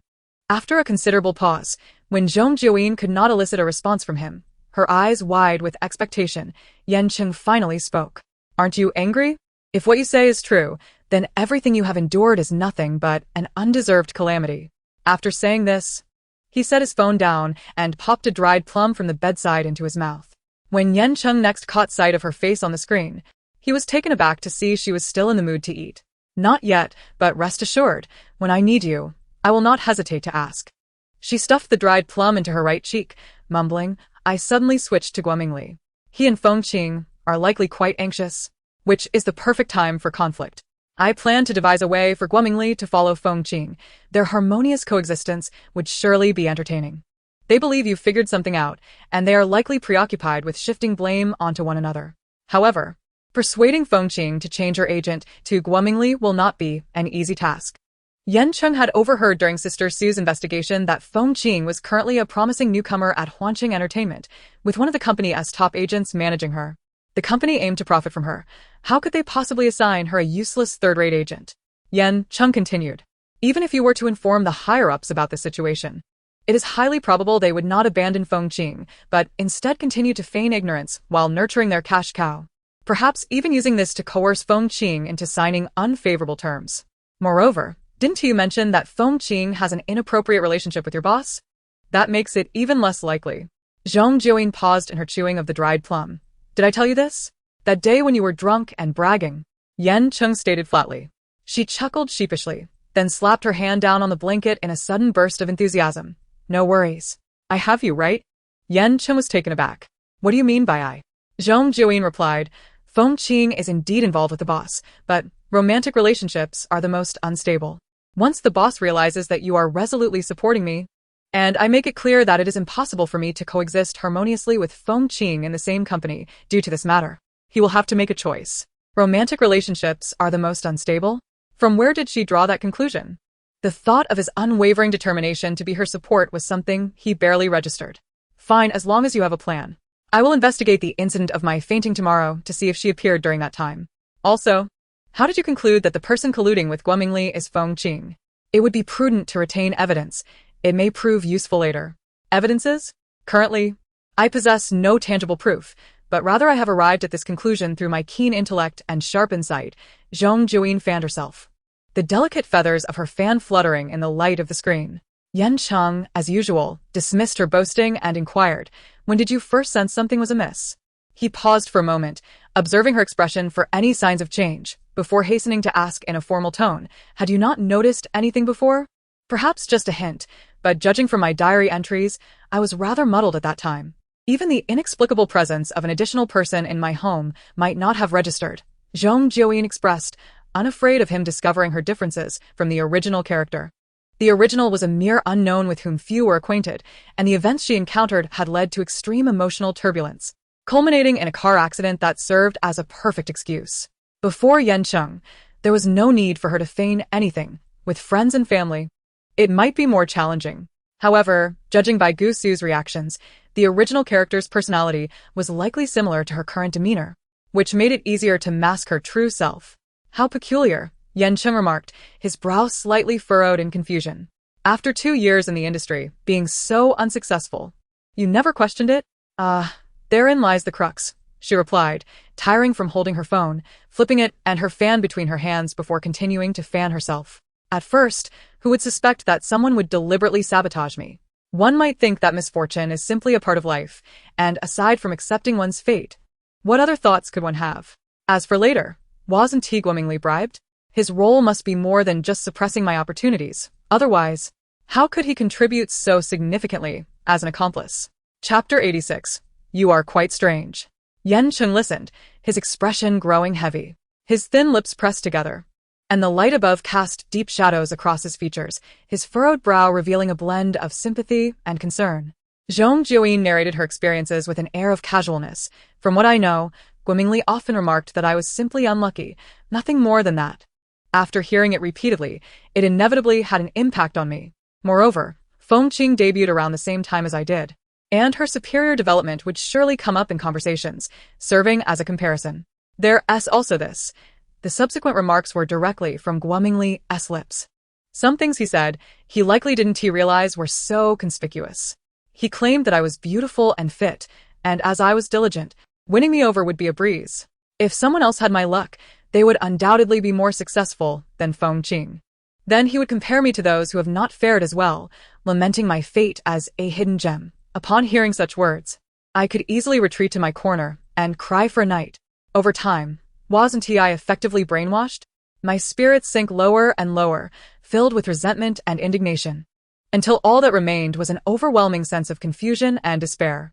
Yan Cheng opened his mouth, the first question that slipped out sounding rather peculiar. Is that how he spoke to you?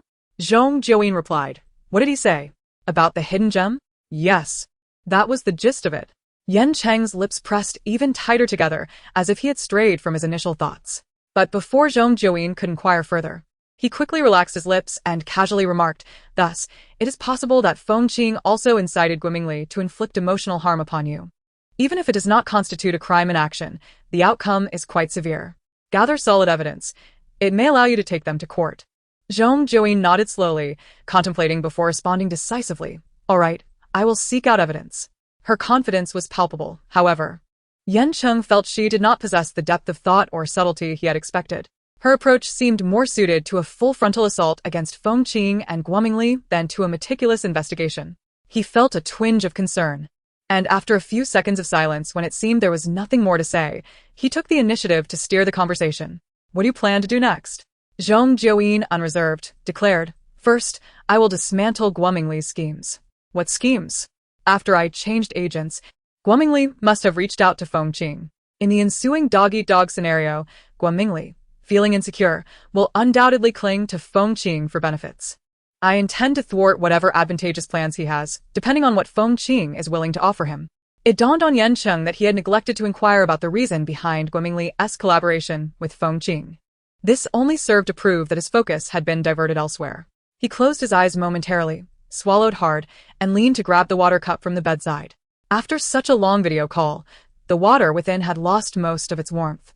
Before drinking, he turned his phone face down onto the blanket. Suddenly, Zhong Jiuyin could no longer see his face and exclaimed repeatedly, Hey, where did your face go? Yan Cheng responded, What is this? It's all dark, and it moved. What are you trying to sneakily show me? What are you talking about?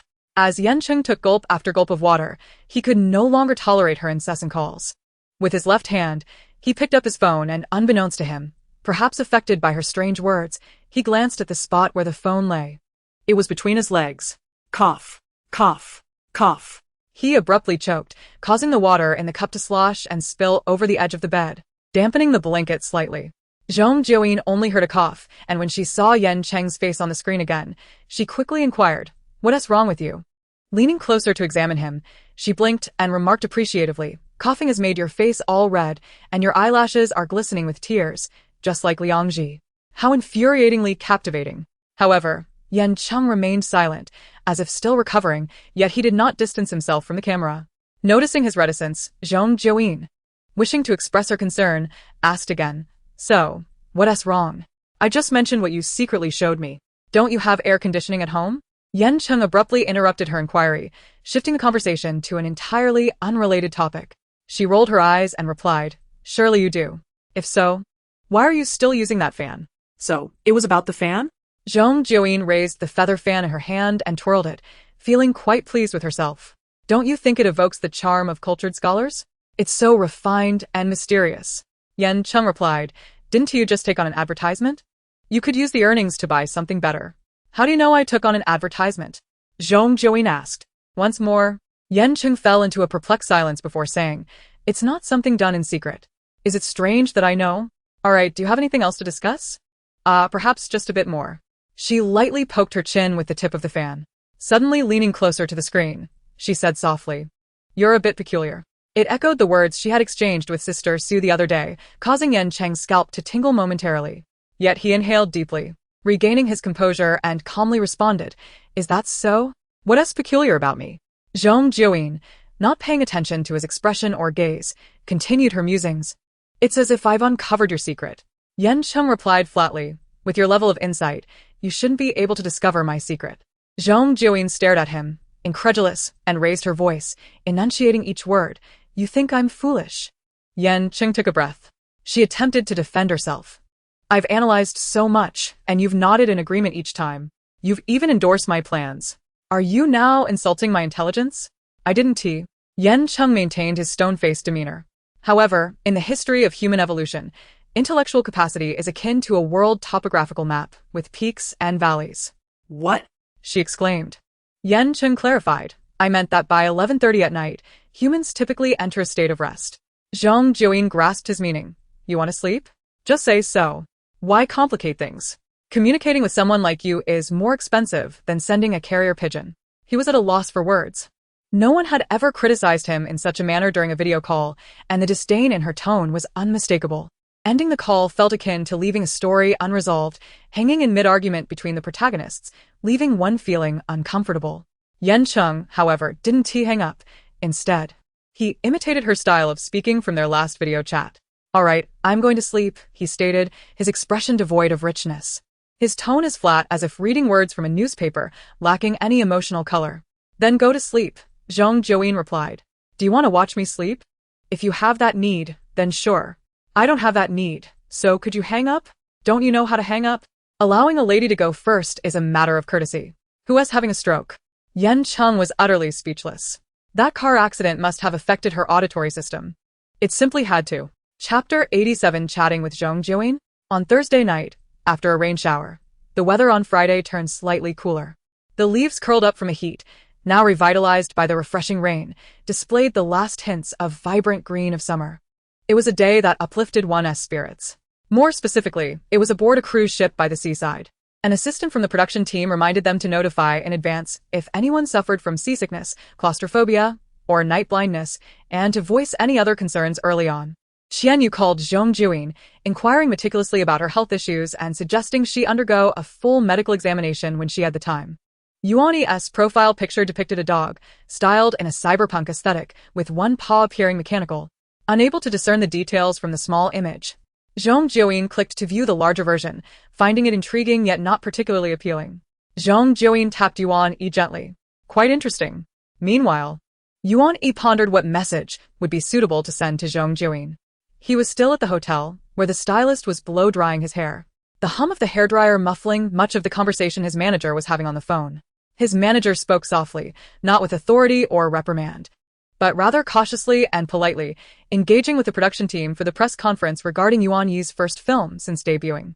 Although he hadn't been included in this press conference, which featured a family drama not particularly popular in the film industry, he had received unexpected news that he was now invited to attend. On the way there, his manager expressed how stark the difference was between being popular and being obscure. An unknown actor might not even be acknowledged for a standout supporting role, while a popular one could be recognized even for a minor character appearing for just a few minutes. Yuan wasn't particularly reflective about the disparity. Having witnessed such preferential treatment, he was more motivated to climb higher in his career, hoping one day to rival Yan Cheng. However, at that moment, his thoughts were not on the industry as hierarchy. The stylist continued to blow-dry his hair, occasionally checking in with him to ensure he was comfortable and not in pain. Zhong Jiuyin had encouraged him to send a message. He should be gentlemanly enough to do so. But what topic should he initiate? They had added each other as friends after the first episode, and their chat window remained untouched since then, merely displaying their exchanged names. He had intended to invite her to dinner, but each time he nearly voiced it, he was interrupted by other matters. Asking again felt awkward. Repeating it too often might lead her to think he had ulterior motives. So what should he send? Holding his phone, He discreetly glanced at the mirror, ensuring the stylist wasn't watching a screen, while hesitating to type a few words. Distracted, his message became disjointed, and the more he looked at it, the more he felt it was inadequate. An extended sentence was deleted, and he rewrote a more concise one. But would this seem too cold? Or perhaps convey a condescending tone? Should he add an emoticon or a casual filler? Injia, is there something you need me for? Would that suffice? Or should he add another sentence to introduce a topic for further conversation? Ideally, this topic should be something he was well versed in, so as not to leave an awkward silence. It should also be something Zhong Jiuyin could relate to and enjoy, ensuring the interaction felt like a dialogue rather than a one-sided display. Crafting a simple opening line while contemplating the subsequent dialogue proved challenging, and he remained unsatisfied with his options. The stylist quickly noticed his distracted demeanor, and as he glanced back at the mirror, their eyes met in the reflection. Yuan Yi's heart raced, as if caught in a misdeed, making even his smile feel awkward. The stylist, thinking he was dissatisfied with his hairstyle, sought his input, prompting him to take a closer look at his hair and politely share his thoughts. He approached and stood beside them, unperturbed, as if overseeing their actions. However, Yuan Yi promptly tucked away his phone, refusing to be distracted any further. He nodded and mentioned the location for the game tomorrow. The agent inquired, "Is that all? I noticed you were fiddling with your phone, occasionally typing and then deleting, and I thought you were gossiping with your makeup artist and fans." He wore an expression that suggested he could see right through Yuan Yi. This made Yuan Yi feel a bit bashful again. The agent directly asked, "Are you chatting with Zhong Jiuyin?" Yet, it could hardly be considered a conversation since they hadn't truly engaged yet. In his early 20s, when discussing someone he felt an affinity for, even a shy young man would not shy away from the topic. His demeanor, still unrefined, bore an innocent charm. Despite his deliberately cool slicked-back hairstyle, traces of joy danced in his eyes, as if conversing with Zhong Jiuyin brought him genuine delight. Chapter 88. A Return to Prayer. For someone unacquainted with such experiences, it may be challenging to comprehend the sudden and intense emotions of youth. The agent, puzzled, remarked, "Why haven't I seen you exhibit such fondness for Ai Yuan? I think she is far more intriguing." Yuan Yi opened his mouth to respond, but merely stated, "Perhaps." Yet, he could only see the one who shone the brightest. Recalling a previous dinner with investors, the agent hesitated to ask, "Don't you think Zhong Jiuyin has her eyes on Yan Cheng?" Yuan Yi turned to him deliberately. "Does she?" The agent, recognizing his stubbornness, sighed and nodded. "All right. Let us not jump to conclusions. But you must be prepared for the possibility that Yan Cheng might take an interest in her as well. I'm sharing this not to malign anyone, but to prepare you. In this industry, it's impossible to avoid such temptations. And examples show that the more one tries to resist, the bigger the problems that arise." As their discussion progressed, the agent veered off onto other topics.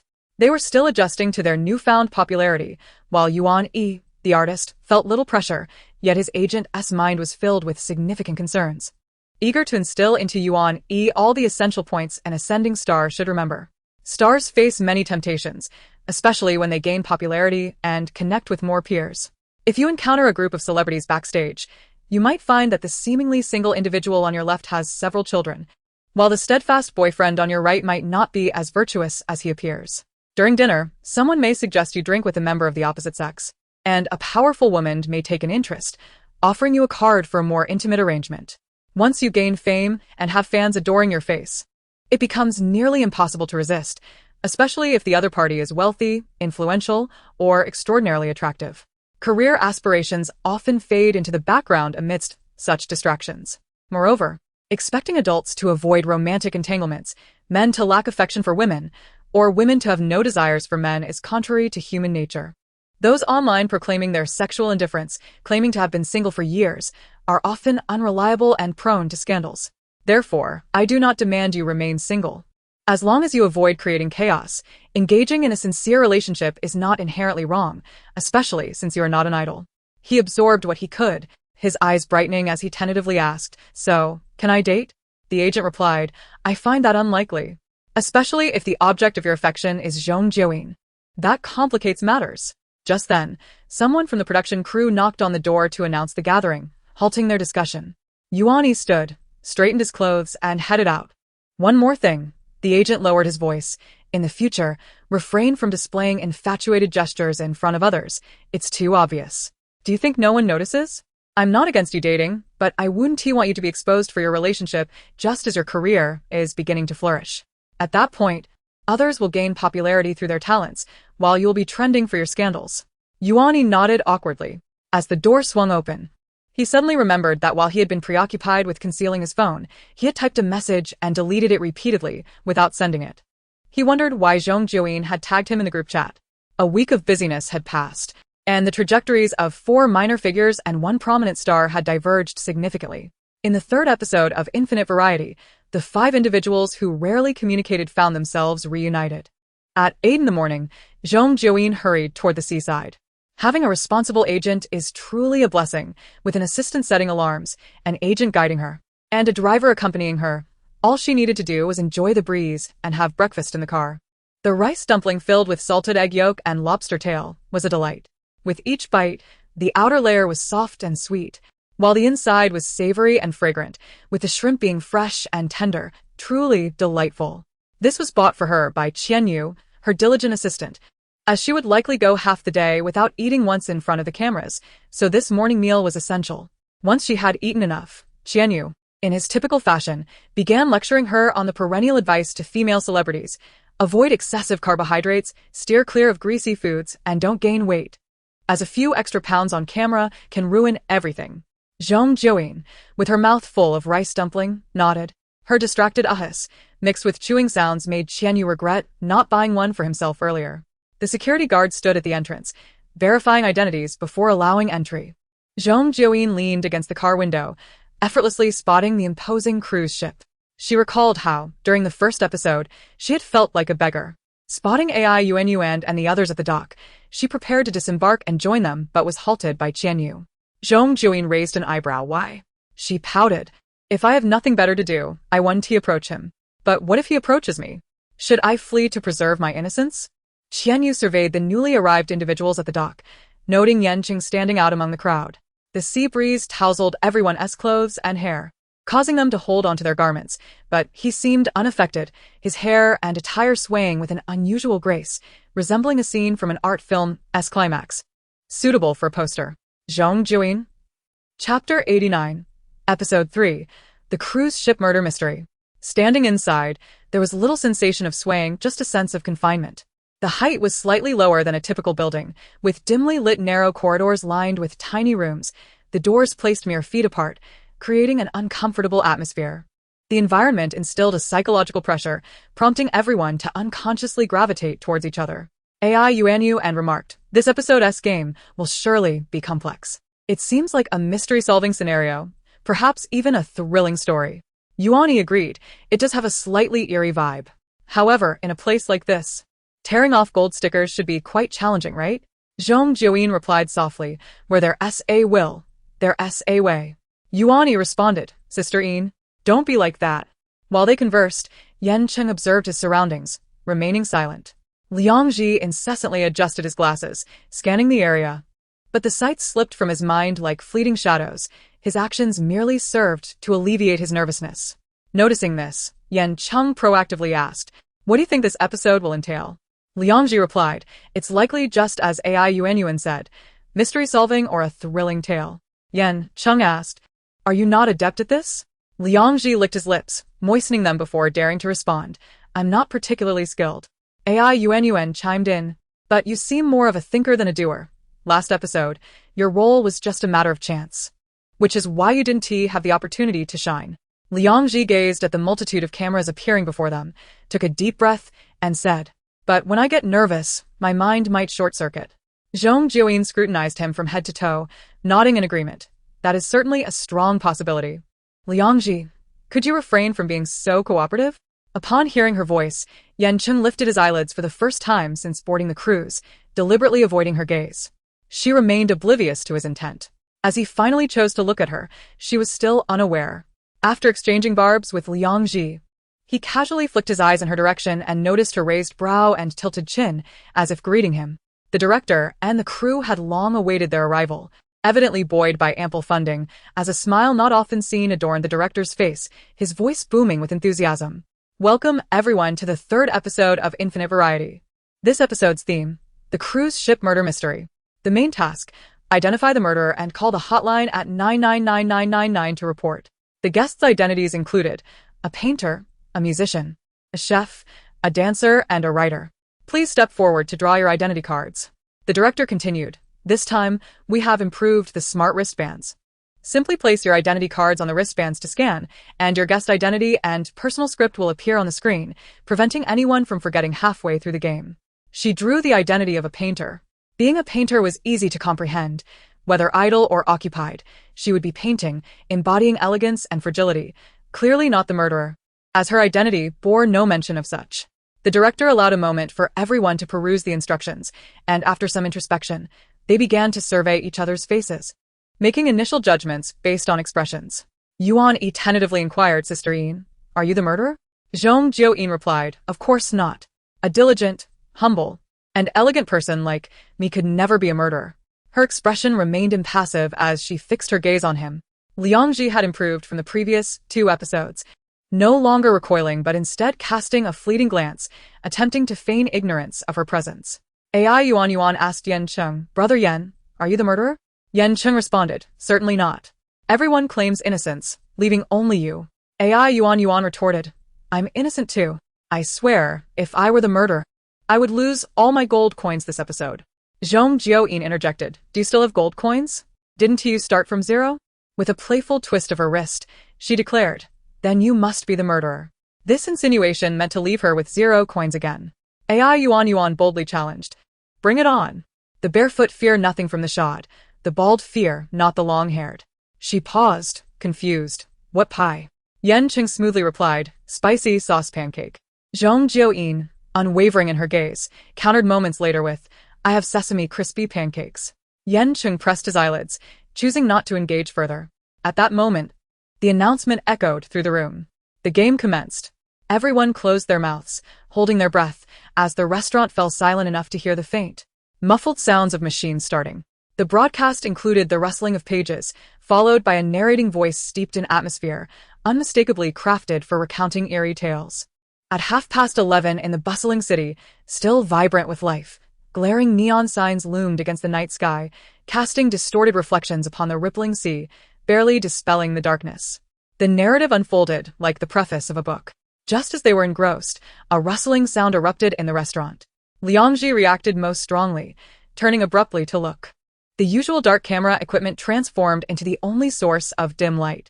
Zhong Jiuyin could even hear the heartbeat of someone standing half a step behind her, powerful and steady, as if pumping endless warmth. By positioning, it must be Yan Cheng. There would be updates at dawn. Chapter 90. Chris's blood-soaked journey. The cruise ship, illuminated after 6 hours of navigation, mirrored the neon lights in the distance until they receded further apart, never to converge again. The ship cut through the twisted reflections, sailing deeper into the encroaching darkness. With 20 minutes remaining before the masked ball at midnight, the guests invited to this cruise were donning splendid attire, laughing as they selected their preferred masks.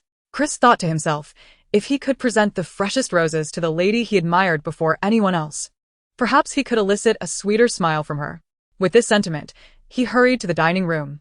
His heart raced with excitement, completely oblivious to the shadowy figure trailing behind him, its eerie mask fixated on him through 2 hollow eye sockets. After a moment's hesitation, the figure, deterred by the sounds coming from the dressing room, abandoned the pursuit, retrieving a large object from the shadows instead. Though she subconsciously disliked the dark, confined space, the presence of familiar faces provided a sense of security, alleviating her discomfort to a degree, particularly when beside someone tall and reliable. Yan Cheng, accustomed to the scrutiny of paparazzi, had a keen instinct for being observed. In a lull of the storytelling, he suddenly turned his head, capturing her gaze amidst the indistinct light and shadows.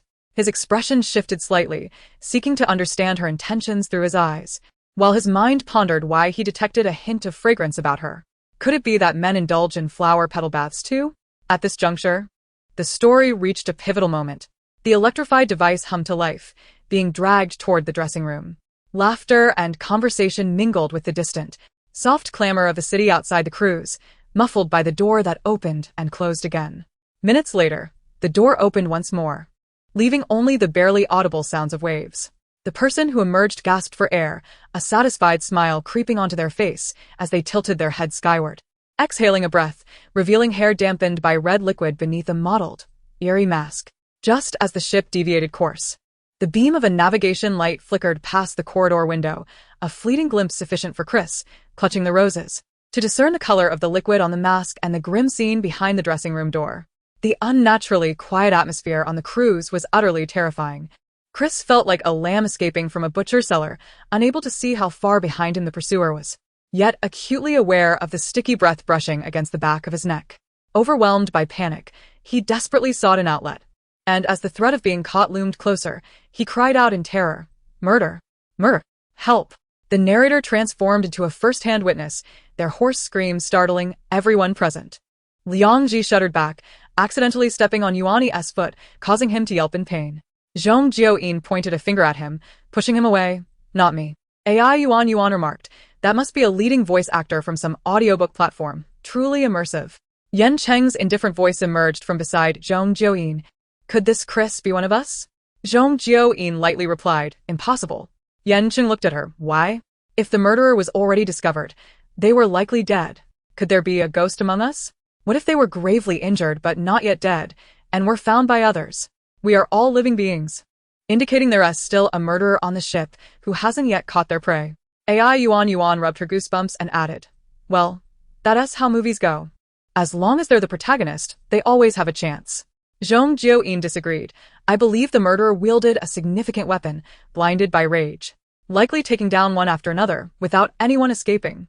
This sentiment seemed very much in line with her character, as Yan Cheng shot her a sidelong glance. She certainly bore the demeanor of a potential murderer.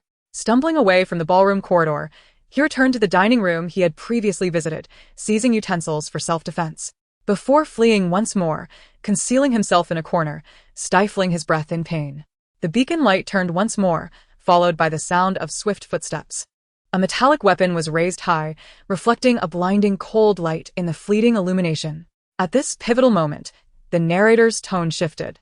Meanwhile, Chris's terrified cries roused several latecomers who had inconspicuously infiltrated the ballroom, eager to witness the upper-class gathering. They had not remained in their designated rooms, nor adhered to the ballroom's expected decorum. Upon hearing the commotion, they stepped outside, cautiously inquiring, yet received no response. Some ventured to illuminate the surroundings, proceeding with utmost care to discern the situation. After half an hour of unsettling silence, as they navigated the winding corridors, they converged in the dining hall. As the last words were spoken, the lights in the dining hall blazed to life, and the candles on the table flickered brightly, revealing their dark crimson glow, casting an ambience reminiscent of a medieval vampire feast. 5 individuals stood ensconced in light, exchanging glances. AI Yuan's eyes sparkled with excitement. "I sense this episode will unfold with innovative twists." Chapter 91. A Beautiful Lady. What new twists might arise? The central task of this episode was to unmask the murderer, whose own mission was, of course, to conceal their identity. Zhong Jiuyin pondered with her astute mind, contemplating the nature of the game. Naturally, the murderer would not confess their crime readily and might even cast blame upon others. This necessitated multiple narratives and accusations, culminating in votes. Thus, was this a cerebral debate, a contest of wits? Seizing the opportunity to digest this information, she humbly consulted the game technician AI Yuan. "Isn't this a game purely of intellect?" AI Yuan replied, "Most likely, yes. It will test deductive reasoning." This was precisely AI Yuan's forte, her tone brimming with enthusiasm. Liang Ji, eavesdropping nearby, inched closer. His manager informed him that plans had shifted. He should treat Yan Cheng with respect and courtesy, for overtly seeking the spotlight could lead to backlash. To cultivate an image of gaining popularity through merit, he needed to team up with Zhong Jiuyin and AI Yuan. It was rumored that their contrasting personalities often sparked intriguing chemistry. He seized a moment when AI Yuan's speech faltered to interject. "Is it a brainstorming session? A self-affirmation of reasoning?" Yuan nodded. He instinctively glanced at Zhong Jiuyin, remarking, "Isn't that rather disadvantageous for you?" Zhong Jiuyin regarded him with an expression akin to surveying furniture, retorting, "At this moment, I would very much like to be at a disadvantage to you." Liang Ji. Yuan, leaning on the dining table, burst into laughter. "Liang Ji, perhaps you should refrain from speaking too much. I'm afraid that before we uncover the true murderer, you might find yourself a casualty." "I didn't mean it like that," Liang Ji stammered. his face flushing with embarrassment as he adjusted his glasses, struggling to articulate his thoughts in the presence of Zhong Jiuyin's gaze. His manager's analysis couldn't possibly be flawed. He perceived joining Zhong Jiuyin to be as daunting as aligning with Yan Cheng. Zhong Jiuyin scrutinized him for a moment, then languidly averted her gaze, maintaining a casual posture with her legs crossed at the table's edge, arms folded. How could proving my innocence and deducing the true culprit be disadvantageous to me? Is that truly a challenge? It is not, as I have demonstrated my prowess in this area before. Haven Ti? She nonchalantly gestured towards Yan Cheng beside her, recalling how during a video call a few nights prior, she had adeptly deduced Feng Qing's actions. The process had been clear and logical, and Yan Cheng had nodded along, likely wishing to applaud her, were he not so reserved. Yet, her reaction appeared nuanced to others, particularly as Yan Cheng did not immediately respond. Ai Yuan, with a cheerful smile, asked, "Are you hoping for Yan Cheng to highlight your moment of brilliance?" That seemed somewhat challenging. Zhong Jiuyin, unfazed by their reservations, tossed her sleek ponytail and confidently declared, "Youngsters, let me impart a lesson. Do not underestimate the talents of those who are both scholarly and martial. The fierceness of tearing stickers is merely a guise for my intellect." Yuan Yi, unable to contain his amusement, gazed at her with eyes brimming with mirth. At that moment, Yan Cheng contemplated speaking but felt at a loss for how to interject. Admitting he had been unsure of what to say would only disrupt the harmonious atmosphere among them. He pursed his lips, feeling a tinge of frustration. Perhaps the cramped quarters of the cruise ship, devoid of air conditioning in the early autumn heat, contributed to his discomfort. Or perhaps it was simply an inexplicable vexation. Since that night when he had listened to Zhong Jiuyin's drunken ramblings, his demeanor had been somewhat altered. The director's voice crackled through the speaker, drawing everyone's attention. Let us begin. Let us begin. Ai Yuan's voice was sweet and bright, filled with excitement. Zhong Jiuyin's tone trailed behind, languid and easily distinguishable. Yan Cheng lowered his gaze to the electric red candle on the table, and perhaps due to his distraction, he perceived the flickering light resembling a flame dancing. He felt lightheaded. Maintaining his composure, he inhaled deeply and raised his gaze to the camera. The voice narrating the story resumed, and everyone fell silent, listening intently. The lighting in the dining hall had been deliberately adjusted, with candlelight illuminating the space, casting a dim ambience that heightened the atmosphere. Those entering would cast disproportionately elongated shadows upon the walls, and as the flames danced, their shadows twisted momentarily. 5 strangers gradually arrived, eyeing one another warily. They remained unaware of each other's identities, nor did they comprehend the unsettling happenings, yet a sense of discord lingered. The first gentleman to arrive seated himself at the head of the table, while the other 4 gravitated toward the dining table, uncertain of the ominous events that had transpired. Their attention divided as they scrutinized each other, wary of any unreasonable approach. Suddenly, a loud thud resonated. The narrator's pace quickened, heightening tension, followed by the unsettling sound of chair legs scraping against the floor, akin to nails on a chalkboard, causing discomfort. Yet soon after, the narrator's tempo slowed once more. Ah. It seems a remarkably beautiful lady has accidentally kicked a chair. A statement that seemed innocuous now required only one female participant to nudge a chair. However, the narrative did not specify which of the 2 lovely ladies it referred to. Thus, Zhong Jiuyin and Ai Yuan exchanged glances across the candlelight, and in the next instant, transformed into agile figures racing toward the nearest chair. Thud. Ai Yuan struck first, causing the chair leg to slide half a meter across the floor. In the ensuing chaos, Zhong Jiuyin executed a swift kick, sending the chair hurtling an additional 3 meters toward Yuan Yi, who narrowly leapt aside, watching as the chair collided with the wall, ultimately toppling over, its legs pointing skyward. The 3 gentlemen exchanged glances. Yan Cheng, maintaining a semblance of calm, remarked, "It was a remarkably beautiful lady. Not 2 valiant warriors with mighty legs." This episode would feature affectionate moments. One could only speculate what the scene might entail and how Zhong Jiuyin would react. Chapter 92. The spicy duck neck in competition for the position. Zhong Jiuyin and Ai Yuan, akin to contestants in a beauty pageant facing scrutiny for their fervor, turned away, awkwardly gazing at the ceiling and floor in silence. Online comments erupted. "Yan Cheng, you are bound to comment, ha ha ha." What initially seemed amusing has transformed into sheer hilarity with Yan Cheng's remark. In the pursuit of becoming a graceful lady, one might as well showcase the caliber of a World Cup contender. I find myself utterly amused by Zhong Jiuyin. Her humor is simply delightful. This episode promises to be quite entertaining. How awkward it was when Zhong Jiuyin attempted to befriend Yan Cheng, who paid her no heed. When will I learn to overcome my tendency to feel secondhand embarrassment? Acknowledging one's flaws should prompt one to seek remedies, perhaps a regimen of 30 doses a day, each weighing 300 pounds, might suffice to cure me. I apologize for any misunderstanding. Yan Cheng is not that sort of person. He may simply be caught off guard. We all hold Zhong Jiuyin in high regard. Let us not invite the wrath of certain internet beggars. Alas, is this truly a game of self-incrimination? I wagered with my classmates that Zhong Jiuyin would emerge victorious. I even secured my place with a hefty $5. Now. I could almost afford a bucket of instant noodles. The cabins aboard the cruise ship are rather diminutive. Tearing off the gold stickers must be quite a challenge. This episode surely marks the moment for AI Yuan to shine. Fellow netizens, let us grant a chance to this gaming prodigy. AI Yuan is indeed a treasure. It is no wonder that fresh fans are emerging, displaying remarkable rationality. Thus far, I have yet to witness any adoration for a particular star's breathtaking beauty. Perhaps the recent scandals have rendered everyone more discerning. Adoring a celebrity is akin to indulging in junk food, enjoyable, yet requiring restraint.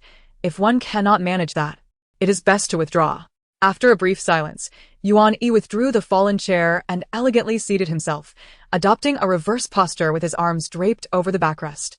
His long limbs, clad in tattered jeans, revealed knees that were level with his thighs. Leaning on the top of the chair, he exclaimed to Zhong Jiuyin's sister Yin, "You can't possibly be the culprit, can you? Your strength seems to match that of a lone wolf against a pack." Zhong Jiuyin retorted, "Do not slander me. I am a good person and quite formidable, I might add." Yan Cheng smoothly interjected, "A remarkably strong warrior." Zhong Jiuyin's eyelids drooped as she turned her gaze towards him. Reminiscent of characters from a cartoon. Yan Cheng's earlier irritation dissipated like smoke, and he found himself stifling a laugh. AI Yuan remained engrossed in the broadcast, shushing them for silence. Then, the piercing sound startled the four individuals, leading them to breathe a sigh of relief upon realizing it was merely a chair being nudged. They turned to observe a lady whose extraordinary beauty was illuminated by the flickering candlelight. Her features were perfectly balanced, neither too scant nor overly flamboyant. Her long, slightly curled lashes blinked slowly, revealing a hint of allure when she raised her gaze. The nearest gentleman was captivated, his eyes wide with astonishment. Liang Ji whispered hurriedly, "What should one do if their eyes are transfixed?" Who are you looking at? Zhong Jiuyin responded, "Me." AI Yuan chimed in, "Me." Yuan remarked, "Why would you invite trouble upon yourself?" Liang Ji fell silent, casting a sidelong glance at Yan Cheng, regardless of the right course of action. Following Yan Cheng seemed a safe bet. Yan Cheng's gaze fell upon Zhong Jiuyin, and, responding in kind, he mirrored her attention. Yan Cheng's demeanor remained composed as he held his gaze for 3 to 5 seconds before shifting away, exercising great restraint.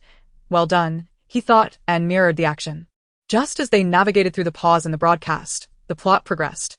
The gentleman beside the lady graciously moved his chair to invite her to sit, then settled beside her, quietly inquiring, "Pardon my intrusion, but I don't believe we have met before. Are you also an invitee on this cruise?" The lady's expression was aloof, her delicately raised chin exuding pride, yet her elegance was undeniable. She replied, it was time for them to earn their gold coins through the unfolding narrative. Liang Ji, closest to the two ladies, finally demonstrated some cleverness, quickly pulling out a chair and gesturing for her to sit. However, he refrained from following the broadcast's instructions to sit beside her, instead adopting a posture akin to a server awaiting promotion, standing upright beside her. Zhong Jiuyin glanced at AI Yuan and, in an effort to avoid a repeat of the earlier awkwardness, proposed, "How about we decide who sits down by playing rock, paper, scissors?" AI Yuan pondered for a moment before shaking her head. "You may go first." Why?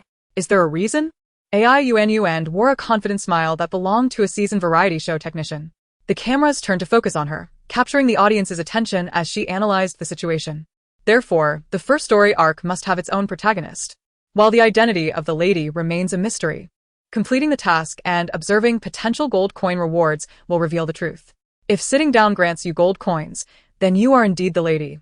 If not, then it must be me. Zhong Jiuyin contemplated her words, then displayed a look of realization. Others babbled on, and she could only nod in agreement. With a deep sigh, she endeavored to analyze the matter, striving to elevate her intellect. "I believe it might be me. for the lady is beautiful, elegant, and carries a hint of pride. Her long lashes and indifferent expression are captivating. Yan Cheng inquired, which aspect resonates with you? She turned to gaze at Yan Cheng, emphasizing each word. Every aspect aligns, especially the elegance. Her fierce stare suggested that should he dare to disagree, he would be met with her formidable presence. After a moment of subtle silence, Yan Cheng, recognizing the situation, nodded in acquiescence. You are absolutely right. Zhong Jiuyin then revealed a satisfied smile, gracefully taking her seat and tilting her head to observe Liang Ji, raising her chin slightly as instructed. However, Liang Ji remained as stiff as a charred piece of wood, standing there without taking a seat. Given their height difference, to achieve the desired haughty demeanor, she had to elevate her chin further, and then some more, until she reached the maximum angle of defiance. Liang Ji, under her intense gaze, fidgeted, swallowing hard, and cautiously inquired, "What are you doing?" Zhong Jiuyin replied, "I am holding my chin aloft in a proud manner." Liang Ji, more cautiously now, clarified, "It's holding your chin up, not exposing your carotid artery. You look more like a spicy duck neck competing for a position." Zhong Jiuyin shot back, "Then why don't you sit down?" Chapter 93. Understanding Zhong Jiuyin. Her voice startled Liang Ji, prompting him to swiftly pull out a chair and sit down with a fluid motion. Yuani watched in astonishment. Zhong Jiuyin lowered her chin's angle, revealing the same smile as a minute prior. "Excellent. You've set the stage for me to continue." Liang Ji dutifully recited the lines from the script, as the content was not as embarrassing as in the first episode, allowing him to speak smoothly. His delivery and performance were unexpectedly commendable. "Pardon my intrusion, but I don't believe we have met before. Are you also an invitee on this cruise?" Zhong Jiuyin, maintaining her elegant demeanor, replied with a slight opening of her red lips. "Otherwise, am I here to leap into the sea?"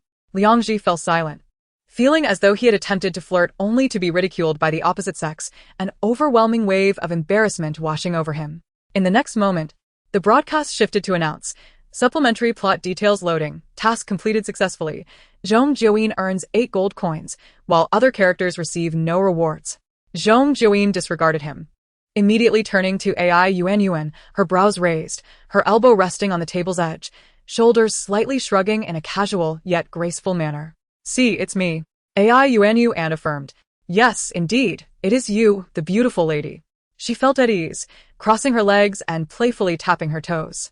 People's gazes instinctively follow moving objects, much like a cat chasing a darting mouse. Yan Cheng's attention inadvertently drifted towards her swaying toes before wandering elsewhere. She wore delicate white shoes, seemingly small in size. He had noticed this when assisting her with crystal shoes in the previous episode, realizing that her feet were petite among women. However, that did not impede her from delivering a powerful kick. Further up, she wore slightly flared blue jeans, the flared portion aligning perfectly with the scar on her calf. The specific shape of that scar eludes me. The last glimpse I had of it was rather unremarkable, resembling a rose branch that had ventured beyond the confines of a flower bed. What was he truly contemplating? At that moment, another lady, curious, inquired, "Why did you not attend the ballroom? It is already past midnight." The musician averted his gaze, somewhat embarrassed, confessed that he had indulged in a bit of drink, leading to a state of dizziness, and inadvertently overslept, only roused by a piercing scream. Upon mentioning that scream, the first man to arrive spoke up. "I too came here upon hearing that sound. By the way, I am the chef on the cruise, responsible for the late-night snacks after the ball. I was anxious about the food I prepared, hence my immediate arrival." After he spoke, a third man interjected, his demeanor arrogant, declaring, "I am a dancer, invited as the opening act."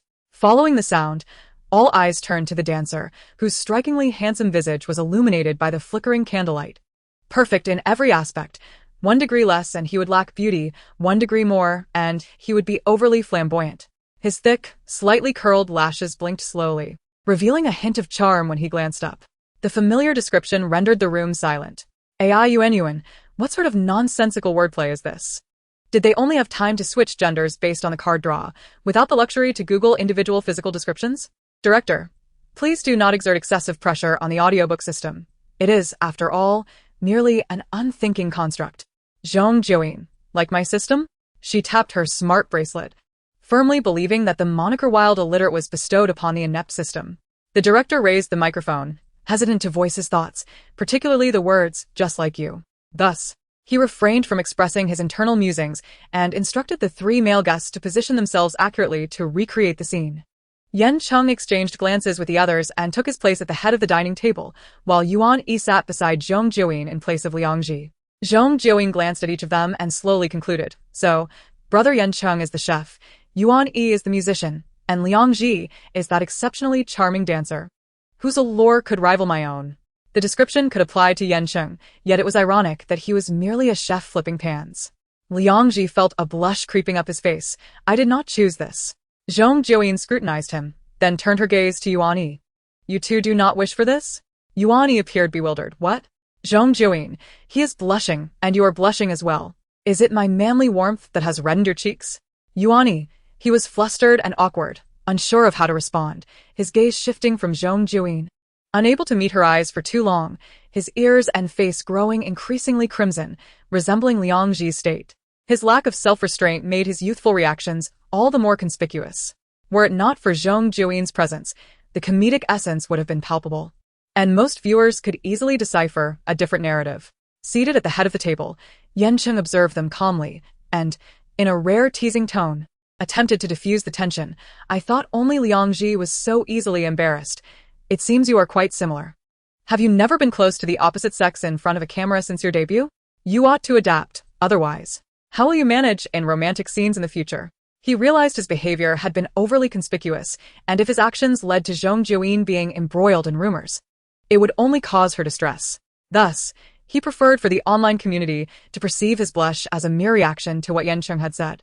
After speaking, he controlled his desire to avert his gaze and smiled at Zhong Jiuyin. She found his smile, reminiscent of a docile puppy, utterly endearing, his ears still tinged with red. Sigh, it is truly hard to witness such a person in discomfort.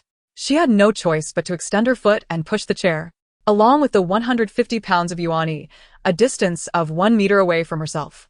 "Is this better? I can keep an eye on you without encroaching too closely." Yuan Yi, Yan Cheng rubbed his forehead, closing his eyes, deeply regretting his previous actions. "Hello. This book is now available for monthly subscription. Members can read for free, while non-members can subscribe as before with no other impact." Chapter 94. Preventing anyone from slacking off. Yuan Yi sat beside a girl he found appealing, his shyness evaporated like frost. For a young man with little experience interacting with women, Zhong Jiuyin's behavior was quite a test of his composure. Zhong Jiuyin had turned to converse with AI Yuan, oblivious to his forlorn expression. "Our identities have been established. Should we reveal ourselves now or wait for the plot to unfold?" she asked earnestly, out of respect for the lower-tier players regarding the higher-tier ones. AI Yuan queried. "Given the plot, there seems to be no need for concealment." All right. "My identity is rather apparent, graceful, intellectual, and beautifully proud, all pointing to one answer." AI Yuan human. Zhong Jiuyin. "I am a painter." AI Yuan. "The identities are now clear. Zhong Jiuyin is a painter, I am a writer. Yan Cheng is a chef. Yuan Yi is a musician, and Liang Ji is a dancer. Shall we proceed to the first round of guessing? Let us consolidate our information for clarity. This episode is particularly suitable for a high-level player like AI Yuan. Her desire to control the situation was palpable, and upon finding an opportunity, she launched into the process. Casting a quick glance at Yan Cheng for affirmation after her excited outburst. Yan Cheng, seated at the head, resembled a chairman behind a CEO, his silence commanding attention. Gesturing for her to proceed. Receiving his approval, AI Yuan was the first to point to Zhong Jiuyin to speak. "Yuan Yi, it is indeed inappropriate to speak too openly about my drinking mishap. It is only natural to be somewhat evasive. Flirting is one thing, but to label it as murder is rather extreme. Most simply cannot manage." Liang Ji nodded in agreement, seemingly supportive of Yuan Yi's defense, suggesting alternative suspects. One would expect AI Yuan, as the one in control, to easily discern the guest's need to speak, anticipating Yuan Yi would be next. However, surprisingly, AI Yuan herself spoke next. The plot description specifically noted Yuan Yi's unusual reaction, which should be significant. However, I do not believe it points directly to the murderer, as that would be too obvious. Sound reasoning, indeed. Zhong Jiuyin found it rather plausible, nodding along with Yuan Yi and the others, turning her gaze towards Yan Cheng. Yan Cheng simply stated, "It is not me." AI Yuan quickly interjected, "What is your reasoning?" Yan Cheng, "The fluidity of my speech stems from the truth. I am not lying." so there is no need to concoct elaborate excuses. Furthermore, he shifted his posture, his long fingers intertwined before him. Only 3 gentlemen have introduced themselves thus far. The 2 ladies have yet to provide any information, particularly you. According to the theory that the most ostentatious and the most understated individuals are likely to play crucial roles in such incidents, your suspicion may be even greater. This was quite reasonable. Zhong Jiuyin glanced to her right and nodded again. She contemplated dividing the roles. They would argue, and she would merely nod and applaud in agreement and support. Both sides had their valid points, and, with the current lack of information, it was indeed challenging to ascertain who was more likely. Zhong Jiuyin pondered for a moment and decided to showcase her intellect. Is it possible that the main task is not to identify the murderer and report them? What if we report someone first? If it succeeds, the game concludes immediately, and we reap the rewards.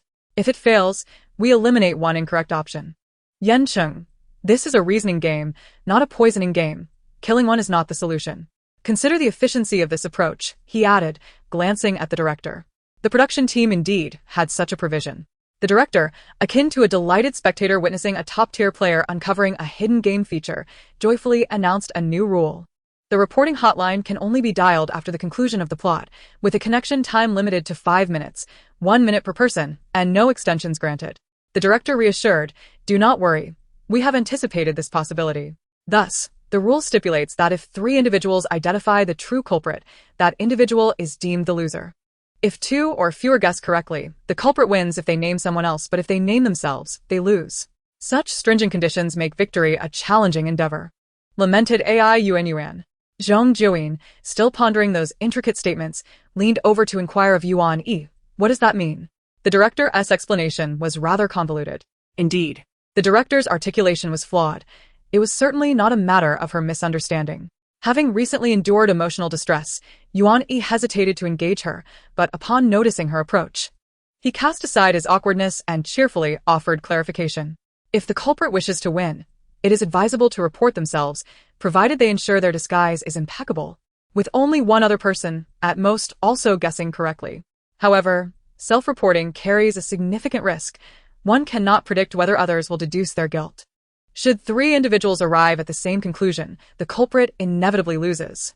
It is a precarious balance, requiring the culprit to be quite adept at this game. Zhong Jiuyin listened intently, fully comprehending the implications. Were she to assume the role of the culprit, her mind would be in turmoil. This indicated her capacity for deceit, as she had already formulated a rapid strategy, to remain unfazed by victory or defeat. Just as she pondered this, Yan Cheng posed a question to the director. What is the rationale behind such rules? Would it not be simpler to adopt a more traditional approach? With 4 innocents on one team and the culprit on the other, allowing the innocents to win by successfully identifying the culprit? The director replied, the good team is too numerous. I fear some may become complacent. Fighting for oneself serves as a powerful motivator. Yan Cheng contemplated this for a moment, his gaze drifting. That makes sense. Zhong Jiuyin nodded in agreement, only to realize that both Yan Cheng and AI Yuan were now focused intently on her. What does this mean? What are you implying? In Chapter 95, Yan Cheng experienced daily suffocation. Although he could not play the game with the flair of a seasoned player like AI Yuan, Zhong Jiuyin firmly believed she was far from being a mere pretender. As her gaze swept the room, Yuan Yi and Liang Ji avoided eye contact, remaining silent, while AI Yuan feigned indifference, looking anywhere but at the unfolding scene. Only Yan Cheng, after meeting her gaze, smoothly averted his eyes, conveying a sense of impatience as if to say, have you not yet grasped your position? Zhong Jiuyin opened her mouth to speak, but Yan Cheng earnestly stated, I am simply eager to witness your intellectual prowess. Thank you, she replied, feeling that his earlier comment about her transformation was not merely an illusion. His words carried a sharpness akin to a winter's chill. The narrative resumed with the dancer's introduction, enveloping the atmosphere in an eerie stillness before disaster struck. The haughty lady seated proclaimed, I am an artist, invited aboard this vessel to paint. I do not intend to partake in the ball. My tasks are not bound by time or location. Upon hearing a commotion, I was on the 3rd deck observing the scenery and followed the shadows that led me here. Another lady, more reserved, simply stated upon sitting, I am but a poor writer. After noticing the attention drawn to her, she hastily added, to be honest, I was brought here by a friend to witness the masked ball. I had planned to remain hidden until after midnight. The musician nodded and attempted to engage the artist in dialogue, but was preempted by the chef, who queried the artist. You mentioned seeing a moving shadow. Was it one of us, or another attendee? The artist shook her head. I cannot say. I only glimpsed a shadow moving swiftly, assuming someone was in need of assistance. Upon hearing this, the anxious writer interjected. Surely someone required help. I heard a scream. Moreover, do you not find the ship eerily silent? The masked ball has commenced. Yet there is no music. No music? Is the musician not concerned? The artist retorted, her tone sharply contrasting with her beauty. And you? The dancer? Are you not the opening act? Why do you appear so unperturbed? The musician, already somewhat acquainted with her arrogance, replied, No one has contacted me. I am uncertain if an unfortunate incident has occurred. After a brief silence, the dancer scornfully remarked, I had no desire to attend. They hold no regard for dance. Only for flirtation behind masks. What need have I for their mockery? The chef, adjusting the utensils on his plate to create a crisp sound, drew everyone's attention as he suggested, It seems something is amiss. Perhaps we should investigate in the ballroom. It is better to remain together in such numbers. Yet, after taking a few steps, he abruptly halted, closing his eyes to deeply inhale, his expression shifting. It was Yan Cheng's moment to perform. He rose and took a few steps in accordance with the narrative, inhaling the air. His expression, though subtle in the candlelight, conveyed the effects of an unseen shock through his slightly lowered, tense voice. Zhong Jiuyin effortlessly discerned the unusual scent permeating the restaurant. Who passed gas? She asked. Yan Cheng's emotional state abruptly shifted. He took a deep breath, attempting to suppress his disbelief and continue his performance. Yet Zhong Jiuyin followed with, You are still taking deep breaths. Confront the challenge. His breath caught instinctively, severing his connection to his prepared state. Ha ha ha, Yan Cheng, you truly are a gem. Zhong Jiuyin. How can you respond with such fluidity? Amidst the laughter, Yan Cheng felt a wave of self-consciousness envelop him. The laughter echoed around him, making him feel as though the world was encased in Zhong Jiuyin's words and their shared mirth, especially Zhong Jiuyin. Indeed, the peculiar sensations from that night were mere illusions. She was entirely devoid of any allure, her bluntness merely a primal instinct, and any effect was solely a consequence of his own distorted perceptions. Yan Cheng took gentle, measured breaths, maintaining a neutral expression as he focused intently on Zhong Jiuyin. Sensing an ominous shift, she touched her nose and said, Forget I spoke. You may continue. How should I proceed? He inquired. Zhong Jiuyin earnestly suggested, I could provide you with a lead. You could say you detected an unusual odor. Thank you, he replied, though he found it difficult to carry on. As Yuan and the others laughed to the point of exhaustion, the announcement chimed in, supplementary narrative loading. Yan Cheng's narrative completion stands at 50%. Reward, 5 gold coins. 5 coins, a trifling sum akin to begging. It neither consoled Yan Cheng's wounded spirit nor affected the current standings in the accumulation of gold. He would have preferred to forego those coins to avoid the psychological burden left in their wake. The narrative had only reached 50%. They must hasten to fill in the gaps, lest they, risk impacting the unfolding story. Yuan, ever mindful of her responsibilities as a seasoned player, continued to laugh while striving to enhance the narrative. Yan Cheng, resigned to his fate, spoke with steady composure, swiftly articulating his theory, leaving no opportunity for interruption. The odor is peculiar. There must be blood in the restaurant. Yesterday's Yan Cheng had suggested, perhaps I should yield to her. Today's Yan Cheng, expressionless, declared, forget it. Chapter 96 unfolds with an urgent advance. The presence of blood in the restaurant aligns perfectly with the earlier narrative thread involving Chris's injury as he passed through the dining area, suggesting a significant and correct conclusion. Yuan inquired, upon discovering blood in the restaurant, does that mean we will soon find Chris's lifeless body? Liangji quietly replied, not necessarily. Perhaps a staff member might impersonate a gravely injured Chris to provide us with narrative guidance. It is not impossible. The two of them were concerned about the unfolding investigation plot, while Zhong Jiuyin remained silent, acutely aware that it was best for her to refrain from speaking after the recent events. She merely clasped her hands and acted as a mute, attentive audience. Surprisingly, Yuan did not engage in the dialogue either. Zhong Jiuyin glanced at her, noticing her rubbing her frozen smile, deep in thought as she gazed at Yan Cheng. Yan Cheng soon detected Yuan's scrutiny and turned to ask nonchalantly, what is it? The cameramen pointed their lenses at Yan Cheng and Yuan, professionally anticipating and engaging analysis of the plot from them. The restaurant had a cinematic ambience, with each of them positioned at opposite ends of the table, creating a palpable tension reminiscent of a pivotal confrontation in a film. It would have been ideal if the person in the middle, who was idly observing, did not exist. Zhong Jiuyin disliked the ominous camera angles, and thus was oblivious to how to maintain a clear and perfect posture in front of so many lenses. She was unaware that her proximity had intruded upon the magnetic standoff between Yan Cheng and AI Yuan, making it difficult for the cameraman to adjust their angles without including her presence. She was still attentively listening to AI Yuan's analysis. Yan Cheng, you seem a bit peculiar. You were the first to arrive at the restaurant, yet when you were alone, you noticed nothing. Now, as you guide us to the ballroom, you claim to have detected a strange odor and immediately identify it as blood. The incident appears to have occurred in the ballroom, unrelated to the restaurant. How could you make such a judgment without knowing what truly transpired? Additionally, as a chef, remaining calm upon smelling blood in the restaurant seems rather unusual, does it not? Yan Cheng maintained his stoic expression. The reaction one exhibits in a crisis is not dictated by profession, but by personal character. Perhaps I am simply a chef who has weathered many storms. Furthermore, a chef is naturally more familiar with the scent of blood than you are. AI Yuan retorted.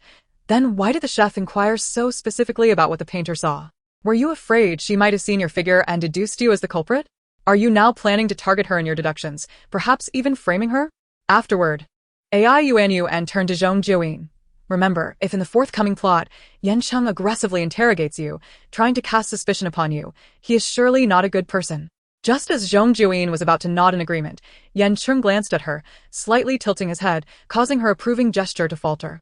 In truth, apart from feeling momentarily choked by her words, Yan Cheng's demeanor remained largely unchanged since their first encounter, devoid of any significant emotional fluctuation.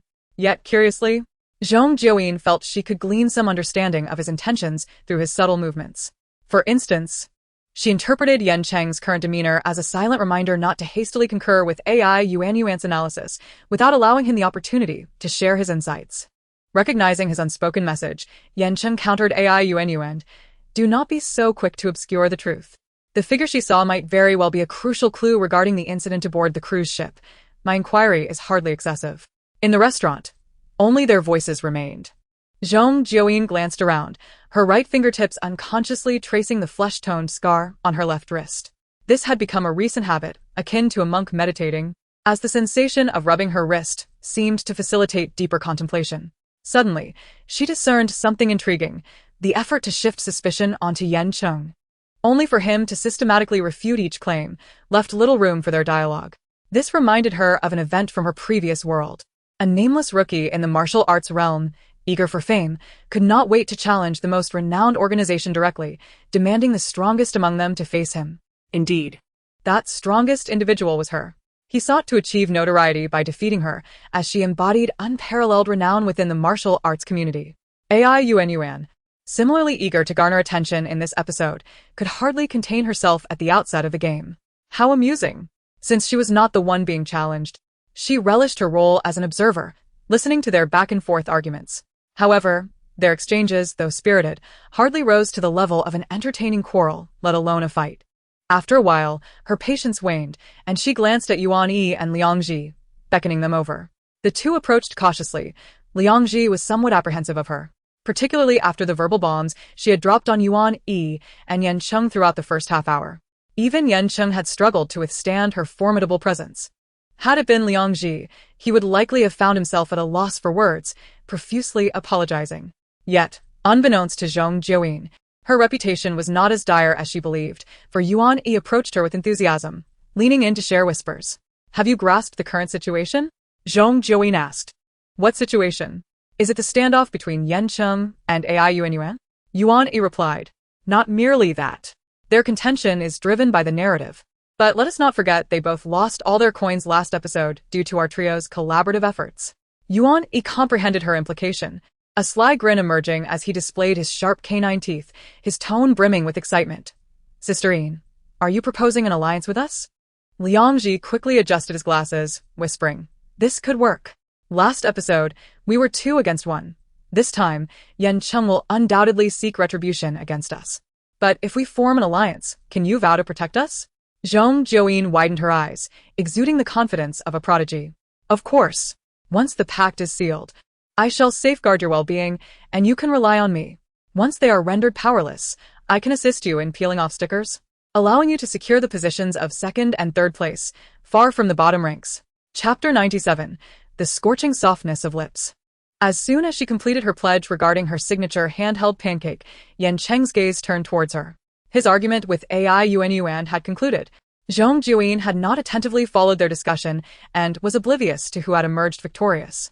From Yan Cheng's impassive expression, she could glean nothing. Yet his penetrating gaze suggested something. Was he displeased to overhear her discussing an alliance with Yuan against him? How amusing! His seemingly indifferent demeanor increasingly resembled that of someone sulking after handing out sweets to others. Have you finished? Zhong Jiuyin inquired of him, then glanced at Yuan, seeking a summary. Has the chef's suspicion been cleared? Yuan replied. Not at all. What were you two discussing? They stood closely, and Yuan, obedient as ever, followed her lead without hesitation, their rapport appearing remarkably harmonious. The chef's unfinished remarks and altered expression heightened everyone's tension. Upon entering, they had not detected anything unusual, but now, with the mention of the blood, a peculiar scent seemed to linger in the air. The chef furrowed his brow tightly, utilizing his keen sense of smell to cautiously roam the restaurant until he finally halted in a specific spot. The writer approached with a candle, its light illuminating a conspicuous stain on the intricately patterned carpet, a pool of blood. At this moment, it became evident that the plot was cohesive, indicating that Yan Cheng's contributions were indeed accurate. The narrator's pace quickened, lowering their voice to mimic a frightened girl. Blood. Blood. I did not mishear. Someone was shouting for help. Something dreadful has transpired. Someone has been murdered. Seeing the pool of blood instilled a deep sense of dread, and the provocative words from her only heightened the panic among the group. The musician, positioned just behind the writer, narrowly avoided being jostled by the swaying candlestick in her grasp, the wax dripping onto his hand and eliciting a sharp gasp of pain. The painter, startled by his cry, almost screamed in response, but at that moment, a hand reached out from behind and firmly covered her mouth. Don't shout. What if that person hasn't gone far? It was the chef, his voice low and serious as he informed them that something must have gone awry on the cruise ship, urging them not to linger in this spot. We must quietly navigate to the ballroom. Do you understand? The group, still shaken, nodded in agreement. The painter attempted to speak, but the chef's large hand covered half her face, making it difficult for her to breathe, forcing her to tilt her head back and nod with great effort. She was undeniably beautiful, her tear-filled eyes only enhancing her allure, even with her hair tousled from the chef's touch, resembling a swan poised for slaughter in the flickering candlelight. The musician couldn't help but stare, feeling displeased with the chef's rough demeanor. Before he could voice his thoughts, the haughty dancer, with a scowl, forcefully pulled the chef's hand away and rudely yanked the painter closer, seizing a knife and pointing it at the chef. The stunning beauty's treatment and the lengthy descriptions of her beauty pleased Zhong Jiuyin, who eagerly played along with the unfolding drama. Turning her back to Yan Cheng, she signaled for him to cover her mouth after she had spoken 2 sentences. The previous task had required her to effortlessly provoke Liang Ji, and now she was ready to entice him further. After speaking, she turned to Yan Cheng, raising her chin as if to say, "Come on, I'm ready." There was no hint of shyness about the impending intimacy. Rather, it felt more like a brash demand for payment, bringing to Yan Cheng's mind the phrase "a big horse and a golden knife." He towered over her, and since Zhong Jiuyin was facing away, he could only see the top of her head and the delicate, pale nape of her neck. To cover her mouth, he had to rely on instinct. It would be odd to lean in like a foolish parrot just to see her lips and nose clearly before attempting to cover them. That would be too strange, as they would be too close, as if their hands were clasped together, their necks entwined. "What are you waiting for?" Zhong Jiuyin asked, turning her head to look at him. He had yet to make a move, despite having previously analyzed the situation with much concern. This was a good sign. It indicated that after all these years in film, he had not lost his essential skills in portraying such moments. However, these scattered thoughts were soon shattered by the soft sensation of her lips against his palm. Yan Cheng had intentionally avoided close contact with Zhong Jiuyin, opting to lean back slightly, his arm creating a wide gap between them. This angle also allowed the camera to capture their safe distance, although the pose appeared somewhat peculiar. Yet, in considering this, he neglected another aspect. His palm pressed too firmly, making contact with her lips. Until this moment, Yan Cheng had never contemplated the temperature of a person's lips. It was a trivial detail he had never cared to explore. But now, he realized that they were shockingly warm and astonishingly soft. Her breath brushed against his palm, akin to a gentle caress from a feline. While he was lost in his thoughts, Zhong Jiuyin remained oblivious, striving to embody the graceful swan, her tear-filled eyes failing to conjure a better expression, resorting instead to tousling her hair. Yet, at that moment, she was unaware of how distant Yan Cheng had positioned himself, leaving a chasm of silence between them. Had she not initially reached out to test the waters, but instead leaned back, she would have found herself cascading down his chest, her hair in disarray. Resembling someone struck by lightning. "Why are you standing so far away?" she queried, turning to face him again. Was he afraid of getting too close? How then could she tousle her hair? Chapter 98. Do you wish to develop a relationship with me?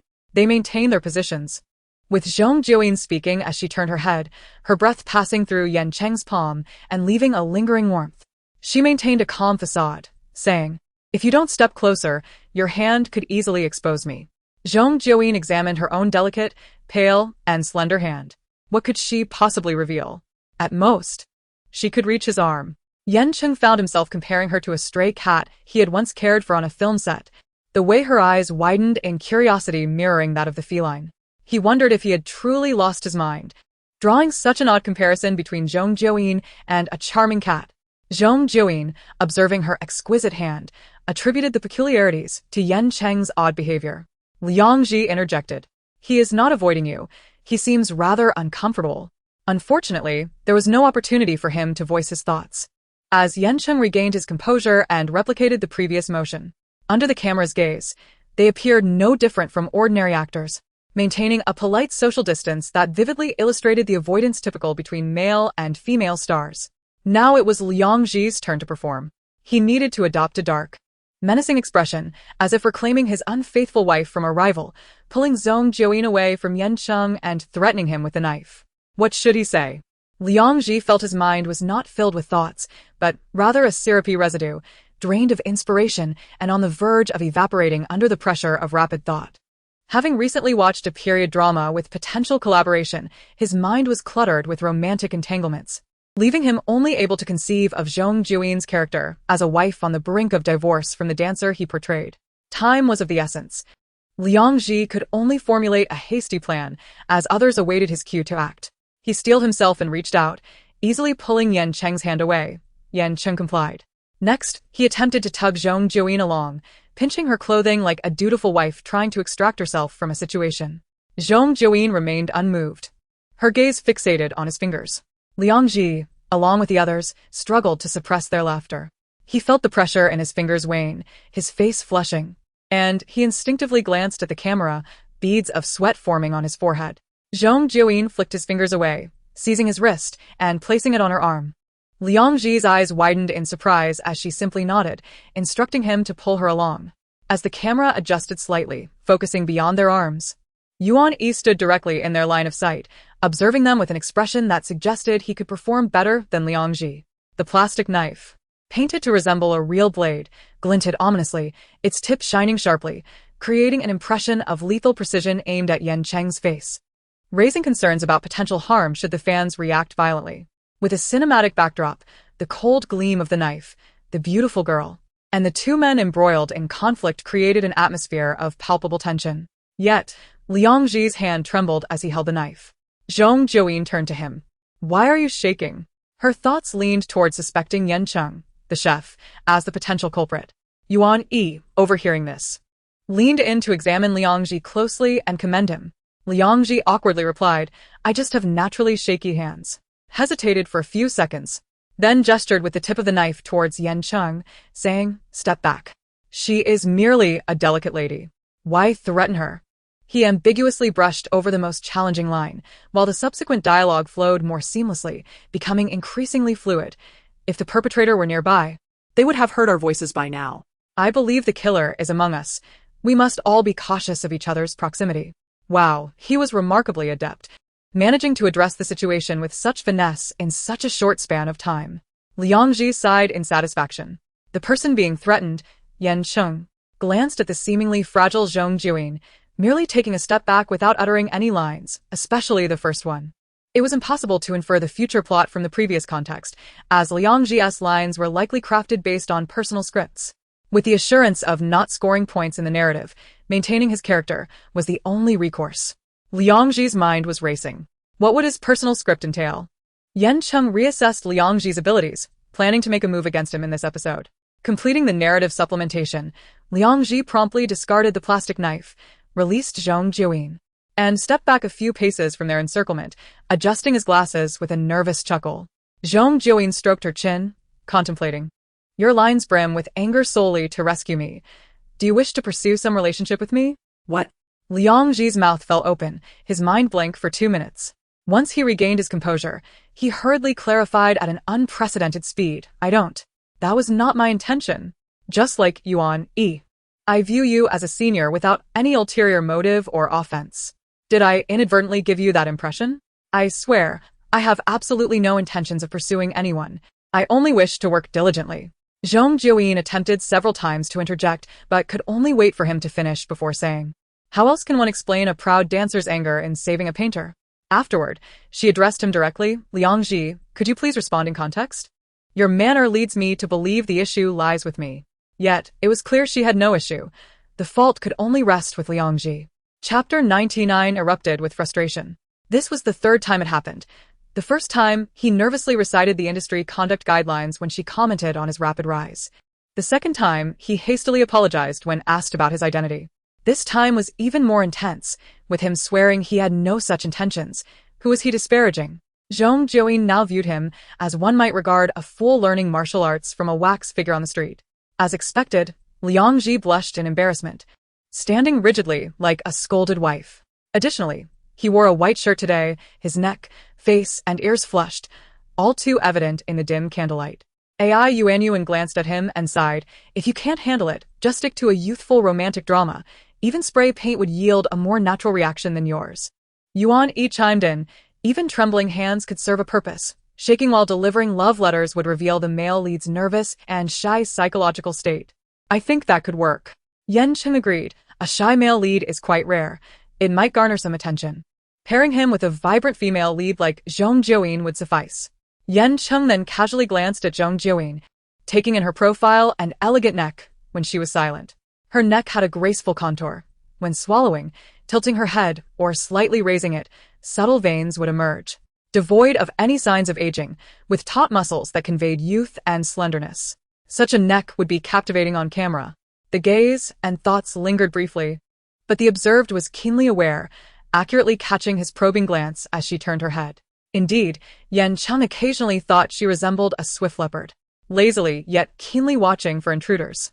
He managed to rein in his reactions this time, giving Zhong Jiuyin a subtle nod before naturally averting his gaze.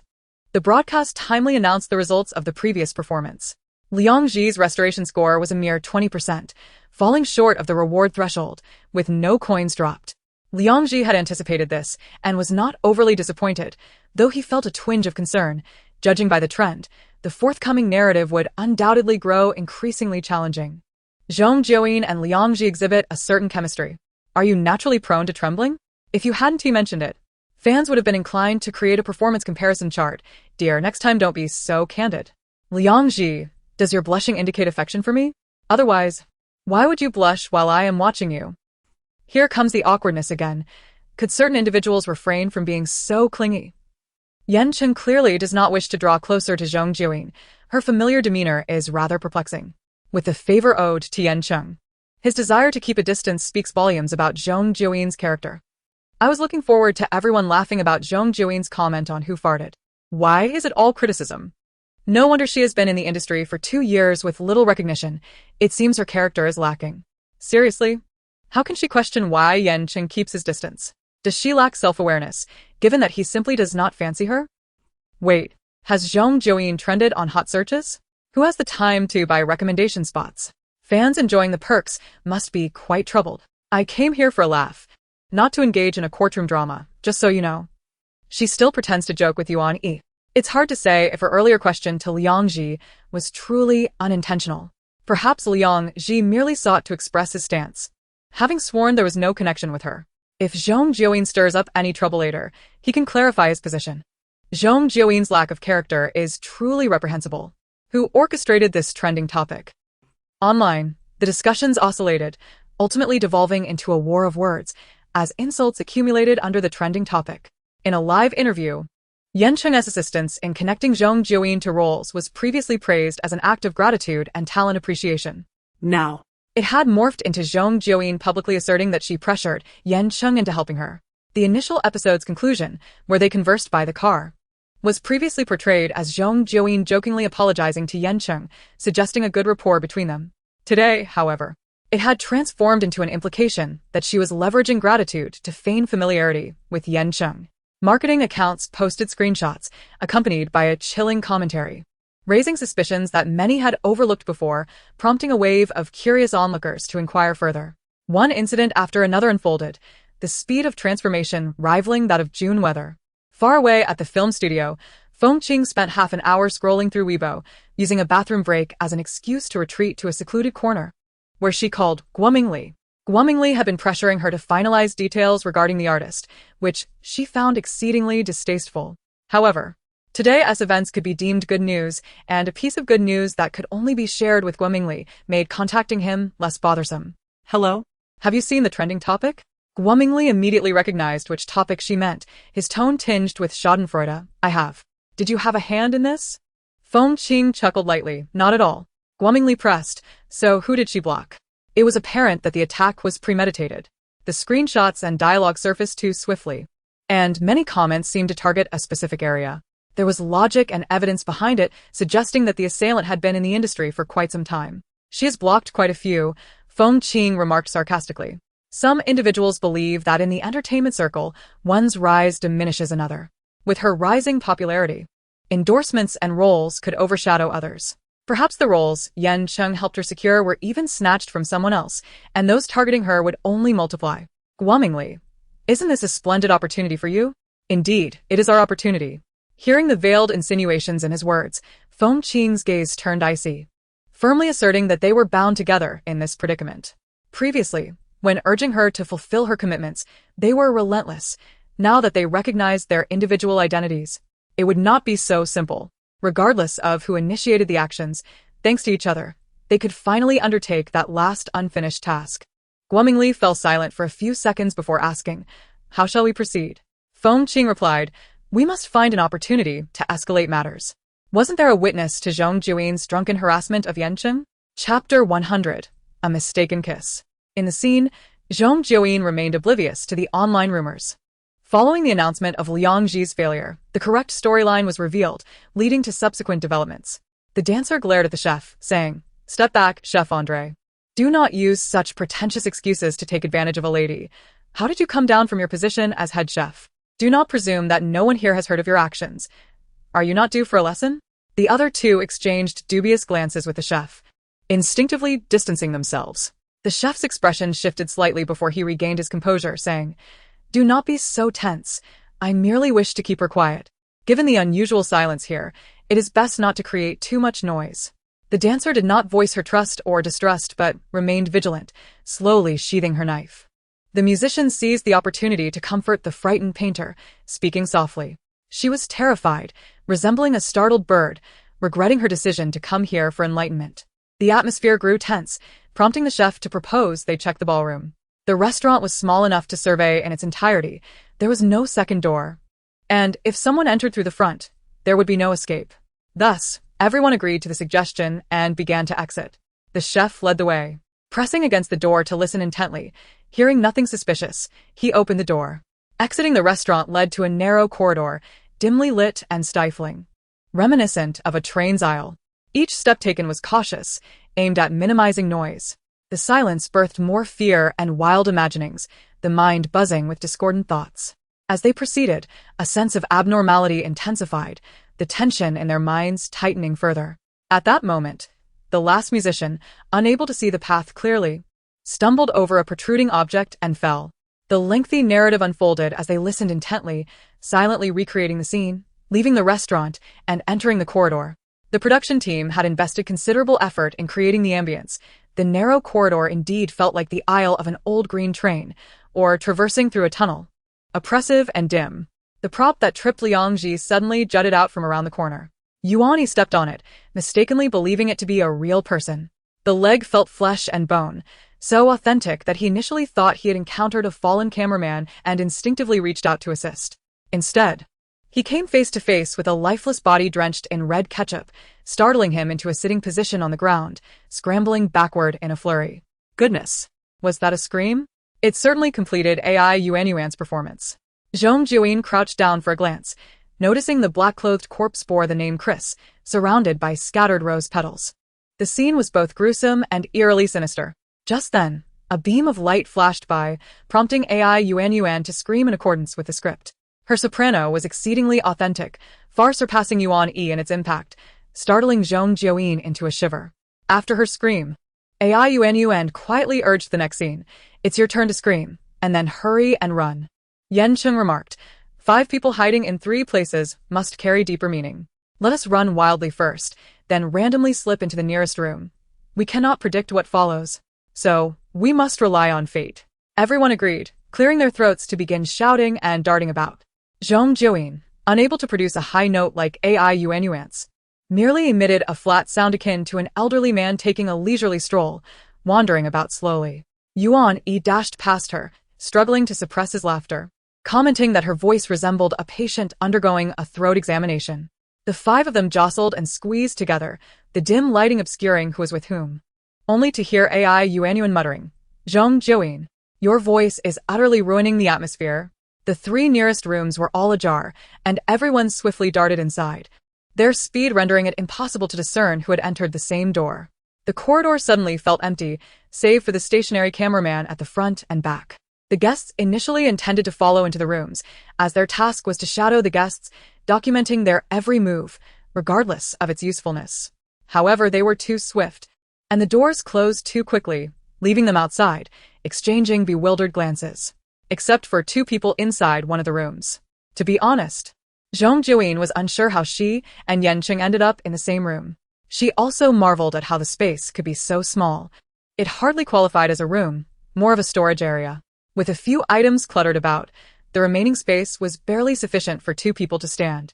Zhong Jiuyin, feeling the impact, stumbled backward, knocking over a mop and bucket, inadvertently pulling Yan Cheng down with her. You see? Many well-intentioned designs fail to account for such an intricately interconnected series of events, occurring by mere chance and at times quite haphazardly, producing a potent chemical reaction. After a cacophony of noise, the contact of lips brought forth a seismic shift in their emotions. She found herself seated upon a spinning mop bucket, staring wide-eyed at the flustered Yan Cheng kneeling before her. His handsome face, now reflecting shock, tightened his lips, creating a slight distance, silently observing her. No one spoke. Yet the rapid beats of their hearts and breaths wove together like a delicate web, enveloping them both. A brief respite, yet it felt eternal, as a tumultuous thought began to bubble beneath the surface of their silence. Zhong Jiuyin steadied herself against the mop bucket, neither extracting herself nor concealing the fluttering in her heart. Instead, she extended her tongue to lick her lips. In that instant, Yan Cheng's gaze converged upon her lips like a focused beam of light. Though his eyes were clouded, they exuded a potent sense of aggression, reminiscent of the powerful lighting used during their advertisement shoot, radiating intense warmth that enveloped her.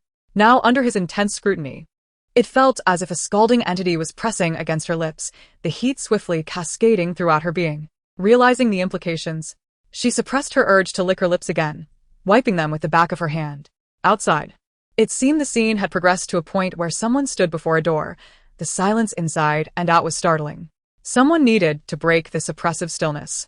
Yan Cheng, not receiving so much as a whisper, lowered his gaze, the dense lashes casting shadows over his inscrutable eyes, his lips pressed together, exuding a somewhat vulnerable and despondent air. It seemed as if he were the one at a disadvantage, though the situation hardly qualified as one where anyone was truly taking advantage of the other. I'm sorry, He deliberately moderated his breathing, lowering his voice, attempting to frame the incident as an unforeseen occurrence no one desired. Yet, before he could finish his thought, Zhong Jiuyin asserted, You are the culprit, aren't you? Yan Cheng, why do you say that? And why bring this up now? Zhong Jiuyin remained seated in the spin-drying bucket, her posture lacking elegance. Yet this did not hinder her commanding presence, as she surveyed the situation with narrowed eyes. She scrutinized him from head to toe before delivering a unilateral conclusion regarding the recent incident, stating emphatically, "You are employing your charms to disrupt my thoughts, aiming to destabilize the good team by removing one of its pillars." Yan Cheng's feelings were shattered, unable to encapsulate his true emotions. The previously thick and heated atmosphere was effectively dismantled by her words. He took a deep breath to steady his racing heart, then replied with calm indifference, "It is unnecessary. Your thoughts will not affect the good team anyway. After all, you are not the pillar. You have not denied being the murderer," Zhong Jiuyin countered, seizing upon the flaw in his words. "Nor have you denied employing your charms." With that, she looked at him triumphantly, her lounging position morphing into one of regal confidence. Yan Cheng continued to gaze at her, initially prepared to overlook her, as if the kiss had never occurred, yet she insisted on mentioning her charms. Their gazes lingered for a moment too long, and Zhong Jiuyin felt an unsettling sensation from his scrutiny. In this cramped space, even the most mundane exchanges carried a peculiar weight, let alone the intentionality behind their gazes. Yan Cheng inquired, "Did my charms disturb your thoughts?" Zhong Jiuyin hesitated, scratching her chest. The earlier fluttering sensations might have had some effect, but she insisted not to that extent. Attractive individuals can indeed make one's heart race, but it ends there. Encountering a genuine rat would elicit the same reaction. She continued, "We must be prepared for the scene when the murderer makes their entrance. We should be ready. Can you get up?" He half knelt and suddenly drew closer, saying, "Wait, I think your hair is caught on the mop's handle. Let me help you." This was unacceptable. How could a striking assassin allow someone else to touch her hair? That would expose her vulnerable nape to a potentially untrustworthy individual. She immediately placed her hands on Yan Cheng's shoulders, preparing to push him away, maintaining a courteous distance in this confined space. "All right, you can move now," he indicated. His intention seemed genuinely helpful, yet Zhong Jiuyin felt that even as he withdrew, the sensation of his presence clung to her. When he spoke, his breath grazed the skin of her neck, a fleeting coolness that tightened that small patch of skin, sending shivers throughout her body. A jolt coursed through her, and the exposed skin erupted in goosebumps. Zhong Jiuyin blinked and looked at him. Yan Cheng appeared perplexed as to why she remained seated. "What's the matter? Can't you get up? Do you need my assistance?" She blinked again, no. Subsequently, she climbed to her feet, kicking the mop bucket aside to stand face to face with him. In their close proximity, the awkwardness was palpable, as mutual friends would avoid direct eye contact, and those with less familiarity would find it even more uncomfortable. They attempted to create space between them, one tilting their head left and the other right, engaging in serious conversation to alleviate the tension and suppress any inappropriate thoughts. Yan Cheng turned his gaze to the door, listening to the sounds outside. After we entered, someone appeared at one of the doors, which suggests that the murderer is likely hiding alone. The subsequent narrative should be fulfilled by individuals from the other two rooms, and it might very well involve us. "Oh," Zhong Jiuyin murmured, her head bowed, absent-mindedly scratching the back of her neck. "Did you hear any footsteps?" "None." "They probably passed by earlier, without us noticing." Mentioning earlier caused both to pause, their gazes intersecting momentarily in the dim light before quickly averting. Zhong Jiuyin ceased her scratching and casually observed the nearby cleaning tools, asking nonchalantly, "So, shall we go out now?" Yan Cheng pressed against the door, listening intently, then grasped the doorknob. "It should be fine." The sound of the door clicking echoed, yet he did not immediately pull it open. Instead, he leaned in and whispered, "There are numerous cameras outside. You should exit behind me," as if it were an accident, as if nothing happened. Zhong Jiuyin raised her eyes to meet his.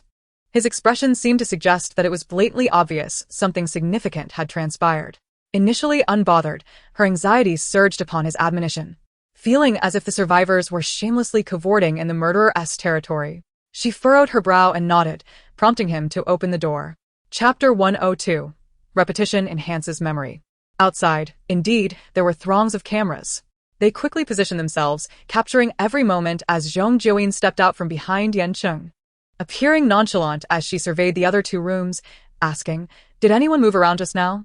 The cameraman remained tight-lipped, unwilling to provide her with clues. However, upon hearing her voice, the doors across from them swung open, revealing Ai Yuan and others peering out. Confusion reigned. In their frantic hiding, they had failed to discern who had entered which room, and now, seeing the pair together, they froze momentarily. Zhong Jiuyin pointed to Liang Ji, who had emerged alone. "It's you, the dancer." AI Yuan's gaze flickered between the two, also glancing at Liang Ji. Within the narrative, after everyone had hidden, someone had walked outside. Presumably the murderer, selecting their next victim. If one could move about undetected, it was likely that the murderer was indeed hiding alone. Liang Ji reacted with alarm, hastily denying. It wasn't me. I didn't come out. He looked around nervously, passionately explaining, we were just hiding randomly. Didn't Yan Cheng say that without knowing the subsequent plot, we could only guess that the person hiding alone could be anyone, including you? How can you conclude I'm the murderer based on that? His reasoning was compelling, and it seemed uncharacteristic of Liang Ji to articulate such thoughts. Zhong Jiuyin regarded him thoughtfully, shrugging as she inquired, then who could it be that moved around? Yan Cheng expanded on her question. The plot states that someone walked past a certain door, and the subsequent details require everyone's input.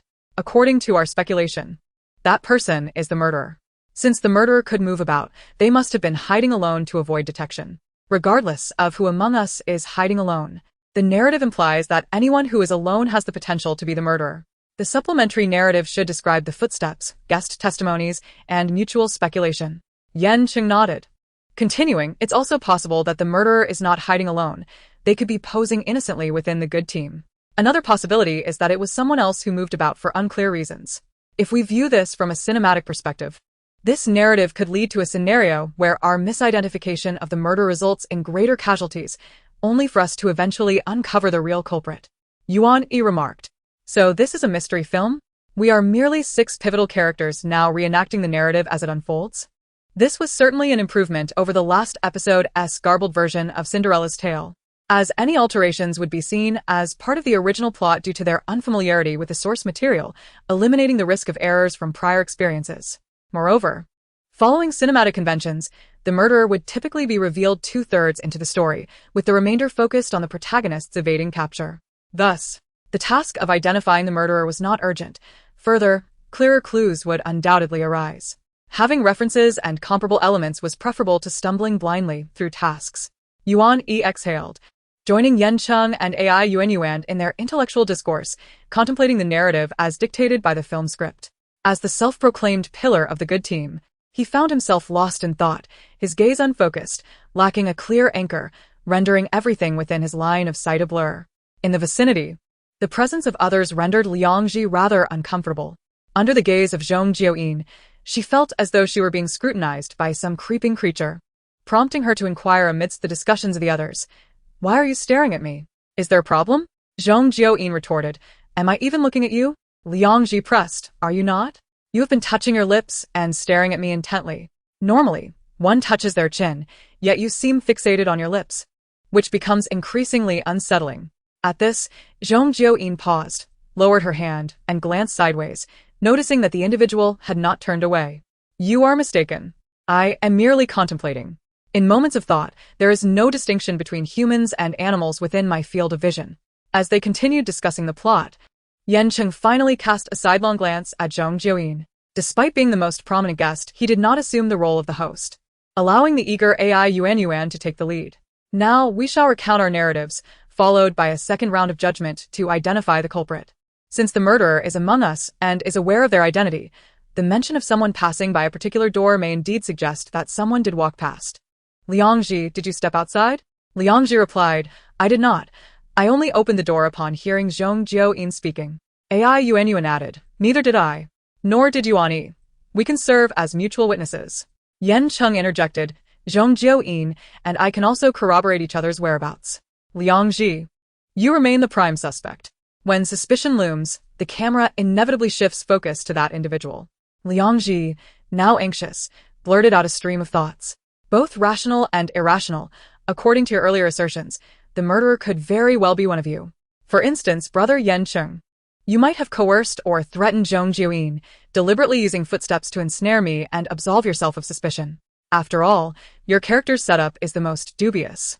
While AI Yuan clings to you, urging you to divert attention. Yan Cheng responded, do you truly believe Zhong Jiuyin would succumb to my threats? Liang Ji hesitated but pressed on. She is a timid and fragile woman. You have taken an interest in her. And perhaps due to my previous outspoken defense in the restaurant, you resent me, thus bringing Zhong Jiuyin into the same room to intimidate her. The implication that Yan Cheng had an interest in Zhong Jiuyin caused his heart to skip a beat. Fortunately, he understood that Liang Ji's references to you, me, and her pertained to the chef, dancer, and painter, merely exploring the potential narrative, not revealing any truths. He maintained his composure, stating, "If I were the murderer, my course of action would be to eliminate the painter, not to threaten and bribe her. Exposing oneself is perilous." Or perhaps not. Yuani interjected. "The cruise has ventured far, leaving only the 5 of us aboard. You could strike without fear of exposure." AI Yuan chimed in. "Furthermore, based on the dancer's lines, you, as the chef, are depicted as a man who relishes taking advantage, having an interest in the painter, threatening her to keep her identity secret, seeking to relish her fearful expression, a scenario quite ordinary for a deviant." Accused of being a deviant, Yan Cheng could not deny it and turned to Zhong Jiuyin, asking, "Would you care to testify on my behalf?" "I did not wander outside, nor did I threaten you." Chapter 103. Fragile items attract more attention. Zhong Jiuyin found herself compelled to testify. He indeed lacked the opportunity to commit the crime. "Then it must be one of you, perhaps Yuan Yi, who threatened or bribed AI Yuan. The musician's jovial facade may well be a facade, while the writer, fearful and timid, would certainly be reticent if threatened." AI Yuan did not rush to clear her name but instead complimented Liang Ji. "You are quite astute. Your analysis is impressive. I assumed you would stutter when anxious." Liang Ji pushed his glasses up the bridge of his nose, smiling shyly. "The circumstances differ. I am indeed prone to stumbling when facing challenges I am unaccustomed to." The others reflected on this, recognizing the truth in his words. During the first episode, uttering those excruciatingly embarrassing lines would likely cause anyone to stutter. Zhong Jiuyin's 3 inquiries, as well as the interview questions regarding good and bad characters, had left him flustered, resulting in his stammering. AI Yuan seemed to see him anew, studying him for several seconds, and remarked, "It appears you excel in conventional intellectual games. As long as you are not tasked with performing awkward scenarios or solving embarrassing riddles, you can exhibit the intelligence of a typical adult male." Liang Ji smiled, his fair skin framed by silver-rimmed glasses rendering him somewhat bashful. "I wouldn't say I excel. If we were to analyze the characters, the greatest suspicion still lay with Yan Cheng." He firmly stated, "It is not me. A villain is not necessarily the murderer, nor is a good person always innocent." AI Yuan cast a meaningful glance around the group. If the chef turns out to be the murderer, it would merely signify that brother Yan Cheng's acting prowess is extraordinary. Should the culprit be someone else, it is evident that we are all adept players of werewolf games. What began as a narrative of a seasoned player and 4 novices revealed hidden depths among them all. Yuani interjected, "I do not harbor any hidden talents," expressing a hint of discomfort at the suggestion.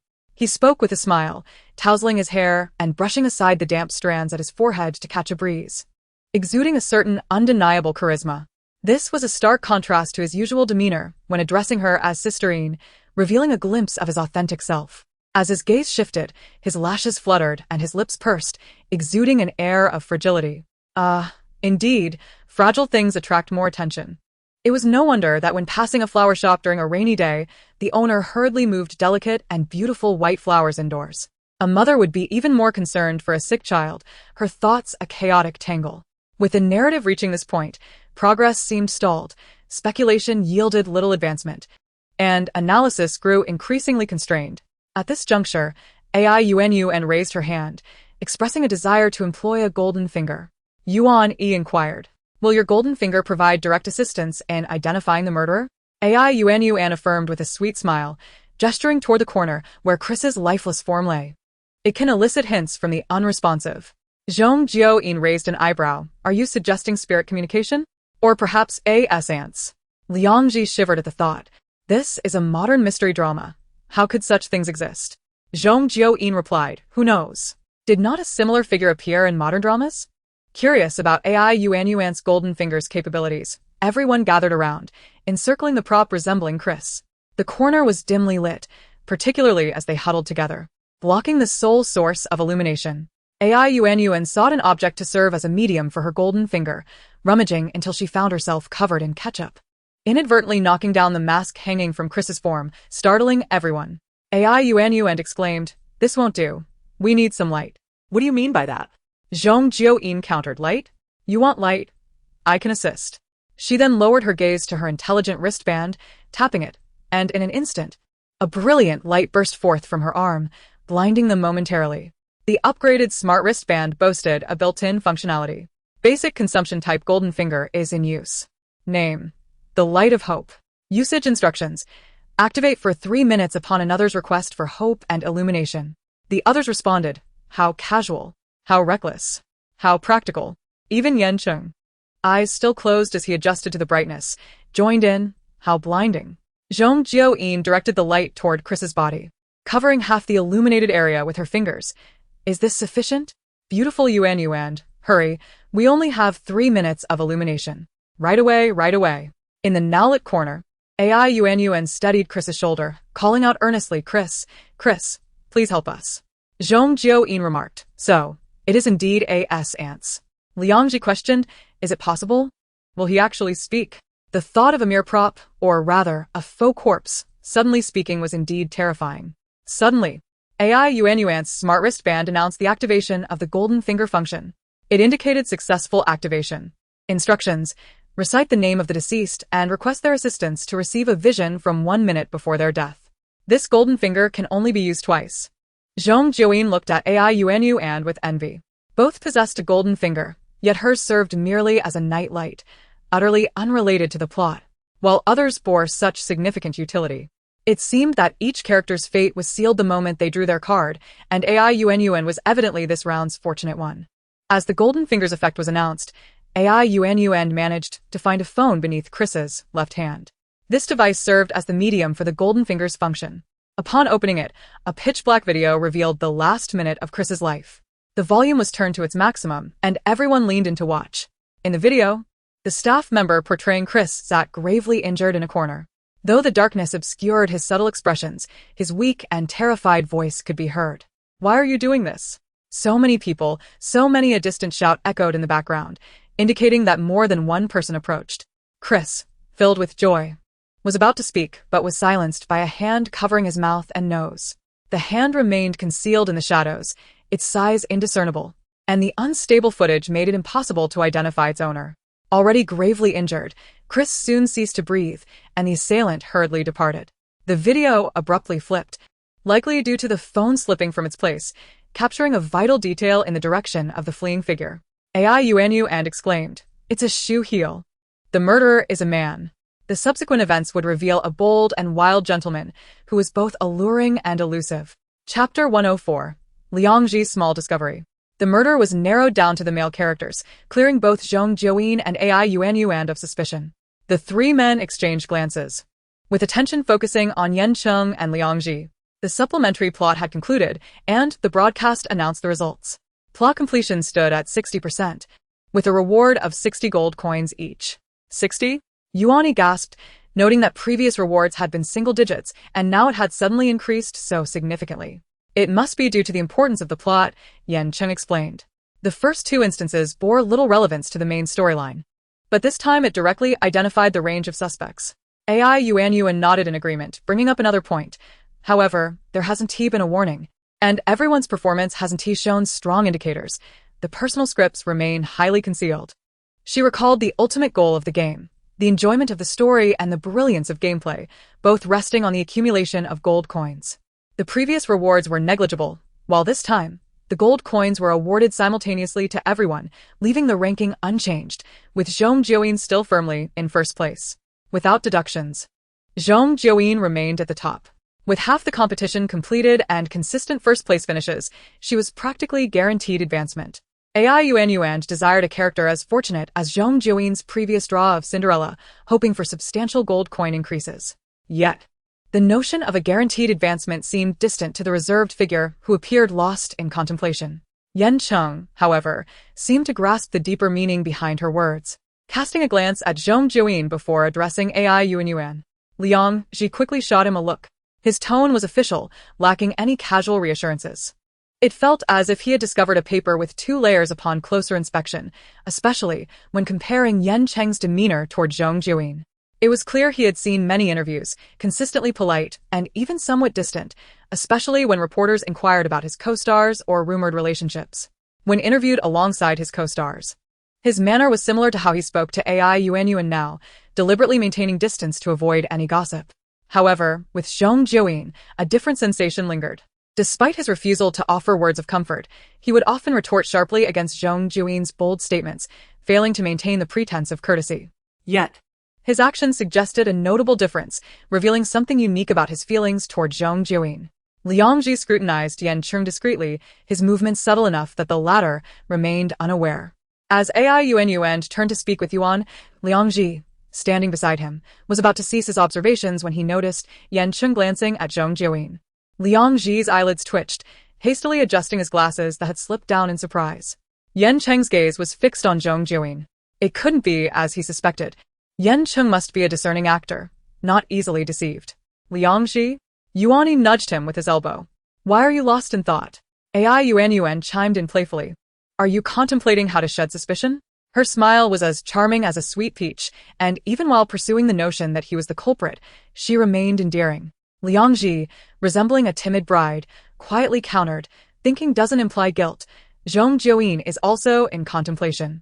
At the mention of Zhong Jiuyin, everyone turned to look, including Yan Cheng, who openly regarded her. Zhong Jiuyin raised her eyelids to meet their gaze, questioning, what is going on? Is pondering a crime for the stalwart of the good team? Ai Yuan responded, stalwart? What do you mean? Yuani chuckled, stalwart, is that you, sisterine? Zhong Jiuyin replied, not my mother, but indeed me. Yan Cheng, unlike the others who were suppressing laughter, naturally continued, then you must be the fourth stalwart? Zhong Jiuyin regarded him with a lifted eyebrow, and only then did he reveal a hint of a smile. Liang Ji observed the interaction with clarity. Even a lifelong single could see the underlying tension. He felt a surge of anxiety. It was well known that the secrets of a major star were not for everyone to know. If Yan Cheng genuinely admired Zhong Jiuyin's uniqueness and wished to pursue a serious relationship, their current disparity in status would keep it hidden from the public eye. You seem to be in overdrive, Ai Yuan remarked, still focused on him. What are you thinking? Is impersonating a murderer so challenging? Liang Ji exhibited a face akin to a wind-tossed cabbage leaf, remaining silent. Zhong Jiuyin's illuminating golden finger had expired, plunging the corridor back into darkness. Yet Liang Ji no longer dared to gaze at the two individuals across from him. Hearing the crackling broadcast, he quickly refocused his thoughts to listen intently. After hiding for a while, the chef, feeling bolder, pushed open the door to peek outside, finding it desolate. Remaining hidden could only lead to anxious waiting for death. He called the others out to investigate the corpse from earlier. The chef and musician occupied 2 separate rooms, while the other 3 were crammed into one, emerging still shaken. The faces of the writer and artist were pale, finding a semblance of safety only in their collective presence. They confirmed there was no other noise and were about to head towards the corpse when the writer cautiously inquired, "Did you hear footsteps earlier?" Both the chef and musician shook their heads, but the artist and dancer, with troubled expressions, claimed that the 3 of them had indeed heard it. Subsequently, the 3 instinctively took a couple of steps back, eyeing the chef and musician with uncertainty, creating a tense atmosphere.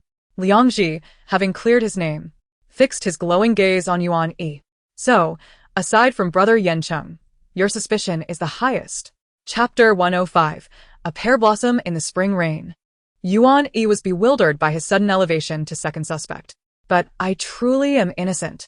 Ai Yuan chimed in, you acted so convincingly. You possess remarkable acting skills.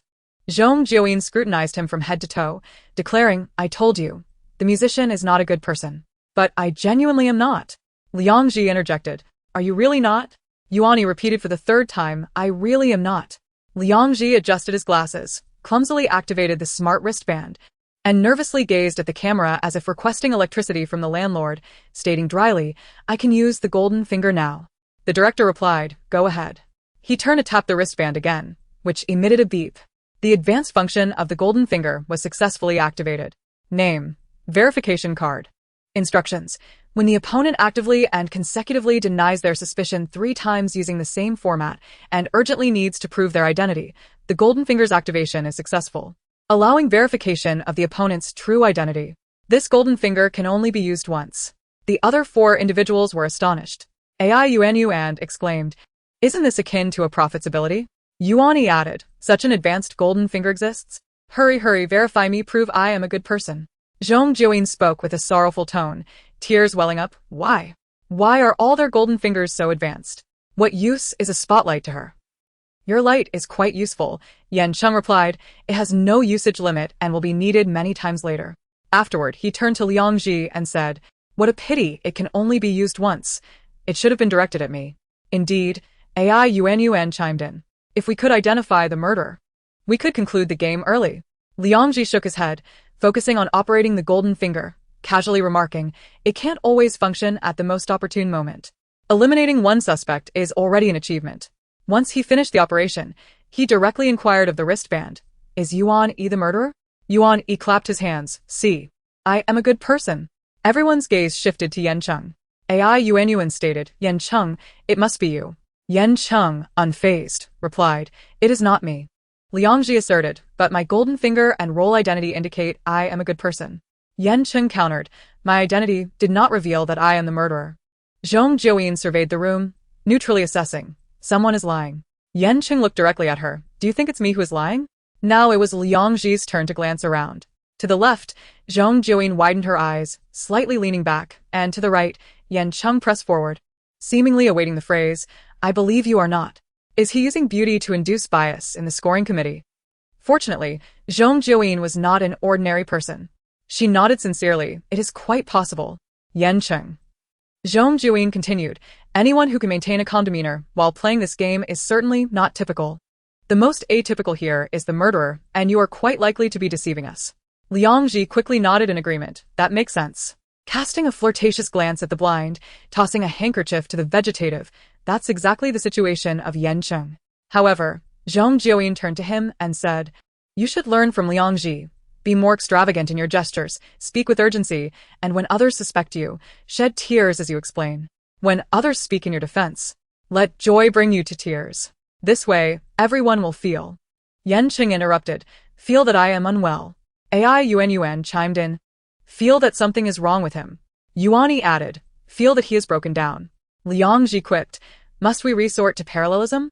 Zhong Jiuyin opened her mouth, intending to tell him not to interrupt, but unexpectedly, the smart wristband on Yan Cheng suddenly emitted a sound. The unfortunate type of golden finger was passively activated.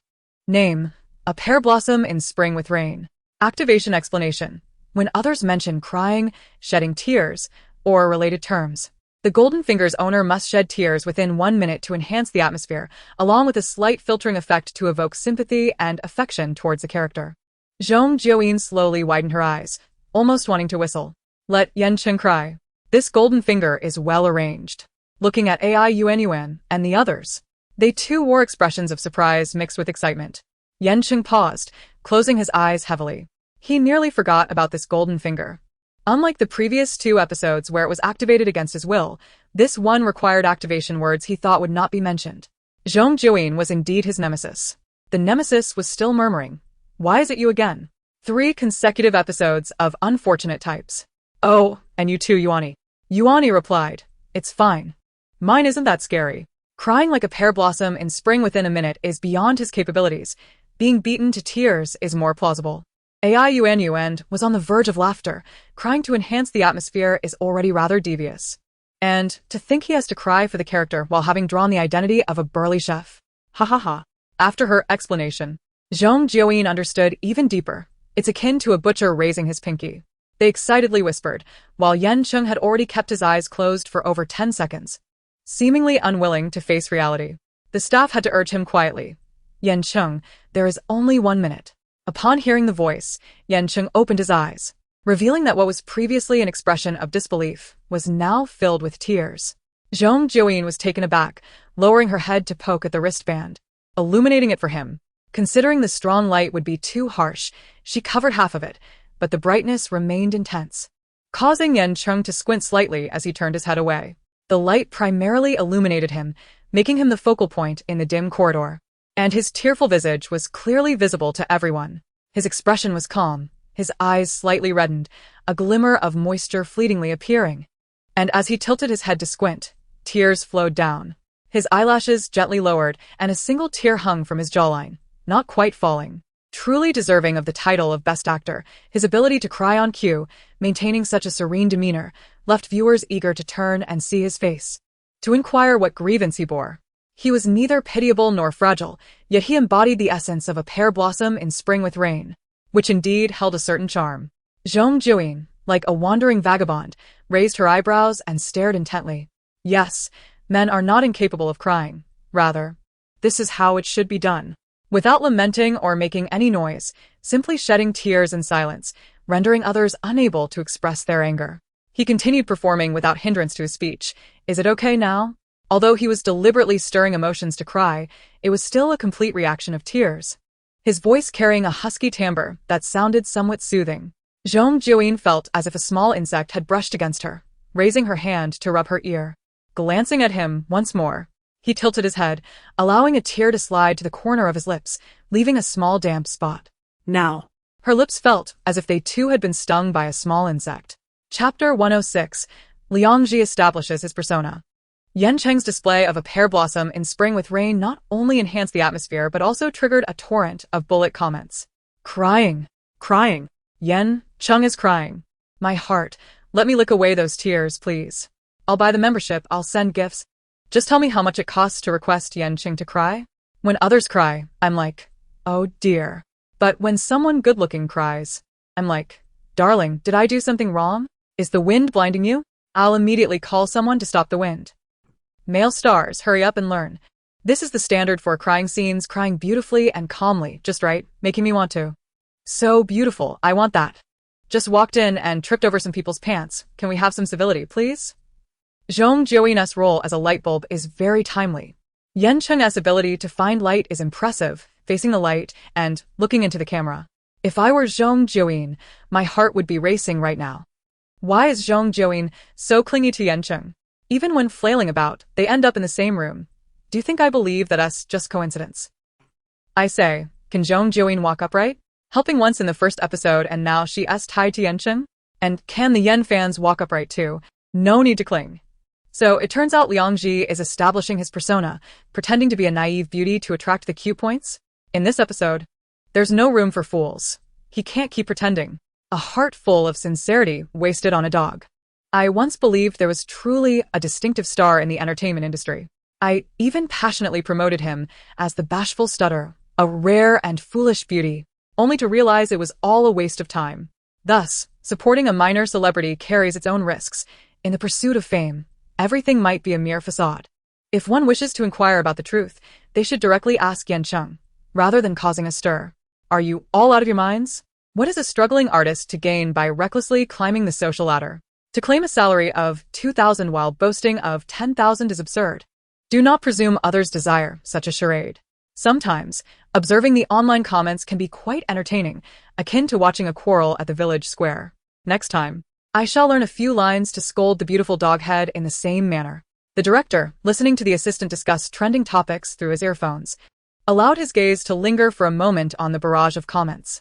The comments flew by rapidly, and he could only catch glimpses of certain names, aside from Yan Cheng.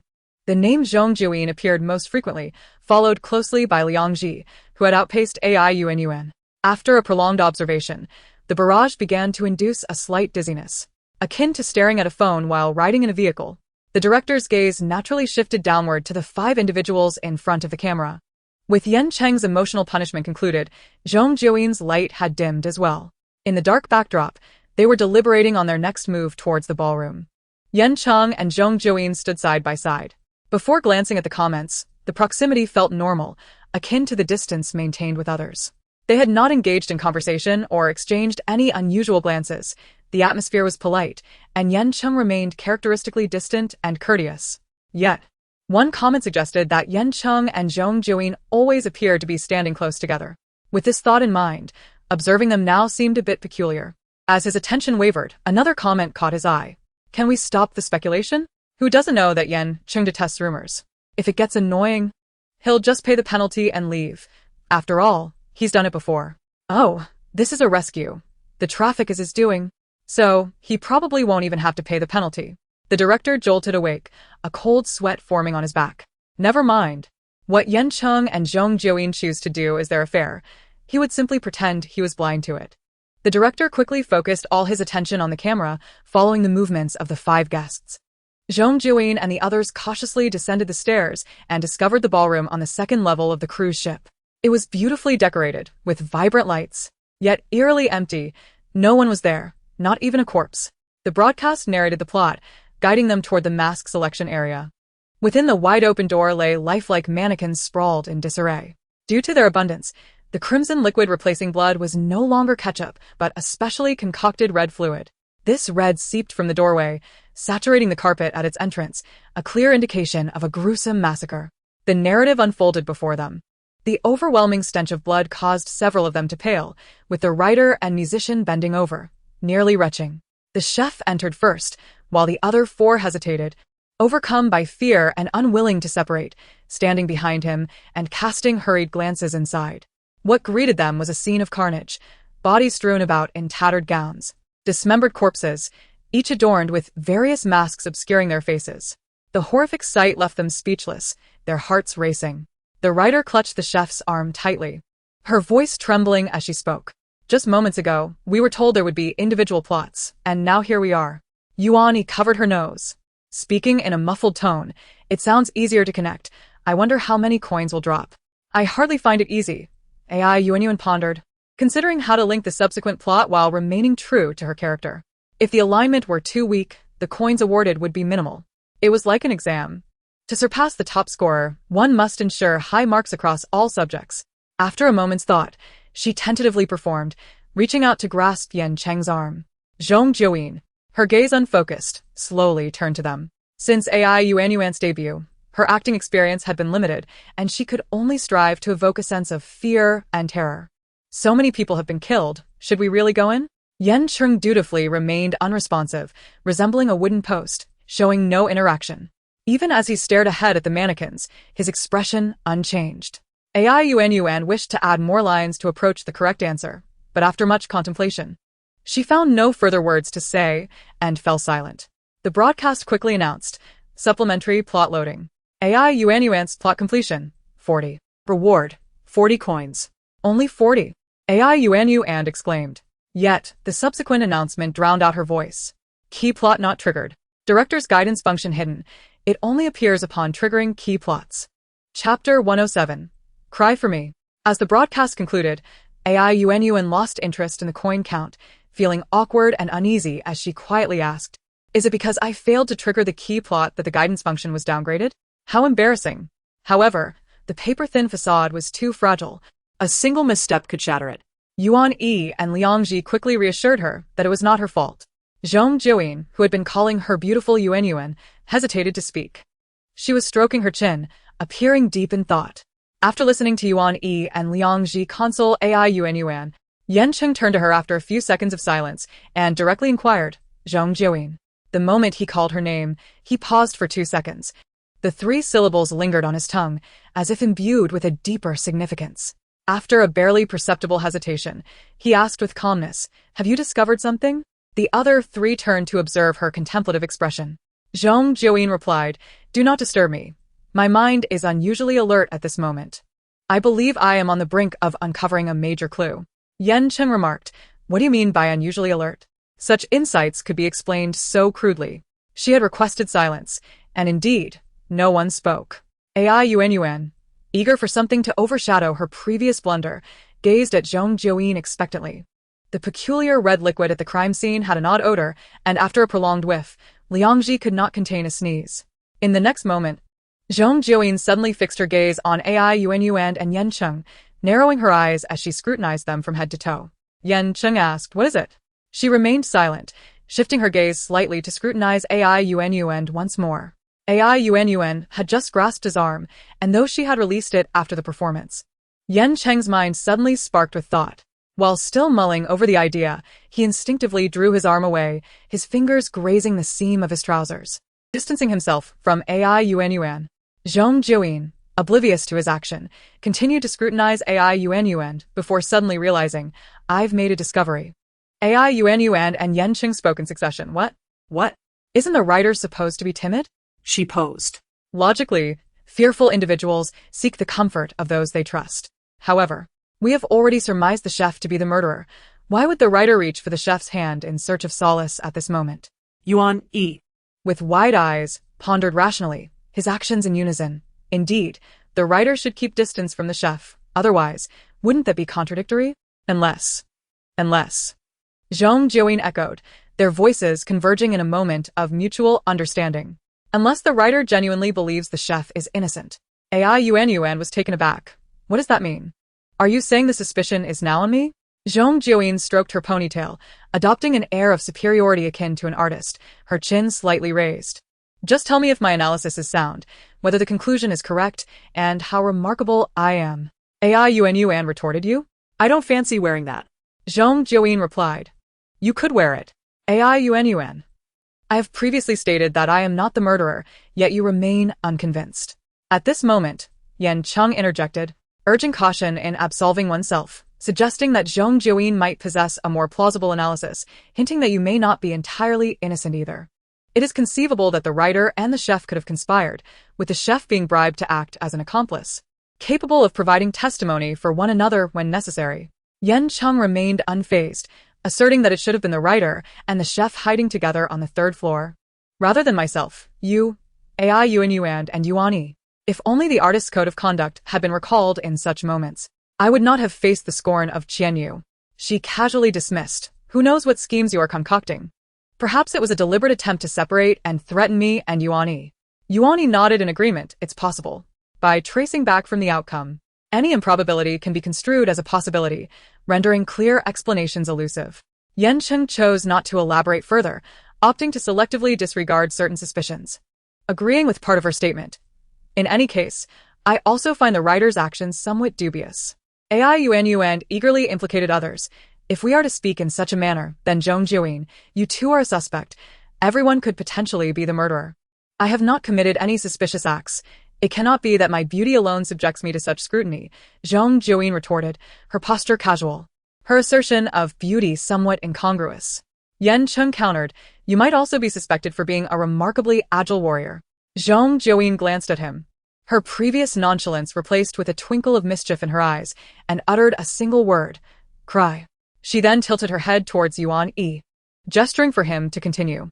Yuan Yi quickly grasped her meaning, feeling a bit embarrassed yet eager to participate, and responded, shed tears. He then turned to Liang Ji. Liang Ji cautiously added, weep. Ai Yuan chimed in, tears falling like rain, sobbing, choked with tears. Yan Cheng's eyelids fluttered. The unfortunate twist of fate had been passively activated. Titled, A Pear Blossoms Spring Accompanied by Rain. Activation description. Yan Cheng, uninterested in the full details, focused on Zhong Jiuyin. Her eyebrows arched expressively as she remarked, your golden finger lacks activation limits, doesn't it? Wouldn't that mean it could be employed whenever the atmosphere requires enhancement? After a mock sigh, she smiled brightly. Why not shed a tear? Following the previous procedure for tears, Yan Cheng would typically close his eyes to cultivate his emotions. However, he merely continued to gaze at her. Gradually, a glimmer of moisture appeared in his eyes. The well-lit environment allowed everyone, including the camera, to discern the thin veil of tears. As his lashes fluttered, a perfectly formed teardrop cascaded down, landing precisely on the back of Yan Cheng's raised hand. It then trickled from his wrist, quickly vanishing, leaving only a faint trace of wetness that he could barely feel. He awkwardly wiped his hand across his chin, not expressing any dissatisfaction regarding the misfortunes imposed upon them, instead joining in their dark humor by dragging another unfortunate soul into the fray. What is the activation keyword for Yuan Yi's golden finger? It can't just be my burden to bear. It was hard to tell how many times Zhong Jiuyin's wickedness would compel him to weep. Chapter 108. Am I really that weak? Yuan Yi, of course, refused to disclose the trigger keyword for his golden finger. Yet the group's mischievous thoughts could not be suppressed, each person speculating wildly to achieve their goal. Yan Cheng suggested, is it laughter? Great laughter. A face full of smiles? His voice was steady, yet his tears remained undried, his lashes still damp, making him appear as a fragile beauty masquerading as strong. Zhong Jiuyin rolled her eyes towards him as Ai Yuan joyfully followed his lead with a second guess. Singing? Great singing, resonating with youth? Yuan Yi shook his head. Zhong Jiuyin pondered, then ventured a similar phrase. Shouting? Great shouting. A cacophony of cries? The others joined in with parallel constructions, Liang Ji not wanting to be left out. Guessing? Running? Running fast, scattering everywhere? Ai Yuan's storyline has gone awry. We must carefully consider any key characters or clues in the aftermath. Time waits for no one. The sooner we conclude, the better, he suggested, directing his remarks towards Liang Ji and Zhong Jiuyin. Yan Cheng held a significant position, creating a natural distance between them, and Yuan Yi hesitated to jest or make small gestures. Ai Yuan, being a girl, made it awkward for him to push or pull, whereas Zhong Jiuyin, with her carefree demeanor, was the easiest to joke with and engage. Yuan-yi gently nudged her, and she leaned back slightly, as if being propelled forward. He could not quite fathom why, but a pleasant sensation bubbled up inside him like opening a bottle of sparkling water, and he smiled, saying, "Sisterine, grant me a moment of respite. Being bestowed with this golden finger is already enough misfortune." His slightly elongated tone sounded pleading, and Zhong Jiuyin responded, arching an eyebrow. "Your misfortune has nothing to do with me. As long as I am not unfortunate, I am fine." Their jovial banter created a harmonious atmosphere, and Liangji, similarly pushed by Yuan-yi, found no opportunity to interject. However, not needing to speak was also appealing. He preferred to remain quiet. Yet another individual remained stoic. Yan Cheng showed no other expression, not glancing at Zhong Jiuyin or Yuan-yi, walking normally, even pausing to glance at a blocking mannequin before stepping over and continuing on. It was all quite ordinary, but Liangji sensed that the corners of his lips might be pressed tightly in displeasure. Indeed, everyone wears a mask. I wonder if the murderer does too. The mask should serve as a clue, Yuan remarked, walking alongside Yan Cheng. Her focus was entirely on the game, far more pure than the other four, showing little inclination to ponder excessively. Yuan-yi halted, towering over Zhong Jiuyin by a head, peering over her shoulder, his chin resting against her shoulder, appearing almost as if they were intimately close. In reality, there was enough space between them for another person to stand. What is that object in the hands of the corpse in the middle? Zhong Jiuyin crouched down, lifting the item with 2 fingers, shaking it, then wiping it clean of the blood on the mannequin's clothing, glimmering it under the light. Yan Cheng squatted beside her, gently supporting the object with his index finger, glancing at it and stating, "A communicator." The blood on the communicator had not been fully cleaned off, and a small amount stained his hand, the red contrasting starkly against his long, clean fingers. "This individual is a crew member from the cruise ship," Yan Cheng continued, turning the communicator around to examine its label, and added, "It belongs to the captain." After a brief pause, he glanced at her, and upon receiving her nod, he proceeded. "The captain is the highest-ranking officer on the cruise ship, attending social events to foster familiarity with the passengers." Yuan pondered seriously, "So the captain is also dead. But what clue does his death provide us? Is it to lead us to this communicator?" Yuan-yi speculated. "It could also be to confirm that everyone on the cruise ship is dead except for the 5 of us, reaffirming that the murderer is indeed among us." Yuan countered, "What use is there in determining this now? It seems to be merely to make us discover the communicator." "Not necessarily," Liangji whispered. "I believe the murderer has no need to disguise themselves as a good person among us. With only a few left alive, and no police present, the situation poses no threat." Zhong Jiuyin shifted her gaze to him, causing Liangji to feel a tightness in his scalp, stuttering, "Duh, is there a Q question?" No. She tossed the communicator to Yuan-yi, rubbing the red liquid from her fingers onto the corpse's clothing, and lifted her chin slightly. "That makes sense. Continue." Her demeanor resembled that of a bandit leader, and Liangji obediently continued, "In such a scenario, the murderer may disguise themselves as a good person to evade detection. Perhaps due to our perceived threat. Even if he wished to eradicate the roots of the problem, he found himself unable to exert direct force against the other 4 individuals. Thus, he resorted to masquerading as a benevolent figure, sowing discord, and selecting a scapegoat, compelling us to eliminate that individual, thereby diminishing the threat posed to him by reducing our numbers." Zhong Jiuyin scrutinized him from head to toe, remarking, "You possess a modicum of cleverness." Yet, it was merely a shade less than her own extraordinary brilliance. Liangji smiled bashfully. Yan Cheng, lost in contemplation, observed, "If that is the case, the perpetrator's combat prowess must be rather low, or perhaps even feeble, and thus far, they should not attract significant suspicion."